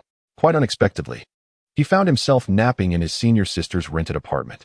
Moreover, it was she who had invited him to stay. He chuckled softly to himself. Wrapped in the blanket provided by Su Qingshi, Lin Xun couldn't resist taking a sniff. The blanket held no particular fragrance, only a hint of laundry detergent, suggesting it was new and freshly laundered. Nevertheless, he felt a deep sense of contentment. Now, he was merely a door away from his senior sister. He was immensely curious about what she looked like while asleep. However, he understood that she had locked the door, and he would not intrude. The sofa was just spacious enough for him alone, neither too cramped nor uncomfortable, and its scent was even more pleasant than that of the blanket. Before he knew it, Lin Xun had drifted into a deep slumber. Whether it was due to the alcohol, he slept soundly. Time passed, and the door to the room creaked open gently. Su Qingshi emerged, clad in a nightgown, her eyes still somewhat dazed, but her attention quickly shifted to the boy curled up on the sofa, instantly awakening her senses. In truth, after inviting Lin Xun to stay, she had wrestled with her thoughts for quite some time in her room, feeling as though she had lost her mind for allowing a boy to sleep in her rented apartment. This was entirely out of character for her. Yet, it seemed she found no real issue with it. After a struggle, she had eventually succumbed to sleep. As she gazed at her younger companion sleeping soundly, Su Qingshi approached him out of curiosity. Lin Xun appeared quite well behaved in his slumber, evoking a protective instinct even in Su Qingshi. She found herself lost in thought as she observed his peaceful visage. He was rather handsome, after all. Suddenly, Lin Xun's brow furrowed in his sleep. Noticing this, Su Qingshi's beautiful brows mirrored his expression. Was he having a nightmare? Don't agree to him, senior sister. No. Lin Xun's face began to show signs of discomfort. Shaking his head as if rejecting something, Su Qingshi raised an eyebrow, wondering if he was dreaming of her. What could he possibly mean by don't agree to him? Had he dreamt of being confessed to by someone else? Unable to resist, she reached out to gently smooth his furrowed brow. Suddenly, Lin Xun grasped her hand with a sudden and forceful grip. Su Qingshi's face contorted in discomfort, yet she did not immediately pull away. Instead, she extended her other hand to gently shake him. Lin Xun blinked in confusion as his eyes quickly regained clarity. Senior? He queried. Su Qingshi regarded him with a calm gaze. What were you dreaming about? Lin Xun paused, instinctively recalling the dream. Indeed, he had dreamt of a remarkably handsome young man confessing his feelings to the senior, a striking figure he had encountered previously when leaving the rented apartment. In the dream, overshadowed by this brilliance, Lin Xun felt a sense of inferiority, perceiving himself as a mere supporting character, helplessly watching as the senior approached him. Oh my, what a nightmare. A shudder of fear crossed Lin Xun's face. What's wrong? Su Qingshi inquired, eyeing him. Lin Xun shook his head. It's nothing, senior. Just a bad dream. By the way, what time is it? Su Qingshi replied nonchalantly, I don't know. Lin Xun, struggling to sit up, then realized he was still holding the senior's hand, leaving him momentarily stunned. Senior, how did this happen? Will you not let go? Su Qingshi stated flatly. Lin Xun hastily released her hand, his face a canvas of bewilderment as he asked, Senior, what is going on? In my dream, I lost you, yet in reality, we are holding hands? Without answering his question, Su Qingshi stood up and made her way to the bathroom. Lin Xun remained seated, pondering for a long time without reaching a conclusion. Forget it. After all, I have gained something. Checking his phone, he noted it was already past 6. Lin Xun swiftly stood, neatly folding the blanket and placing it on the sofa. While the sound of running water echoed from the bathroom, the senior was washing up. Rather than leaving, Lin Xun sat on the sofa and pulled out his phone to check messages. In the dormitory group chat, Go Shengli, the group leader, had inquired who was outside to help bring back food. Lu Gang also asked if Lin Xun would return tonight. Lin Xun replied to them, I'm out here. And it's barely 6 o'clock. Why are you asking if I'm coming back? His nickname in the dorm group was I am not a dog, reflecting a slightly audacious persona among friends. The group chat was titled 3 Dogs in One Dorm, symbolizing that aside from Lu Gang, who had a partner, the other 3 were still single. Lu Gang's nickname was Everyone But Me is a Dog, while Go Shengli called himself King of Dogs. And Wu Da went by Little Dog Wu. Everyone But Me is a Dog commented, Lin, you've truly plunged into the flower patch. Haven to you? King of Dogs replied, no way. Are we about to rename our dorm group chat? I am not a dog teased. Let us anticipate that. My sons. Everyone But Me is a Dog quipped, the greater the expectation, the greater the disappointment. With a playful smirk, King of Dogs encouraged, Lin, go for it. Even if you fail, I will take you in. After a brief chat with his roommates, Lin Xun exited the group chat. To his surprise, he received a message from Senior Jiang. Junior, are you there? Is Shir with you? Lin Xun replied, yes, I'm currently at the senior's apartment. 2 seconds later, she responded immediately, what? How is it that you can enter Shir's room? I have yet to set foot in it. This revelation took Lin Xun by surprise. He had assumed that Sister Jiang, given her close rapport with Shir, would frequently visit this place. Under Jiang Yunxiao's explanation, Lin Xun learned that this was a temporary residence rented by Su Qingshi during her summer break. At that time, Jiang Yunxiao had other commitments and did not share the accommodation with her, which explained her absence since then.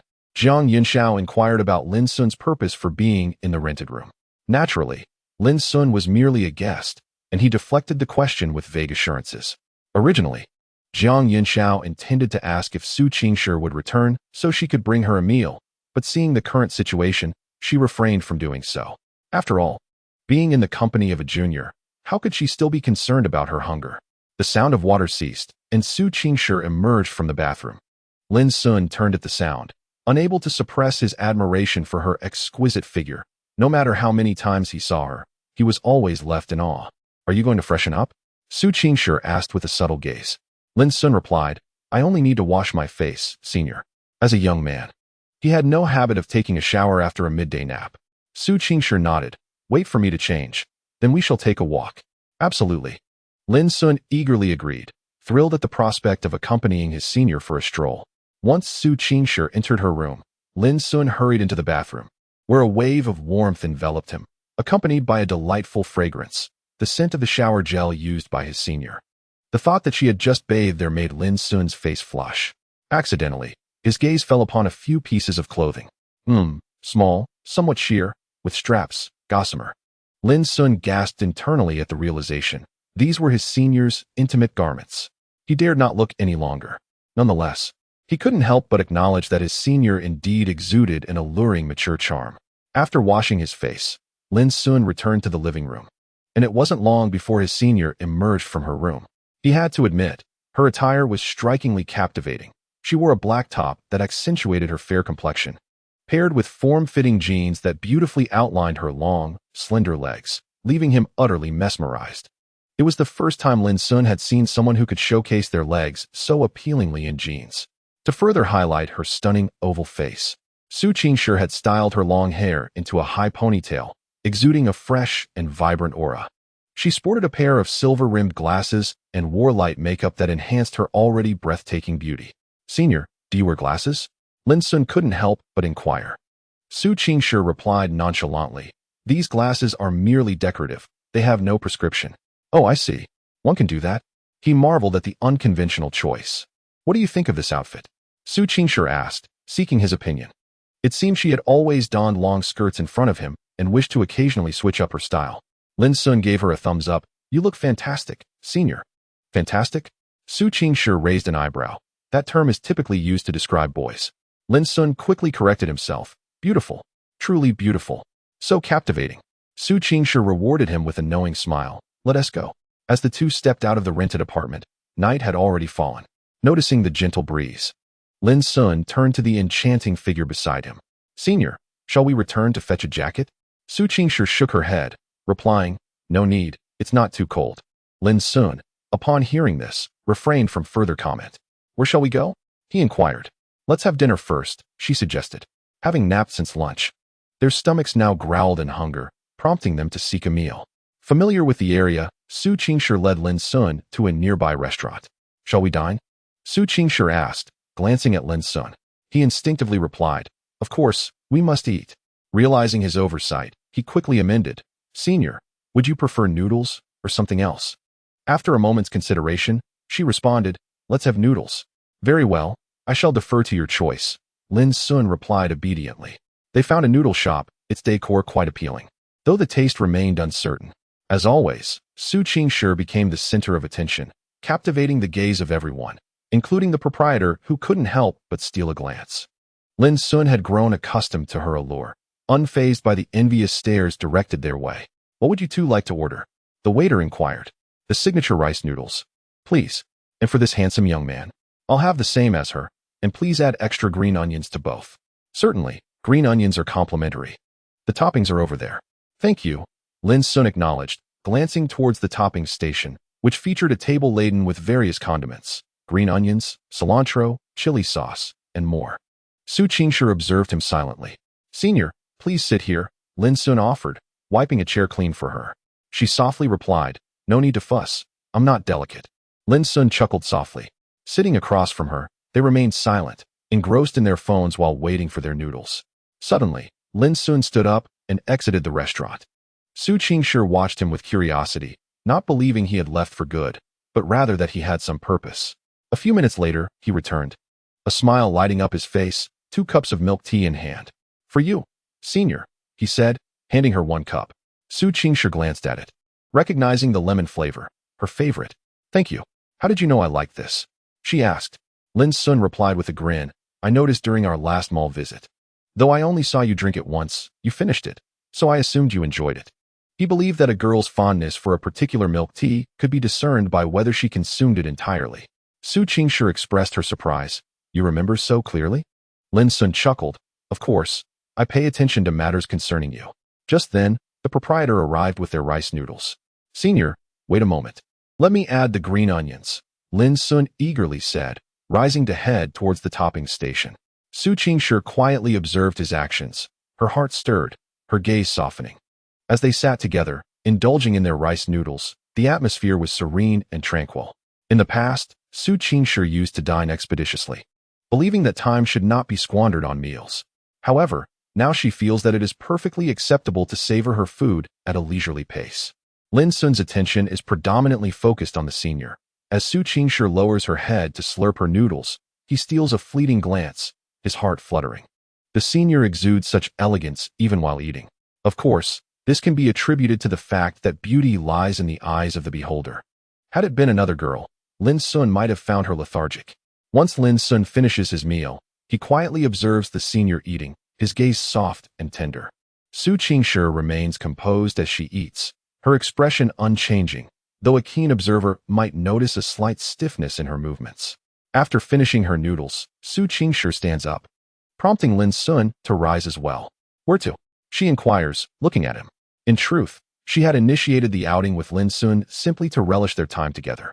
Without a clear destination in mind, Lin Xun is taken aback by the question. "We are unfamiliar with this place. If you ask me, I have no idea where to go. Shall we explore them all first?"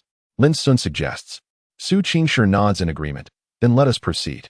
Lin Xun pays the bill and then picks up 2 cups of milk tea, hurrying to catch up with the senior.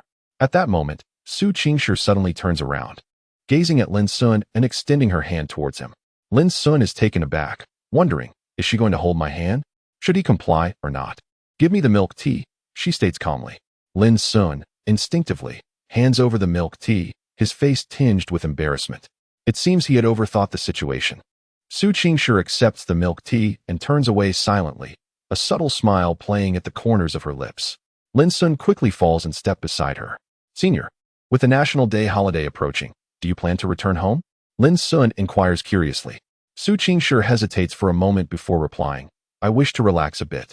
Lin Xun, somewhat surprised, responds, "But your mother and brother should be at home, right?" Su Qingshi pauses, shaking her head. "My brother is busy with work, hardly taking more than a month off throughout the year. Even during holidays, he seldom returns home." "Why is that?"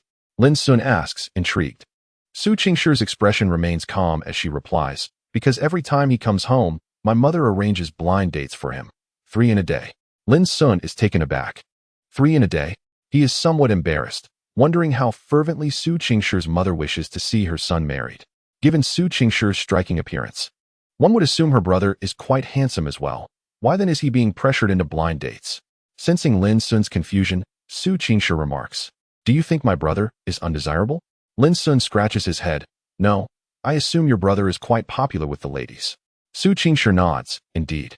You may not know, but those ladies who went on blind dates with my brother often come to seek him out, and some even inquire about his workplace. Yet, my brother consistently evades and declines." Lin Xun finds the situation amusing, realizing that it seems her brother is not interested in finding a partner. "And what about the senior's mother?" he queries. Su Qingshi remarked, "My mother works in an administrative position, and she is often quite busy. During holidays, she actively volunteers to take on extra shifts." Lin Xun comprehended that it seemed the elder sister's family seldom gathered together. In summer, the sky was adorned with twinkling stars, resembling a Milky Way woven from fine grains of sand, reclining gracefully against the cerulean heavens. A gentle breeze caressed the air, lifting the stray wisps of hair from the elder sister's temples. As Lin Xun momentarily shifted his gaze, he fortuitously beheld this scene, and his heart instantly softened. How beautiful! An impulse surged within Lin Xun as he yearned to take the elder sister's hand and walk along this starlit path indefinitely. His heart wrestled with conflicting emotions, stirring a sense of restlessness within him. Su Qingshi, however, focused her gaze ahead, seemingly oblivious to the subtle changes in the younger student's feelings. Soon, they arrived at the shopping mall. "Elder sister, shall we try our luck at the claw machine?" Lin Xun suggested, noticing a row of claw machines nearby. Feeling a sudden intrigue as he looked towards Su Qingshi, her expression stiffened, and she couldn't help but recall her previous failure. The claw machine had become her greatest adversary. Despite being labeled as a talented woman, she had never anticipated the challenge posed by such a seemingly childish game. "Should we play?" Internally, Su Qingshi resisted, yet a desire to conquer it lingered. Ultimately, she shook her head, stating, "I have no interest in it."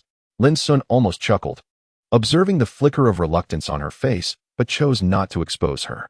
Well, a pouting elder sister is rather endearing. Although they did not engage with the claw machine, Su Qingshi walked purposefully towards a nearby wall, which was festooned with balloons. 5 meters away stood a table adorned with 3 guns. "Excuse me, how do we play this?" Su Qingshi inquired of the proprietor. He chuckled, 20 yuan for a round. With 15 shots per round.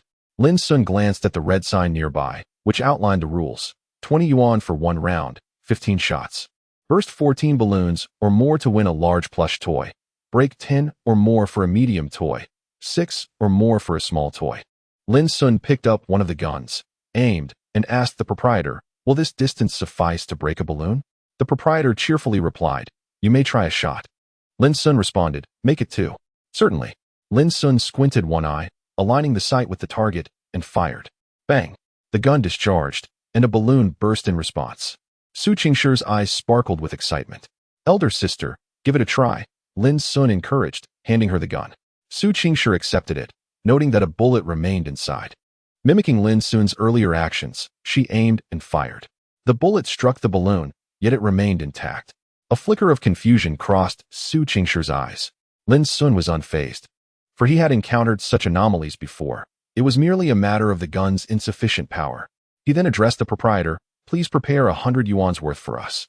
The proprietor beamed with delight, promptly loading the guns with ammunition. 100 yuan granted them 5 rounds. The proprietor began by loading 15 shots into each of the 2 guns. Lin Xun raised one of the guns, acclimating himself to its weight before taking aim. He is not a professional and can only aim at the balloon as instructed online. Bang! The first shot hits. Lin Xun's breath quickens. After all, the senior is beside him, and he feels an urgent desire to perform well, which makes him somewhat anxious. After calming his breath, he begins to aim again. Bang! A miss. Bang! A hit. A strange sound interrupts Lin Xun's immersion. The bullets are exhausted. Hitting 9 out of 10 is quite commendable, Su Qingshi praises. Lin Xun scratches his head, feeling a bit tense. Su Qingshi picks up another gun, saying, "It's my turn." She is eager to try. She may not excel at claw machines, but surely she can shoot well, right? Bang, bang, bang. After her round, Su Qingshi furrows her brow. Only 3 hits. Lin Xun murmurs instinctively. Su Qingshi glances at him, her eyes filled with a hint of menace. Lin Xun promptly falls silent. "You can choose a small plush toy," the owner reminds them. Lin Xun replies, "Let us decide after we finish." The owner nods and begins to reload, then stands quietly to the side. Lin Xun turns to the senior, asking, "Senior, will you go, or shall I?" Su Qingshi's face radiates fierce determination. "I will." She takes up the gun and aims once more. After another round, she performs slightly better, hitting 4 times. Lin Xun's heart races with anxiety. What if they ruin their fun by failing at this? Su Qingshi remains expressionless as she continues shooting. In the 4th round, she still misses initially, but finally hits all 3 shots. A few shots clearly struck the target, yet the balloons did not burst. At this moment, even the owner can sense a palpable tension in the air. Lin Xun trembles slightly. It seems the senior is sulking. Only 1 round remains. Su Qingshi gazes at the toy gun in her hands, filled with doubt. Is it her fault? No, it must be the gun's fault. How could a talented girl like her struggle to master a toy gun? She has clearly hit many times. It's just that the balloons refuse to pop. They must have such thick skins. Yes, that must be it. Senior, why don't I take a shot for you? Lin Xun suggests compassionately, wanting to alleviate her frustration by winning her a big plush toy. Initially, Su Qingshi seemed unaffected, but upon hearing Lin Xun's words, her competitive spirit ignites. She looks at him, her gaze a mix of defiance and a touch of grievance, akin to a little girl denied candy. "I want to win the toy by myself." Lin Xun's heart melts. So this is how adorable she looks when she pouts. Su Qingshi ignores Lin Xun and steadies her grip on the gun, waiting for the owner to refill the balloons before re-aiming. Her focus is intense, as if she is not merely aiming at a balloon, but driven by a fierce resolve to succeed at all costs. Just then, a warm body suddenly presses against her back. Before Su Qingshi can react, her hands holding the gun are enveloped by a pair of large hands. Instantly, her entire body stiffens. A gentle male voice whispers in her ear, "Senior, let me teach you." Chapter 73. Youth is truly wonderful. The tall and slender form of the young man perfectly envelopes the delicate figure of the girl in his embrace. She blinked, and in that moment, Everything faded into a muffled haze, a buzzing sound enveloping her ears, accompanied by an inexplicable sensation of dizziness. Her heart momentarily paused before racing anew. "Senior?" Lin Xun's slightly trembling voice broke the silence, laced with a hint of inquiry. In truth, the decision to take such a bold step had tormented Lin Xun for quite some time, yet he had mustered the courage to proceed. Not only was the senior tense, but his heart was nearly throbbing in his throat. Nearby, the proprietor remarked, "Goodness, is it easy to run a business? Why must I endure this daily feast of dog food?" The exasperated owner turned away in silence. Su Qingshi replied softly, but fell silent thereafter, unsure of how to express herself. How had this fellow suddenly drawn so close? She was utterly unprepared for such an encounter. On the surface, they appeared calm, yet inside, they were a flurry of emotions. Lin Xun composed himself and said, "Senior, your grip on the gun is incorrect. It should be like this." As he spoke, he guided her to adjust her stance. "Your breathing must remain steady when shooting. If you are overly anxious, you will tremble at the moment of firing, causing a deviation in the trajectory." For reasons unknown, as Lin Xun spoke, Su Qingshi began to feel less anxious, gradually adjusting her posture according to his guidance. "Once you have aimed, you may pull the trigger." Bang! Pop!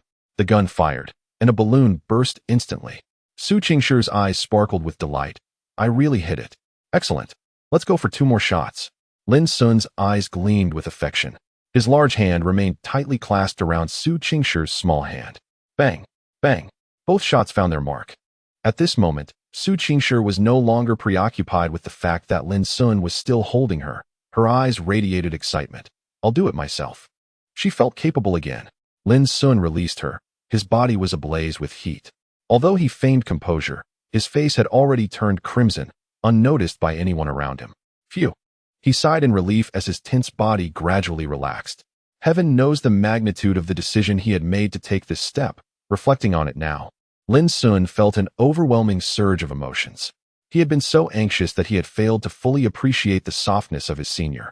Nevertheless, this was a significant advancement, and he silently encouraged himself. Su Qingshi also visibly relaxed, feeling somewhat shy in front of her junior. Having already hit 3 targets, she had 12 bullets left. Her expression grew cautious as she aimed at another balloon, adjusting her technique based on Lin Xun's earlier instructions. She took a shot. Bang! The balloon exploded instantly. Su Qingshi's eyes lit up. It worked. Lin Xun beamed. "Well done, senior." A smile graced Su Qingshi's lips as she continued shooting. The proprietor observed this scene with a tender smile, finding joy despite the balloons being shattered, which signified a loss for her business. Youth is indeed delightful. And today, she had made a profit, too. Haha. Her spirits lifted. In this round, Su Qingshi exceeded expectations, hitting a total of 11 balloons out of 15 shots, including the 3 previously scored by Lin Xun. Thus far, the record for the most balloons burst in a single occasion has been achieved. "You may choose 1 medium-sized plush and 1 small plush," the proprietor remarked at an opportune moment.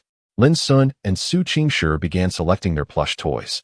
The small plush toys included 3 options: a teddy bear, a chick, and a dolphin, while the medium-sized ones were more numerous and varied in color. After a moment of contemplation, Lin Xun selected a small dolphin in a delicate shade of light blue. Although it was a small plush, its elongated form made it only slightly smaller than the medium-sized ones. Su Qingshi surveyed the medium plushes and, upon seeing Lin Xun's choice of the light blue dolphin, inquired of the proprietor, "Do you have a pink one?" The proprietor pondered for a moment before nodding. "Yes, I recall having that color previously. Please wait a moment while I fetch it for you." After rummaging through a pile of toys, he soon unearthed a pink dolphin. Su Qingshi accepted it with satisfaction. "Senior, you chose a dolphin as well?" Lin Xun raised an eyebrow, curiosity piqued. Su Qingshi replied nonchalantly, "A change of style." Their eyes met for an instant before they simultaneously averted their gazes. "Handsome young man and beautiful young lady, will you be continuing?" the proprietor inquired with enthusiasm. Observing the pair's refined aura, he recognized they were no ordinary customers. If they continued their playful antics, he might be able to close up shop early that evening. Lin Xun glanced at Su Qingshi, who shook her head in response. "Let us find somewhere else." She had lost her novelty for this activity, having already conquered it, and saw little point in prolonging the engagement. Lin Xun nodded in agreement. The two made their way to the 2nd floor of the mall. which primarily housed clothing stores of every imaginable style. However, having explored the clothing section previously, they presumed their interest would be limited. To Lin Xun's surprise, Su Qingshi headed towards a clothing store. Following her earlier bold actions, Lin Xun had become more reserved, trailing silently behind her. "Hello. Are you two here to browse for clothes? We have a variety of styles available," the shopkeeper, a young man in his early 30s, remarked upon encountering Su Qingshi's stunning beauty, momentarily taken aback. What a beautiful girl. He had never before encountered someone with such striking features, and the young man accompanying her was not lacking either. Were they a couple? How delightful. Su Qingshi contemplated for a moment, then glanced at Lin Xun before redirecting her gaze, walking towards a rack of men's clothing. Lin Xun was somewhat taken aback. Could it be that Senior intended to buy him clothes? "Let us give it a try," Su Qingshi suggested, picking up a blue short-sleeve shirt and handing it to Lin Xun. He accepted it, looking back at her. "Shall I try it on here?" "There is a fitting room available, handsome," the shopkeeper interjected, having followed closely behind. Lin Xun nodded, taking the shirt and stepping into the fitting room. Blue was a color he had yet to wear, and he was uncertain if it would suit him. However, it mattered little. As the first piece of clothing chosen by Senior, he resolved to wear it often, even if it turned out to be unflattering. As Lin Xun emerged from the fitting room, Su Qingshi's expression brightened with satisfaction. "Not bad. Handsome. That shirt suits you wonderfully. It's very flattering. Your girlfriend has excellent taste," the shopkeeper exclaimed, his eyes sparkling with a mix of admiration and sincerity. As soon as the words escaped his lips, a delicate blush instantly graced Su Qingshi's fair cheeks, rendering her all the more alluring. However, she refrained from vocalizing any rebuttal to her superior, as if tacitly acquiescing. Lin Xun felt an overwhelming sweetness in his heart, akin to savoring candy. Walking alongside his senior, it was not the first time they had been mistaken for a couple. Was this mere coincidence? No, it signified that he and his senior were indeed quite well matched. Yes, that was the truth. Chapter 74, Photography with Su Qingshi's Guidance. Lin Xun tried on several outfits, and to his surprise, they suited him remarkably well, completely transforming his overall style. The combinations she devised were entirely spontaneous, and every time Lin Xun donned the attire she selected, a satisfied smile illuminated her face. "These styles suit you best," Su Qingshi concluded with a remark. Lin Xun waved his hand grandly, signaling the purchase. The cost of several outfits amounted to several thousand yuan, yet for him, this was hardly exorbitant, considering his current impressive financial standing. Moreover, they were styles favored by his senior. How could he possibly hesitate? Su Qingshi, taken aback by his decision to buy everything, felt a mix of amusement and exasperation. She had merely intended for him to try on a few outfits to see which suited him best before purchasing them as a gift. But he had not afforded her that opportunity. "All right then, if you have the means, indulge yourself," she conceded. The shopkeeper beamed as they departed, having pocketed a tidy sum from this transaction. Lin Xun carried a large bag of clothes, still clad in his original outfit. "Senior, would you like to take a look at some clothing as well?" he inquired as they passed a women's clothing store. Su Qingshi shook her head, replying, "I have enough clothes." However, before she could finish her sentence, Lin Xun gently nudged her back, guiding her into the store. "Just have a look. What if you find something you like?" Su Qingshi paused, pondering what Lin Xun perceived their relationship to be. She felt that their flirtatious gestures that evening had become rather frequent. Yet, surprisingly, she found herself not averse to it. What was happening? Nevertheless, Su Qingshi maintained a composed demeanor, quickly regaining her usual aloofness. Unlike other girls who relished shopping, she prioritized practicality and sufficiency. She held a blue dress that Lin Xun had presented to her, which the shopkeeper claimed was the finest in the store, priced at an impressive 9,999 yuan. This blue gown was exquisitely versatile, suitable for both casual and formal occasions. Its design was elegant, showcasing feminine grace without excessive ostentation, ensuring comfort and ease. The fabric was exceptionally soft, providing a delightful tactile experience, akin to wearing a garment crafted from clouds. Simple yet undeniably fashionable and aesthetically pleasing. As Su Qingshi gazed at the dress, a rare glimmer of fondness sparkled in her eyes. Lin Xun had been attentively observing her expressions, and upon witnessing her delight, he felt a surge of joy. It was a rare sight to see his senior display such affection, and he suddenly felt quite proud of his discerning eye. "Senior, why not try it on and see if it fits?" Lin Xun suggested. Su Qingshi hesitated for a moment before responding. Well, I suppose I shall give it a try.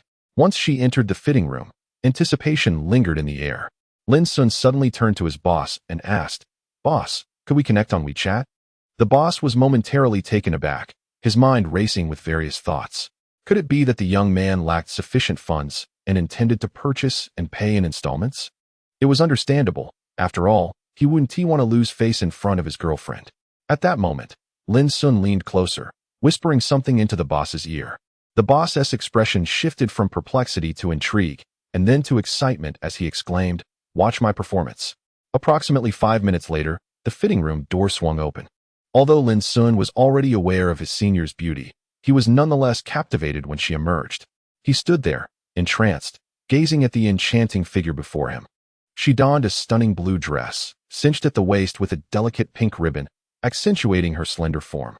Her lustrous black hair cascaded like a waterfall, gently swaying over her shoulders. Her skin was as smooth as cream, and her exquisite features were simply breathtaking. Yet, her cool, regal demeanor made her appear somewhat aloof. She resembled a celestial being, descending from the heavens, exuding an aura of untarnished purity that inspired both admiration and reverence. To further emphasize the dress's harmony with her figure, she had loosened her high ponytail, wrapping the hair tie around her wrist, adding a touch of playfulness.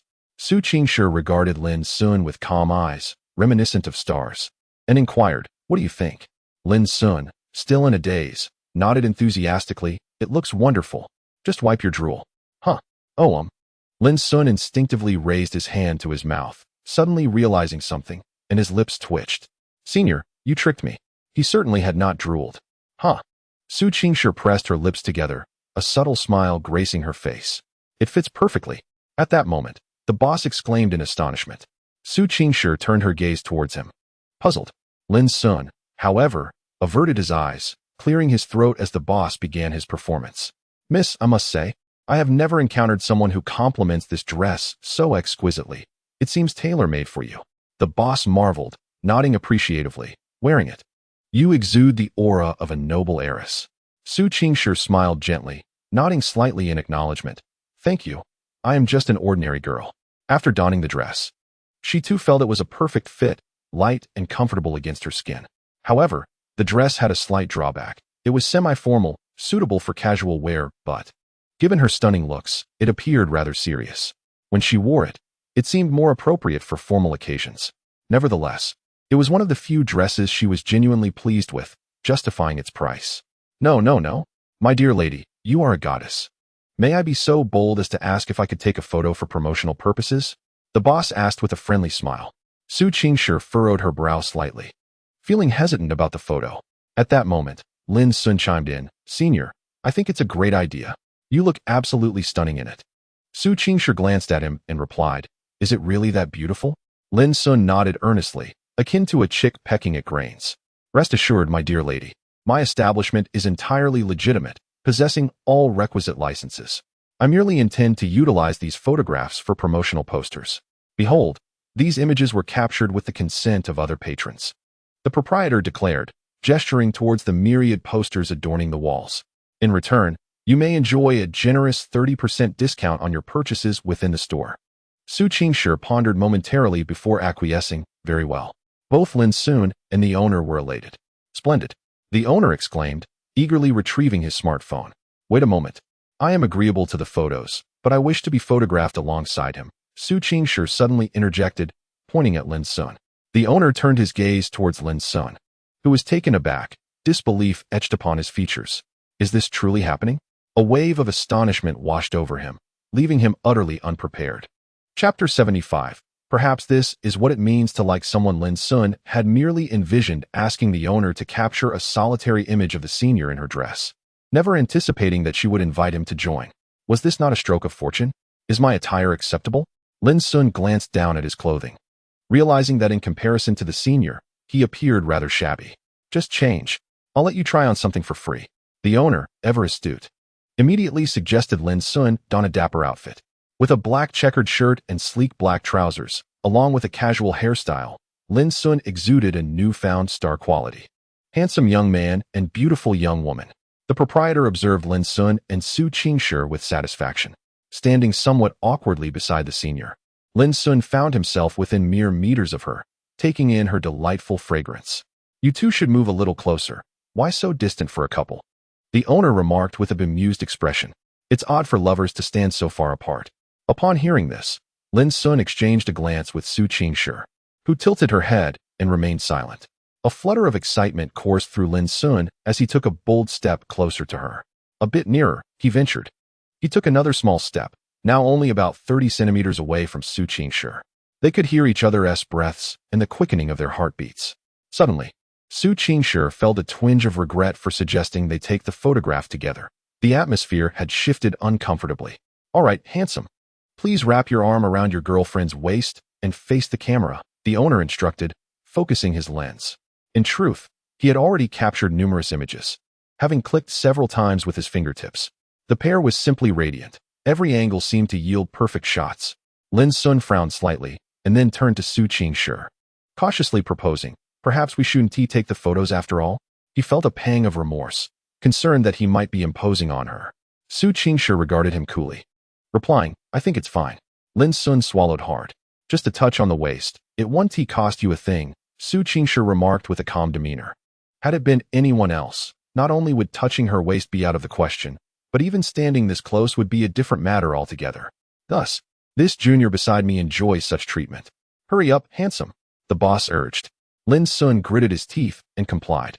He extended his warm palm, gently resting it on the slender waist of his senior, his forehead already glistening with fine beads of sweat. It was merely the warmth of the jacket. Certainly not due to nervousness. When Su Qingshi felt the warmth at her waist, her entire being froze instantly, her response starkly contrasting with the earlier calm demeanor. She instinctively glanced at Lin Xun, their eyes locking, and a sudden blush adorned her exquisite, flawless face, truly breathtaking. Lin Xun was captivated by her gaze. The two lost themselves in each other's eyes, completely oblivious to the boss's request for a pose. However, the boss's eyes sparkled with excitement as he directed a flurry of shots at the couple. Surely, the album would contain hundreds of photos now. "Wonderful," the boss exclaimed, inadvertently startling the couple back to reality. "Ahem. You may continue." The boss, regaining composure, smiled awkwardly at them. Lin Xun was speechless. He exchanged a glance with his senior, and they both suddenly smiled as if sharing an unspoken understanding. "I'll change my dress first," Su Qingshi murmured. Lin Xun, upon hearing this, grew anxious. "What's wrong, senior? Don't you like it?" He assumed she was reluctant to purchase it. Su Qingshi shot him a glance. "You expect me to wear this home?" Lin Xun suddenly understood. "Oh, right. Go ahead and change, senior." Su Qingshi turned and entered the fitting room. Eagerly, Lin Xun leaned closer to the boss. "So what do you think, boss?" The boss wore a proud expression. "With me involved, you needn't worry. It's a success." Lin Xun felt joy swell within him. The boss showcased the results of their earlier session, and Lin Xun gazed at the photos, his eyes brimming with affection. These images held more value than all his previous photos combined. "Make sure to send them to me." "No problem," the boss suddenly added. "And I wasn't joking about my earlier comment. I genuinely intend to use your photos for promotional posters. You won't mind, will you?" If these images were turned into posters and displayed in the shop, business would surely soar. Lin Xun nodded. "That's fine with me."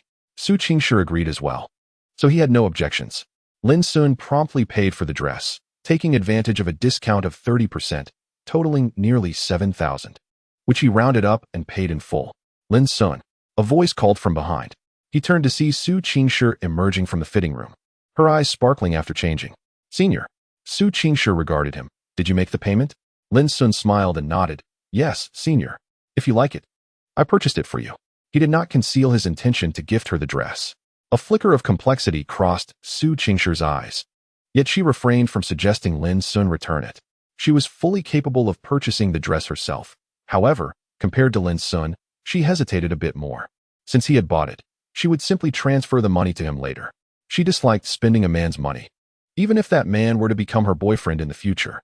Such was Su Qingshi's strong-willed nature. After settling the bill, Lin Xun and Su Qingshi exited the mall. "Shall I call a cab?" Lin Xun inquired, pulling out his phone. "Let us walk back," Su Qingshi replied. Lin Xun glanced at his phone. It was not yet 9 o'clock, still early. The walk to the rental apartment would take merely 10 minutes. The two strolled leisurely. with Su Qingshi voluntarily assisting Lin Xun by sharing the burden of their belongings. Lin Xun grasped one side with his left hand, while Su Qingshi held the other with her right. The evening breeze carried a hint of chill, which both could feel. Lin Xun turned to the senior beside him. Her long hair cascaded down, unbound, framing a profile that was profoundly captivating. "Is it cold for you?" he inquired. Su Qingshi's delicate nose twitched as she inhaled the cool air. "A bit," she replied. Just then, she felt her hand being held. Su Qingshi was taken aback. Lin Xun, unfazed, softly asked, "Are you still cold?" The warmth radiating from his large hand was unmistakable to her. She gazed at Lin Xun, paused in silence for a moment, and ultimately found it hard to refuse him. Lin Xun savored the feel of her slender hand, which, while delicate among girls, seemed diminutive compared to his own, soft and cool to the touch. He felt a surge of affection. "Is this not enough?" Su Qingshi murmured. Lin Xun met her gaze. She looked back at him. The girl's expression remained cool and indifferent. Yet her eyes sparkled with a hint of warmth, imbued with youthful vitality. This version of the senior evoked a protective instinct within Lin Xun, softening his heart. "You are truly beautiful, senior," he whispered, his voice tinged with a magnetic tremor. Su Qingshi's long eyelashes fluttered, her breathing becoming slightly uneven. Lin Xun's gaze drifted down to her lips, which appeared somewhat dry. A thought crossed his mind. How could he moisten them? An inner voice urged him to lean in and kiss her, swept away by emotion, wondering if the senior would hold it against him. The atmosphere thickened with tension, and Lin Xun's demeanor grew dangerously intense. Su Qingshi sensed his fervor, yet her body felt immobilized, her awareness intact, but unable to exert control. She realized, perhaps for the first time, that she might have developed feelings for this younger student. When did this begin? She could not pinpoint it, perhaps during their first duet, or while they navigated the rain together, or when they first cooked side by side. Chapter 76. Surrender. As night fell, the number of pedestrians on the street increased. A couple walked hand in hand along the sidewalk, drawing the attention of passers-by, who could not help but cast admiring glances. Both possessed striking looks, undeniably a captivating pair. Many men envied the young man, wishing they could be the one holding the hand of such a stunning beauty. This guy must have saved the solar system in his past life to deserve such an extraordinary favor, they mused. Lin Xun held Su Qingshi's hand, and throughout their walk, they exchanged few words, the atmosphere remaining imbued with subtle tension. Su Qingshi did not resist Lin Xun's grasp, and perceiving her acceptance, he did not let go, interpreting it as her silent consent. At that moment, they felt as if they were truly a couple. "Is it heavy?" Lin Xun asked after a few minutes of walking. "Shall I take it from you?" He had noticed several times that senior sister's grip on the items appeared somewhat unusual, a subtle adjustment to accommodate the burden's weight. He even saw the marks left on her fingers from the pressure. Su Qingshi shook her head. "It's fine. I can manage. We will arrive shortly." In truth, her hand had begun to feel numb. The items were not particularly heavy, but holding them with one hand for an extended period could easily impede blood circulation. However, Lin Xun disregarded her stubbornness and instinctively released her hand, taking the items from her instead. Compared to holding hands, he did not wish for her to tire even slightly. There would be ample opportunities for hand-holding in the future. With both hands now unburdened, Su Qingshi felt a peculiar sense of relief. While the hand that had been held was now kissed by a gentle breeze, bringing a refreshing chill, a result of sweat evaporating. She had been walking hand in hand with her junior for such an extended period. Although the journey was merely a few minutes, it felt as if they had traversed half an hour. Was this the sensation of being led by a boy? A profound sense of reassurance enveloped her. Stealing a glance at Lin Xun, who was carrying the items, she noted he was quite tall, yet her own stature was equally statuesque. In comparison, Lin Xun did not seem particularly towering. Nonetheless, the aura he exuded offered her a sense of security. What was happening? Could it be true what they said online? Is beauty truly in the eye of the beholder? Silence enveloped them as they returned to the rental apartment. Upon entering, both felt a wave of fatigue wash over them. Su Qingshi sank into the sofa, tilting her body back, her graceful curves becoming evident as her eyes fluttered shut. Lin Xun placed the items on the table, pondering for a moment before saying, "Senior sister, I should head back to school now." It had grown rather late, and he certainly did not wish to intrude upon her rest. Su Qingshi opened her eyes and glanced at Lin Xun. "Come sit for a while and rest." He had exerted himself to help carry the items. How could she allow him to leave in haste? Lin Xun obediently sat beside her, feeling quite weary himself. Su Qingshi turned on the television, slipped off her shoes, and curled her feet beneath her as she focused intently on the screen. The living room was enveloped in a serene silence, broken only by the sounds of the television. Lin Xun's mind lingered on the events of the evening, hand-holding, embracing, the subtle flirtation. It felt as though he and senior sister had crossed into a realm beyond mere friendship. Yet, senior sister did not appear upset. Rather, she seemed to tacitly accept their actions. Lin Xun felt as though he were in a dream. He had never envisioned experiencing such moments with her. Yet fate had shifted its gears so swiftly. Suddenly, he felt his phone vibrating in his pocket, followed by a series of notifications. Assuming it was a phone call, he retrieved his phone only to find a message from a friend saved under the name Boss, accompanied by an image. Lin Xun glanced at senior sister, who was squinting at the television with a focused expression, though her gaze seemed somewhat unfocused. How captivating she was. After a moment of admiration, he pulled out his phone and opened the message. Scrolling through the images, he found them overwhelming. Never mind. I'll just retreat to my bed later to peruse them at leisure. Lin Xun glanced at the message once more and promptly messaged Lu Gang to request that he leave the door open for him. Just as Lin Xun was about to rise and take his leave, he felt a gentle nudge on his shoulder, followed by a soft weight settling upon him. His heart momentarily halted before resuming its rhythm. He tilted his head slightly to discover that his senior had fallen asleep against his shoulder. Was she exhausted? Observing the girl with her serene breathing, his gaze softened with tenderness. With her eyes closed, Lin Xun could distinctly see her long, elegant eyelashes, which were truly beautiful. Although Su Qingshi was asleep, her posture remained curled up in a seated position. If she were to sleep like this, she would likely awaken in a state of temporary numbness. After waiting a moment longer and gauging her depth of sleep through her breathing, he gently placed his phone on the sofa. He then cautiously extended his arm to wrap around her waist, stabilizing her, and deftly turned his body. With his other hand, he carefully maneuvered under her knees, applying just enough force to lift her into a princess carry. Her weight was surprisingly light in his arms. As he admired her exquisite features, Lin Xun felt no sense of impropriety, only a serene warmth. Concerned that she might catch a chill, he carried her into her room. It was his first time entering Su Qingshi's sanctuary, which was quite simple: a bed, a bedside table, a computer desk, a chair, and a small wardrobe. The rest of the room contained everyday necessities, reflecting a minimalist aesthetic. Lin Xun gently placed Su Qingshi onto her bed, exercising utmost care to avoid disturbing her hair. Relieved to find that she seemed to be in a deep slumber, he then covered her with a blanket, having noted that she had already removed her shoes. After tucking in the corners of the blanket, he crouched down to quietly observe her sleeping face. In slumber, Su Qingshi appeared obedient, devoid of her usual assertiveness and cool demeanor. It seemed that in sleep, one's features softened, becoming tranquil and gentle. Lin Xun's gaze lingered on her rosy lips, recalling the moment from earlier when he had braked just in time. Now, would it be acceptable to steal a kiss? After all, she was asleep. Such an act seemed quite reasonable in this context. As these thoughts coursed through his mind, his heart began to race. He slowly leaned closer to Su Qingshi's face, who remained blissfully unaware, lost in sweet dreams. After a prolonged moment, Lin Xun appeared to have made a silent resolve. He gently pressed his lips against her smooth forehead. The contact was fleeting, and he immediately withdrew, whispering, "Good night, senior."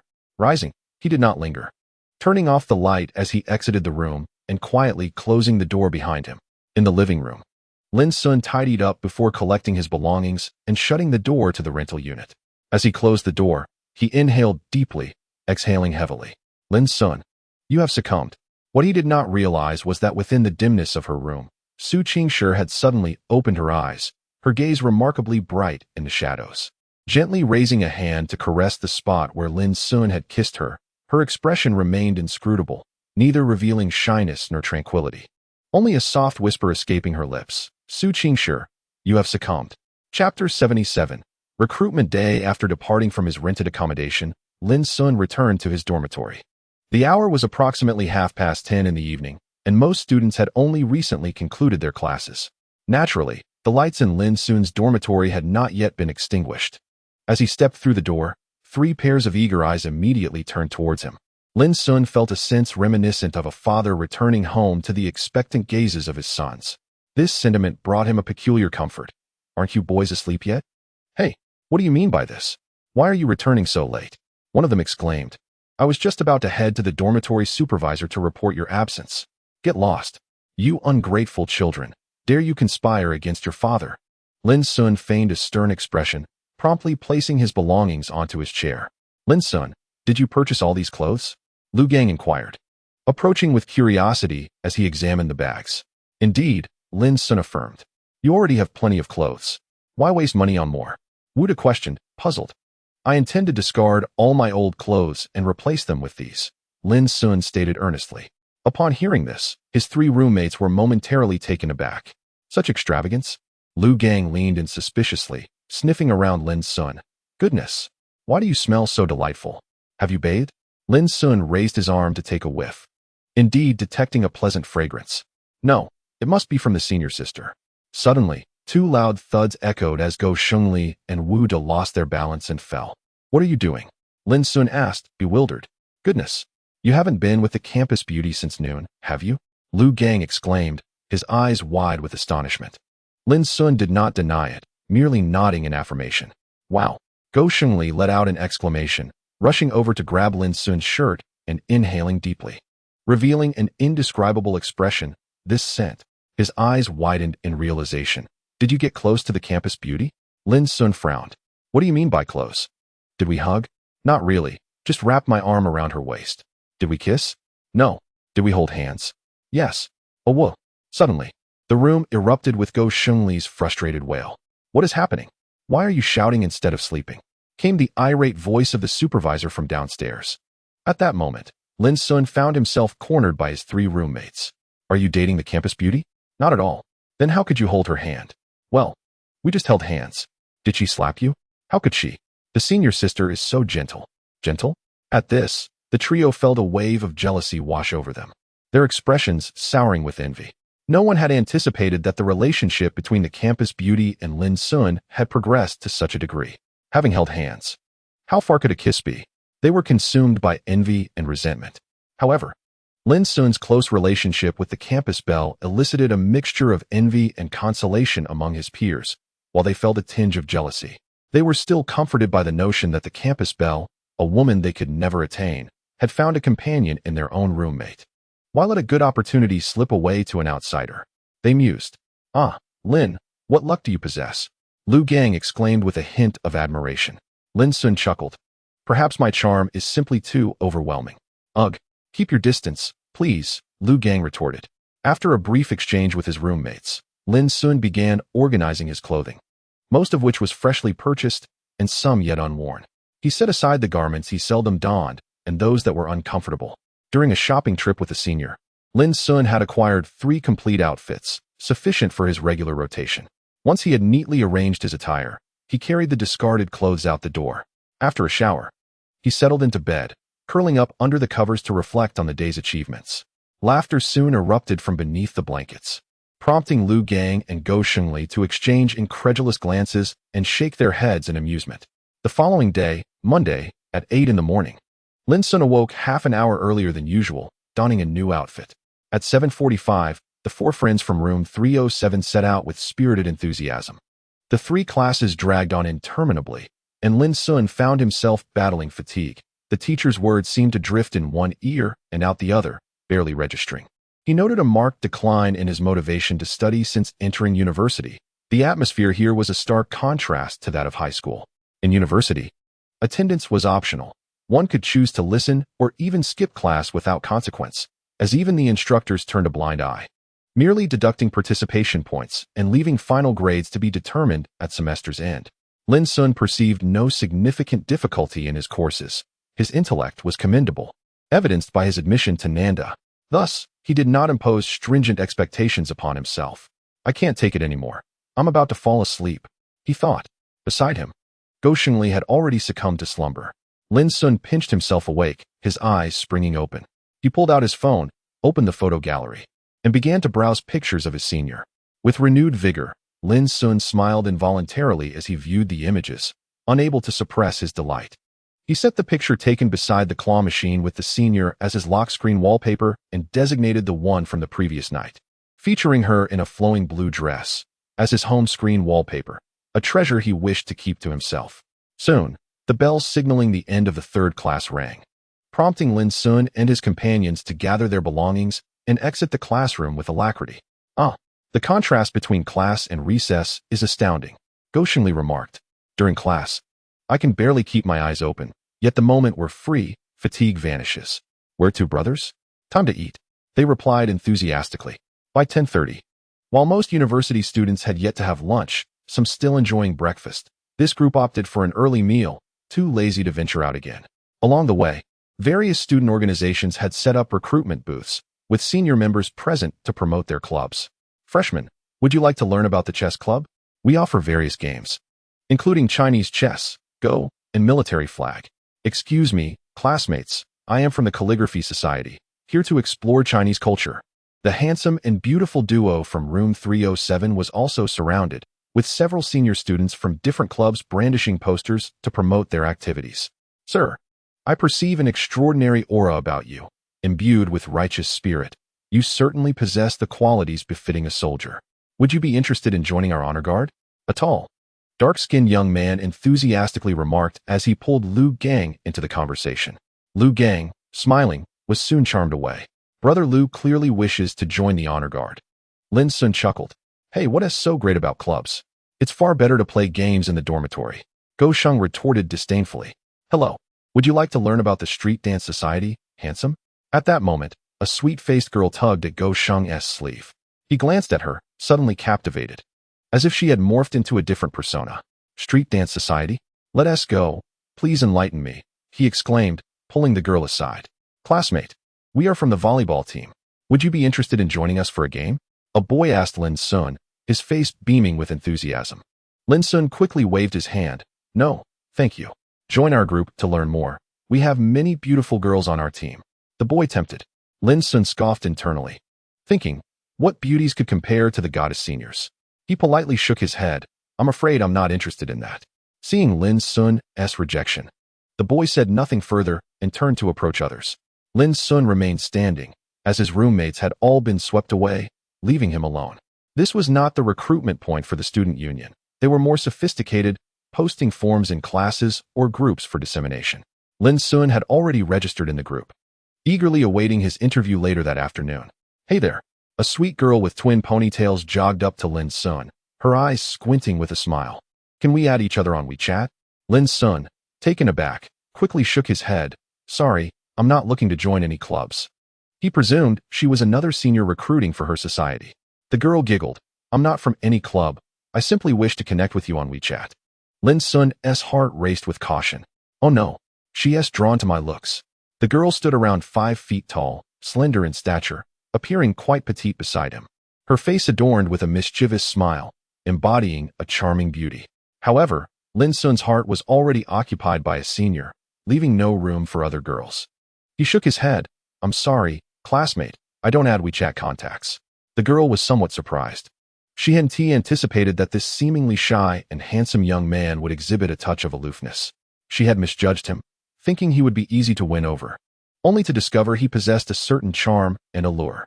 Despite the throngs of people around, Lin Xun stood out distinctly, not only for his height, but also for his refined features, effortlessly capturing the attention of the girls nearby. At this moment, Lin Xun displayed a hint of indifference and aloofness, which led the girl with twin ponytails to leave in disappointment. Following her, several other girls approached Lin Xun, seeking his WeChat, but he declined their advances. With a furrowed brow, he glanced at his roommate, who was engrossed in exploring the various clubs, then shook his head. Deciding it was time to eat, he made his way alone to the cafeteria. Hello, beautiful. Would you like to join our club? Su Qing and her roommate happened to pass by when they were intercepted. Curiosity piqued, they decided to check out the clubs. Meanwhile, Lu Gang, having completed his information form, noticed Su Qing conversing with a senior from the club. Raising an eyebrow in surprise, he recognized her as the girl who had previously sought out Lin Xun. Glancing around and finding Lin Xun absent, he texted him, only to discover he had gone to eat. What a guy! Eating without inviting me. Just then, Gou Shengli approached with an exuberant expression. What has got you so cheerful? Lu Gang inquired. Gou Shengli grinned. I added several girls on WeChat.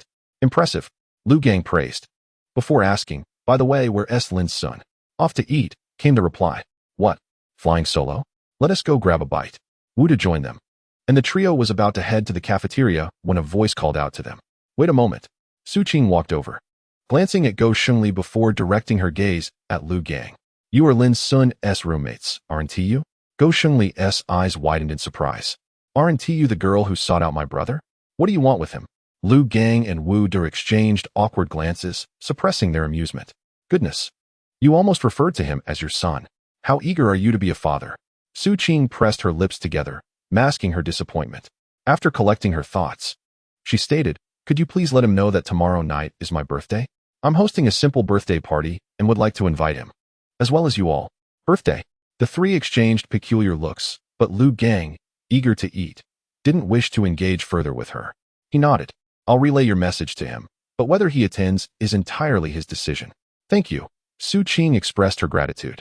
As Lu Gang and the others headed to the cafeteria, Su Qing observed their retreating figures, reassembling her facial expression into a composed smile. Tomorrow marked her birthday, and in the past, Lin Xun had always celebrated it with her. This year, she longed for his presence.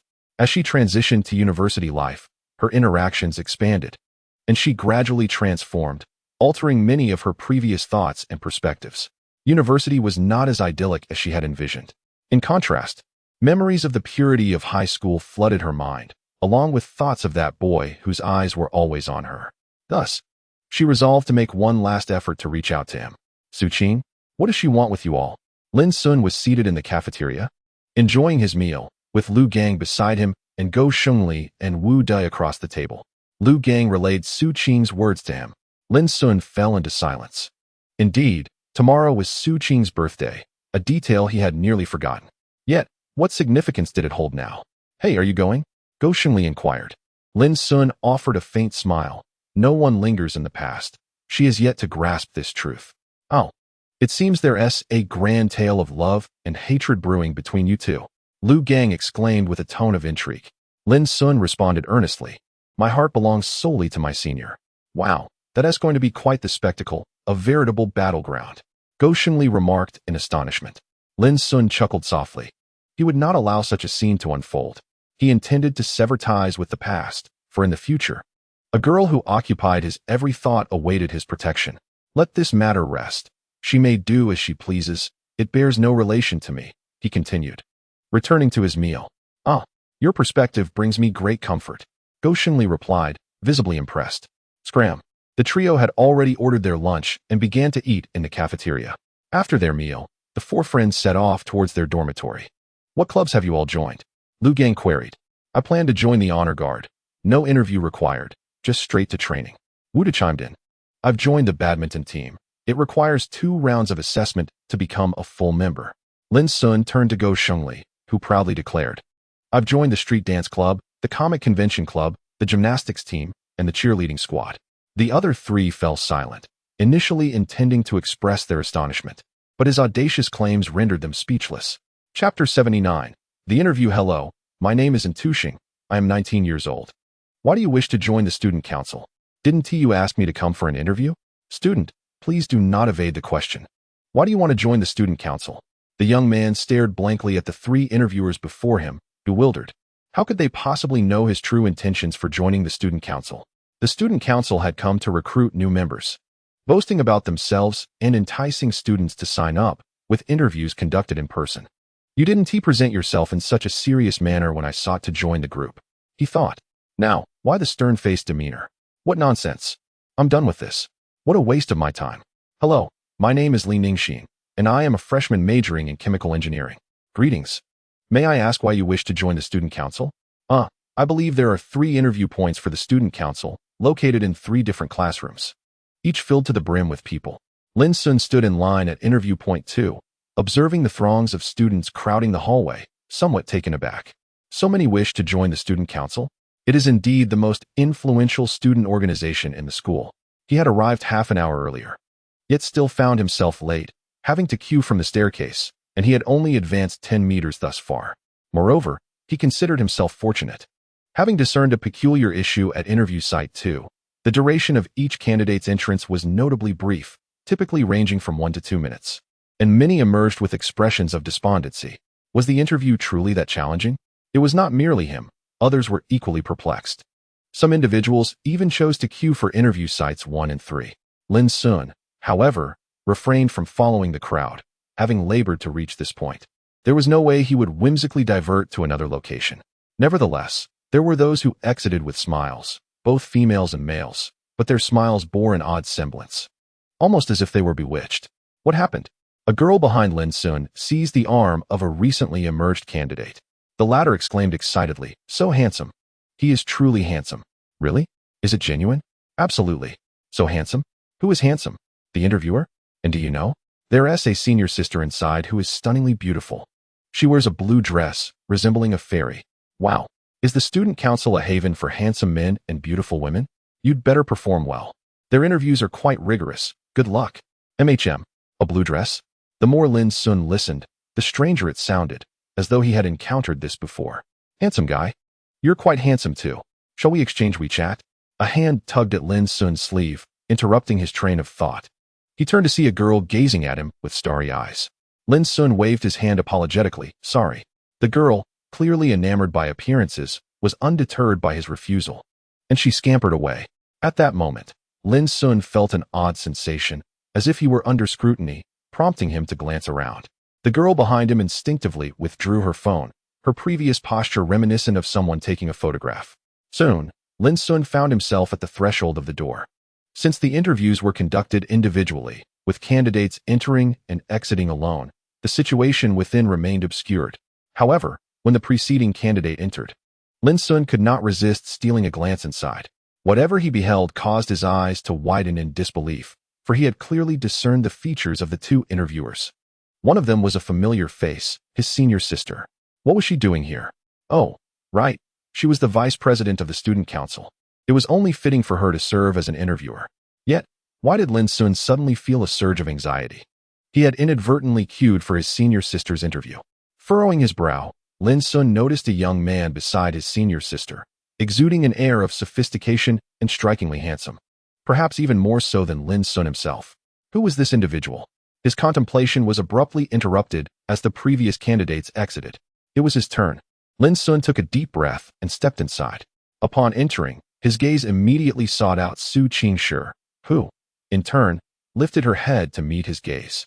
Her expression remained neutral, her eyes cold, yet Lin Xun detected a slight arch in her brow. Lin Xun observed the three interviewers before him. The one in the middle was an attractive young man, exuding a mature and composed charm, bearing the aura of a person in a position of authority.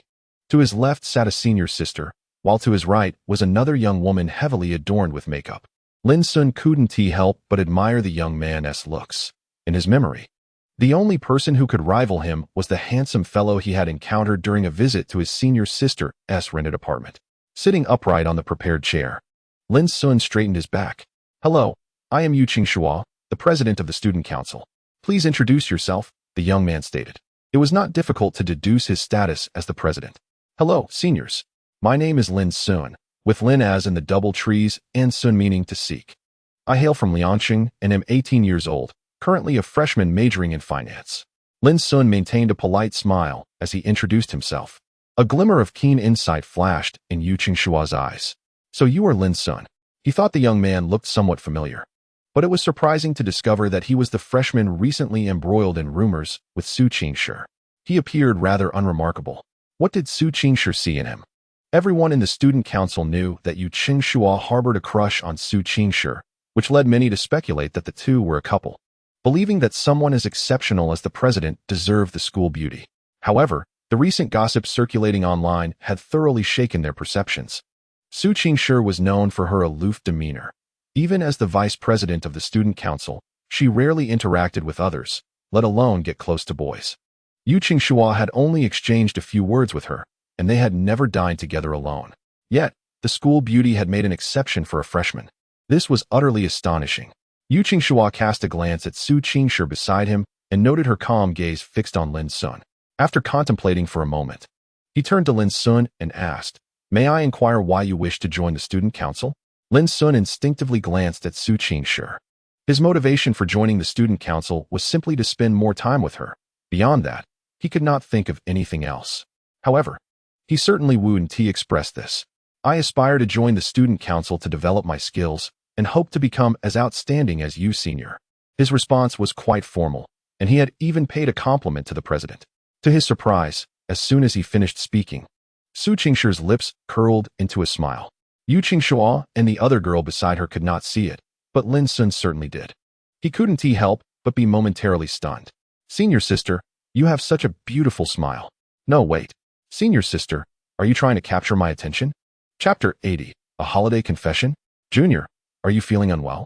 You seem a bit out of sorts. Yu Qingshua's puzzled voice pulled Lin Xun back from his reverie.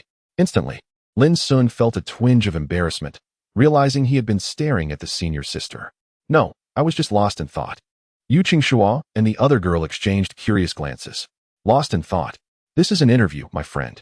Are you genuinely interested in joining the student council or not? Now, for the next question, Junior, do you have a girlfriend?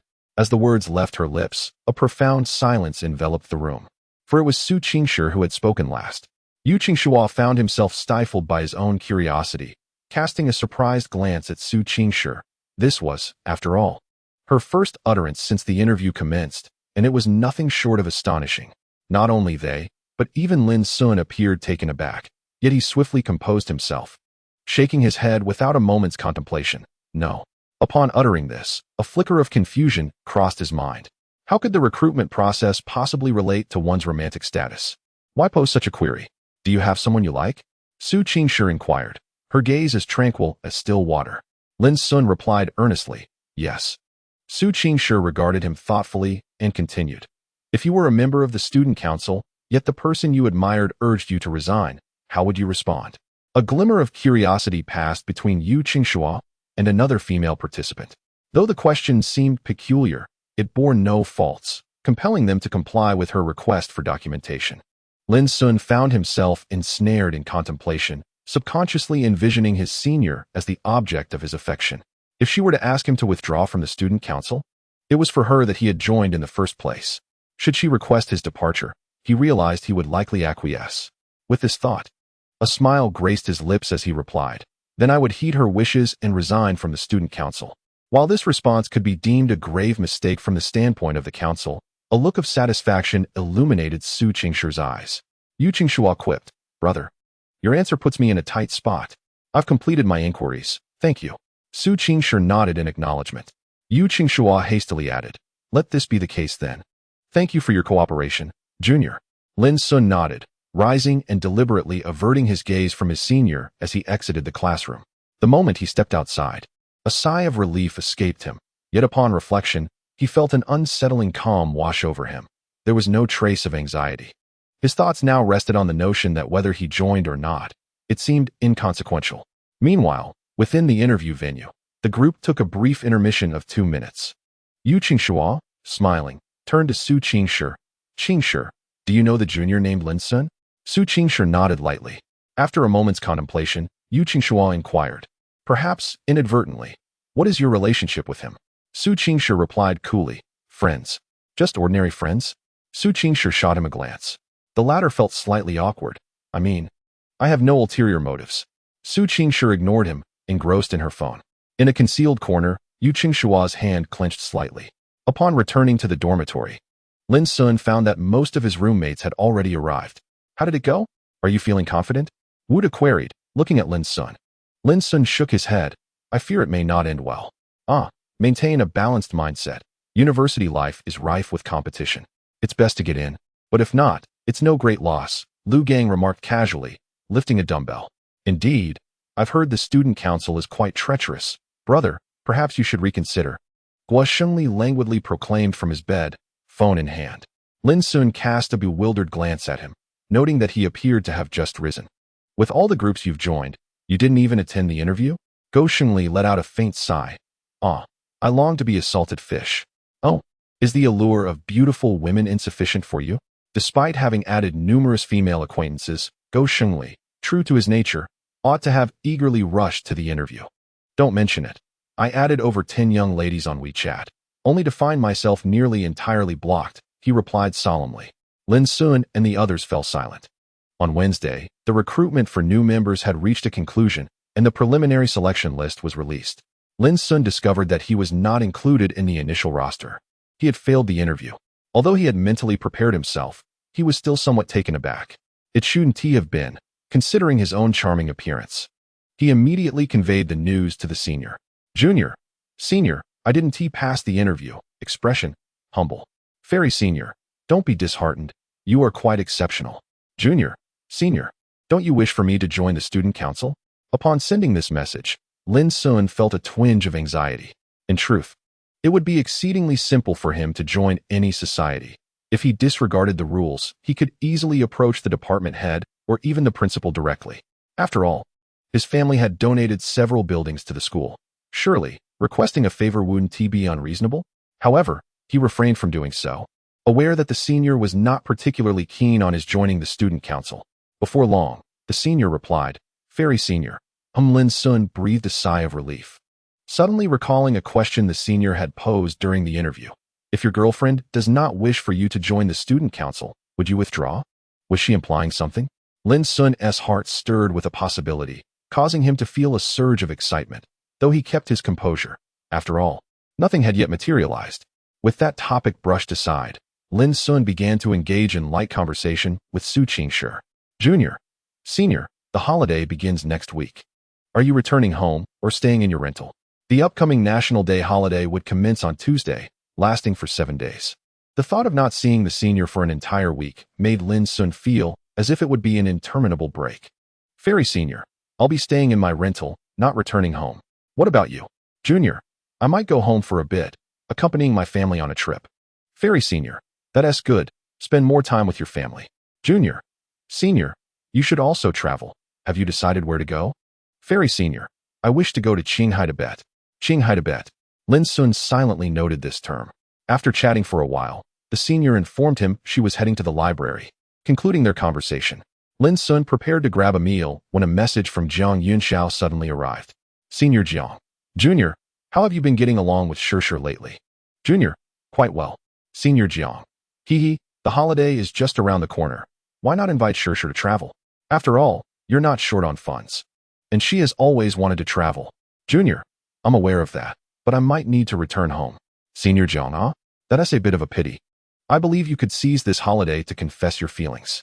Confess? Lin Xun's heart raced at the thought, and he began to ponder. It seemed like a possibility. During the holiday, he could prepare many things. Lin Xun immediately engaged in a detailed conversation with Jiang Yunxiao. Chapter 81. The holiday begins. Dear classmates, tomorrow marks the commencement of the National Day holiday. It is imperative that everyone prioritizes safety, refraining from engaging in perilous activities or unlawful behaviors. There are certain experiences best left untried. On the eve of the holiday, the counselor convened a class meeting to motivate students before the break. The atmosphere was charged with excitement as students eagerly discussed their holiday plans. The holiday commenced at 6 o'clock and extended until 6 o'clock in the afternoon on the 7th. What are you fellows planning to do during the holiday? Go Shunli cheerfully inquired, draping his arms around Lin Xun and Lu Gang's shoulders. Lin Xun's response remained consistent. First, I will accompany my parents on a trip, and then I will consider my own plans. Lu Gang replied nonchalantly, Of course, I intend to pursue a romantic interest. What else with that expression, go? Go Shunli quickly shrugged off Lu Gang's shoulder, retorting, Is having a partner something to boast about? My bond with you is far stronger. He addressed Lin Xun as a true brother. He will soon find someone, Lu Gang remarked calmly.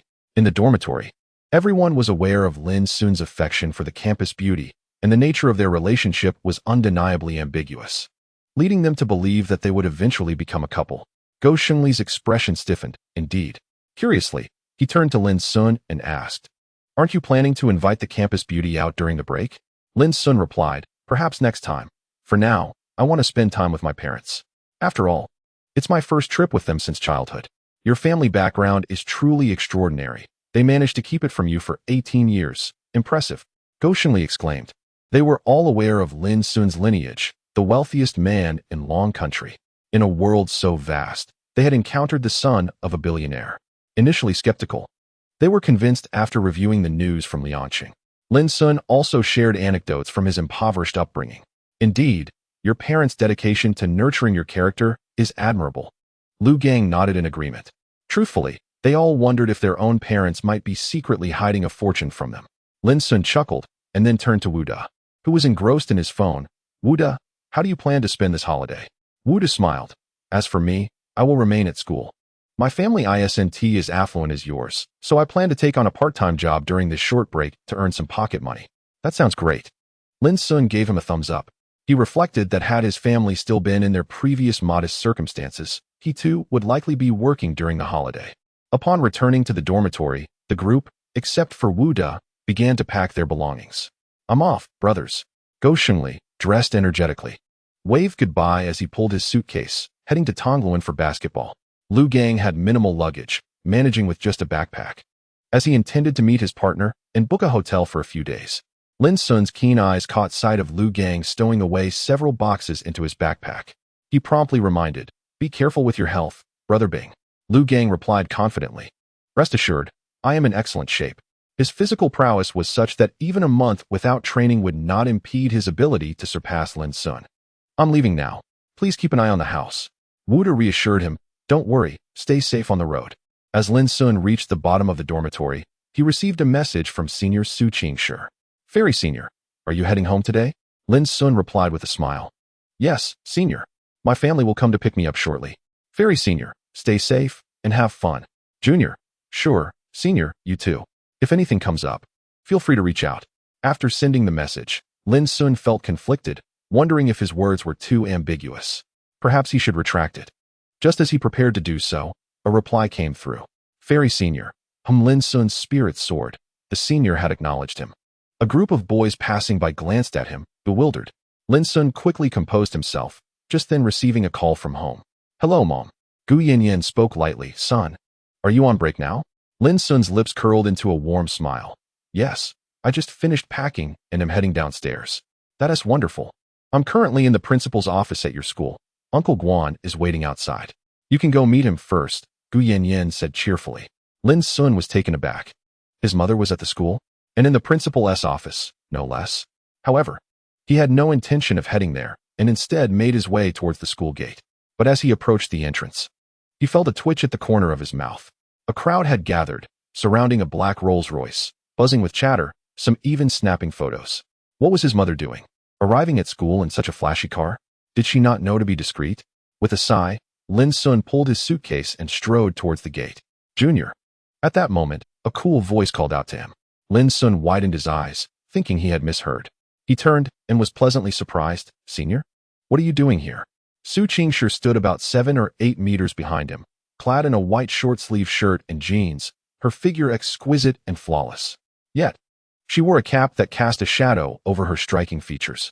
She was pulling a light yellow suitcase, approximately 20 inches in size. Su Qingshi approached him. I was also planning to return to my rental. She had already set out when she sent him the earlier message. Lin Xun was taken aback, yet filled with joy. It was a delightful surprise to see the senior one last time before the holiday. So fulfilling. Su Qingshi glanced towards the school gate and casually inquired, is that your family's car? Lin Xun nodded eagerly. Yes, senior. Su Qingshi raised an eyebrow, a teasing smile playing on her lips. Then you may just become famous. Young Master Lin. With so many people around, if you get in that car under their watchful eyes, you'll surely make a name for yourself at school. Lin Xun felt a tinge of helplessness. His mother had come to pick him up, and he hadn't anticipated her arriving in such an extravagant car. Su Qingshi smiled slightly. Are you going to stand here waiting? Lin Xun glanced at the crowd, realizing they would not disperse anytime soon. With a sigh, he decided to wait for his mother. Sister, when are you going on your trip? Lin Xun inquired with curiosity. Su Qingshi replied, the tickets are already purchased. I depart tomorrow morning at 8. Where to? Lhasa will be the first destination. Lin Xun said earnestly, Sister, please ensure your safety, especially in the plateau region, where altitude sickness can easily occur. Su Qingshi nodded gently, murmuring, I understand. Lin Xun gazed at her in a daze. Su Qingshi raised an eyebrow. What are you staring at? Lin Xun lamented, I want to see you for several days. It feels a bit unusual. Su Qingshi was taken aback, a delicate blush appearing on her exquisite face. You're quite the chatterbox.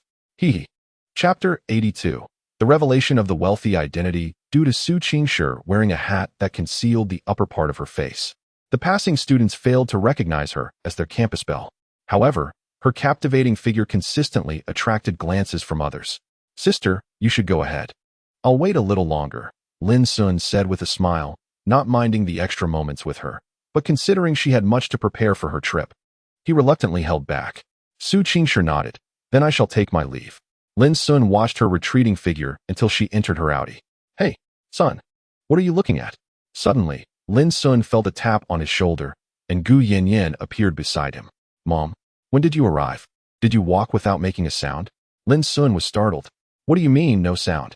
Do you think your mother is a ghost? You were so absorbed. Staring like a statue, eyeing some girl?" Gu Yanyan raised an eyebrow.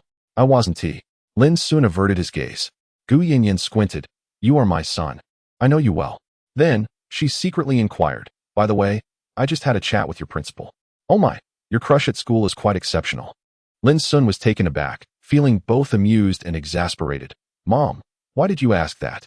He was speechless, having thought his mother was there for serious business, only to find her gossiping. The principal, too, was of considerable age. "Hey, this concerns my future daughter-in-law.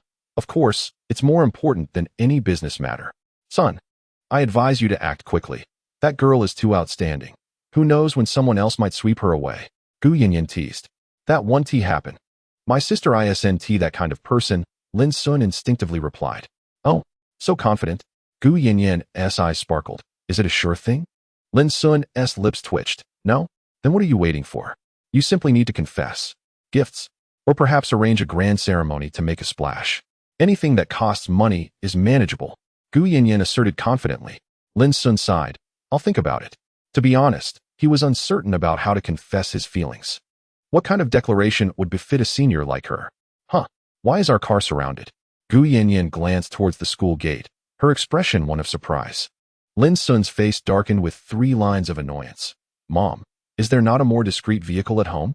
This was quite a spectacle. He was hesitant to approach. Gu Yanyan shrugged. "Oh, we do have one.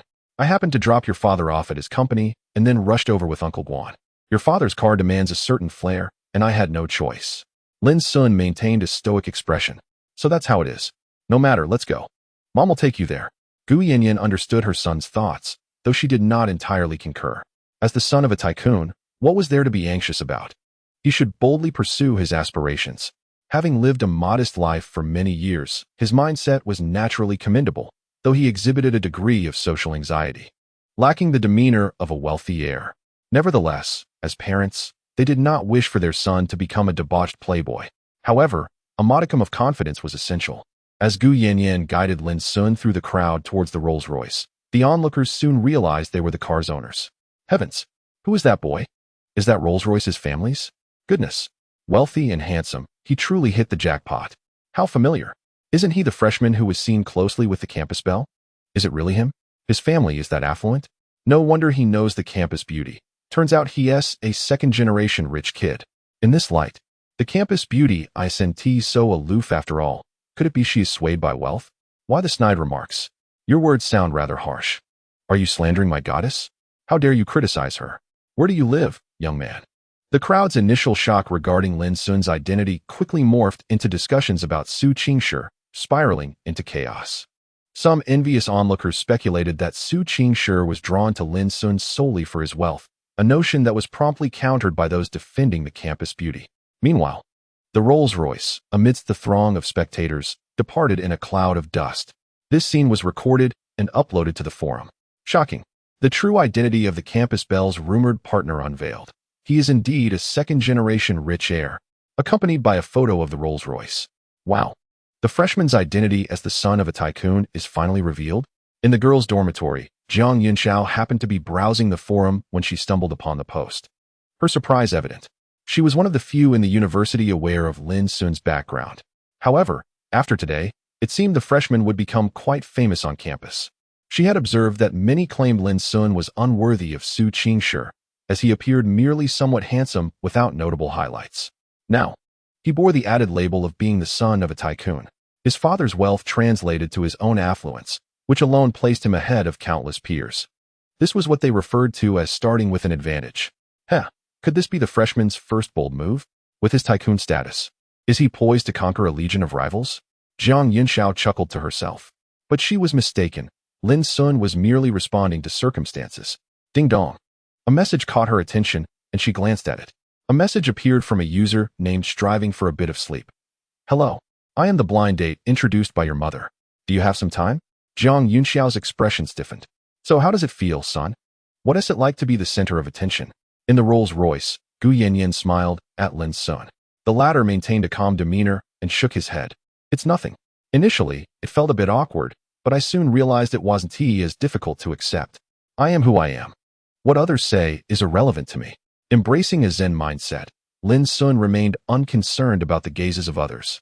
If one were to constantly worry about how others perceive them, life would be exhausting. Moreover, he was contemplating another matter. Once his identity was revealed, his lifestyle would likely undergo some changes after the holiday. Before long, the 307 dormitory group chat erupted with an array of 666 and awesome messages, clearly indicating that Lin Xun's actions had taken them by surprise. After briefly responding to his roommates, he received a message from Senior Jiang inquiring about the events that had transpired. Lin Xun provided a succinct explanation. Ah, Senior, you're not as curious as they are. He mused. Just as this thought crossed his mind, Senior Jiang sent another message. Fairy Senior. Emoji, thumbs up. Lin Xun then put away his phone and addressed his mother. Mom, where are we going? Let us have a meal first. It's already past noon. Chapter 83. The Noble Young Lady Mom. Is it really necessary to come here, just for a meal? Lin Xun gazed helplessly at the towering buildings before him. This restaurant appeared more extravagant than the Forest Royal Court. Is this place ours? He inquired, to which Gu Yanyan replied with a smile. Strictly speaking, it's not ours. It belongs to your second uncle, Lin Xun. He has a second uncle? In the past decade, the only relative he was acquainted with was an aunt who lived in a remote mountain area. Every year during the new year, they had to endure long train journeys followed by several hours on a bus, and finally, a lengthy walk of about half an hour due to the inconvenient transportation. He could hardly fathom the harsh conditions that led his aunt to reside in such a small village. It was only later, when his parents confessed, that he learned a road had been constructed behind the village to connect to the town, with the funds provided by their family, just to keep Lin Xun in the dark. Lin Xun shook his head. His parents had devoted all their thoughts to him. Your second uncle operates a chain of restaurants, and he possesses numerous enterprises under his name. He built his empire alongside your father back in the day, Gu Yanyan explained as she led Lin Xun inside. Hello, how may I assist you? A well-dressed gentleman approached. Gu Yanyan retrieved a gold card from her purse. We would like to reserve a private dining room. Upon seeing the gold card, the man's expression turned instantly respectful. The gold card entitled its holder to the highest level of service within their establishment. He was unaware of how many such cards existed, but those who possessed one were certainly either wealthy or of noble status. Esteemed lady, please allow me to escort you. He promptly bowed in welcome. Come, my son, Gu Yanyan said, linking her arm with Lin Xun's. Lin Xun nodded, simultaneously surveying the splendid decor surrounding them. Impressive. With the utmost respect from the staff, the trio, including Uncle Guan, secured a private room of the highest caliber. Attentive waiters were at their service the entire time, with someone dedicated to introducing the dishes. Lin Xun gazed at the table laden with delicacies and remarked, Is this the life of a tycoon? Gu Yanyan chuckled at his words, responding, My son, you are now the son of a tycoon. Whatever you wish to eat or desire, as long as money can resolve it, it is not an issue. Lin Xun nodded and then turned to Uncle Guan, who stood beside them like a butler, and said with a smile, Uncle Guan, you haven't eaten either, have you? Join us. Uncle Guan smiled faintly, replying, That would not be appropriate. One must uphold decorum. He was merely a butler, albeit one from a wealthy family, and his standards were exceedingly high, placing great emphasis on etiquette. Despite having served Lin Batian for many years, he remained steadfast in these matters. Lin Xun insisted, You've been busy for so long without a meal, and as an elder, some unnecessary formalities can be waived. Mother, don't you agree? A look of appreciation flickered in Gu Yanyan's eyes as she smiled and nodded. You are right, my son. Uncle Guan, please join us. There is plenty of food. Uncle Guan hesitated for a moment, but Lin Xun stood and pulled out a chair beside him, urging, Please, have a seat here. A touch of emotion crossed Uncle Guan's gaze. Since the young master had made such an offer, further refusal would be inappropriate. After their meal, Gu Yanyan and Lin Xun waited at the entrance for Uncle Guan to bring the car around. Yanyan, what a coincidence. A surprised voice called out from nearby. Gu Yanyan and Lin Xun turned to see Lu Chuiying approaching. Lu Chuiying? What a surprise to see you here, Gu Yanyan exclaimed, somewhat taken aback. The newcomer was a woman dressed like a socialite, her heavy makeup revealing a hint of charm. Lu Chuiying, a lady of high society, belonged to the same circle as Gu Yanyan, her husband being the chairman of a publicly listed company. It's been a while. I heard from the ladies that you were still in Liangcheng. Lu Chuiying greeted with a smile. Gu Yanyan replied with a light smile, I just returned. Although they moved in the same social circles, their interactions had been minimal. Is this your son? Lu Chuiying's gaze fell upon Lin Xun. Lin Xun politely nodded. Hello? I am Lin Xun. Unsure of his mother's relationship with Lu Chuiying, he maintained a respectful demeanor without being overly enthusiastic. Lu Chuiying regarded Lin Xun with admiration. Quite impressive. Indeed. You are quite handsome. Do you have a girlfriend? Lin Xun shook his head. Not at the moment. Upon hearing this, Lu Chuiying's eyes brightened. Gu Yanyan then teasingly remarked, I suppose you're not planning to introduce your daughter to him, are you? Her most vivid impression of Lu Chuiying was her relentless pursuit of suitors for her daughter, though her high standards had thwarted any match thus far. Lu Chuiying instantly donned a beaming smile. That could be a possibility. I see that young Master Lin possesses commendable qualities. Perhaps we could arrange for him to meet my daughter? Gu Yanyan raised an eyebrow as she turned her gaze towards Lin Xun. Lin Xun quickly shook his head in refusal. No, thank you. Mom, what are you doing standing out here? At that moment, a gentle voice floated in the air. The group followed the sound to see a girl approaching with a handbag in hand. She wore light makeup, her beauty striking, and donned a long dress. Standing at about 1.60 meters, she exuded an aura of delicate fragility. Lin Xun was somewhat taken aback. The girl was indeed very beautiful. Second only to his senior among those he had encountered. Lu Chuiying's eyes sparkled, and she exclaimed, Ying, come here. A flicker of confusion crossed the girl's eyes before she approached, casting a glance at Lin Xun along the way. Let me introduce you. This is your Aunt Gu. And this is her son, you can call him Lin Gu. This is my daughter, Chun Ying. Chun Ying glanced at Gu Yanyan and Lin Xun, softly greeting, Hello, Aunt Gu, hello Lin Gu. Lu Chuiying's familiar demeanor took Gu Yanyan by surprise, though she did not mind. Recognizing that such interactions were customary in high society, if she could not navigate this, she would hardly be worthy of being the wife of a tycoon. Hello, Ying. Is it? Your mother has mentioned you. Are you currently on blind dates? Chun Ying smiled gently. They are all arranged by my family. I am not in a hurry to date. Lu Chuiying shot her a disapproving look. You are not a child anymore. It's time to find someone. Chun Ying glanced helplessly at her mother. Do I look like someone who has no suitors? Gu Yanyan contemplated, glancing at Lin Xun, who appeared disinterested. She smiled slightly. This is my son Lin Xun. He has just entered university. Chun Ying looked at Lin Xun, who gave off a very pleasant vibe and was somewhat handsome, clearly of a gentle disposition. Just entered university?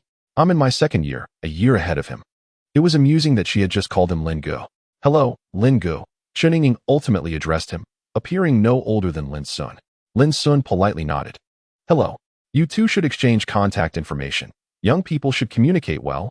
Lu Chuiying seized the opportunity to suggest. Chun Ying, with her captivating features, maintained a gentle demeanor, as if cultivated as a refined young lady from a young age. She softly replied, Isn't it a bit abrupt to do so upon first meeting? Upon hearing this, Gu Yanyan raised an eyebrow, recognizing that this young lady, while seemingly innocent, possessed a certain cleverness. Yet, she could see through the girl's intentions. The young lady was still rather naive. Ultimately, it would depend on her son's choice. With her around, it would be easy to navigate. Just as Lu Chuiying was about to say something, Lin Xun interjected, I'm sorry, I have a call. He took out his phone and walked away. The others were left dumbfounded. A call? Did his phone ring? I didn't hear any sound. Gu Yanyan understood, smiling at Lu Chuiying and her daughter. You both should go eat. It's getting late, and I need to pick up my husband. The air was palpably distant. It is evident that she perceives Lin Xun's reluctance to entangle himself with Chun Ying. The latter, having ascended to the position of a noblewoman, possesses certain merits. And thus this conversation must be momentarily set aside. As the mother and daughter duo entered the restaurant, Lin Xun conveniently approached. You ought to have a better excuse. Gu Yanyan chided him with a playful glare. Lin Xun, left speechless, replied, Mother, you clearly understand, yet you do not assist me in declining. Gu Yanyan laughed. You young people can manage your own affairs. I shall not interfere. Lin Xun felt at a loss. Did his mother not realize that his affections lay solely with his senior? Earlier, as he departed, he had also taken the opportunity to message Su Qingshi, inquiring if she had returned home. She was likely preoccupied, as she had not responded. Soon, Uncle Guan arrived with the car, and the mother and son climbed inside. Kyoto, the capital of Long Country, is a gathering place for 80% of the elite, its opulence earning it the moniker of Magic City. Tianzi Xianno. One stands as one of the most luxurious villa districts in Kyoto, reserved exclusively for the wealthiest merchants of the nation. Naturally, this does not encompass the military and political magnates of Long Country. Their stature transcends mere commerce. Although Lin Xun was mentally prepared, he could not help but marvel upon seeing his home. It was merely a tad more extravagant than the villas in Liangqing. No, this could not simply be termed a villa. It deserved the title of a manor. Madam, young master, Uncle Guan extended his hand to lead the way. Gu Yanyan introduced Lin Xun to the various amenities of the villa. There is nothing you cannot find here. Greetings, madam. Greetings, young master. A lady dressed in gardening attire was trimming the flowers and plants. Upon seeing Gu Yanyan and Lin Xun, she respectfully offered her greetings. The staff had previously viewed Lin Xun's photograph, thus they were aware of his presence, and at this moment, their eyes brightened upon seeing their young master. Young master, you truly are the child of the madam and grandpa. Your genes have inherited splendidly. You are remarkably handsome. In addition to the gardener, there were maids and nannies. Among others, the manor was vast, necessitating a considerable number of hands. After strolling through the estate with his mother, Lin Xun returned to the main room. Feeling somewhat dazed by its enormity. Well, I shall gradually familiarize myself with it later. Lin Xun's room was spacious, equipped with all manner of facilities, meticulously arranged, almost dissuading one from disturbing its pristine state. According to Uncle Guan, the staff would attend to it daily. Lying on the plush bed, Lin Xun exhaled in comfort. Today marked the first day of the holiday. He took out his phone. QQ and WeChat were conspicuously silent, devoid of messages. With the holiday commencing, everyone was preoccupied with other matters. His senior still had not replied to his message. He opened the dormitory group chat and sent a. Half a minute passed with no response. Unperturbed, Lin Xun clicked on the red envelope, entered the amount, input the password, and sent it. 3 seconds later, he received notifications. Your red envelope has been fully claimed, and the leader of Causeway Bay is the luckiest one. The leader of Causeway Bay was, of course, Gu Xingli. They had conferred and decided that using a single status did not quite align with their temperament, hence the change of nickname. Copper Harbor Leader. Animated expression. Thanks. Big boss. When your flowing hair brushes against my steel gun. Truly the son of a wealthy family. Wu Fa Wu Tian. 666. Gui Lin. Have all of your sons returned home safely? Copper Harbor Leader. I have already played 2 matches with the elderly gentleman in the neighborhood. At this moment, Lu Gang sends an image, revealing the lavish interior of a hotel room. It appears he has arrived at his girlfriend's location, even opting for a hotel stay. Wuda, on the other hand, remains in the dormitory. The holiday is indeed quite busy. After a brief chat, the 4 of them find it difficult to continue and conclude their conversation. However, Lin Xun does initiate a video call with the chubby friend. It has been over a month since they last saw each other. Sun Ge, are you in Kyoto? On the other end of the video, the chubby friend flashes a bright smile. Having lost some weight, he no longer appears as plump as before. Lin Xun is astonished. Wow, what happened to you? Is the university food not to your liking? The chubby friend proudly replies. What do you think? Doesn't this look more handsome? Lin Xun, handsome? Well, I can only say you look less naive and a bit less foolish than before. It turns out that since starting university, the chubby friend has embarked on a weight loss journey. His girlfriend, still Xiao Ai, specifically sought a job near his university to be closer to him and rented a room nearby. They usually spend their weekends together in the rental house. Over the past month, he has been running daily, starting with an hour each time, and the change in his weight is quite noticeable. Additionally, he has been taking some herbal medicine for health, gradually improving his condition. Sun Ge, I have made great progress. I can now hold my breath for 3 minutes. The chubby friend exclaims excitedly. Lin Xun, indeed, that is a significant improvement. 3 minutes, though I'm not sure if that's long or short. However, for you, an extra 2 minutes means 2 more minutes of joy for both of us. By the way, Sun Ge, do you have any plans for the holiday? For now, I will accompany my parents on a trip, and we will see about the rest later. The chubby friend expresses envy. How fortunate. I have to help Xiao AI during the busy holiday season. I imagine she will struggle alone. Lin Xun chuckles. Just enjoy your luck. Having such a wonderful girlfriend is worth sharing the burden. Haha, true enough. The two continue their conversation, sharing stories from university, and they chat until 5 in the afternoon. They agree to meet up at a later time. Just as Lin Xun prepares to find his mother, he finally receives a reply from his senior. Chapter 85. Changing One's Mind. Fairy Senior. Image. The senior sends him a picture, seemingly taken from inside a train, capturing the scenic views along the route. Lin Xun is surprised and replies, "Did you set off now? Wasn't your ticket for 8 o'clock tomorrow morning?" Fairy Senior. I'm heading to Lee City for some matters. It's only a 30-minute ride. Junior. Thank you for your efforts. Senior. You must be tired after a long day. Fairy Senior. Have you arrived home? Junior. Yes. I have. Fairy Senior. Any plans for where to go? After sending the message, Lin Xun felt an inexplicable acceleration of his heartbeat. As if the act had stirred a sense of anxiety within him. The conversation ultimately waned as the topic shifted from the senior student to the station.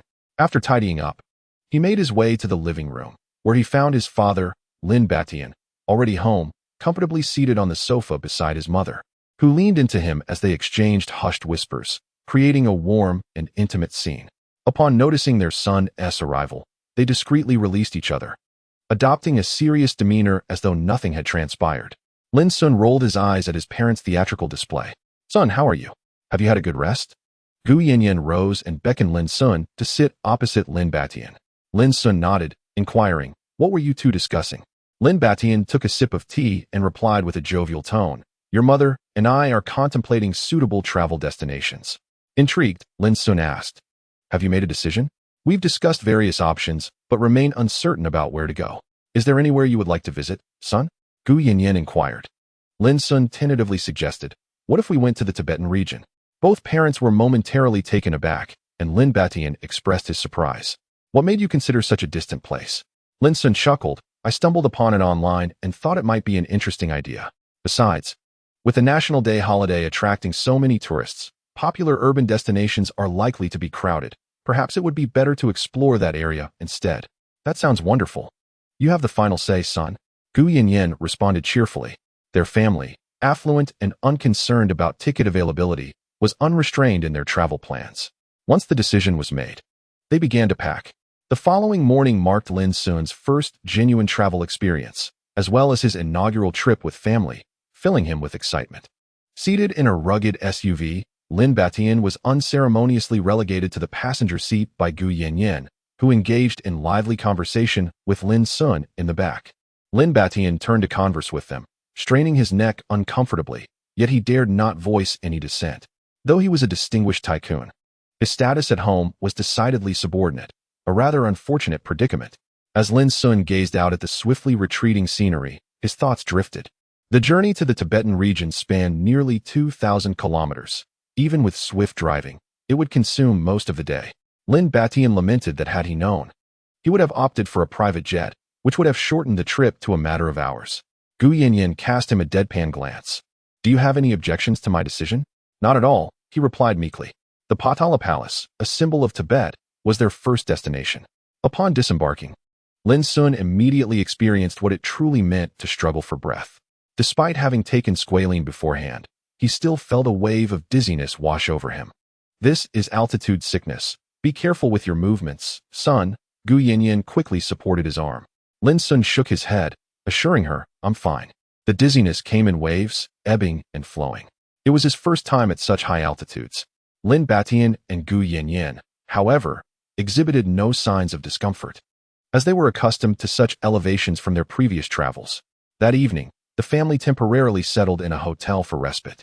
Lin Xun took a considerable amount of time to feel somewhat better, yet his complexion remained pallid, leaving him with little appetite for a meal. The hotel they were residing in was quite luxurious, with Lin Xun occupying one room and his parents another. The service was excellent, and although the cuisine could not rival that of their home chef, it was still quite commendable. Lin Xun sipped on some congee before returning to his room, as he needed to regain his composure. After a moment of concern for their son, Lin Batian and his wife ventured out for some shopping. Reclining on the bed, Lin Xun had just swallowed a capsule of squalene when he suddenly remembered that his senior was also headed to the Tibetan region. Consequently, he sent her a message. Junior, sister, have you arrived in Lhasa? The previous night, they had chatted extensively, and he knew that Lhasa was her first destination. Not long after, Su Qingsha replied, Fairy Senior, I'm at the hotel. Junior, are you really going alone? Fairy Senior, yes. Junior, are you experiencing altitude sickness? Fairy Senior, I've been to high altitude areas a few times before, so I don't feel much discomfort now. Junior, so altitude sickness is really that unpleasant? It feels like the entire world is spinning. Meanwhile, Su Qingsha, having just finished her shower, reclined on the plush bed, her exquisite figure captivating yet unnoticed. At that moment, a look of surprise crossed her face as she read Lin Xun's message. After contemplating for a couple of seconds, she replied, Fairy Senior, have you also gone to the plateau? Junior, I came to the Potala Palace with my family. I heard good things about it online. Fairy Senior, is this your first time? Junior, yes. Fairy Senior, do you have any medication to alleviate altitude sickness? Junior, yes, I do. Fairy Senior, try to avoid making any sudden movements these next few days. Otherwise, you might faint if the symptoms worsen. Junior, okay, thank you, sister. Lin Xun felt a warm sense of care from his senior, which delighted him. After a while, she sent another message. Fairy Senior, how many days do you plan to stay at the Potala Palace? Lin Xun replied, it looks like 3 days at most. Fairy Senior, sounds fun. After concluding their conversation, Lin Xun tossed his phone aside, tilted his head, and peacefully drifted off to sleep. Su Qingsha stood on the balcony, her gaze fixed upon the pitch-black night sky. This trip was merely her way of alleviating stress. Despite her excellence at school, she faced equal pressure, much of which stemmed from her own high expectations. Previously, she would travel alone, yet now she felt as though something was missing. Taking out her phone, she instinctively opened a travel app and entered Potala Palace into the search bar. Soon, a multitude of information appeared on the screen. After a while, Su Qingsha switched pages and began drafting a travel itinerary in her notes. The first stop was Lhasa. After a moment's hesitation, she deleted Mount Everest and re-entered Potala Palace. Chapter 86. Looking back. It's you and my thoughts. The Potala Palace is said to have been constructed by Songtsen Gampo to welcome Princess Wencheng. It stands as the nearest palace to the heavens. Its name signifies the abode of Avalokiteshvara, earning it the reputation of being the second sacred site dedicated to this divine figure. The entire structure of the Potala Palace is crafted using a mortise and tenon technique, without the use of a single nail, supported by a forest and a mountain, making it one of the world's top 10 architectural marvels. The Potala Palace comprises 3 sections: the Red Palace, the White Palace, and Snow City. Photography and touching artifacts or murals are strictly prohibited within the palace and its scenic spots. Lin Xun and his family arrived at the Potala Palace, dressed in plain attire as a mark of respect for the culture. Legend has it that beneath the Potala Palace lies a subterranean palace, concealing countless treasures of gold and silver, as well as precious texts. This underground realm leads to Shangri-La, the paradise envisioned by the Tibetan people. Gazing at the towering edifice, Gu Yinyan couldn't help but exclaim in awe. Lin Batian raised an eyebrow. He did not grasp the significance of the culture, being merely a businessman, and he held little interest in treasures, having grown weary from the pursuit of wealth. Lin Xun marveled at the magnificent red and white palace. Although he lacked deep historical knowledge, he could still sense its grandeur and antiquity through his senses. The trio did not rush inside. Instead, they made their way to the vast lake at the base of the palace. Lin Xun asked a passerby to assist them in taking a few family photos, marking a successful visit. Dining, drinking, and taking pictures had become the norm of their travels. After more than an hour of exploration, they prepared to return. Lin Xun had gradually acclimatized to the high-altitude climate, at least no longer experiencing frequent dizziness, though he was still cautious about sudden emotional or physical fluctuations, fearing he might inadvertently overexert himself. He captured the breathtaking sights, selecting a panoramic image of the Potala Palace to send to his senior. At that moment, Su Qingsha was en route to meet them. Upon seeing the photograph, she replied, "It differs slightly from the pictures online." Lin Xun responded, "That's to be expected. After all, online images are primarily for promotional purposes." "How is your health?" she inquired. "Much improved," he replied. On the 3rd day of the holiday, which marked the second to last day of Lin Xun's planned stay, time seemed to fly by. He accompanied his family to explore nearby attractions, relishing the refreshing sense of relaxation. In the evening, after Lin Batian and Gu Yanyan grew weary from their excursions, they retired to the hotel for rest. Lin Xun gazed out at the twilight sky, feeling a sense of emptiness within. After changing his clothes, he ventured out alone. As he walked through the square, he admired the palace shining under the night sky and quietly took out a 50 yuan note, the reverse side of which features this magnificent palace. The fact that it is depicted on currency speaks volumes about its esteemed status. The area buzzed with tourists enjoying their holiday. "Excuse me, young man. Could you take a photo for us?" Lin Xun was tapped on the shoulder, turning to find a woman, approximately 40 years old, looking at him with a questioning gaze. Lin Xun did not refuse and nodded in agreement. All right. He took the other person's phone and searched for a suitable angle. The woman was accompanied by her husband and children, and together they formed a harmonious family of 4. The children were both boys. The elder around 10 years old, and the younger about 7 or 8. The father appeared simple and honest, exuding the aura of a remarkable parent. Lin Xun captured several photographs for them before handing back the phone. "These are truly wonderful. Thank you, young man," the woman said, her eyes sparkling with affection as she zoomed in and out of the pictures on her phone using her thumb and forefinger. Lin Xun smiled and asked Annie, "Is your family here on vacation?" The woman cheerfully replied, "Yes, we have wanted to come for years, but we've been so busy that we never had the time. We decided to take advantage of this holiday to explore together." Observing the woman's genuine smile, Lin Xun felt a stir of emotion within him. He couldn't help but ponder when he might have the means to take his own parents on a trip, imagining if his family were just an ordinary one. This is the life of common people. Many toil for their livelihoods, and as a result, numerous beautiful landscapes are merely fleeting glimpses. Time slips away, and the past can never be reclaimed. "Thank you again, young man." "It's nothing. You're too kind, Auntie." After expressing their gratitude, the family of 4 left happily. Lin Xun watched their retreating figures, a wave of mixed feelings washing over him. An inexplicable emotion began to blossom in his heart, and he found himself at a loss to identify it. Suddenly, he thought of his senior. Junior? At that moment, a cool voice drifted in from behind him. Lin Xun's mind momentarily halted. He could hardly believe his ears, for this was the very voice he had been yearning for day and night. It was astonishing how just a few days apart had made him long for his senior to the brink of madness. Turning slowly, he finally laid eyes on the speaker. Su Qingshi, donned in a mask, wore an oversized sweatshirt and loose trousers, her tall and slender figure standing just a few meters away, holding a white camera. "Could it be that I miss my senior so much that I'm imagining things?" Lin Xun murmured to himself.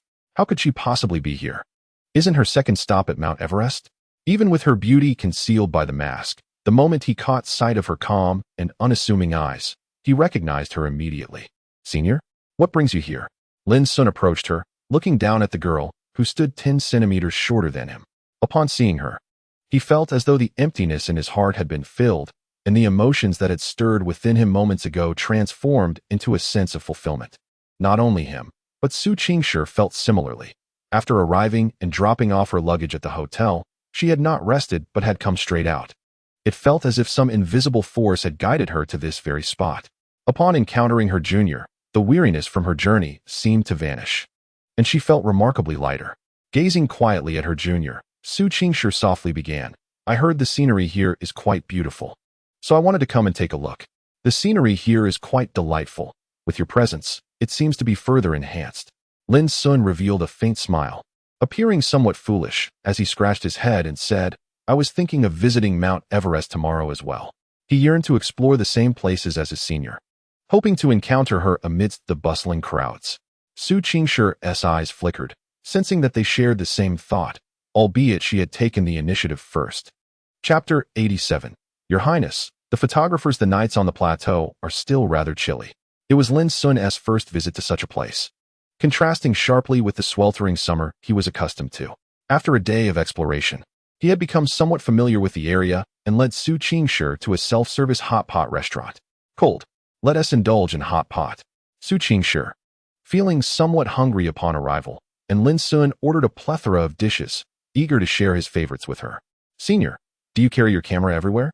Are you an enthusiast in this regard?" Lin Xun inquired curiously, glancing at the white camera resting nearby. Su Qingshi elegantly savored a slice of beef and replied nonchalantly, I'm not very professional, it's more of a hobby. I wish to capture the beautiful scenery encountered during my travels. May I take a look? Lin Xun's eyes sparkled with interest. Su Qingshi, not refusing, handed him the camera. As Lin Xun reached for it, he inadvertently brushed against her finger, causing a momentary pause in his breath. Su Qingshi's expression shifted slightly, though she concealed it well. Lin Xun casually browsed through the photos, noting the impressive angles and various scenic spots, some featuring touching depictions of the crowd. He sighed, admiring the photographs, yet lamenting the absence of any images of Su Qingshi. Are the pictures not satisfactory? Su Qingshi suddenly inquired, having detected the hint of regret in his gaze. Do you not have any selfies? Lin Xun asked. They're on my phone, she replied. Lin Xun's eyes brightened. Could you show me? Su Qingshi replied with a playful smile. Not a chance. A girl's album shouldn't be casually rifled through. What if there's something extraordinary within? Though in truth, there was not. I've finished my meal. Su Qingshi said, setting down her chopsticks. Senior, have some of this, Lin Xun offered, opening a bottle of Wanglaji and handing it to her. Thank you, she accepted, taking a couple of sips. After enjoying a hearty hot pot meal, both felt a warm sensation fill their bodies. Once they had dined, a leisurely stroll was in order. The scenery here during the day is quite splendid. We can take photographs. Lin Xun smiled at the girl beside him. Su Qingshi nodded, glancing at the towering palace before slowly raising her camera. She pressed the shutter, adding yet another image to her collection. Reviewing the photo, she found it quite satisfactory, though her brow furrowed slightly as she turned to Lin Xun and said, You should stand over there. Huh. Lin Xun was taken aback. Su Qingshi calmly offered, Shall I take your picture? Upon hearing this, Lin Xun was filled with joy, akin to a chick pecking at grains, eagerly nodding. Yes, yes, yes. After speaking, as if fearing that the senior might change her mind, he stood in the center of the square. A little to the left, avoid being too stiff, smile. Be more natural. Following Su Qingshi's guidance, Lin Xun struck a pose, and as he observed the earnest expression on his senior's face while she took his picture, a gentle glimmer flickered in his eyes, and a smile graced his lips. It was at that very moment that Su Qingshi pressed the shutter. In the picture, the handsome youth stood beneath the sacred palace, casting a tender gaze upon her. Su Qingshi's eyes sparkled as she viewed the photo. Indeed, being handsome has its advantages. The photograph turned out splendidly. How is it, senior? Lin Xun leaned in closer. Su Qingshi handed him the camera. Upon taking a look, he proudly exclaimed, So handsome. Su Qingshi replied nonchalantly, Isn't it because of my excellent photography skills? Lin Xun instantly agreed. Yes, yes, you are an amazing photographer. Holding the camera, he glanced around and then suggested, Senior, step over to where I was just standing. Let me take a photo of you. Su Qingshi hesitated for a moment before nodding. All right, wait, take off your mask first, Lin Xun reminded her, as she had put her mask back on after their meal. Su Qingshi removed her mask, and as they stood close together, Lin Xun was momentarily entranced by her flawless beauty. So beautiful. Su Qingshi's cheeks flushed. Since meeting Lin Xun, she had found herself blushing more frequently. Senior, please stand where I was just now. Senior, strike a pose? Is this not flattering? You look great no matter what, but standing there like that lacks spirit. How about a peace sign? When Su Qingshi positioned herself, she raised her hand in a scissor gesture, level with her neck. Senior, smile. Knowing her cool demeanor, Lin Xun flashed a bright grin at her. Seeing his somewhat comical expression, Su Qingshi couldn't help but lift the corner of her mouth. Lin Xun excitedly clicked the shutter, capturing dozens of images. Truly stunning. Lin Xun beamed as he admired the photos he had taken. Su Qingshi was puzzled by his glee. After all, the camera was hers, and weren't the photos also hers? Is that enough? Su Qingshi asked calmly. Lin Xun pondered for a moment, then suddenly dashed away with the camera. Su Qingshi watched him, a flicker of confusion crossing her eyes, as he called over a girl who was also holding a camera. They exchanged words, the girl's expression shifting from bewilderment to understanding. Soon, Lin Xun returned with the girl in tow. Su Qingshi furrowed her brows slightly, wondering what he was up to, trying to flirt with someone else. Lin Xun eagerly bounded over and said, Senior, let's take a picture together. Su Qingshi was taken aback. Wow, handsome. Is she your girlfriend? So beautiful. The girl had approached, and upon seeing Su Qingshi, her eyes sparkled with admiration. Oh my goodness. Are you a celebrity? Such a stunning girl. and she appears to be naturally beautiful, showing no signs of cosmetic enhancement. Even a celebrity would pale in comparison. Su Qingshi's lips curled slightly at the mention of girlfriend, and she raised an eyebrow, turning to Lin Xun. A group photo? Lin Xun nodded eagerly, yes. I would like this beautiful lady to help us take a picture. What do you think, senior? After a moment of contemplation, Su Qingshi agreed. All right. Lin Xun quickly handed the camera to the girl. Thank you. The girl was delighted, surprised to encounter such an attractive pair that day. Standing close together, merely half a meter apart, Lin Xun and Su Qingshi resumed their previous positions. Moving a bit closer, you two look great together. Yes, handsome. You can show some affectionate gestures towards your girlfriend. It will create a better atmosphere for the photo, the girl directed as she adjusted the frame. Unlike their previous encounter at the clothing store, both felt less anxious this time, though their hearts still raced. Affectionate gestures towards a girlfriend? Lin Xun pondered, glancing at the delicate pink of Su Qingshi's lips. Chapter 88. An unexpected turn of events. Ultimately, Lin Xun hesitated to make any bold moves. He inched closer to Su Qingshi, offering an innocent smile and a peace sign. Su Qingshi glanced at the boy beside her, mimicking his gesture, though without a smile. Yet still radiating beauty. Lovely, lovely. Let's take another one.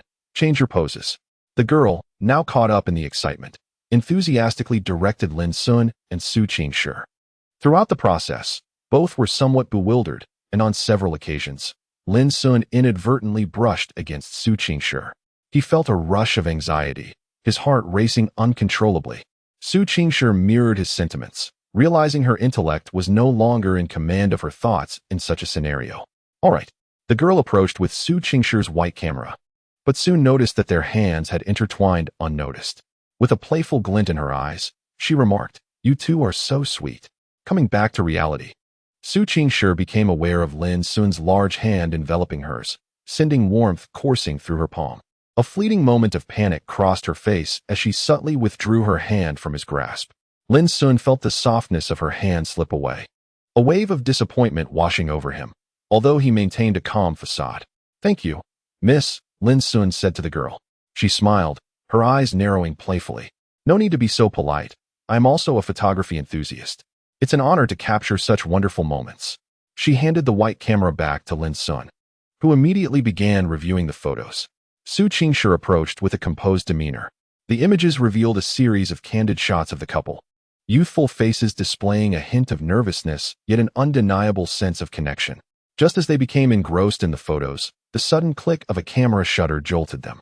They instinctively turned to see the girl pointing her camera at them, capturing the moment. "Hee hee, I wanted to keep a memento, hope you don't mind?" she said with a cheeky smile. Minutes later, the two found themselves on a set of steps. "Senior, shall we take a break?" Lin Xun suggested suddenly. Su Qingshi nodded in agreement. Lin Xun scanned the surroundings before meticulously clearing a patch of the floor, gesturing for his senior to take a seat. While he plopped down beside her, Su Qingshi perused the photographs on her camera, and Lin Xun alternated his gaze between the images and his senior. Feeling an immense sense of joy, as he settled into the moment, he suddenly perceived the beauty of it all. "Are you leaving tomorrow?" Su Qingshi inquired softly. Lin Xun pondered for a moment before nodding. "That is the plan." Initially, he intended to stay for 3 days and then venture elsewhere to fully enjoy his remaining days off. However, he turned to his senior and asked, "What about you?" Su Qingshi put away her camera, her gaze drifting into the distance. "I suppose I will head back. After 2 or 3 days of travel, it feels somewhat unfulfilling." In the past, she could explore the world alone with joy, but this year, for reasons unknown, a sense of fatigue enveloped her. Lin Xun nodded in agreement. "I also find it somewhat lacking in excitement." He was not particularly a travel enthusiast. His primary desire was simply to accompany his parents, experiencing new places and cultures he had yet to encounter. "After tomorrow, we still have 3 days. How about we directly return to Liangqing?" Lin Xun suggested suddenly. Liangqing? Su Qingshi did not mind the term we, but she was taken aback by Lin Xun's idea. Lin Xun leaned forward, hands resting on his knees, and smiled. "I wish to accompany you to see your uncle." Su Qingshi's expression softened as she gazed at Lin Xun. Her travel itinerary's final destination was indeed Liangqing. Motivated by the desire to visit her father, she hadn't anticipated her junior would voice such a thought. A solo journey now transformed into one shared with another. Cradling her knees, Su Qingshi rested her delicate chin upon them, and replied gently, "All right." Lin Xun's heart soared with joy, just about to speak when his phone suddenly rang. Upon checking, he realized it was his mother calling. He glanced at Su Qingshi, who had turned her gaze elsewhere. With a soft chuckle, he answered, "Hello, Mom." "Yes. I'm out." "No, I might be home quite late." I ran into a classmate." Feeling somewhat embarrassed, Lin Xun noticed how quickly his mother began to inquire about various matters after just a few words. Was she always this perceptive? With no other option, he engaged in idle chatter with her. Despite having lived together, the conversation remained lively. Unbeknownst to him, Su Qingshi's expression shifted subtly beside him. At that moment, Gu Yanyan and her husband were preparing for bed. They had intended to check if their son had gone to sleep, but were surprised to learn he was out enjoying himself. They said nothing more than to remind him to stay safe before ending the call. After putting away his phone, Lin Xun's attention returned to his senior. Noticing her lackluster demeanor, "Senior, what's the matter?" Su Qingshi widened her eyes slightly and shook her head. "It's nothing, just a bit tired." Instantly feeling a pang of concern, Lin Xun offered, "Let me escort you back." Su Qingshi nodded, rising to her feet. Understanding her need for assistance, Lin Xun took the camera from her, and together they departed the square side by side. The hotel where Su Qingshi was staying was in close proximity to Lin Xun's, less than a kilometer apart. As they walked, Lin Xun noticed that the expression on his senior's face seemed rather unusual, exhibiting a pallid weakness. This marked the first time she had revealed such a side of herself. He initially presumed that she was merely fatigued from their hurried pace. Suddenly, Su Qingshi inquired about the nearest restroom. Lin Xun was taken aback. Does senior need to use the restroom? Could it be that the hot pot has upset her stomach? Su Qingshi offered no response, her steps slowing considerably.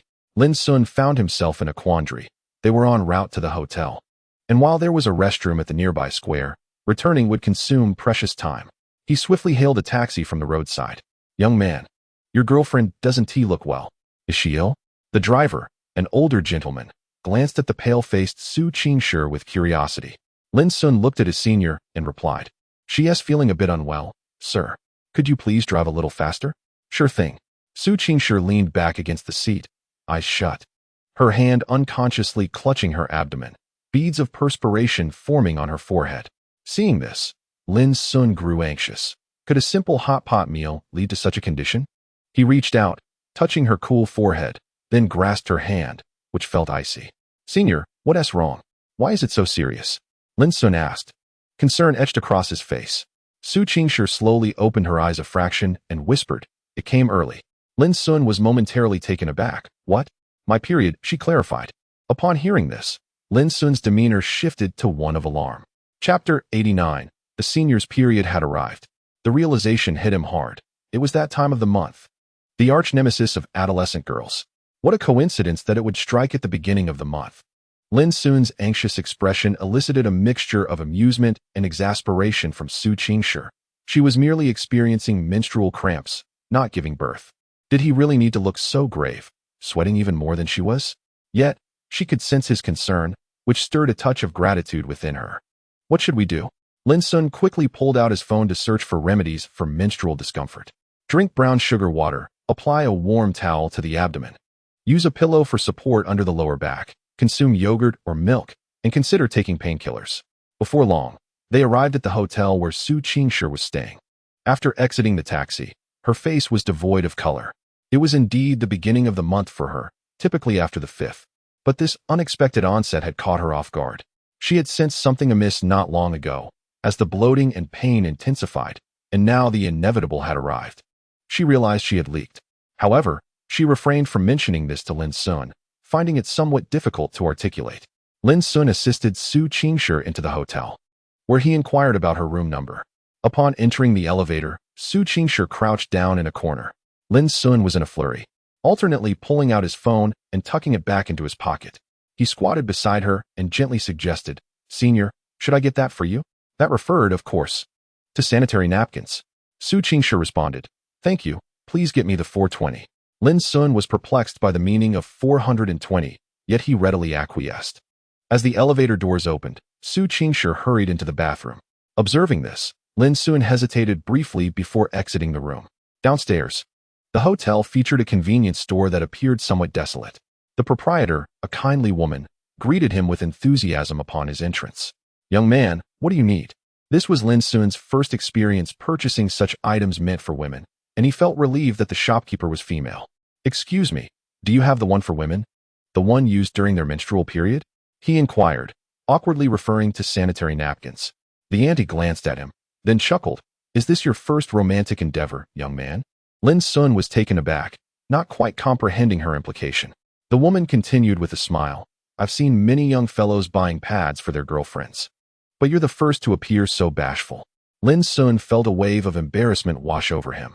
Aware of the peculiar glances other men received while navigating the feminine hygiene aisle in stores, the shopkeeper led him to a section dedicated to female products, asking, which brand does your girlfriend prefer? What kind of specifications does she need? Do you require both day and night usage? Lin Xun found himself bewildered by the numerous considerations. I need the 420, he recalled the senior's words, uncertain whether it referred to price or specification. Ah, the 420, here you go. This is for night use. It's quite popular, the shopkeeper said, handing him a package of white sanitary napkins. Upon seeing the number 420 on the packaging, Lin Xun suddenly understood. This was what the senior meant. Night use means it's for overnight, right? He asked. Indeed, she confirmed. And there are also those for daytime? Yes. Lin Xun was enlightened. Prior to this, he had no concept of day and night pads, only knowing that sanitary napkins were for when women had their periods. Meanwhile, Su Qingshi emerged from the bathroom, gazing at the empty room. Realizing the boy's absence stirred a peculiar emotional response within her. Was it disappointment? Loneliness? Confused? She pondered the sudden surge of feelings, unsure how to confront them. It seemed she had grown increasingly fragile, especially in Lin Xun's presence, where she felt an unfamiliar sense of dependence. Su Qingshi, is this truly you? Due to her discomfort, she felt lethargic, opting to lie on the bed, eyes barely closed, silently enduring the cramping pain in her abdomen. A few minutes later, Lin Xun emerged from the store, carrying 3 bags filled with various items. Uncertain of which brand the senior preferred, he had purchased every variety of the 420 specification. The shopkeeper had advised him that one package would not suffice, as women often needed to change pads frequently, typically after every restroom visit, so he bought several, including daytime options. Additionally, she inquired about his girlfriend's current state and enthusiastically recommended several products. Lin Xun silently admired the experience of the proprietress. Consequently, he followed her advice and made the necessary purchases. The monetary aspect was of little consequence. What mattered was ensuring everything was adequately prepared. Before long, Lin Xun returned to the hotel where his senior sister resided. Su Qingshi was lying on the bed, her complexion pale, eyes partially closed, appearing to be in slumber. At that moment, a knock resounded at the door, rousing her from her reverie. She opened her eyes, a fleeting glint of anticipation dancing within them, and, despite her discomfort, she rose to answer the door. Senior sister, I have brought you the items, Lin Xun announced, standing at the threshold. Upon seeing Su Qingshi's ashen visage, a wave of compassion washed over him. He quickly stepped into the room, closed the door behind him, and set the items down before assisting her towards the bed. How are you feeling now? Lin Xun inquired softly. Su Qingshi did not respond. Since opening the door, she had been gazing at him in a daze, seemingly oblivious to her pain. Observing her state, Lin Xun took out a package of white items and placed it in her hand, gently urging, Senior sister, please change this. Su Qingshi's expression shifted as she accepted the sanitary napkin. Inexplicably, her agitation, which had stemmed from the intense abdominal pain, suddenly subsided, leaving her in a tranquil state. The discomfort noticeably diminished. How remarkable, she murmured. And this, Lin Xun continued, the proprietress mentioned that girls might soil their clothes when caught unprepared. So I bought you a set. Additionally, it seems there are no utensils here for boiling brown sugar, so I got instant ones, along with heat patches to alleviate the pain. He rummaged through the bag, presenting each item he had procured for her. Su Qingshi, touched by his gestures, found her gaze softening. You know so much? She asked. Lin Xun scratched his head modestly. I researched online and also took the proprietress's suggestions into account. He quickly added, Senior sister, you should change soon. It wouldn't be good if you got an infection. At his words, a blush crept across Su Qingshi's cheeks, as the matter was rather personal, leaving her slightly embarrassed. Nodding gently, she took the package of sanitary napkins and the new clothes Lin Xun had handed her and retreated to the bathroom. Lin Xun exhaled a sigh of relief. then began preparing the brown sugar water for her. In the hotel room, there was an electric kettle. After cleaning it thoroughly, he poured 2 complimentary bottles of mineral water into the kettle and plugged it in. While waiting for the water to boil, he took out his phone to search for knowledge regarding menstruation. He read that women often experience emotional instability during this time. It was crucial not to upset his senior sister. Menstrual cramps could cause severe abdominal pain, and remedies included hot water bottles, heat patches, or the warmth of a boyfriend's hand on the abdomen. Lin Xun paused momentarily before continuing to scroll. Suddenly, he glanced around. This was a hotel, not a rental property. There was no kitchen, making it impossible to boil the brown sugar water for her. The online advice suggested that, when possible, one should avoid instant solutions in favor of freshly made ones. Just then, Su Qingshi emerged from the bathroom. Her complexion improved from earlier. Yet she still bore traces of discomfort, beads of sweat dampening her hairline. "Senior sister, the hot water will be ready soon," Lin Xun reassured her. Lin Xun approached with a sense of purpose, offering his support to Su Qingshi. She responded nonchalantly, asserting, "I am not that fragile." Although she was suffering from menstrual cramps, exacerbated by the spicy hot pot she had consumed, it was not to the extent that she required assistance. The junior seemed concerned, albeit flustered. Lin Xun donned an earnest expression, declaring, "No, seeing you in discomfort makes me uneasy." Su Qingshi felt her cheeks flush. The junior was becoming increasingly adept at this. As she reclined on the bed, Lin Xun carefully tucked her in. "Here, use this heating pad. It should alleviate the pain." He tore open the packaging of the heating pad, preparing to assist her. "What are you doing?" Su Qingshi's eyes widened in momentary panic. Lin Xun looked at her, puzzled. "I can manage myself," she replied with a hint of resignation. "Oh, all right." Su Qingshi took the heating pad and placed it on her abdomen, feeling an immediate warmth that soothed her discomfort. "How does it feel?" Lin Xun inquired with anticipation. Su Qingshi gazed at him, wanting to appear strong, but the sight of his worried expression softened her resolve. "My feet are a bit cold," she admitted, unknowingly infusing her voice with a touch of childlike vulnerability, reminiscent of a wronged little girl. Upon hearing this, Lin Xun's expression turned serious. With her covered in blankets and still feeling cold, it seemed the online advice was indeed accurate. Without hesitation, he lifted a corner of the blanket, revealing her delicate, fair feet. Before Su Qingshi could fully comprehend the situation, she felt a sudden chill, her pupils dilating in surprise. Just as she was about to protest, Lin Xun's actions outpaced her thoughts. He grasped her small, pale foot, and in that instant, she felt as if she had been electrified, her entire body trembling, her mind going blank. Lin Xun, on the other hand, had no ulterior motives. Upon touching her foot, he immediately sensed its icy temperature. He sat on the edge of the bed, creating a small nest with the blanket, placing both of her feet within. He then drew the bundle of blankets, enveloping her feet against his chest, hoping to warm them. Meeting the gaze of the bewildered Su Qingshi, he asked gently, "Is it better now?" Su Qingshi looked at him and softly murmured an affirmative. Lin Xun, easily cradling the blanket, took out his phone and messaged his mother, informing her that he might be home late. He then opened an app and ordered a bowl of century egg and lean meat congee, requesting extra ginger and a quick delivery. After a moment's thought, he added a case of mineral water to his order. "What are you doing?" Su Qingshi's cool voice broke through. Lin Xun, still focused on his phone, replied, "I'm ordering you some congee to warm your stomach." Su Qingshi fell silent, her gaze complex. In her life thus far, only her parents had cared for her with such attentiveness, and even her mother had never touched her feet since she had grown up. What was that feeling like? How to describe it? Her heart raced, and she realized that if Lin Xun inched closer, he might hear its rapid rhythm clearly. She observed every action of the junior, who was unlike the other boys, captivated solely by her appearance and casting those disdainful glances that she loathed. His every deed emanated purity, so unblemished that she could discern his affections. Her heart was in turmoil. Should she genuinely consider exploring a relationship with him? Yet, in her eyes, he still possessed certain inadequacies. After all, their age difference loomed large, and Lin Xun appeared to her as an innocent younger brother, albeit one who stirred her emotions. As these thoughts swirled in her mind, the ache in her abdomen faded, and her feet felt comfortably warm. A wave of warmth washed over her. Was this the sensation of being cared for by a boy who made her heart race?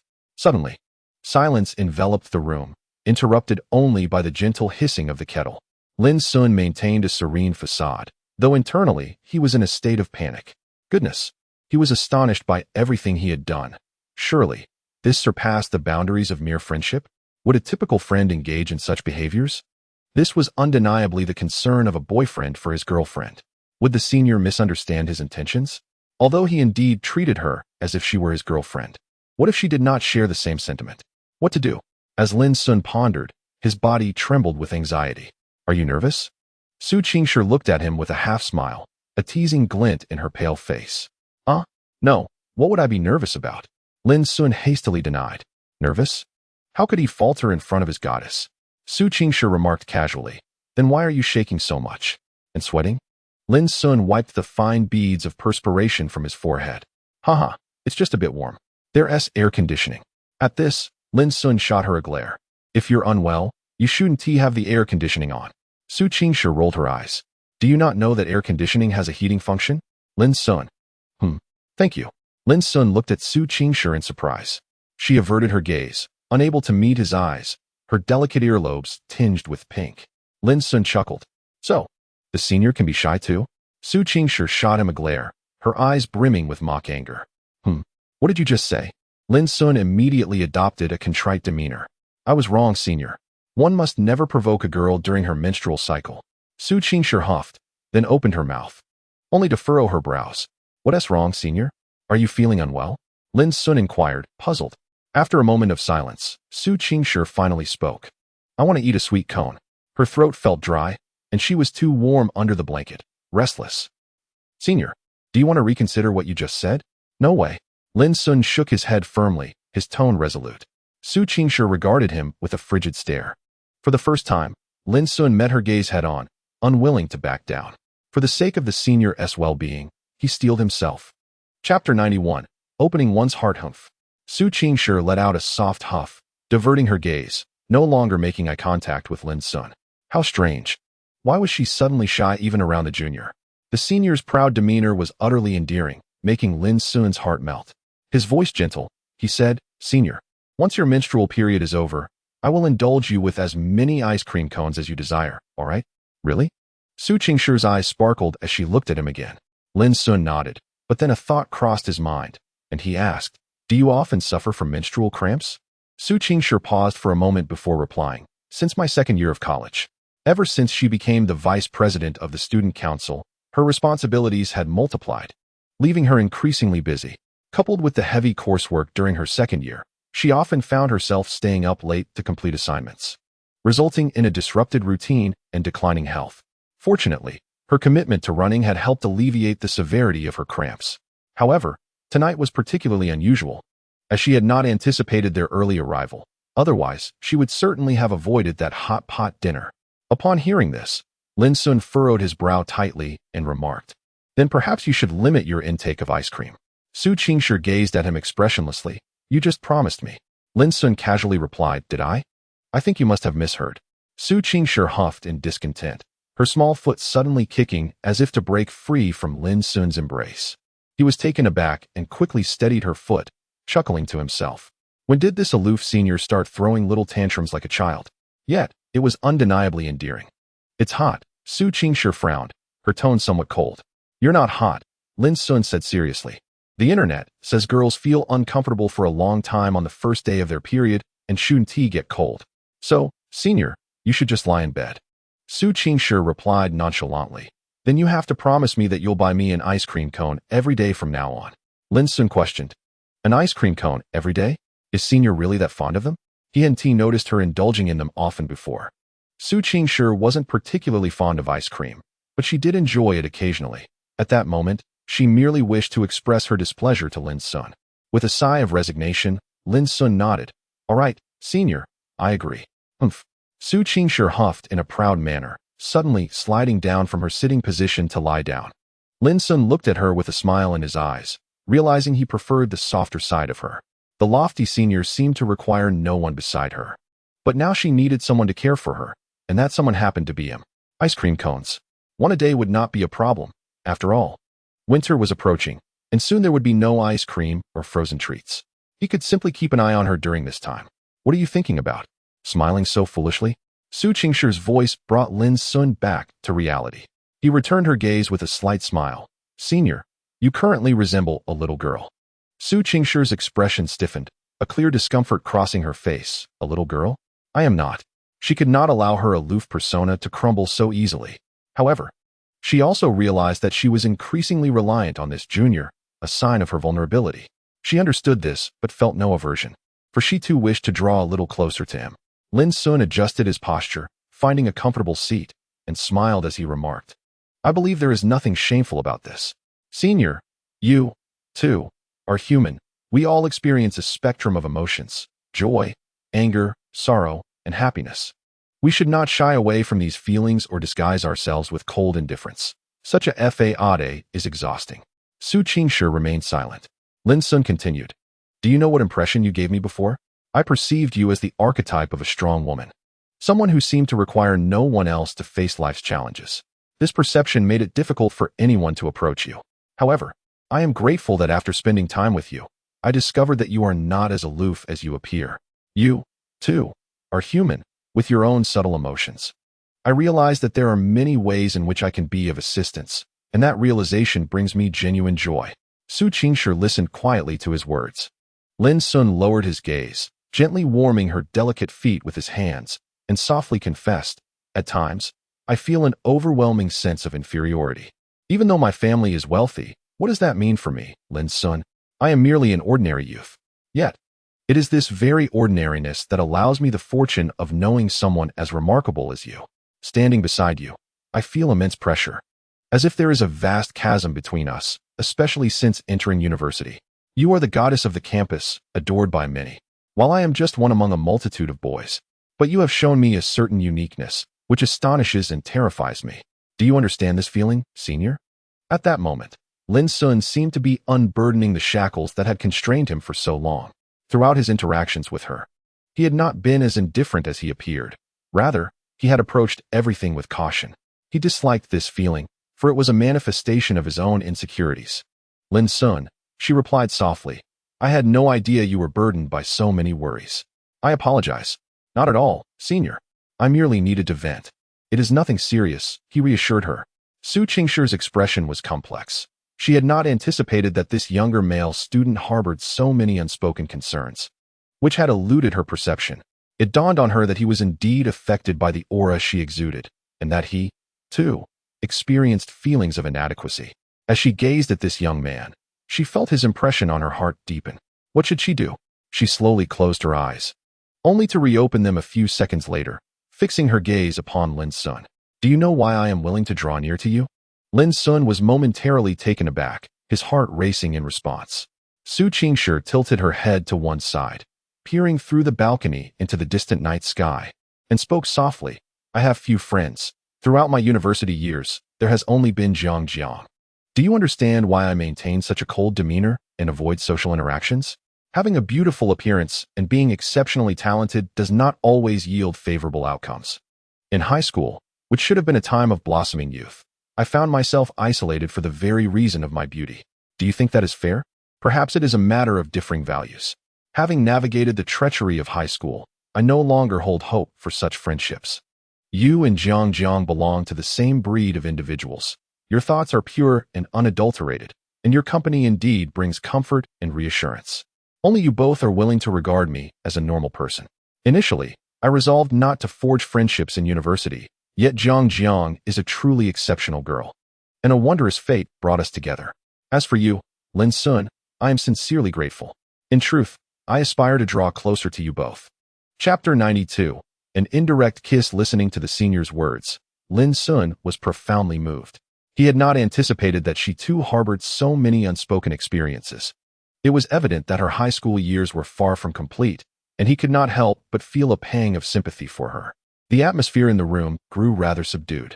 Su Qingshi continued to gaze out the window, lost in her thoughts, her delicate face slightly flushed. Having expressed her sentiments, she felt a certain lightness, yet it also laid bare her vulnerabilities before Lin Xun, akin to revealing one's Achilles heel to someone one cherishes, a rather embarrassing sensation. Their relationship had become exceedingly delicate, understood only between them.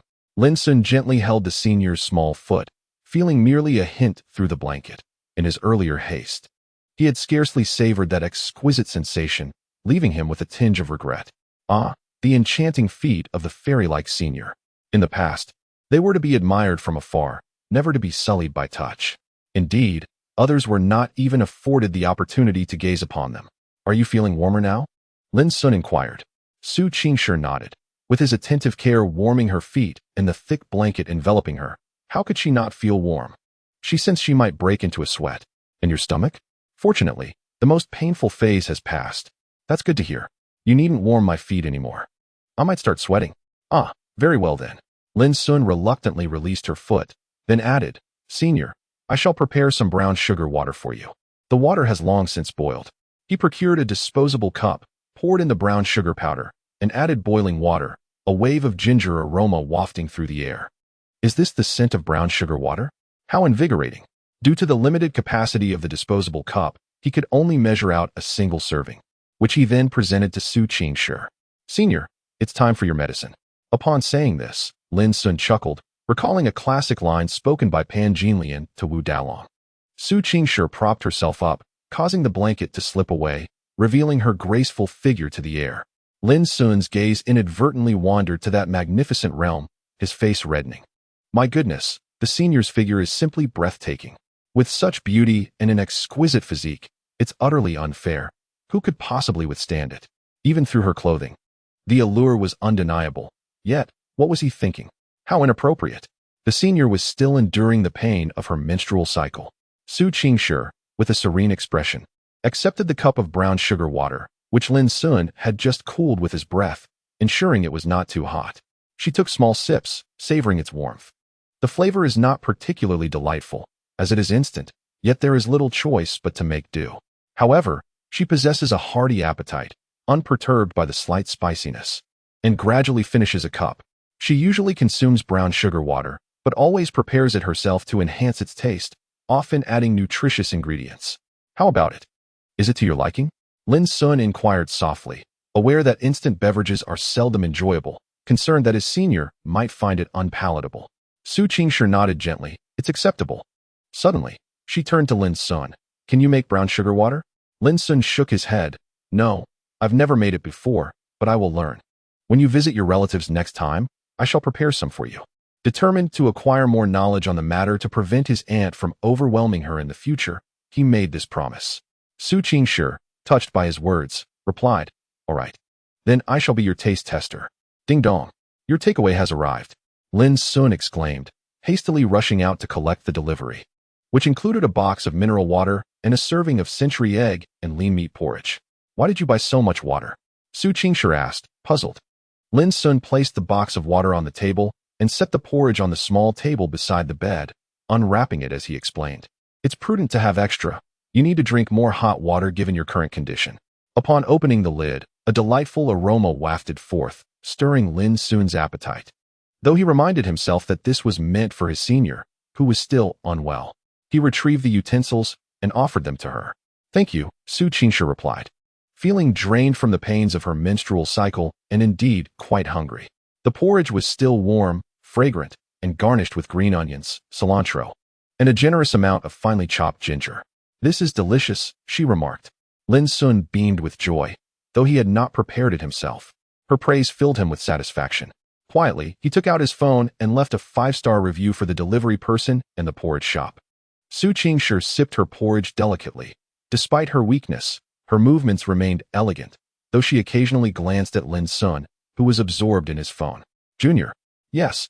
Lin Xun responded, startled, turning his attention to her. Su Qingshi extended the porridge toward him. I can't finish this.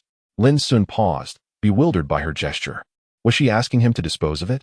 All right, if you can't finish it, I'll take care of it, he said, accepting the container and preparing to rise. Wait. Su Qingshi interjected coolly. What is it, senior? Lin Xun asked, his brow furrowing in confusion. Don't waste it. You should drink it, she replied nonchalantly, her gaze drifting elsewhere. Drinking from her bowl of porridge? Lin Xun inhaled deeply. Since she insisted, he would oblige. After all, he prided himself on being a thrifty and conscientious citizen. Make sure to finish quickly, then you can head back, she urged. Understood. Instinctively, Lin Xun scooped a spoonful of porridge and brought it to his lips. It was no longer scalding but pleasantly warm and quite tasty. The chef's skills were commendable. As Su Qingshi was about to speak, her gaze suddenly halted. "What's wrong, senior?" Lin Xun inquired while sipping his porridge. Su Qingshi's expression remained indifferent, her voice frigid. "That is my spoon." Just as Lin Xun intended to bring a spoonful of porridge to his lips, he froze at her words. The atmosphere thickened as their eyes locked, an unexpected silence enveloping them. Externally composed, Lin Xun's mind was in turmoil. What had he done? He had unwittingly used the spoon that his senior had touched, which was tantamount to an indirect kiss. No wonder the porridge had an indescribably delightful flavor. Gulp.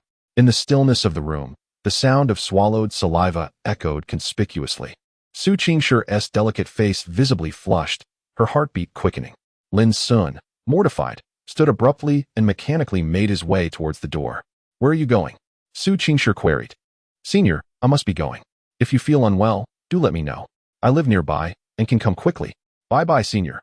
Lin Xun fled in a panic, still clutching the preserved egg and lean meat porridge along with her used spoon. Watching him escape in disarray, Su Qingshi chuckled lightly when the door closed behind him. Silly boy. Chapter 93. Off to Cool City on the 4th day of the National Day holiday, Lin Xun urged, "Mom and Dad, please drive safely." "Son, are you truly not coming back with us?" Gu Yanyan asked, her face etched with confusion. When the family planned to return in the morning, Lin Xun unexpectedly decided to stay behind, claiming he wished to accompany a classmate for a day out. Thus, the current scene unfolded, with Lin Baitian and Gu Yanyan in the car, while Lin Xun stood outside the window giving reminders. Lin Xun nodded. "There are still 3 days left in the holiday. I want to explore other places." "What places can't your parents accompany you to?" Gu Yanyan teased, her eyebrows raised. "Are you going out with a female classmate?" Lin Xun subtly exchanged glances with his mother, who understood immediately. "Haha, all right then. Since that's the case, enjoy yourself, but remember to tell Mom if anything happens." "Understood, Mom." As the car slowly pulled away, Lin Xun stood there for a while, watching his parents depart. "Dear, what have you and our son been so secretive about lately? Is there something you're hiding from me?" Lin Baitian finally asked in the car. Gu Yanyan shot him a glance. "You're always preoccupied with company matters. When will you take the time to care for our son?" Lin Baitian sighed. "There are indeed many pressing issues at the company right now. Once this busy period passes, things will settle down. As the year-end approaches, the workload increases. Since regaining his wealth, he had been working long hours, somewhat neglecting his family, a fact that weighed on him." Gu Yanyan remarked nonchalantly, "As long as there's enough money to spend, let them handle the company's affairs. Besides, even if it goes bankrupt, I still have hundreds of billions to rely on. That should suffice for our family's needs." She had her own savings, earned over the years, which, while not comparable to Lin Baitian's fortune, would certainly be useful in times of need. Lin Baitian embraced his wife with a grin, saying, "The little treasury of my dear wife is our family's reserve funds. We must not squander it." Gu Yanyan playfully punched his chest and remarked, "Our son has been getting closer to a girl recently. Are you aware?" Lin Baitian paused, then, with a hint of excitement, replied, "Does that mean we are soon to have a daughter-in-law?" Gu Yanyan sighed. "It's hard to say. I feel that our son is still too constrained in matters of the heart. Have you not noticed? Since the end of his college entrance examination, his personality has changed significantly. He is no longer as cheerful as before." Lin Baitian pondered for a moment. "Indeed, that lad has matured, gradually becoming more like me." Gu Yanyan shot him a disapproving look. "Enough." He chuckled. "What are you afraid of? Our son has us to support him. He will not suffer. Many young ladies are eager to marry into the Lin family. We can worry about other matters, but when it comes to our son's romantic life, it is best for him to choose his own path. Have you forgotten how we convinced our parents and overcame numerous obstacles to be together?" Gu Yanyan's gaze turned complex. Lin Baitian seemed to reminisce about the past, letting out a sigh. After seeing his parents off, Lin Xun grasped a suitcase with one hand and held a thermos with the other, making his way to the hotel where his senior sister was staying. However, after walking for a while, he could hardly contain his impatience and decided to take a taxi, which would only take a few minutes. At that moment, Su Qingshi had just emerged from the restroom, looking significantly better than the previous night, having changed into a fresh outfit. Lin Xun sent her a message to inform her of his arrival. "Senior sister, are you ready?" he inquired with a cheerful smile as he peeked inside. Su Qingshi glanced at him with a calm expression. "I just got up." Oh, Lin Xun replied, wheeling his suitcase inside. The enchanting senior sister was dressed in a new set of pajamas she had brought for the trip, her hair slightly tousled, giving the impression that she had just risen from slumber. Please wait a moment. I need to freshen up first, Su Qingshi said without hesitation, taking her clothes into the bathroom to change. Lin Xun settled onto the sofa, casting his gaze at the bag of items. His expression sharpened. There's much less than last night. She must have woken up several times, he mused, realizing she had not rested well. He stood up to tidy the room for her, and also boiled a pot of water. We cannot be careless the day after visiting relatives. Warm brown sugar water is a must. Before long, Su Qingshi emerged from the bathroom, now dressed in formal attire. Observing the neatly arranged room, a flicker of a smile crossed her face. Senior sister, hurry and brush your teeth. I brought you breakfast, Lin Xun called out. After she finished freshening up, Lin Xun had already set the breakfast table. It included a layer of century egg and lean meat congee, which he had specially purchased from the takeout place they ordered from the previous night, along with a thermos. Additionally, there were eggs, soup dumplings, and more. Upon seeing the congee, Su Qingshi paused, her mind drifting to the events of the previous night. With a composed expression, she sat on the bed. Lin Xun held out the bowl of congee, along with a spoon, to his senior sister. She accepted it, looking at him. Have you eaten? Lin Xun nodded. I have. Su Qingshi acknowledged him with a nod. Under Lin Xun's request, Su Qingshi finished her porridge and devoured 2 small steamed buns. The fairy's appetite was quite modest, and she soon indicated that she was full. With no other option, Lin Xun had to take it upon himself to finish the remaining breakfast. In the end, he urged Su Qingshi to drink the brewed brown sugar water. Around 10 o'clock in the morning, Lin Xun, with a suitcase in each hand, exited the hotel alongside Su Qingshi. They were in a hurry to catch a bus to Liangqing, having booked a ticket for the 11:30 departure. The pair hailed a taxi by the roadside, ready to head straight to the station. The morning air was relatively brisk, and due to the arrival of relatives, Su Qingshi donned a coat, letting her long hair flow freely to shield her neck from the chill. She wore a mask, and beneath her clothing, she had a heat pad affixed to her abdomen. With her hands tucked into her pockets, she left passers-by with the impression of a tall, slender figure, and her graceful form drew lingering glances from onlookers. Lin Xun gazed at his senior and mused, I am grateful to the inventor of masks. They can conceal beauty.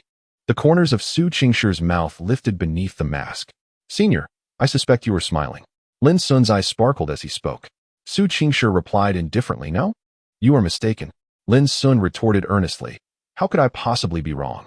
When you smile, your gaze softens, unlike the icy demeanor you had before. Hearing this, Su Qingshi's expression shifted to one of coldness. Guess what expression I have now? She challenged. Lin Xun pondered for a moment before responding with a grin. Su Qingshi froze for a second, her eyes darting away. Junior, what's wrong? She asked. I never realized you were so adept at flirting with girls. I only flirt with you, he replied. Chapter 94. The charm of that kiss. Lin Xun had purchased a ticket for a seat adjacent to Su Qingshi. On the train, one side consisted of 2 seats while the other held 3, and they coincidentally filled the 2-seat side. It must be said that the holiday crowds were overwhelming. Despite 3 days having passed, the carriage remained packed with people. Fortunately, Su Qingshi had the foresight to let Lin Xun queue ahead. He allowed her to take the window seat while he stood guard beside her. Lin Xun produced a thermos and placed it before her. A thoughtful gesture he had prepared in advance. He had done his homework the night before. Although it was only the 2nd day, Su Qingshi still felt a bit unwell, compounded by the odd smells permeating the carriage. Had she not been wearing a mask, she might have felt nauseous. Leaning closer, Lin Xun spoke softly to her. Senior, if you feel tired, you should rest. I'll wake you when we arrive. The journey to Liangqing would take several more hours, and his senior had not slept well the previous night, evident from her dark circles.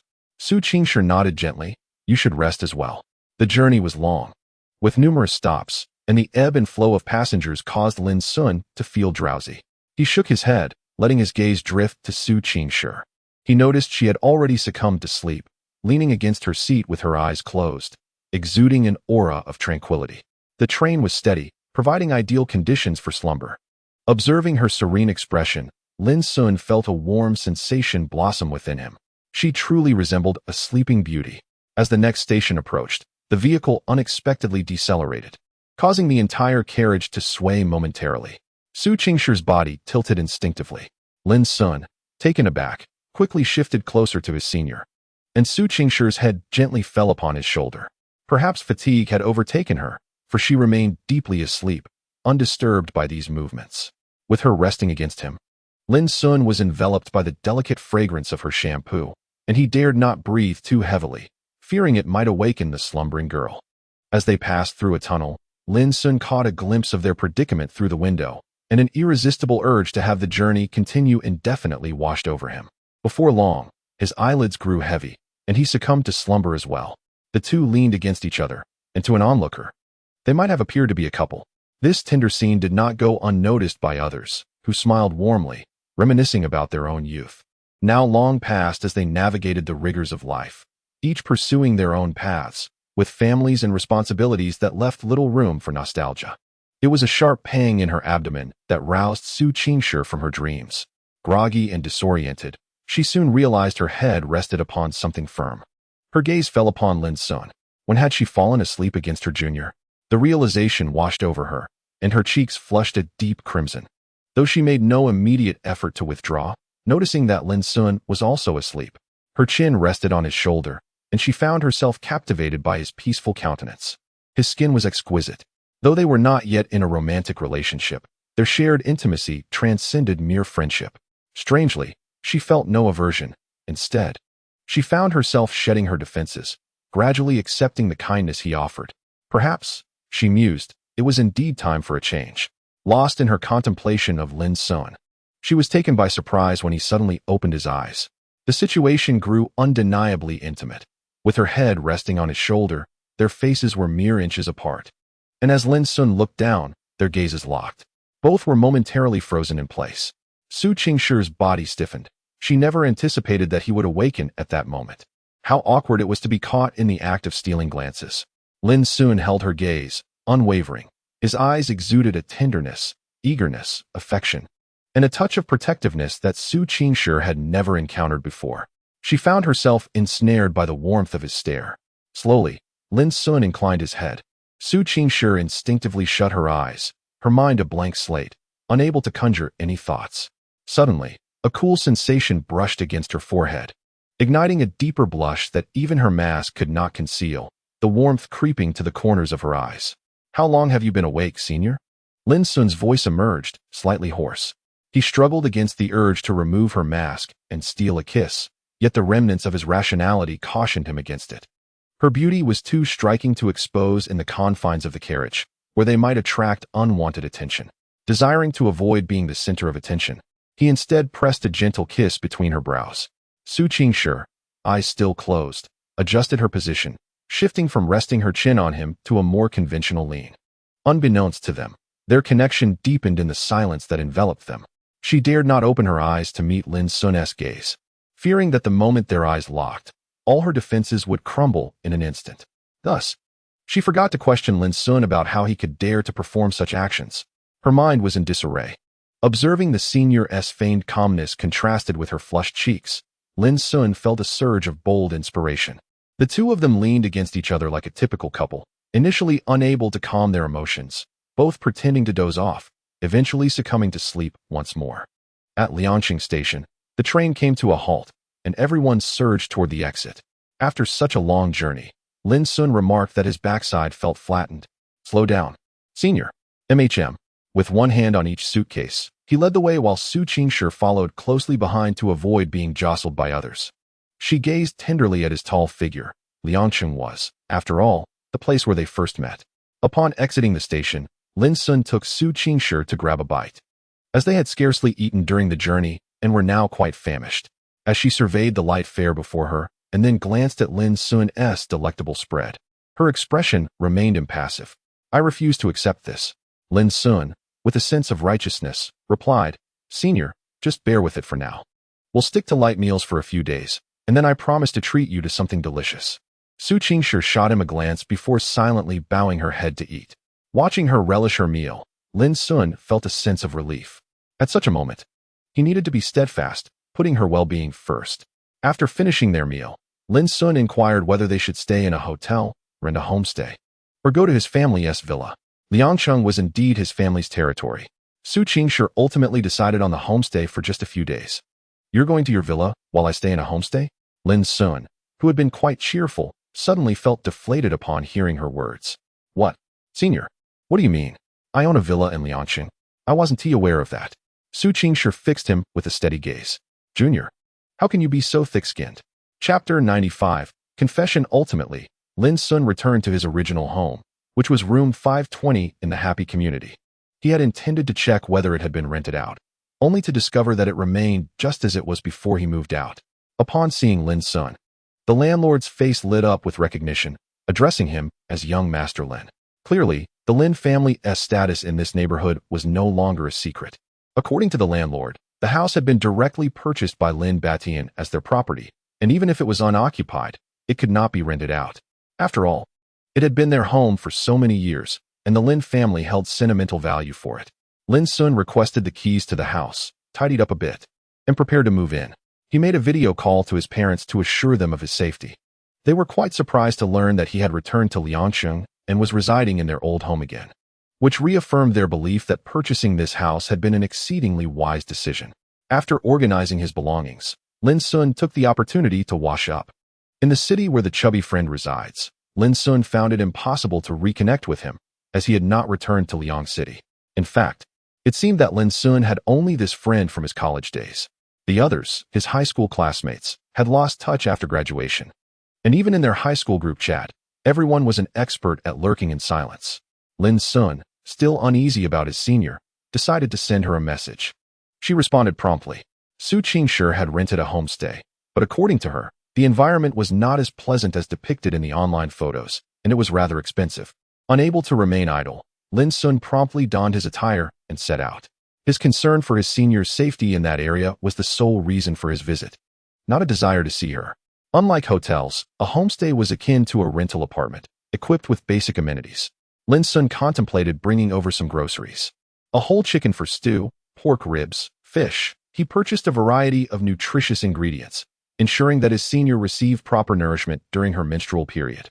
Therefore, when Su Qingshi observed Lin Xun entering with bags in hand, she was taken aback. You must not have had enough to eat. Allow me to prepare some dishes for you, he said, comfortably arranging the kitchen. Thankfully, he had the foresight to replace the oil and salt, as this place lacked many essentials beyond the utensils. Watching Lin Xun busily at work, Su Qingshi felt a sense of being cared for, a feeling she had experienced before. She noticed that when Lin Xun was around, many tasks were effortlessly handled, and he insisted she not lift a finger. This quality of his greatly impressed her, though she mused whether he could maintain such care after marriage. How absurd! Why was she even contemplating such things? Truly, an idle mind wanders into fanciful thoughts. Lin Xun prepared a sumptuous meal, rich in nutrition, each dish adorned with her favorite scallions and cilantro, filling the air with delightful aromas that made her mouth water. He washed the dishes, served rice, and poured her a cup of warm water, an all-encompassing service. Senior, the environment here isn't ideal, and being on the 5th floor, climbing up and down is quite exhausting. Perhaps we should consider relocating? Lin Xun suggested during the meal. Su Qingshi replied nonchalantly, I've already paid. Let us make do with it. Lin Xun immediately pulled out his phone, executing a series of actions. On the dining table, Su Qingshi's phone lit up, and a message popped up, but she quickly snatched it away. However, Lin Xun caught a glimpse. His eyes widened as he stared at her. Senior, that wallpaper, my goodness. Isn't that our photo together? The one from when we caught stuffed toys. To his astonishment, Su Qingshi had the same wallpaper as him. Overwhelmed with delight, Lin Xun exclaimed. What a surprise. Su Qingshi remained expressionless. You must be mistaken. She feigned indifference while glancing at her messages, but suddenly paused. Why are you transferring money to me? Lin Xun had sent her 1,000 yuan. Consider this my contribution to the housing, he explained. When I arrived, I noticed the corridor was quite dim and not very safe. We should find another place. Unless he could ensure to escort her home every time. He could not guarantee her safety in his absence, especially given her striking beauty, which could easily attract unwanted attention. Su Qingshi looked at him with a mix of amusement and disbelief. There aren't as many bad people as you think, but I worry about you. Su Qingshi was momentarily taken aback, unsure of how to respond. Lin Xun took a deep breath and suddenly fixed his serious gaze on Su Qingshi. Senior, there's something I wish to tell you. Su Qingshi's heart raced, and she lowered her gaze, bringing a bite of food to her mouth. Lin Xun had the words on the tip of his tongue, yet he found himself at a loss for how to express them.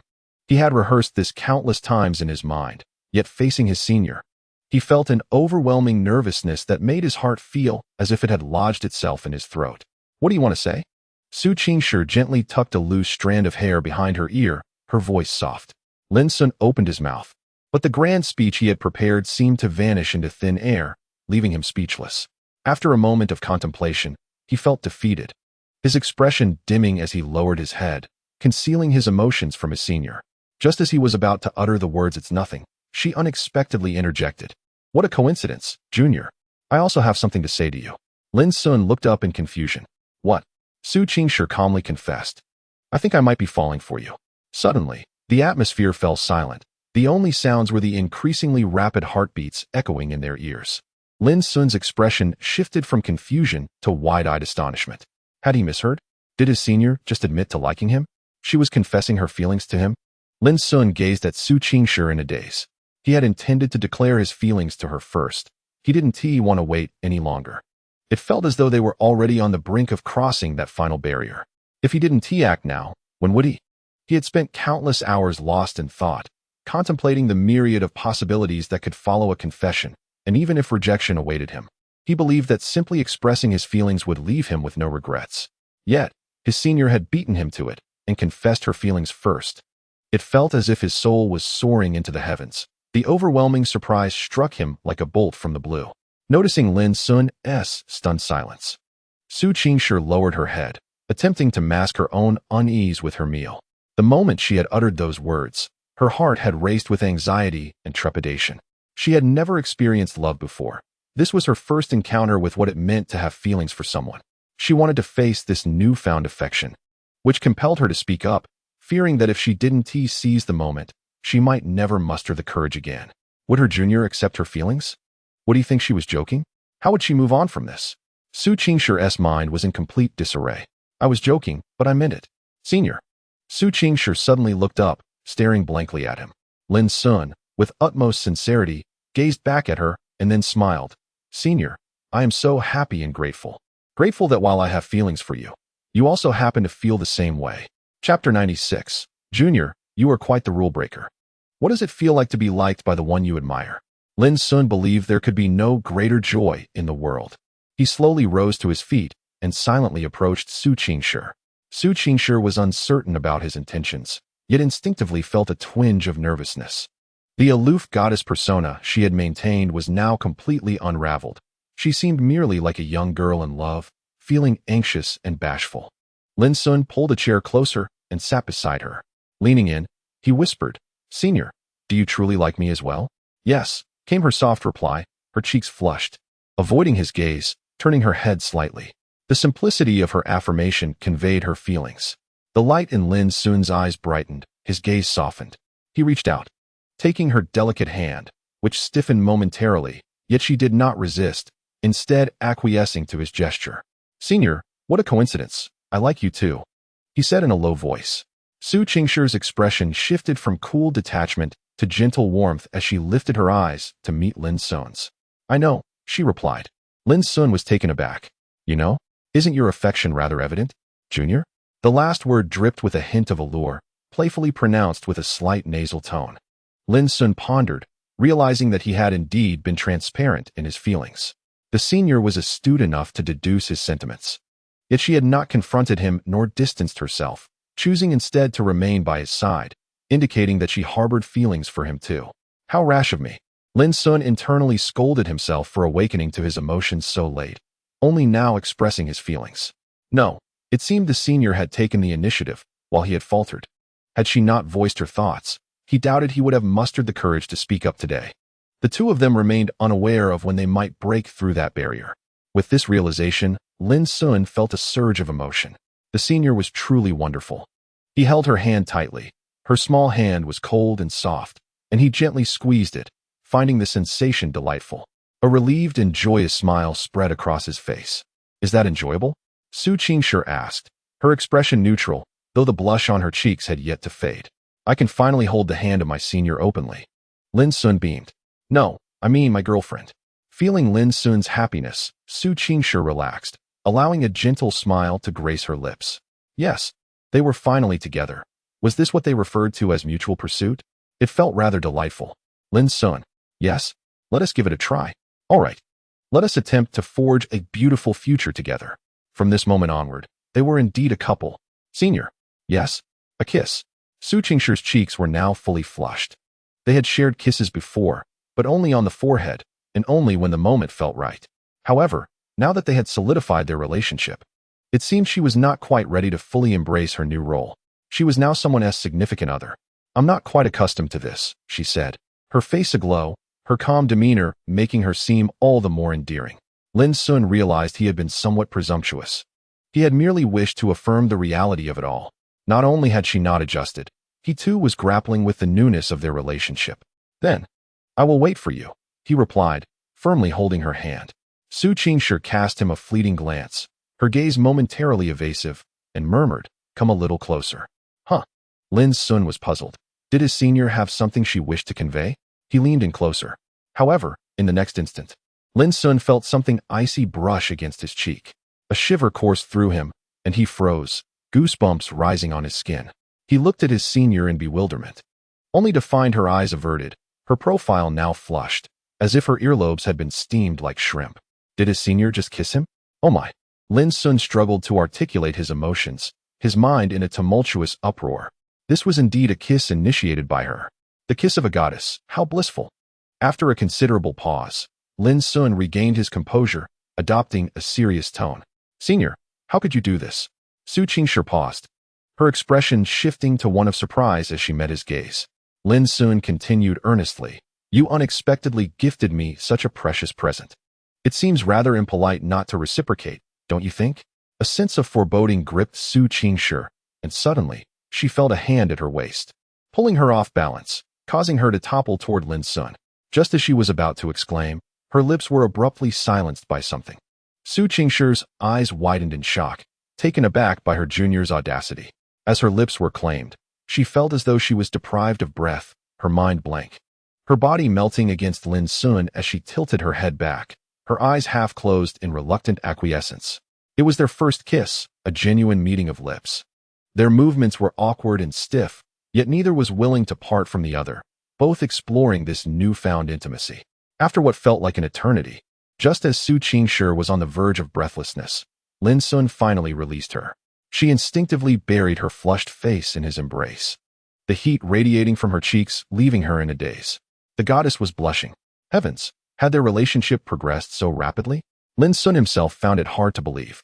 All of this had stemmed from a momentary surge of impulse, leaving him oblivious to his own actions. Yet, reflecting on their interactions, it felt almost natural. They remained entwined, sheltering each other in this cocoon of embarrassment, their breaths and racing heartbeats resonating with one another. Was this the essence of love? Minutes later, Lin Xun propped his chin on his hand, gazing foolishly at his senior, who continued to eat. He noted that she appeared exceptionally radiant today, occupying every corner of his heart. As Su Qingshe took her meal, she endured the weight of Lin Xun's gaze. Her cheeks had yet to return to their normal hue, still tinted with a rosy flush. What are you staring at? Eat your meal, she admonished. Her voice cool, yet lacking the chill of indifference, akin to a casual murmur. Lin Xun grinned foolishly. Senior, you are incredibly beautiful. Su Qingshe shot him a glare. So, was your previous display of vulnerability merely an act? Her junior had transformed into a formidable wolf, and she found herself struggling to withstand his sudden fervor. Lin Xun quickly shook his head. No, not at all, senior. My feelings for you have reached an unprecedented height, and that is why I couldn't help myself. Su Qingshe said softly, how much do you like me? Lin Xun replied earnestly, Senior, my affection for you is irreplaceable. You have occupied every corner of my heart. For the rest of my life, there can be no one but you. He pointed to the location of his heart, his gaze sincere and filled with tenderness. Su Qingshe was momentarily taken aback, her heart racing. Junior, if you continue like this, it will be inappropriate. Chapter 97. The first day of love. As dusk descended, the two strolled along the park's path, where the flowers and grass emitted a gentle fragrance. A soft breeze tousled their hair, and the faint moonlight illuminated the tranquil park. Meanwhile, Lin Xun's heart was a tempest of emotions. This day had finally arrived. The scene he had once dreamt of was now a reality. Holding the senioress hand, taking a leisurely walk in the park after a meal, the image was incredibly warm and enviable. He suddenly halted, gently grasping her hand, his eyes warm. "Are you tired?" Su Qingshi shook her head. "Much better. I feel fine after eating well and staying warm. My discomfort is manageable. Moreover, with your concern, my mood is exceptionally good." Lin Xun paused before posing another question. "Are you cold?" October weather wasn't particularly chilly. The days could even be quite warm, yet the evenings brought a slight chill. Su Qingshi patiently replied, "It's all right." "Then that means you're cold," Lin Xun stated seriously, before suddenly wrapping his arm around her shoulders. Su Qingshi glanced at him with mild surprise. "Junior, I didn't expect you to be so adept." Lin Xun smiled slightly. "Senior, this is my first experience with romance. I find it somewhat surreal. I'm not trying to take advantage of you." Su Qingshi quipped. "So, were you just kissing a pig?" Upon saying this, she realized it could be interpreted as self-derogatory. Immediately, she shot Lin Xun a glare. Lin Xun chuckled. Although it was their first day as a couple, their interactions felt remarkably natural, as if they were effortlessly engaging in subtle flirtations without needing rehearsal. Lin Xun believed that during their previous moments of ambiguity, he had already grown somewhat accustomed to this dynamic with the senior. The campus belle of Nanda, a goddess in the hearts of many, had been captured by him today. He couldn't help but grin at the thought. Su Qingshi looked at her smitten junior, bemused. "What are you laughing about?" Lin Xun joyfully lifted their intertwined hands, proclaiming, "From now on, senior will no longer be alone. I will be by your side." Su Qingshi raised an eyebrow. "Simpleton, who says I am alone? I have my mother and brother." Lin Xun quickly realized his faux pas and felt a bit awkward. "I meant friends." "Well, that is not quite right either. What I mean is, senior need not worry about lacking friends. My presence will suffice, and I will treat you well." Though his words were somewhat foolish, they stirred complex emotions within Su Qingshi. Indeed, the thought of having someone to share meals and companionship with daily felt rather delightful. "Junior." "Yes? Let us go there. I want to visit my father." "All right." Lin Xun's gaze was gentle as he held the senior's hand tightly, then took out his phone to summon a ride. Suddenly, Su Qingshi's arm reached out, snatching his phone away. A flicker of confusion crossed Lin Xun's eyes, yet he remained relatively unfazed. "What is the matter, senior?" Su Qingshi said nothing, instead gazing at the lock screen wallpaper on Lin Xun's phone. "You have this too?" His lock screen wallpaper was identical to hers. Lin Xun explained. "Yes, this was taken by Sister Jiang. She sent it to me later." To clarify, I had no idea she had taken this photo. Su Qingshi cast him a calm glance and replied, "My photo was also sent by her. She mentioned it was only sent to me, unique and one of a kind." Lin Xun exclaimed, "Oh no, Sister Jiang, you've put me in quite a predicament. You'd better brace yourself. How long has it been set?" A few weeks." "A few weeks? So you started setting it just a few days after that day we returned." Su Qingshi felt an indescribable sensation in her heart. The junior had liked her for quite some time. "What is the password?" "My birthday." Su Qingshi's pretty face stiffened. Noticing this, Lin Xun quickly corrected himself. 001110. It seemed the senior was unaware of his birthday, just as he was ignorant of hers. Su Qingshi expressionlessly entered the password. And when the screen transitioned to the home screen, her expression froze. The wallpaper was also of her, but distinct from the lock screen image. "How do you have this photo?" Lin Xun scratched his head. "I asked the boss for it." Su Qingshi narrowed her eyes. "You even added the boss on WeChat?" With her keen intellect, she quickly sensed something amiss. Ultimately, Lin Xun confessed the details of his scheme with the boss. "Not bad, Junior. I didn't expect you to be so cunning." Su Qingshi remarked with a teasing smile. This guy had actually resorted to bribing the clothing store owner for her photo, which left her both surprised and amused. Lin Xun hastily pleaded, "Senior, I was wrong. I won't dare do it again." "Oh, you still wish for a next time?" "No, I misspoke. There will absolutely be no next time." "Humph." The fairy-like senior let out a haughty snort, then opened the album, shared the photo of the two of them, and sent it to her phone using Lin Xun's device. She didn't even have a photo of herself in the blue dress. It was so unfair that the junior had won. Lin Xun sighed in relief, glad that the senior did not blame him. She despised being deceived by others. "Let us avoid such matters in the future. If you'd like to take a photo, just let me know," Su Qingshi said slowly. "Okay, senior." Lin Xun tightened his grip on her hand. Su Qingshi reciprocated, handing him her phone. "Call the car." Under Lin Xun's guidance, the ride-hailing driver arrived promptly. Lin Xun thoughtfully placed a mask on the senior. Su Qingshi glanced at him. Why wear it? Lin Xun replied earnestly. Senior, you need to be aware of your charm. I'm merely protecting you. A glimmer of amusement flickered in Su Qingshi's eyes. I enjoy hearing your earnest nonsense. Lin Xun. After getting into the car, Lin Xun confirmed the address with the driver. They first headed to the flower shop, the same one as last time, to purchase 2 bouquets. Half an hour later, they arrived at the entrance of the cemetery, gazing at the photograph of his senior's father. Lin Xun's eyes revealed a complex mix of emotions. Previously, he had accompanied his senior merely as a friend. Now, he came as Su Qingshi's boyfriend. Sensing that his senior was feeling unwell, Lin Xun gently enveloped her in his embrace. She did not resist, finding solace as she leaned against him, her gaze lost on her father's gravestone. She began to share with Lin Xun the circumstances surrounding her family.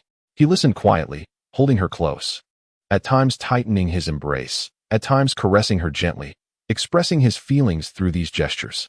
Chapter 98. The Wild Fairy. When they emerged from the cemetery, 2 hours had already passed. Night had fallen, and the temperature dropped swiftly. Lin Xun, dressed in a short-sleeved shirt, felt a chill. He glanced at his senior. Although she wore a jacket, it was rather thin, particularly considering her current condition. Shall we head back? Lin Xun suggested. Su Qingshi nodded softly. As Lin Xun prepared to call for a ride, Su Qingshi suddenly said, Let us take a walk. Lin Xun was somewhat surprised. The distance to the inn was over 10 kilometers, and it was already quite late, 9 o'clock, in fact.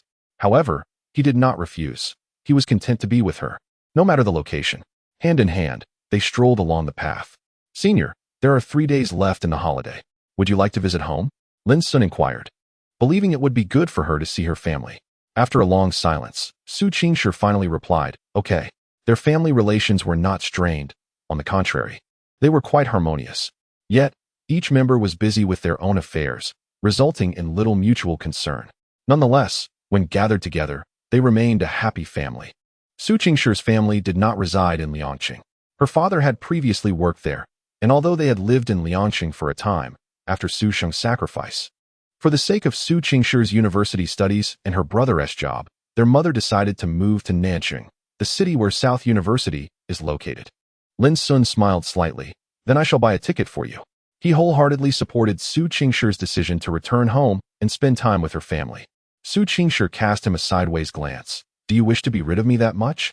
For some reason, Lin Xun felt a chill run down his spine, and he quickly protested. No, senior. I merely want you to be happy. I absolutely did not mean it that way. Su Qingshi raised an eyebrow, tilting her head slightly away from him, though the corners of her mouth twitched, as if suppressing a laugh. Lin Xun narrowed his eyes. All right, senior. You did that on purpose. I did not, she replied flatly, a glint of mischief flickering in her eyes. Lin Xun squinted, pulling her waist towards him and enveloping her in his arms. Su Qingshi, taken by surprise, was caught off guard, her eyes widening in alarm. What are you doing? With his other hand, Lin Xun removed her mask, revealing her exquisite, flawless visage. Lin Xun was momentarily entranced. Senior, you are beautiful. Su Qingshi's delicate face instantly flushed, her long eyelashes fluttering. Being embraced so possessively by her junior, who showered her with compliments, evoked a wave of joy within her. A woman adorns herself for the one she cherishes.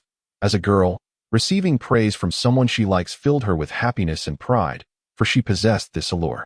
Lin Xun slowly lowered his head, their height difference negligible, allowing him to nearly touch her face with a mere tilt. Senior, I wish to kiss you, he murmured, his voice low and magnetic, brimming with temptation. He merely expressed his desire without seeking her consent, and before Su Qingshi could respond, her lips were claimed. She instinctively closed her eyes, surrendering to her junior's advance, her hands unconsciously encircling his neck, shyly reciprocating his affection. The once aloof goddess seemed to have descended to the mortal realm. Lin Xun felt utterly powerless against the charm she exuded, the sensation of being transported to an ethereal realm deeply captivating him.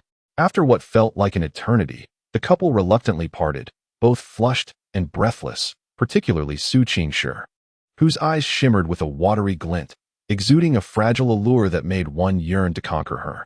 Lin Xun took a deep breath and turned away, crouching down to regain his composure. What's wrong? Su Qingshi inquired, her eyes filled with confusion.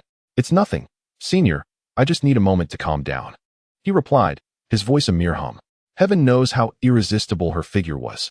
He found it impossible to resist even when merely approaching her, let alone during that kiss, which ignited a primal desire within him. He needed to exercise restraint, otherwise he would surely be overwhelmed. Yet, he felt utterly defenseless against her. What was it like to have a girlfriend reminiscent of a fairy? Su Qingshi was also trying to steady her emotions, having been caught off guard by her junior's sudden advance. After several minutes of silence, Lin Xun finally stood, exhaling a sigh of relief. "I nearly embarrassed myself in front of you, Senior." He turned to face her, only to find her expression serious. His heart skipped a beat as he cautiously asked, "Senior, what is the matter?" Su Qingshi took a deep breath and replied, "Don't you think this is progressing a bit too quickly?" Lin Xun was taken aback. She regarded him calmly. "Consider today a reward for you.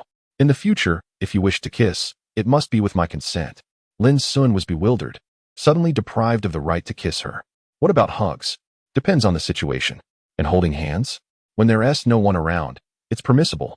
Seeing Lin Xun's stiff expression, Su Qingshi couldn't help but smile. She was quite a conservative girl, and this pace was somewhat unexpected for her. If this continued, she feared she might lose her reason and succumb entirely. Of course, she underestimated her own allure and overestimated Lin Xun's self-control. Lin Xun realized that he had indeed been rather audacious, startling her. "Restraint. Lin Xun, you must exercise restraint." Su Qingshi gazed at him, feeling a softness stir within her heart as she took the initiative to grasp his hand. "Of course, what I meant was, from now on, tonight. May I hold your hand?" she inquired. A hug? A kiss then? With each question posed by Lin Xun, Su Qingshi's voice dwindled into a whisper, her cheeks flushing deeper shades of crimson. The pangs of disappointment in Lin Xun's heart dissipated in an instant. He clasped the delicate hand of his senior with a beaming smile.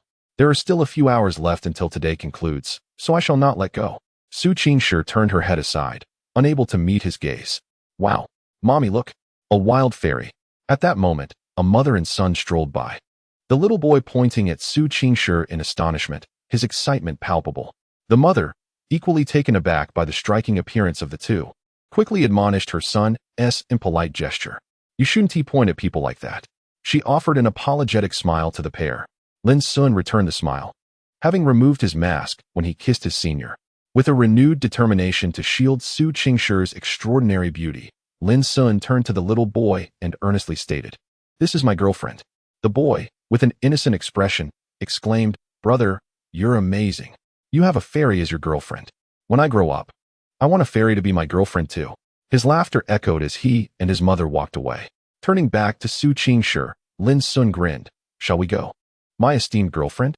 Su Qingshi's lips curled into a radiant smile, akin to a gentle spring breeze.